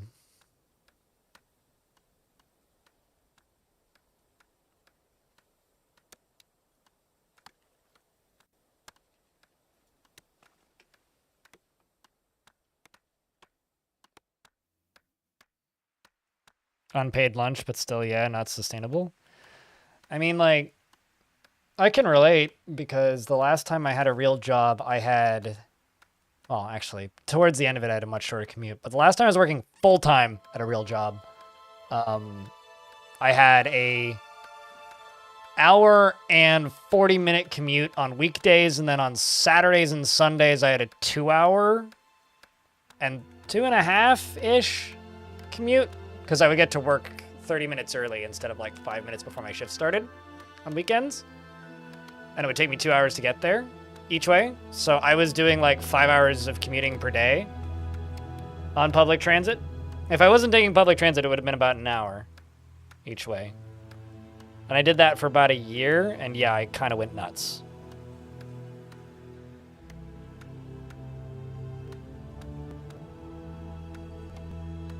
No, it's not bringing the chat down. It's more like bringing up a discussion. I don't think that's bringing the chat down. It's only bringing the chat down if, like, everybody leaves because of it. Which I don't think is the case. I think it's just kind of reality.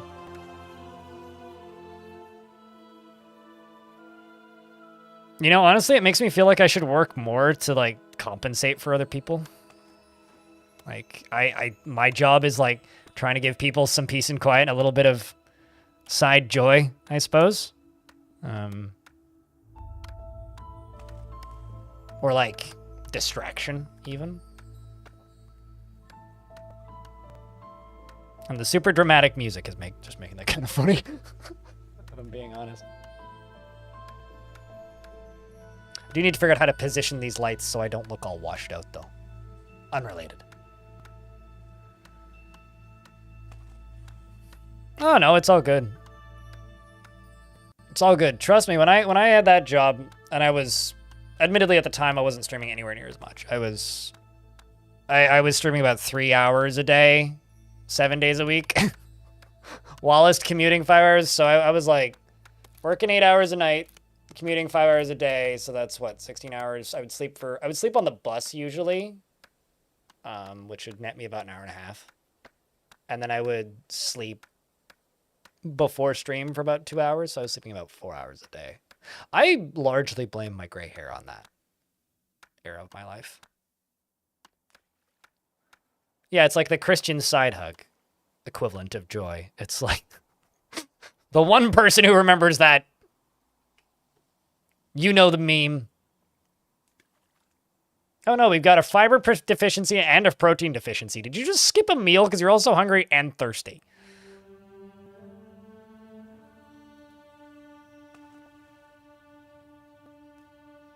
In the morning and streaming plus writing, that is. Oh, jeez, man. Yeah, I noticed that you weren't online, but, like, I don't know. I never want to, like, try and guess why people aren't online. I'm just going to cancel these jobs so that they can go eat. Cancel order. No. Can I not cancel it once they're actively doing it? I guess I can't.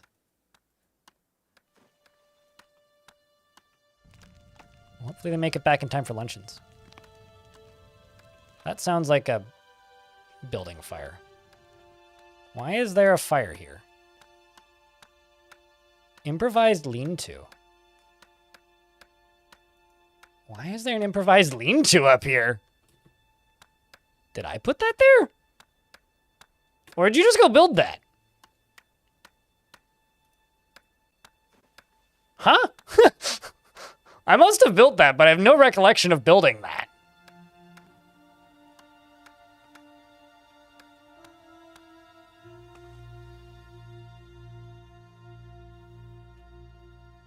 At least they were able to clear all the stumps.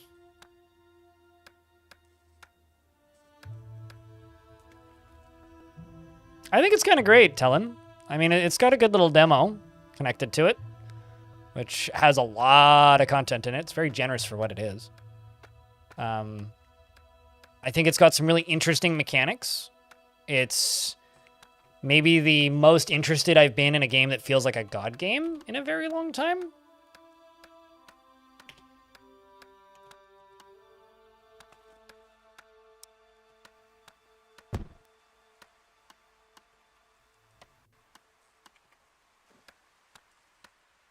And so that has me excited because it's very rare that I find a God game that I enjoy. It's kind of a genre that's largely gone. I should just click the build multiple tab for these.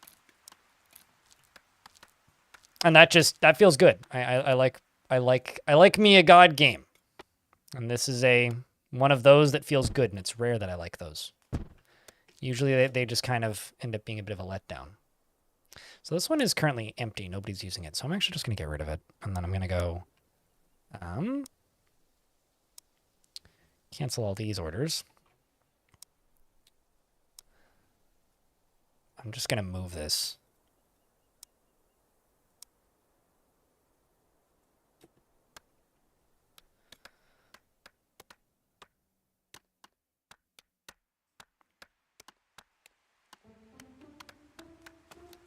Honestly, I don't want them to bring black and white.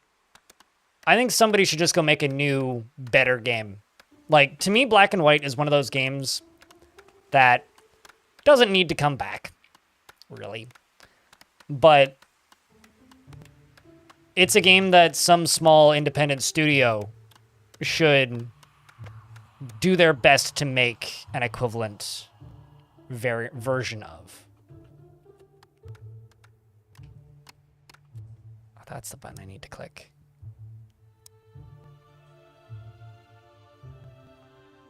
So we've lost some points to decay, meaning ghosts may come through? Because some food rotted.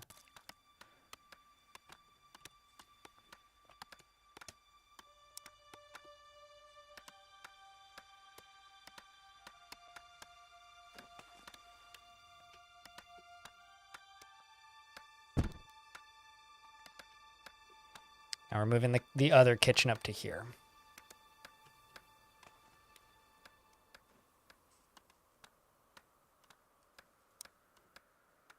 What? What do you mean you haven't made the ceremonial wooden shield yet?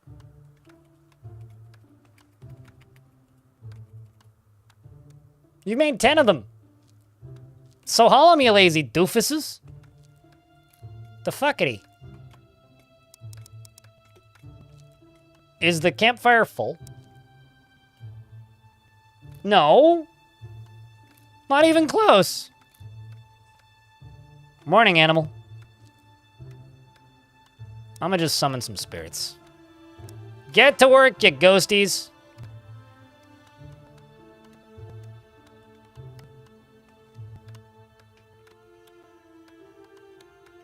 Yeah, so now, because my food rotted, I've now got these ethereal undeads wandering through my town, which are gonna go yell at my tree and make my tree upset, and there's nothing I can do about it.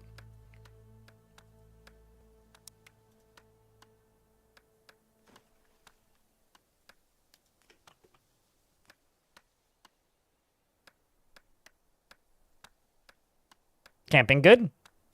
Animal?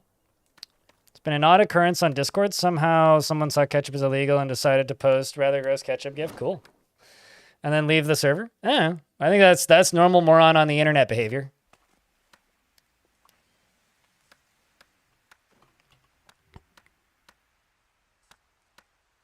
Odd Realm updated? Man, Odd Realm makes me sad. I like Odd Realm so much, but because so many people have such a negative association because of how rough that game's launch was, it's like such an uphill battle to try and stream that thing. It bums me out. I don't quite need all these, just up to there. But that seems like perfectly normal idiot on the internet behavior, Stone. Also, good morning. I'm not sure if you've been here the whole time. Every time someone says God game. When I'm saying God game, I'm referring to Populous. Because that's the one I played. I never really played Black and White.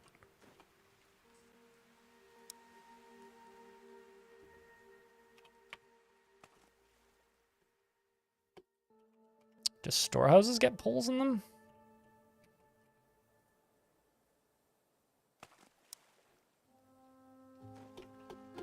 Or do those need to go into this?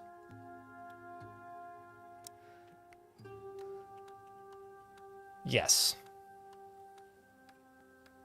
Right.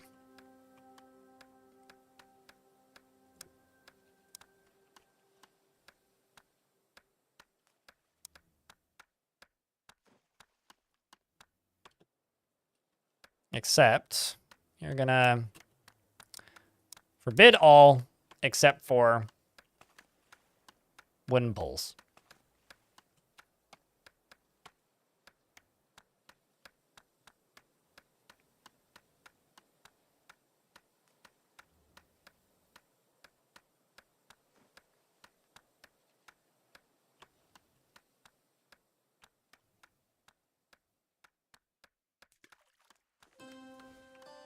Have we hauled the goddamn ceremonial wooden shields yet? Don't make me make a second bonfire, I will. I'll burn this whole town down if I need to. Odd Realm is the most Dwarf Fortress inspired game ever made, maybe. Except for maybe... It's like up there with No Warrior, where it's like, wow, you're really just trying to make Dwarf Fortress. But it had an extremely poor launch out of early access, which I largely think kind of demolished its real chances of continuing in the long term sustainably. I know the devs had to go get a full-time job. I don't know, that game bums me out.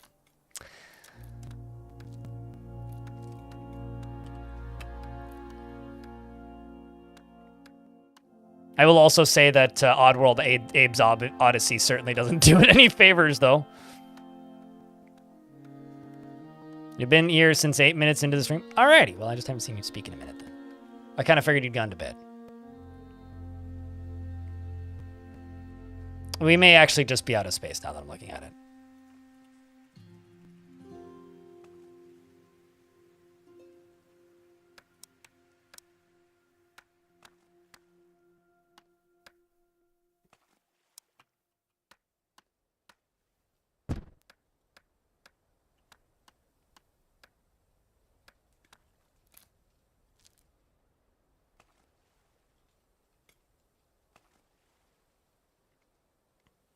Although, that being said, I'm always amazed by how many people remember Oddworld's Abe's Odyssey is even a franchise. Yeah, I was reading the bonfire capacity backwards. Well, let's just make a third one. We're gonna have a big fire.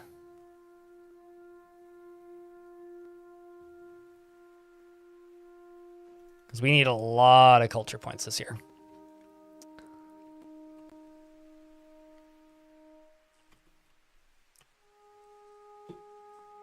Also plunk down another Raven statue. That should be good.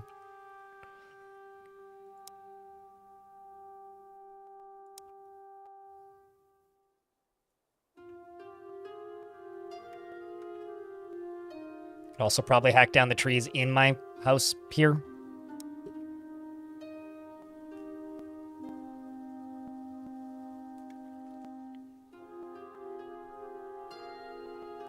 How many mushrooms are we collecting?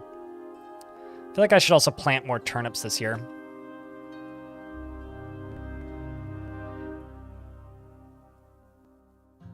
We're gonna save less of them.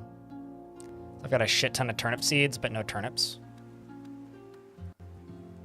And also, let's just plant turnips here too.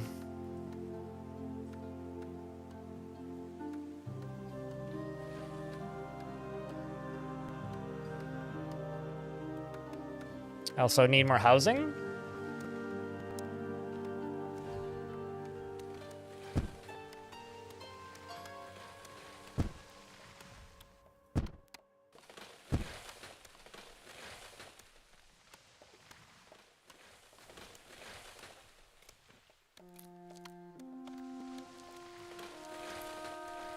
Turn up the heat.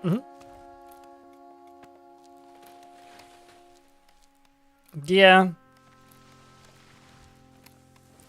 Look at us repopulating the entire spirit population. The one thing that needs to happen is we need to not miss Midsummer this year. If we do, then I'm in trouble, probably. Because the population keep going up, but the tech doesn't go up on its own. Speaking of tech going up on its own, it's food season. And everybody's getting food. Or everybody's lacking in certain food types. It looks like they're bringing different foodstuffs over, so that's good. And hopefully by the time the population goes up, which is up here, I'll have some of these houses done. I'm working on this storage shed and then a bunch of simple sheds over there. Oh, shit. Come down to me, you stupid birds. I wish to eat your brains and consume your meats. Unless you... Okay. See you next time, Buffalo Wild Wings. Yeah, I've never played any of the Oddworld games. I do recall seeing videos of them on YouTube. I want to say it was Abe's Odyssey specifically that I remember.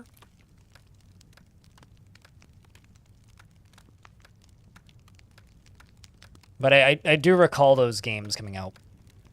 I just never played them. Why didn't I order nettle leaf bunches? Maybe don't order 50. Maybe just like 15. Maybe... Oh, can't do nettle seeds just yet.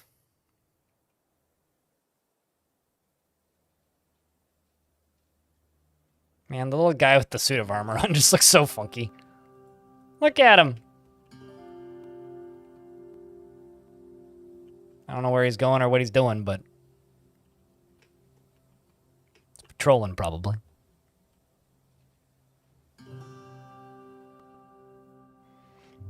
Yeah, I almost feel like God games are like weird games to talk about in the current year.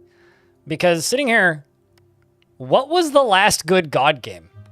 What was the last good God game? Like the last God game that released some semblance of publicly. Like a game that people picked up and played that was made by a major studio. I don't know if I could... Like, there was that one Ubisoft made in, like, 2012.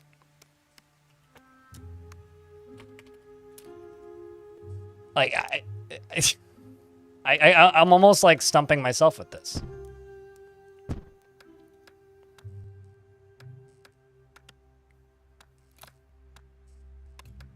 Like, I don't even know. The Civ 6 is a 4X, not a God game. A God game is a... like, and this is why God games are hard to talk about. Because, like... Nobody even really knows what a God... Like, when I say God game, like, there's the one guy in the back with a beard who goes, black and white! And then everybody else goes, huh? Shut up, Grandpa. And then you move on with your day. Like, From Dust, that's the game I'm thinking of.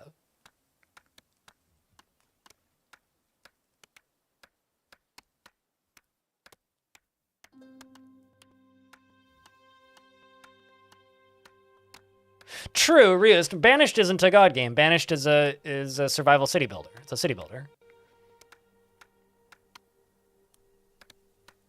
You're clean shaven. Okay, Grandpa. Sorry. Yeah, I guess Rios. Rios is a God game. You know, actually, it's probably like Pocket God. Was like the last big God game. Or maybe World Box. Although I haven't played World Box, so I don't really know. Because I know that I think the Rios studio made another God game, and I'm blanking on the name of it right now. It was Godhood, I think?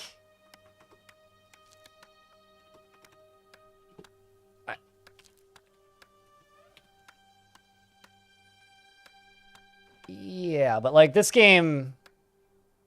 wasn't exactly successful.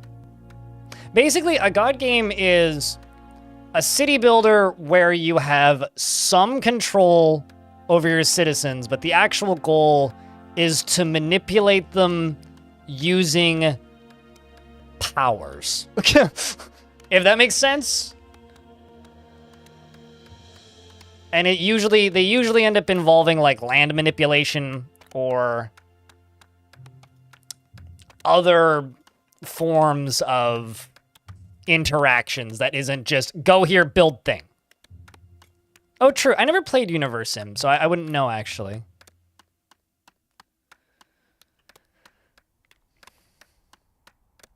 But like the last big mainstream successes of those games, I'm pretty sure was just like straight up Peter Molyneux's games from a million years ago.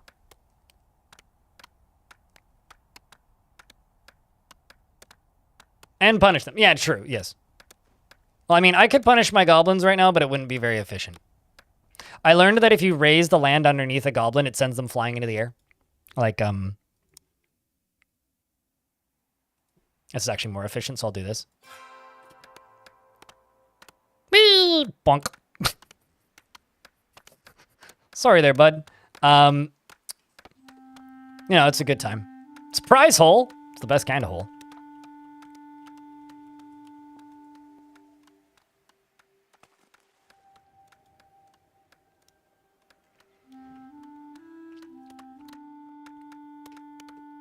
It's just right now there isn't really any reason to do that. If the game gives me one, though, I wouldn't hold back. I would gladly send them to space any day they wanted. But yeah, basically, like, I guess a god game is just a game where you are an omnipotent force that has otherworldly powers, but you're trying to use those powers to play a city builder, basically. I've also never encountered these bogs. These have, like, different plants in them that can't be accessed anywhere else.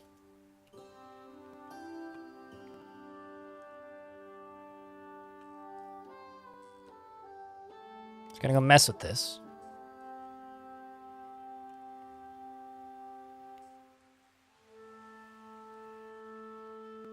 I wouldn't. I see. The question was, what was the last? So Brian says Spore in the YouTube chat. I wouldn't. Spore is more of a sim. Spore is like Spore's a mini game collection. It's a survival game, a city builder, another survival game, and an RTS, and a space game. Chad, is it fair to call Spore a mini game collection?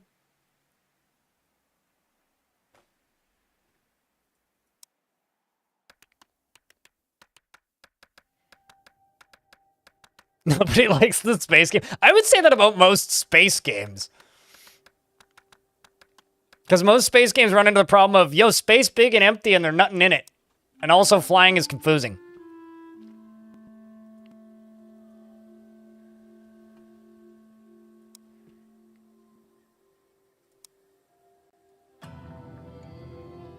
But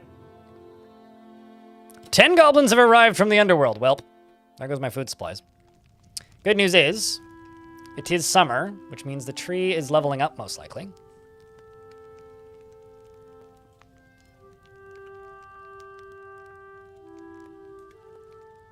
It's cool, I didn't need those food supplies anyways. I never played Sacrifice.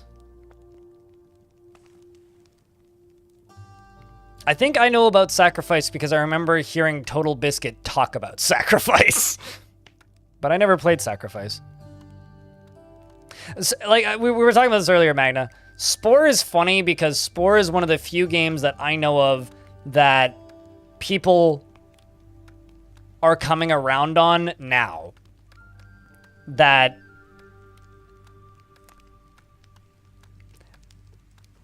And I was comparing it to Black and White earlier in that I wonder if Black and White came out in an era when, you know, YouTubers existed and were making YouTube videos about games, I wonder if people would remember Black and White fondly, because Black and White largely failed to deliver on a lot of its mechanics, a lot like Spore, but was a fun enough toy box that people enjoyed it.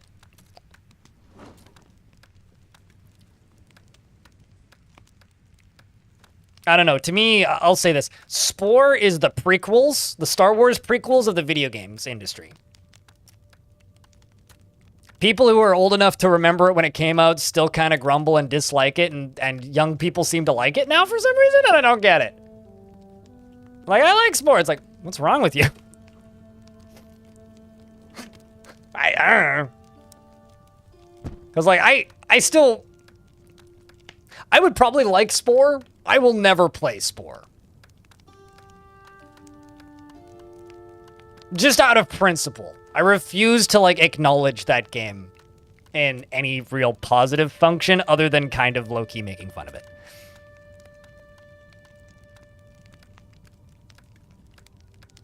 Goddess is Terabad. The question was, when was the last successful, well-made, I'll even say, or, like, well-known for good reasons, God game? And I think it's probably Pocket God.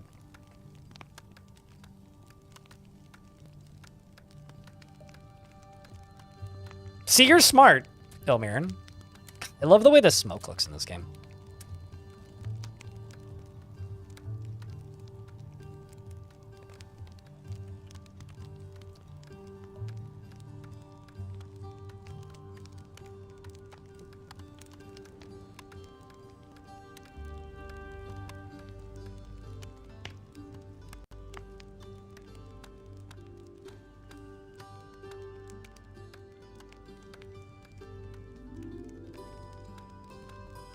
It was hyped as the greatest thing ever, and it fell short and everything.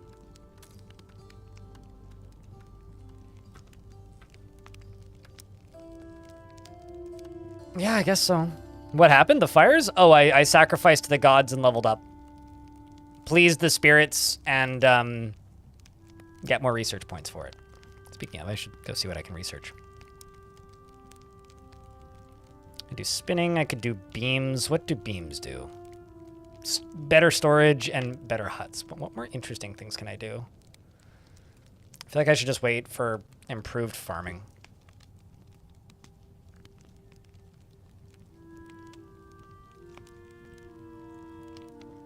I wonder, what do I need for baking? Smoking, maybe? Yeah, let's do smoking.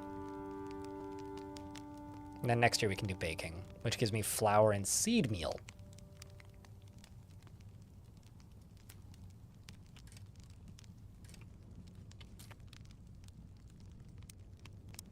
Which allows me to make smoked meats.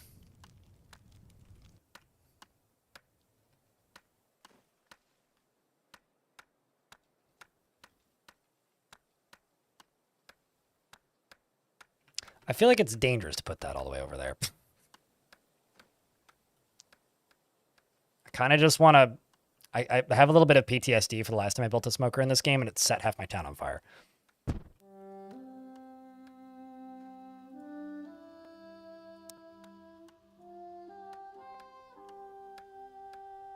I like beans. Beans is good. The thing that, like, honest, you know, I'll say this about Spore. Spore, when it came out, I remember there was this brief window where everybody was like, is it really as good as people say it is? Could it possibly actually be that good? And then it was, actually, maybe it's not that good. And then everybody realized how the DRM worked. And that made it, or, no, it was the other way around. It was, people realized how the DRM worked and were like, wow, fuck this shit. And then the people who did play it were like, actually, hold on, hold the fucking phone. Because that game had, like, some of the most intrusive DRM for the time ever. It basically was, you had a limited number of installs for the game. And it was extraordinarily limited, the amount of installs you had. It was like 3 installs per CD or something.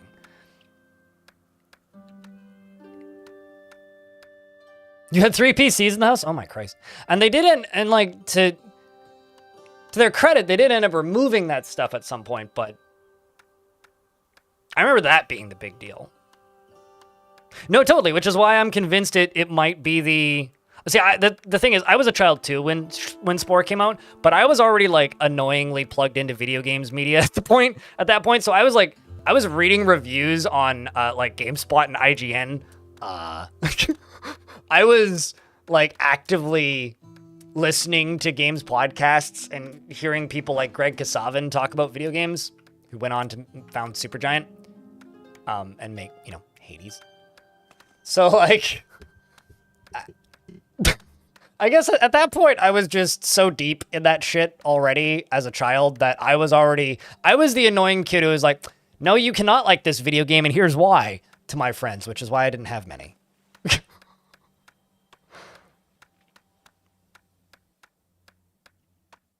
You were working at GameStop when it came out? Oh no. It was 1 player account per key. Oh my god. But yeah, anyway, that's why I'm convinced that Spore must be the Star Wars prequels of video games. I really love the way the flowers spread in this. It's genuinely super cool. Like, as your tree levels up, just the lush plants just spread.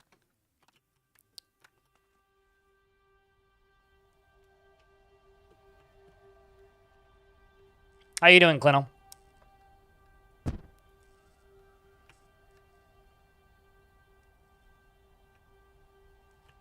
Actually, what's the fertility on the bog, I wonder? Oh, it's the same. I was wondering if there's any super high fertility areas that aren't clay, because like clay is really high fertility, but you can't plant anything there.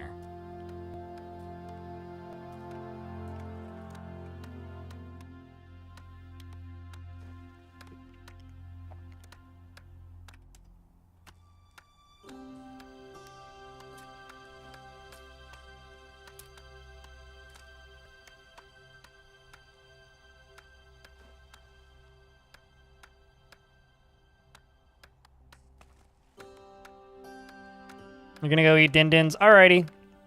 I may catch you when you come back. I may not. Timing depends.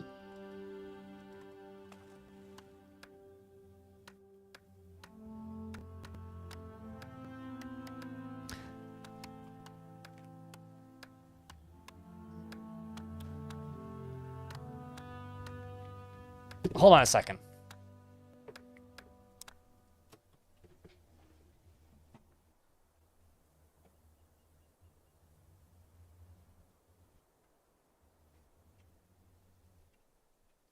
You know, I've never had unexpected Symphony of Destruction before, but I just did.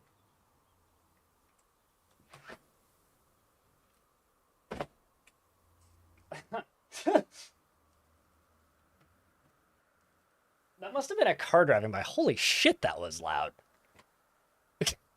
Suddenly I just hear Megadeth. I've never out of nowhere heard Megadeth.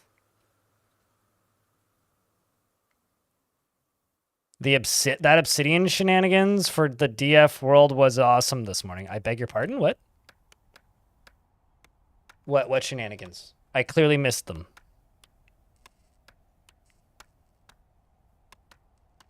Oh, okay. So my brain was going in a different direction. Certainly, I know it was neat. Please land, Burbs. Please land. Try and eat my veggies. I want to stab you in the face. No? Okay.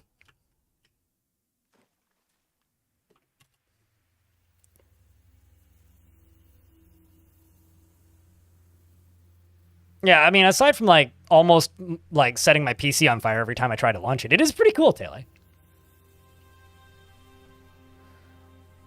It is pretty cool.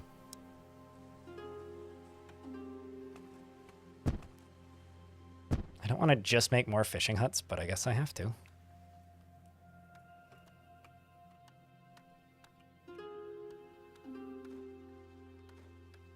There are throwable spears. I haven't made it through the tech tree before, so... Yeah, no, there's archery. Still a ways off, though. It's a pretty plodding tech tree, I'll say that. I mean, I could grab spear thrower, which I have all the prereqs for.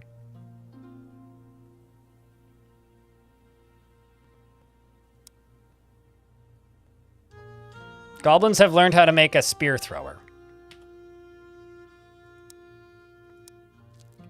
Oops, wrong menu. This menu. Throwing spear. Eh?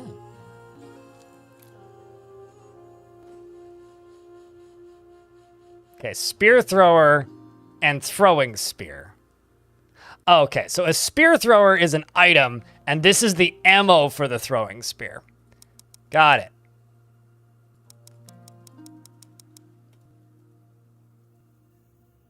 It's also something I have to assign manually to the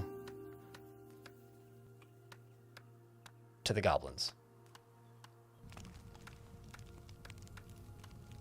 I'll assign that when I get the chance. Why is something burning? I hear fire burning. Remember how earlier I said I was scared of making one of these? Well, about that.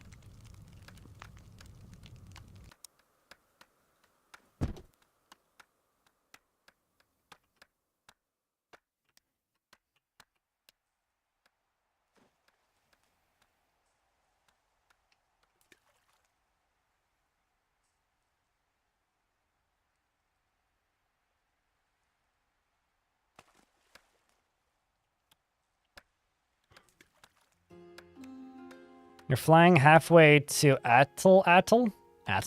What's Atl?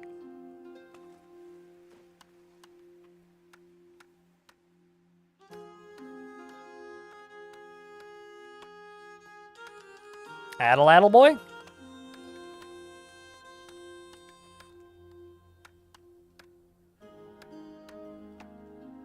You guys have lost me. I'm presuming that's an airport code, but I'm confused. Chat, I'm tired. You're gonna have to... I just had Megadeth inflicted on me, and I'm tired, so I have no idea.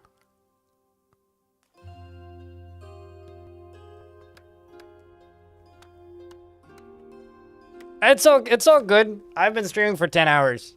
My brain is pudding at this point. What are we doing? Guys? Are we okay? Store item, sure, but what item? I have several questions. I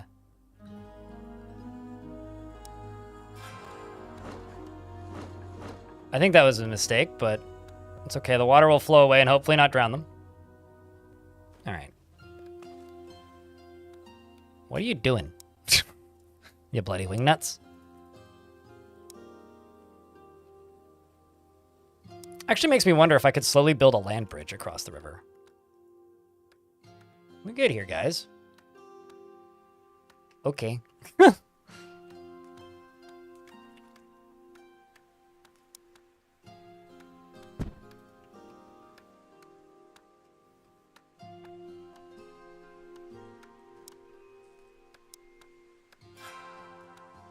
Kind of seems like I can. Maybe I should do that. Although I'll bet you it would flood horrifically once a year. Because every spring the river floods. It's a curious thought.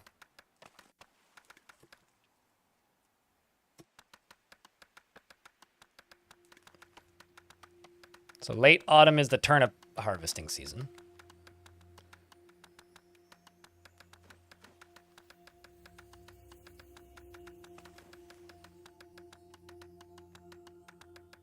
I'm just staring at this until it's time to harvest the turnips.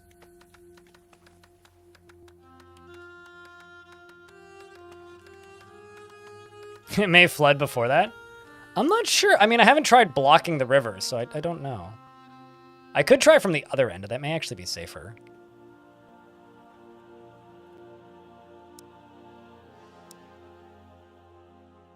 Although I don't even have the points right now, so I'm attacked by something now, so that's good. I realize that that's a weird sentence to say out loud, but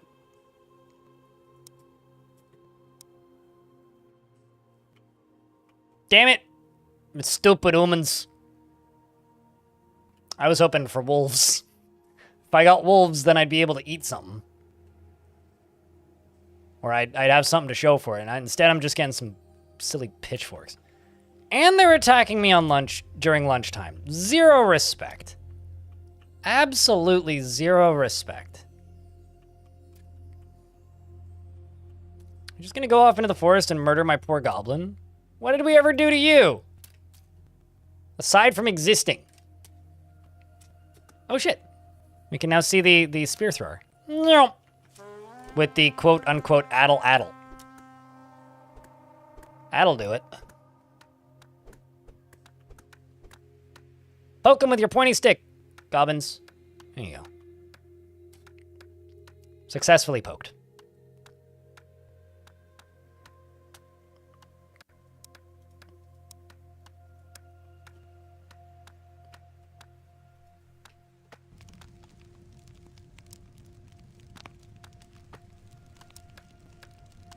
I really hope my food supply ain't gonna... Why do I hear burning? Okay, it's just them cooking. That's fine. That's intended burning. You don't want unintended burning, only intended burning. Unintended burning bad.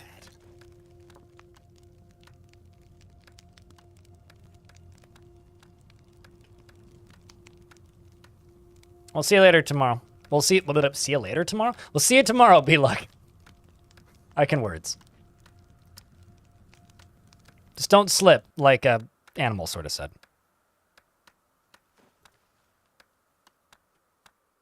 So a spear thrower is how you cheat at throwing in the Olympics. Got it.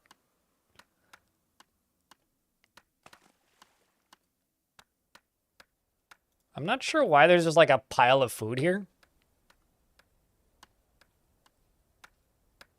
I hope they put it away.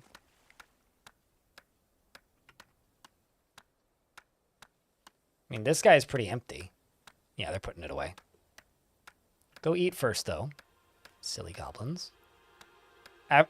This is, like, the best way of cooking ever. He just sits there with a hammer and smacks it repeatedly.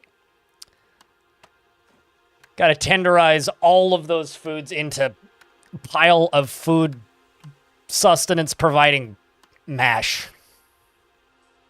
I'm sure it'll taste like chicken, whatever it is.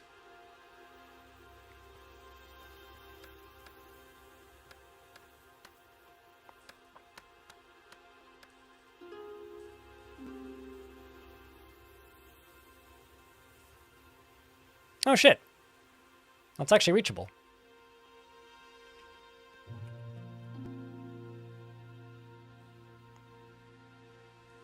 Hard are the words that you speaketh here today. Also, the map is pretty big in this. Like, there is very much an edge to the map, but it's quite a large map. It's very much a sizable map.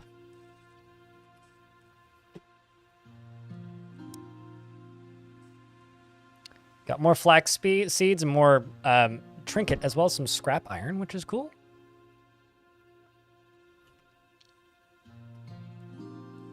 It's quite the hill. I didn't realize there was such a huge hill right there.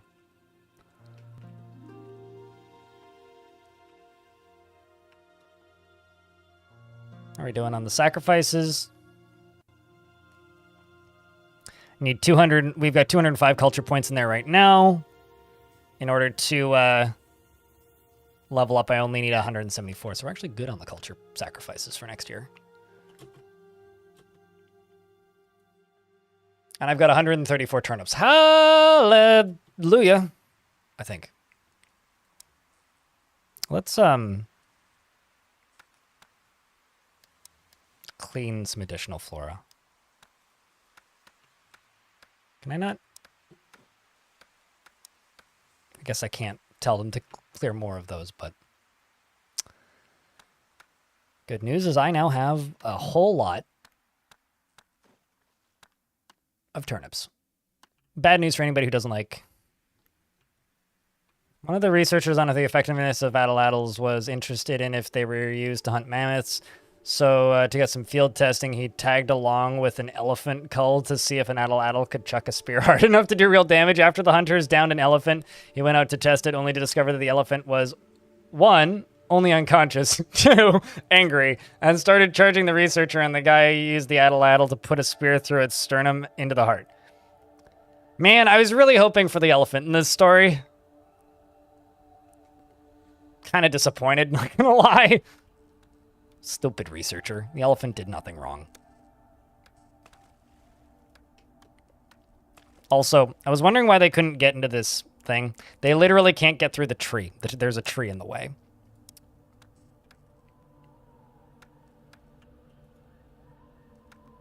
Congratulations on a successful return, Elfie.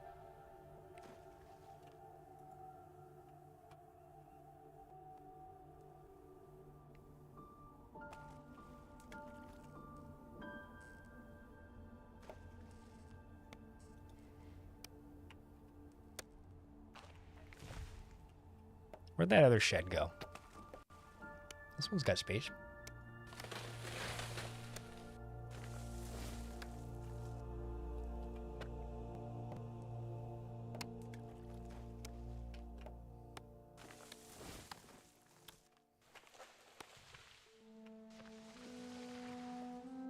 Man, this is becoming a big little town. Like, genuinely. It's become kind of a large town all of a sudden.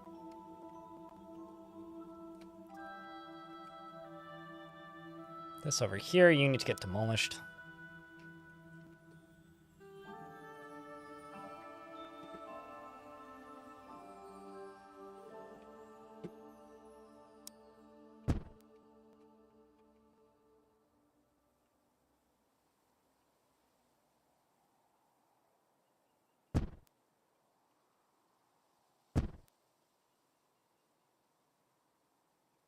And we need to near the end of this year. Man, today was very educational. I learned what an addle is.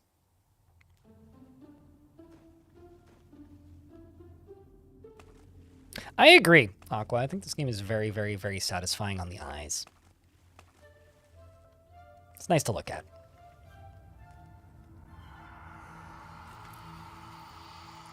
A stench of decay has wafted into the camp, and a bunch of zombies are doing the...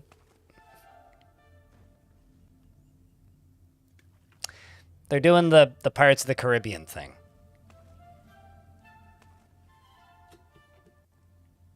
Well, they never saw this coming.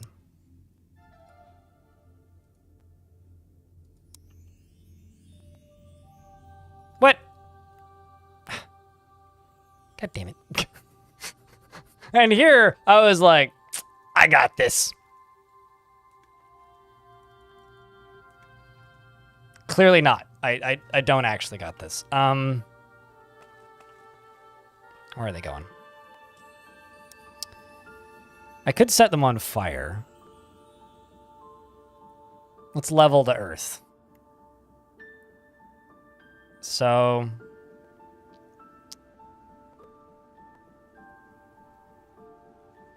Although I don't want to accidentally kill some of my goblins, although it would be funny.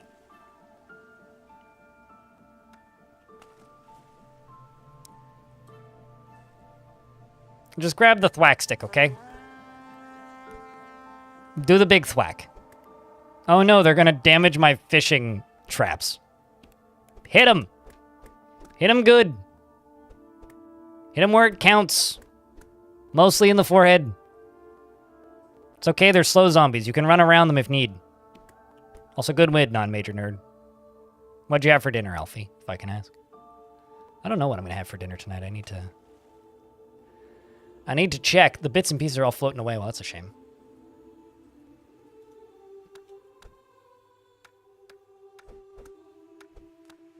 Although I just realized they're dropping dwarven trinkets.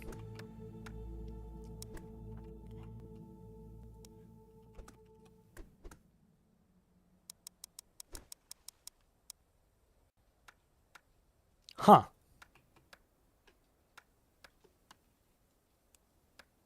Today I learned about zombies. They drop dwarven stuff. There must be a necromancer tower nearby. I know what causes this.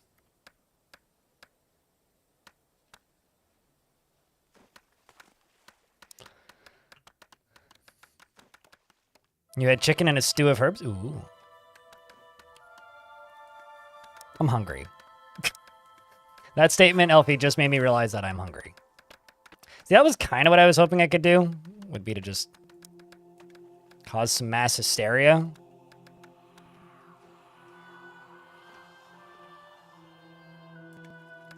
I've almost fished this entire river, turns out.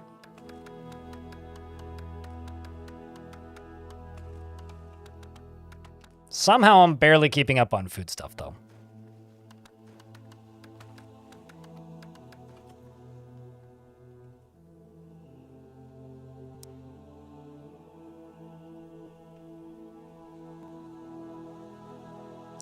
Here's hoping this ain't too big.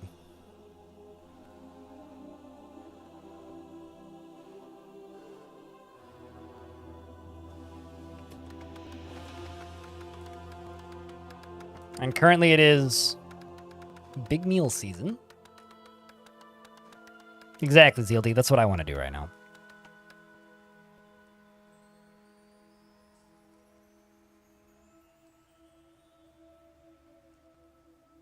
Don't mind the dead human in the driveway. It's fine.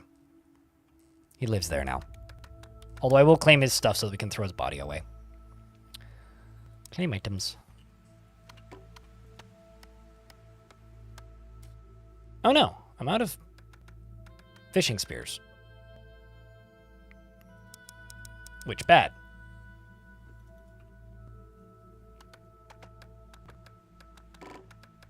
Hey.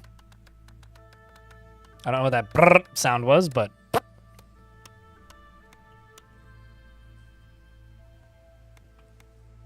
I know my food is dropping. It'd be really nice if some of those, you know, big, large birds could just attack me.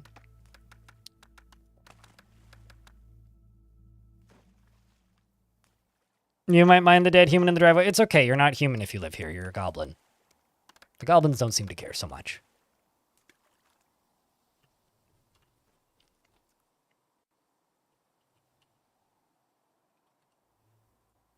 If I build more raven statues, would that help you not mind the dead human in the driveway?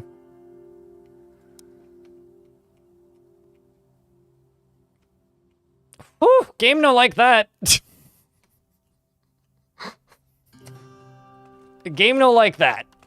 But it's fine.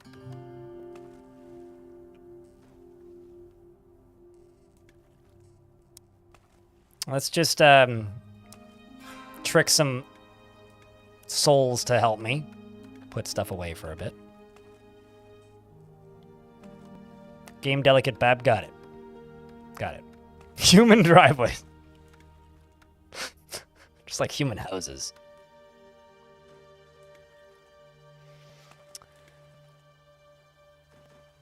Is that like a human speed bump?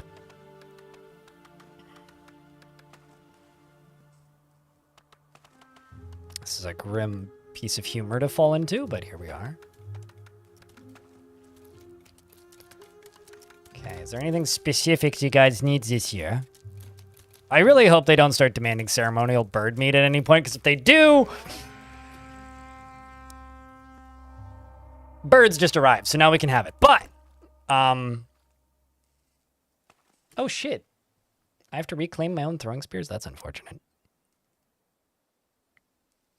I was gonna say, because I haven't been attacked by birds in I don't even know how long, but finally we've been attacked by birds now. Ain't that great? Excellent. No longer need to be as worried about the birds not attacking me.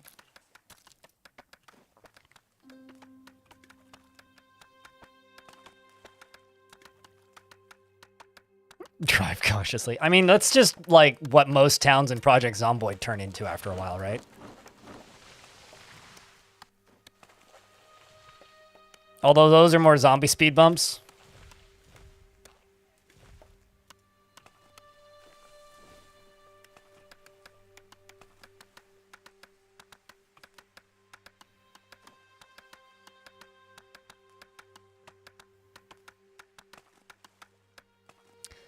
All right, chat. I'm getting a little loopy, and the city has grown considerably. I mean, it was about yay big, and we haven't even finished the wall the last time we finished up this little here town. So I think now is a good time to save. And, or just save and quit. I kind of hoped that we go to the main menu, but it didn't. So chat, I've been live for 10 hours and 10 minutes, and I'm tired, and I need some food. So I'm going to go eat some food and call it. YouTube chat, I'm shutting you down now. Thank you very much to those of you who stuck around. I mean, I'm kind of surprised how many of you did, actually. So thank you. And we'll see you tomorrow for me trying to unbreak my broken minecarts, which will be a good time. And tomorrow, if I have the energy, we'll do some more of this. Otherwise, regardless, thanks for chilling today, YouTube folks. We'll see you on the flip.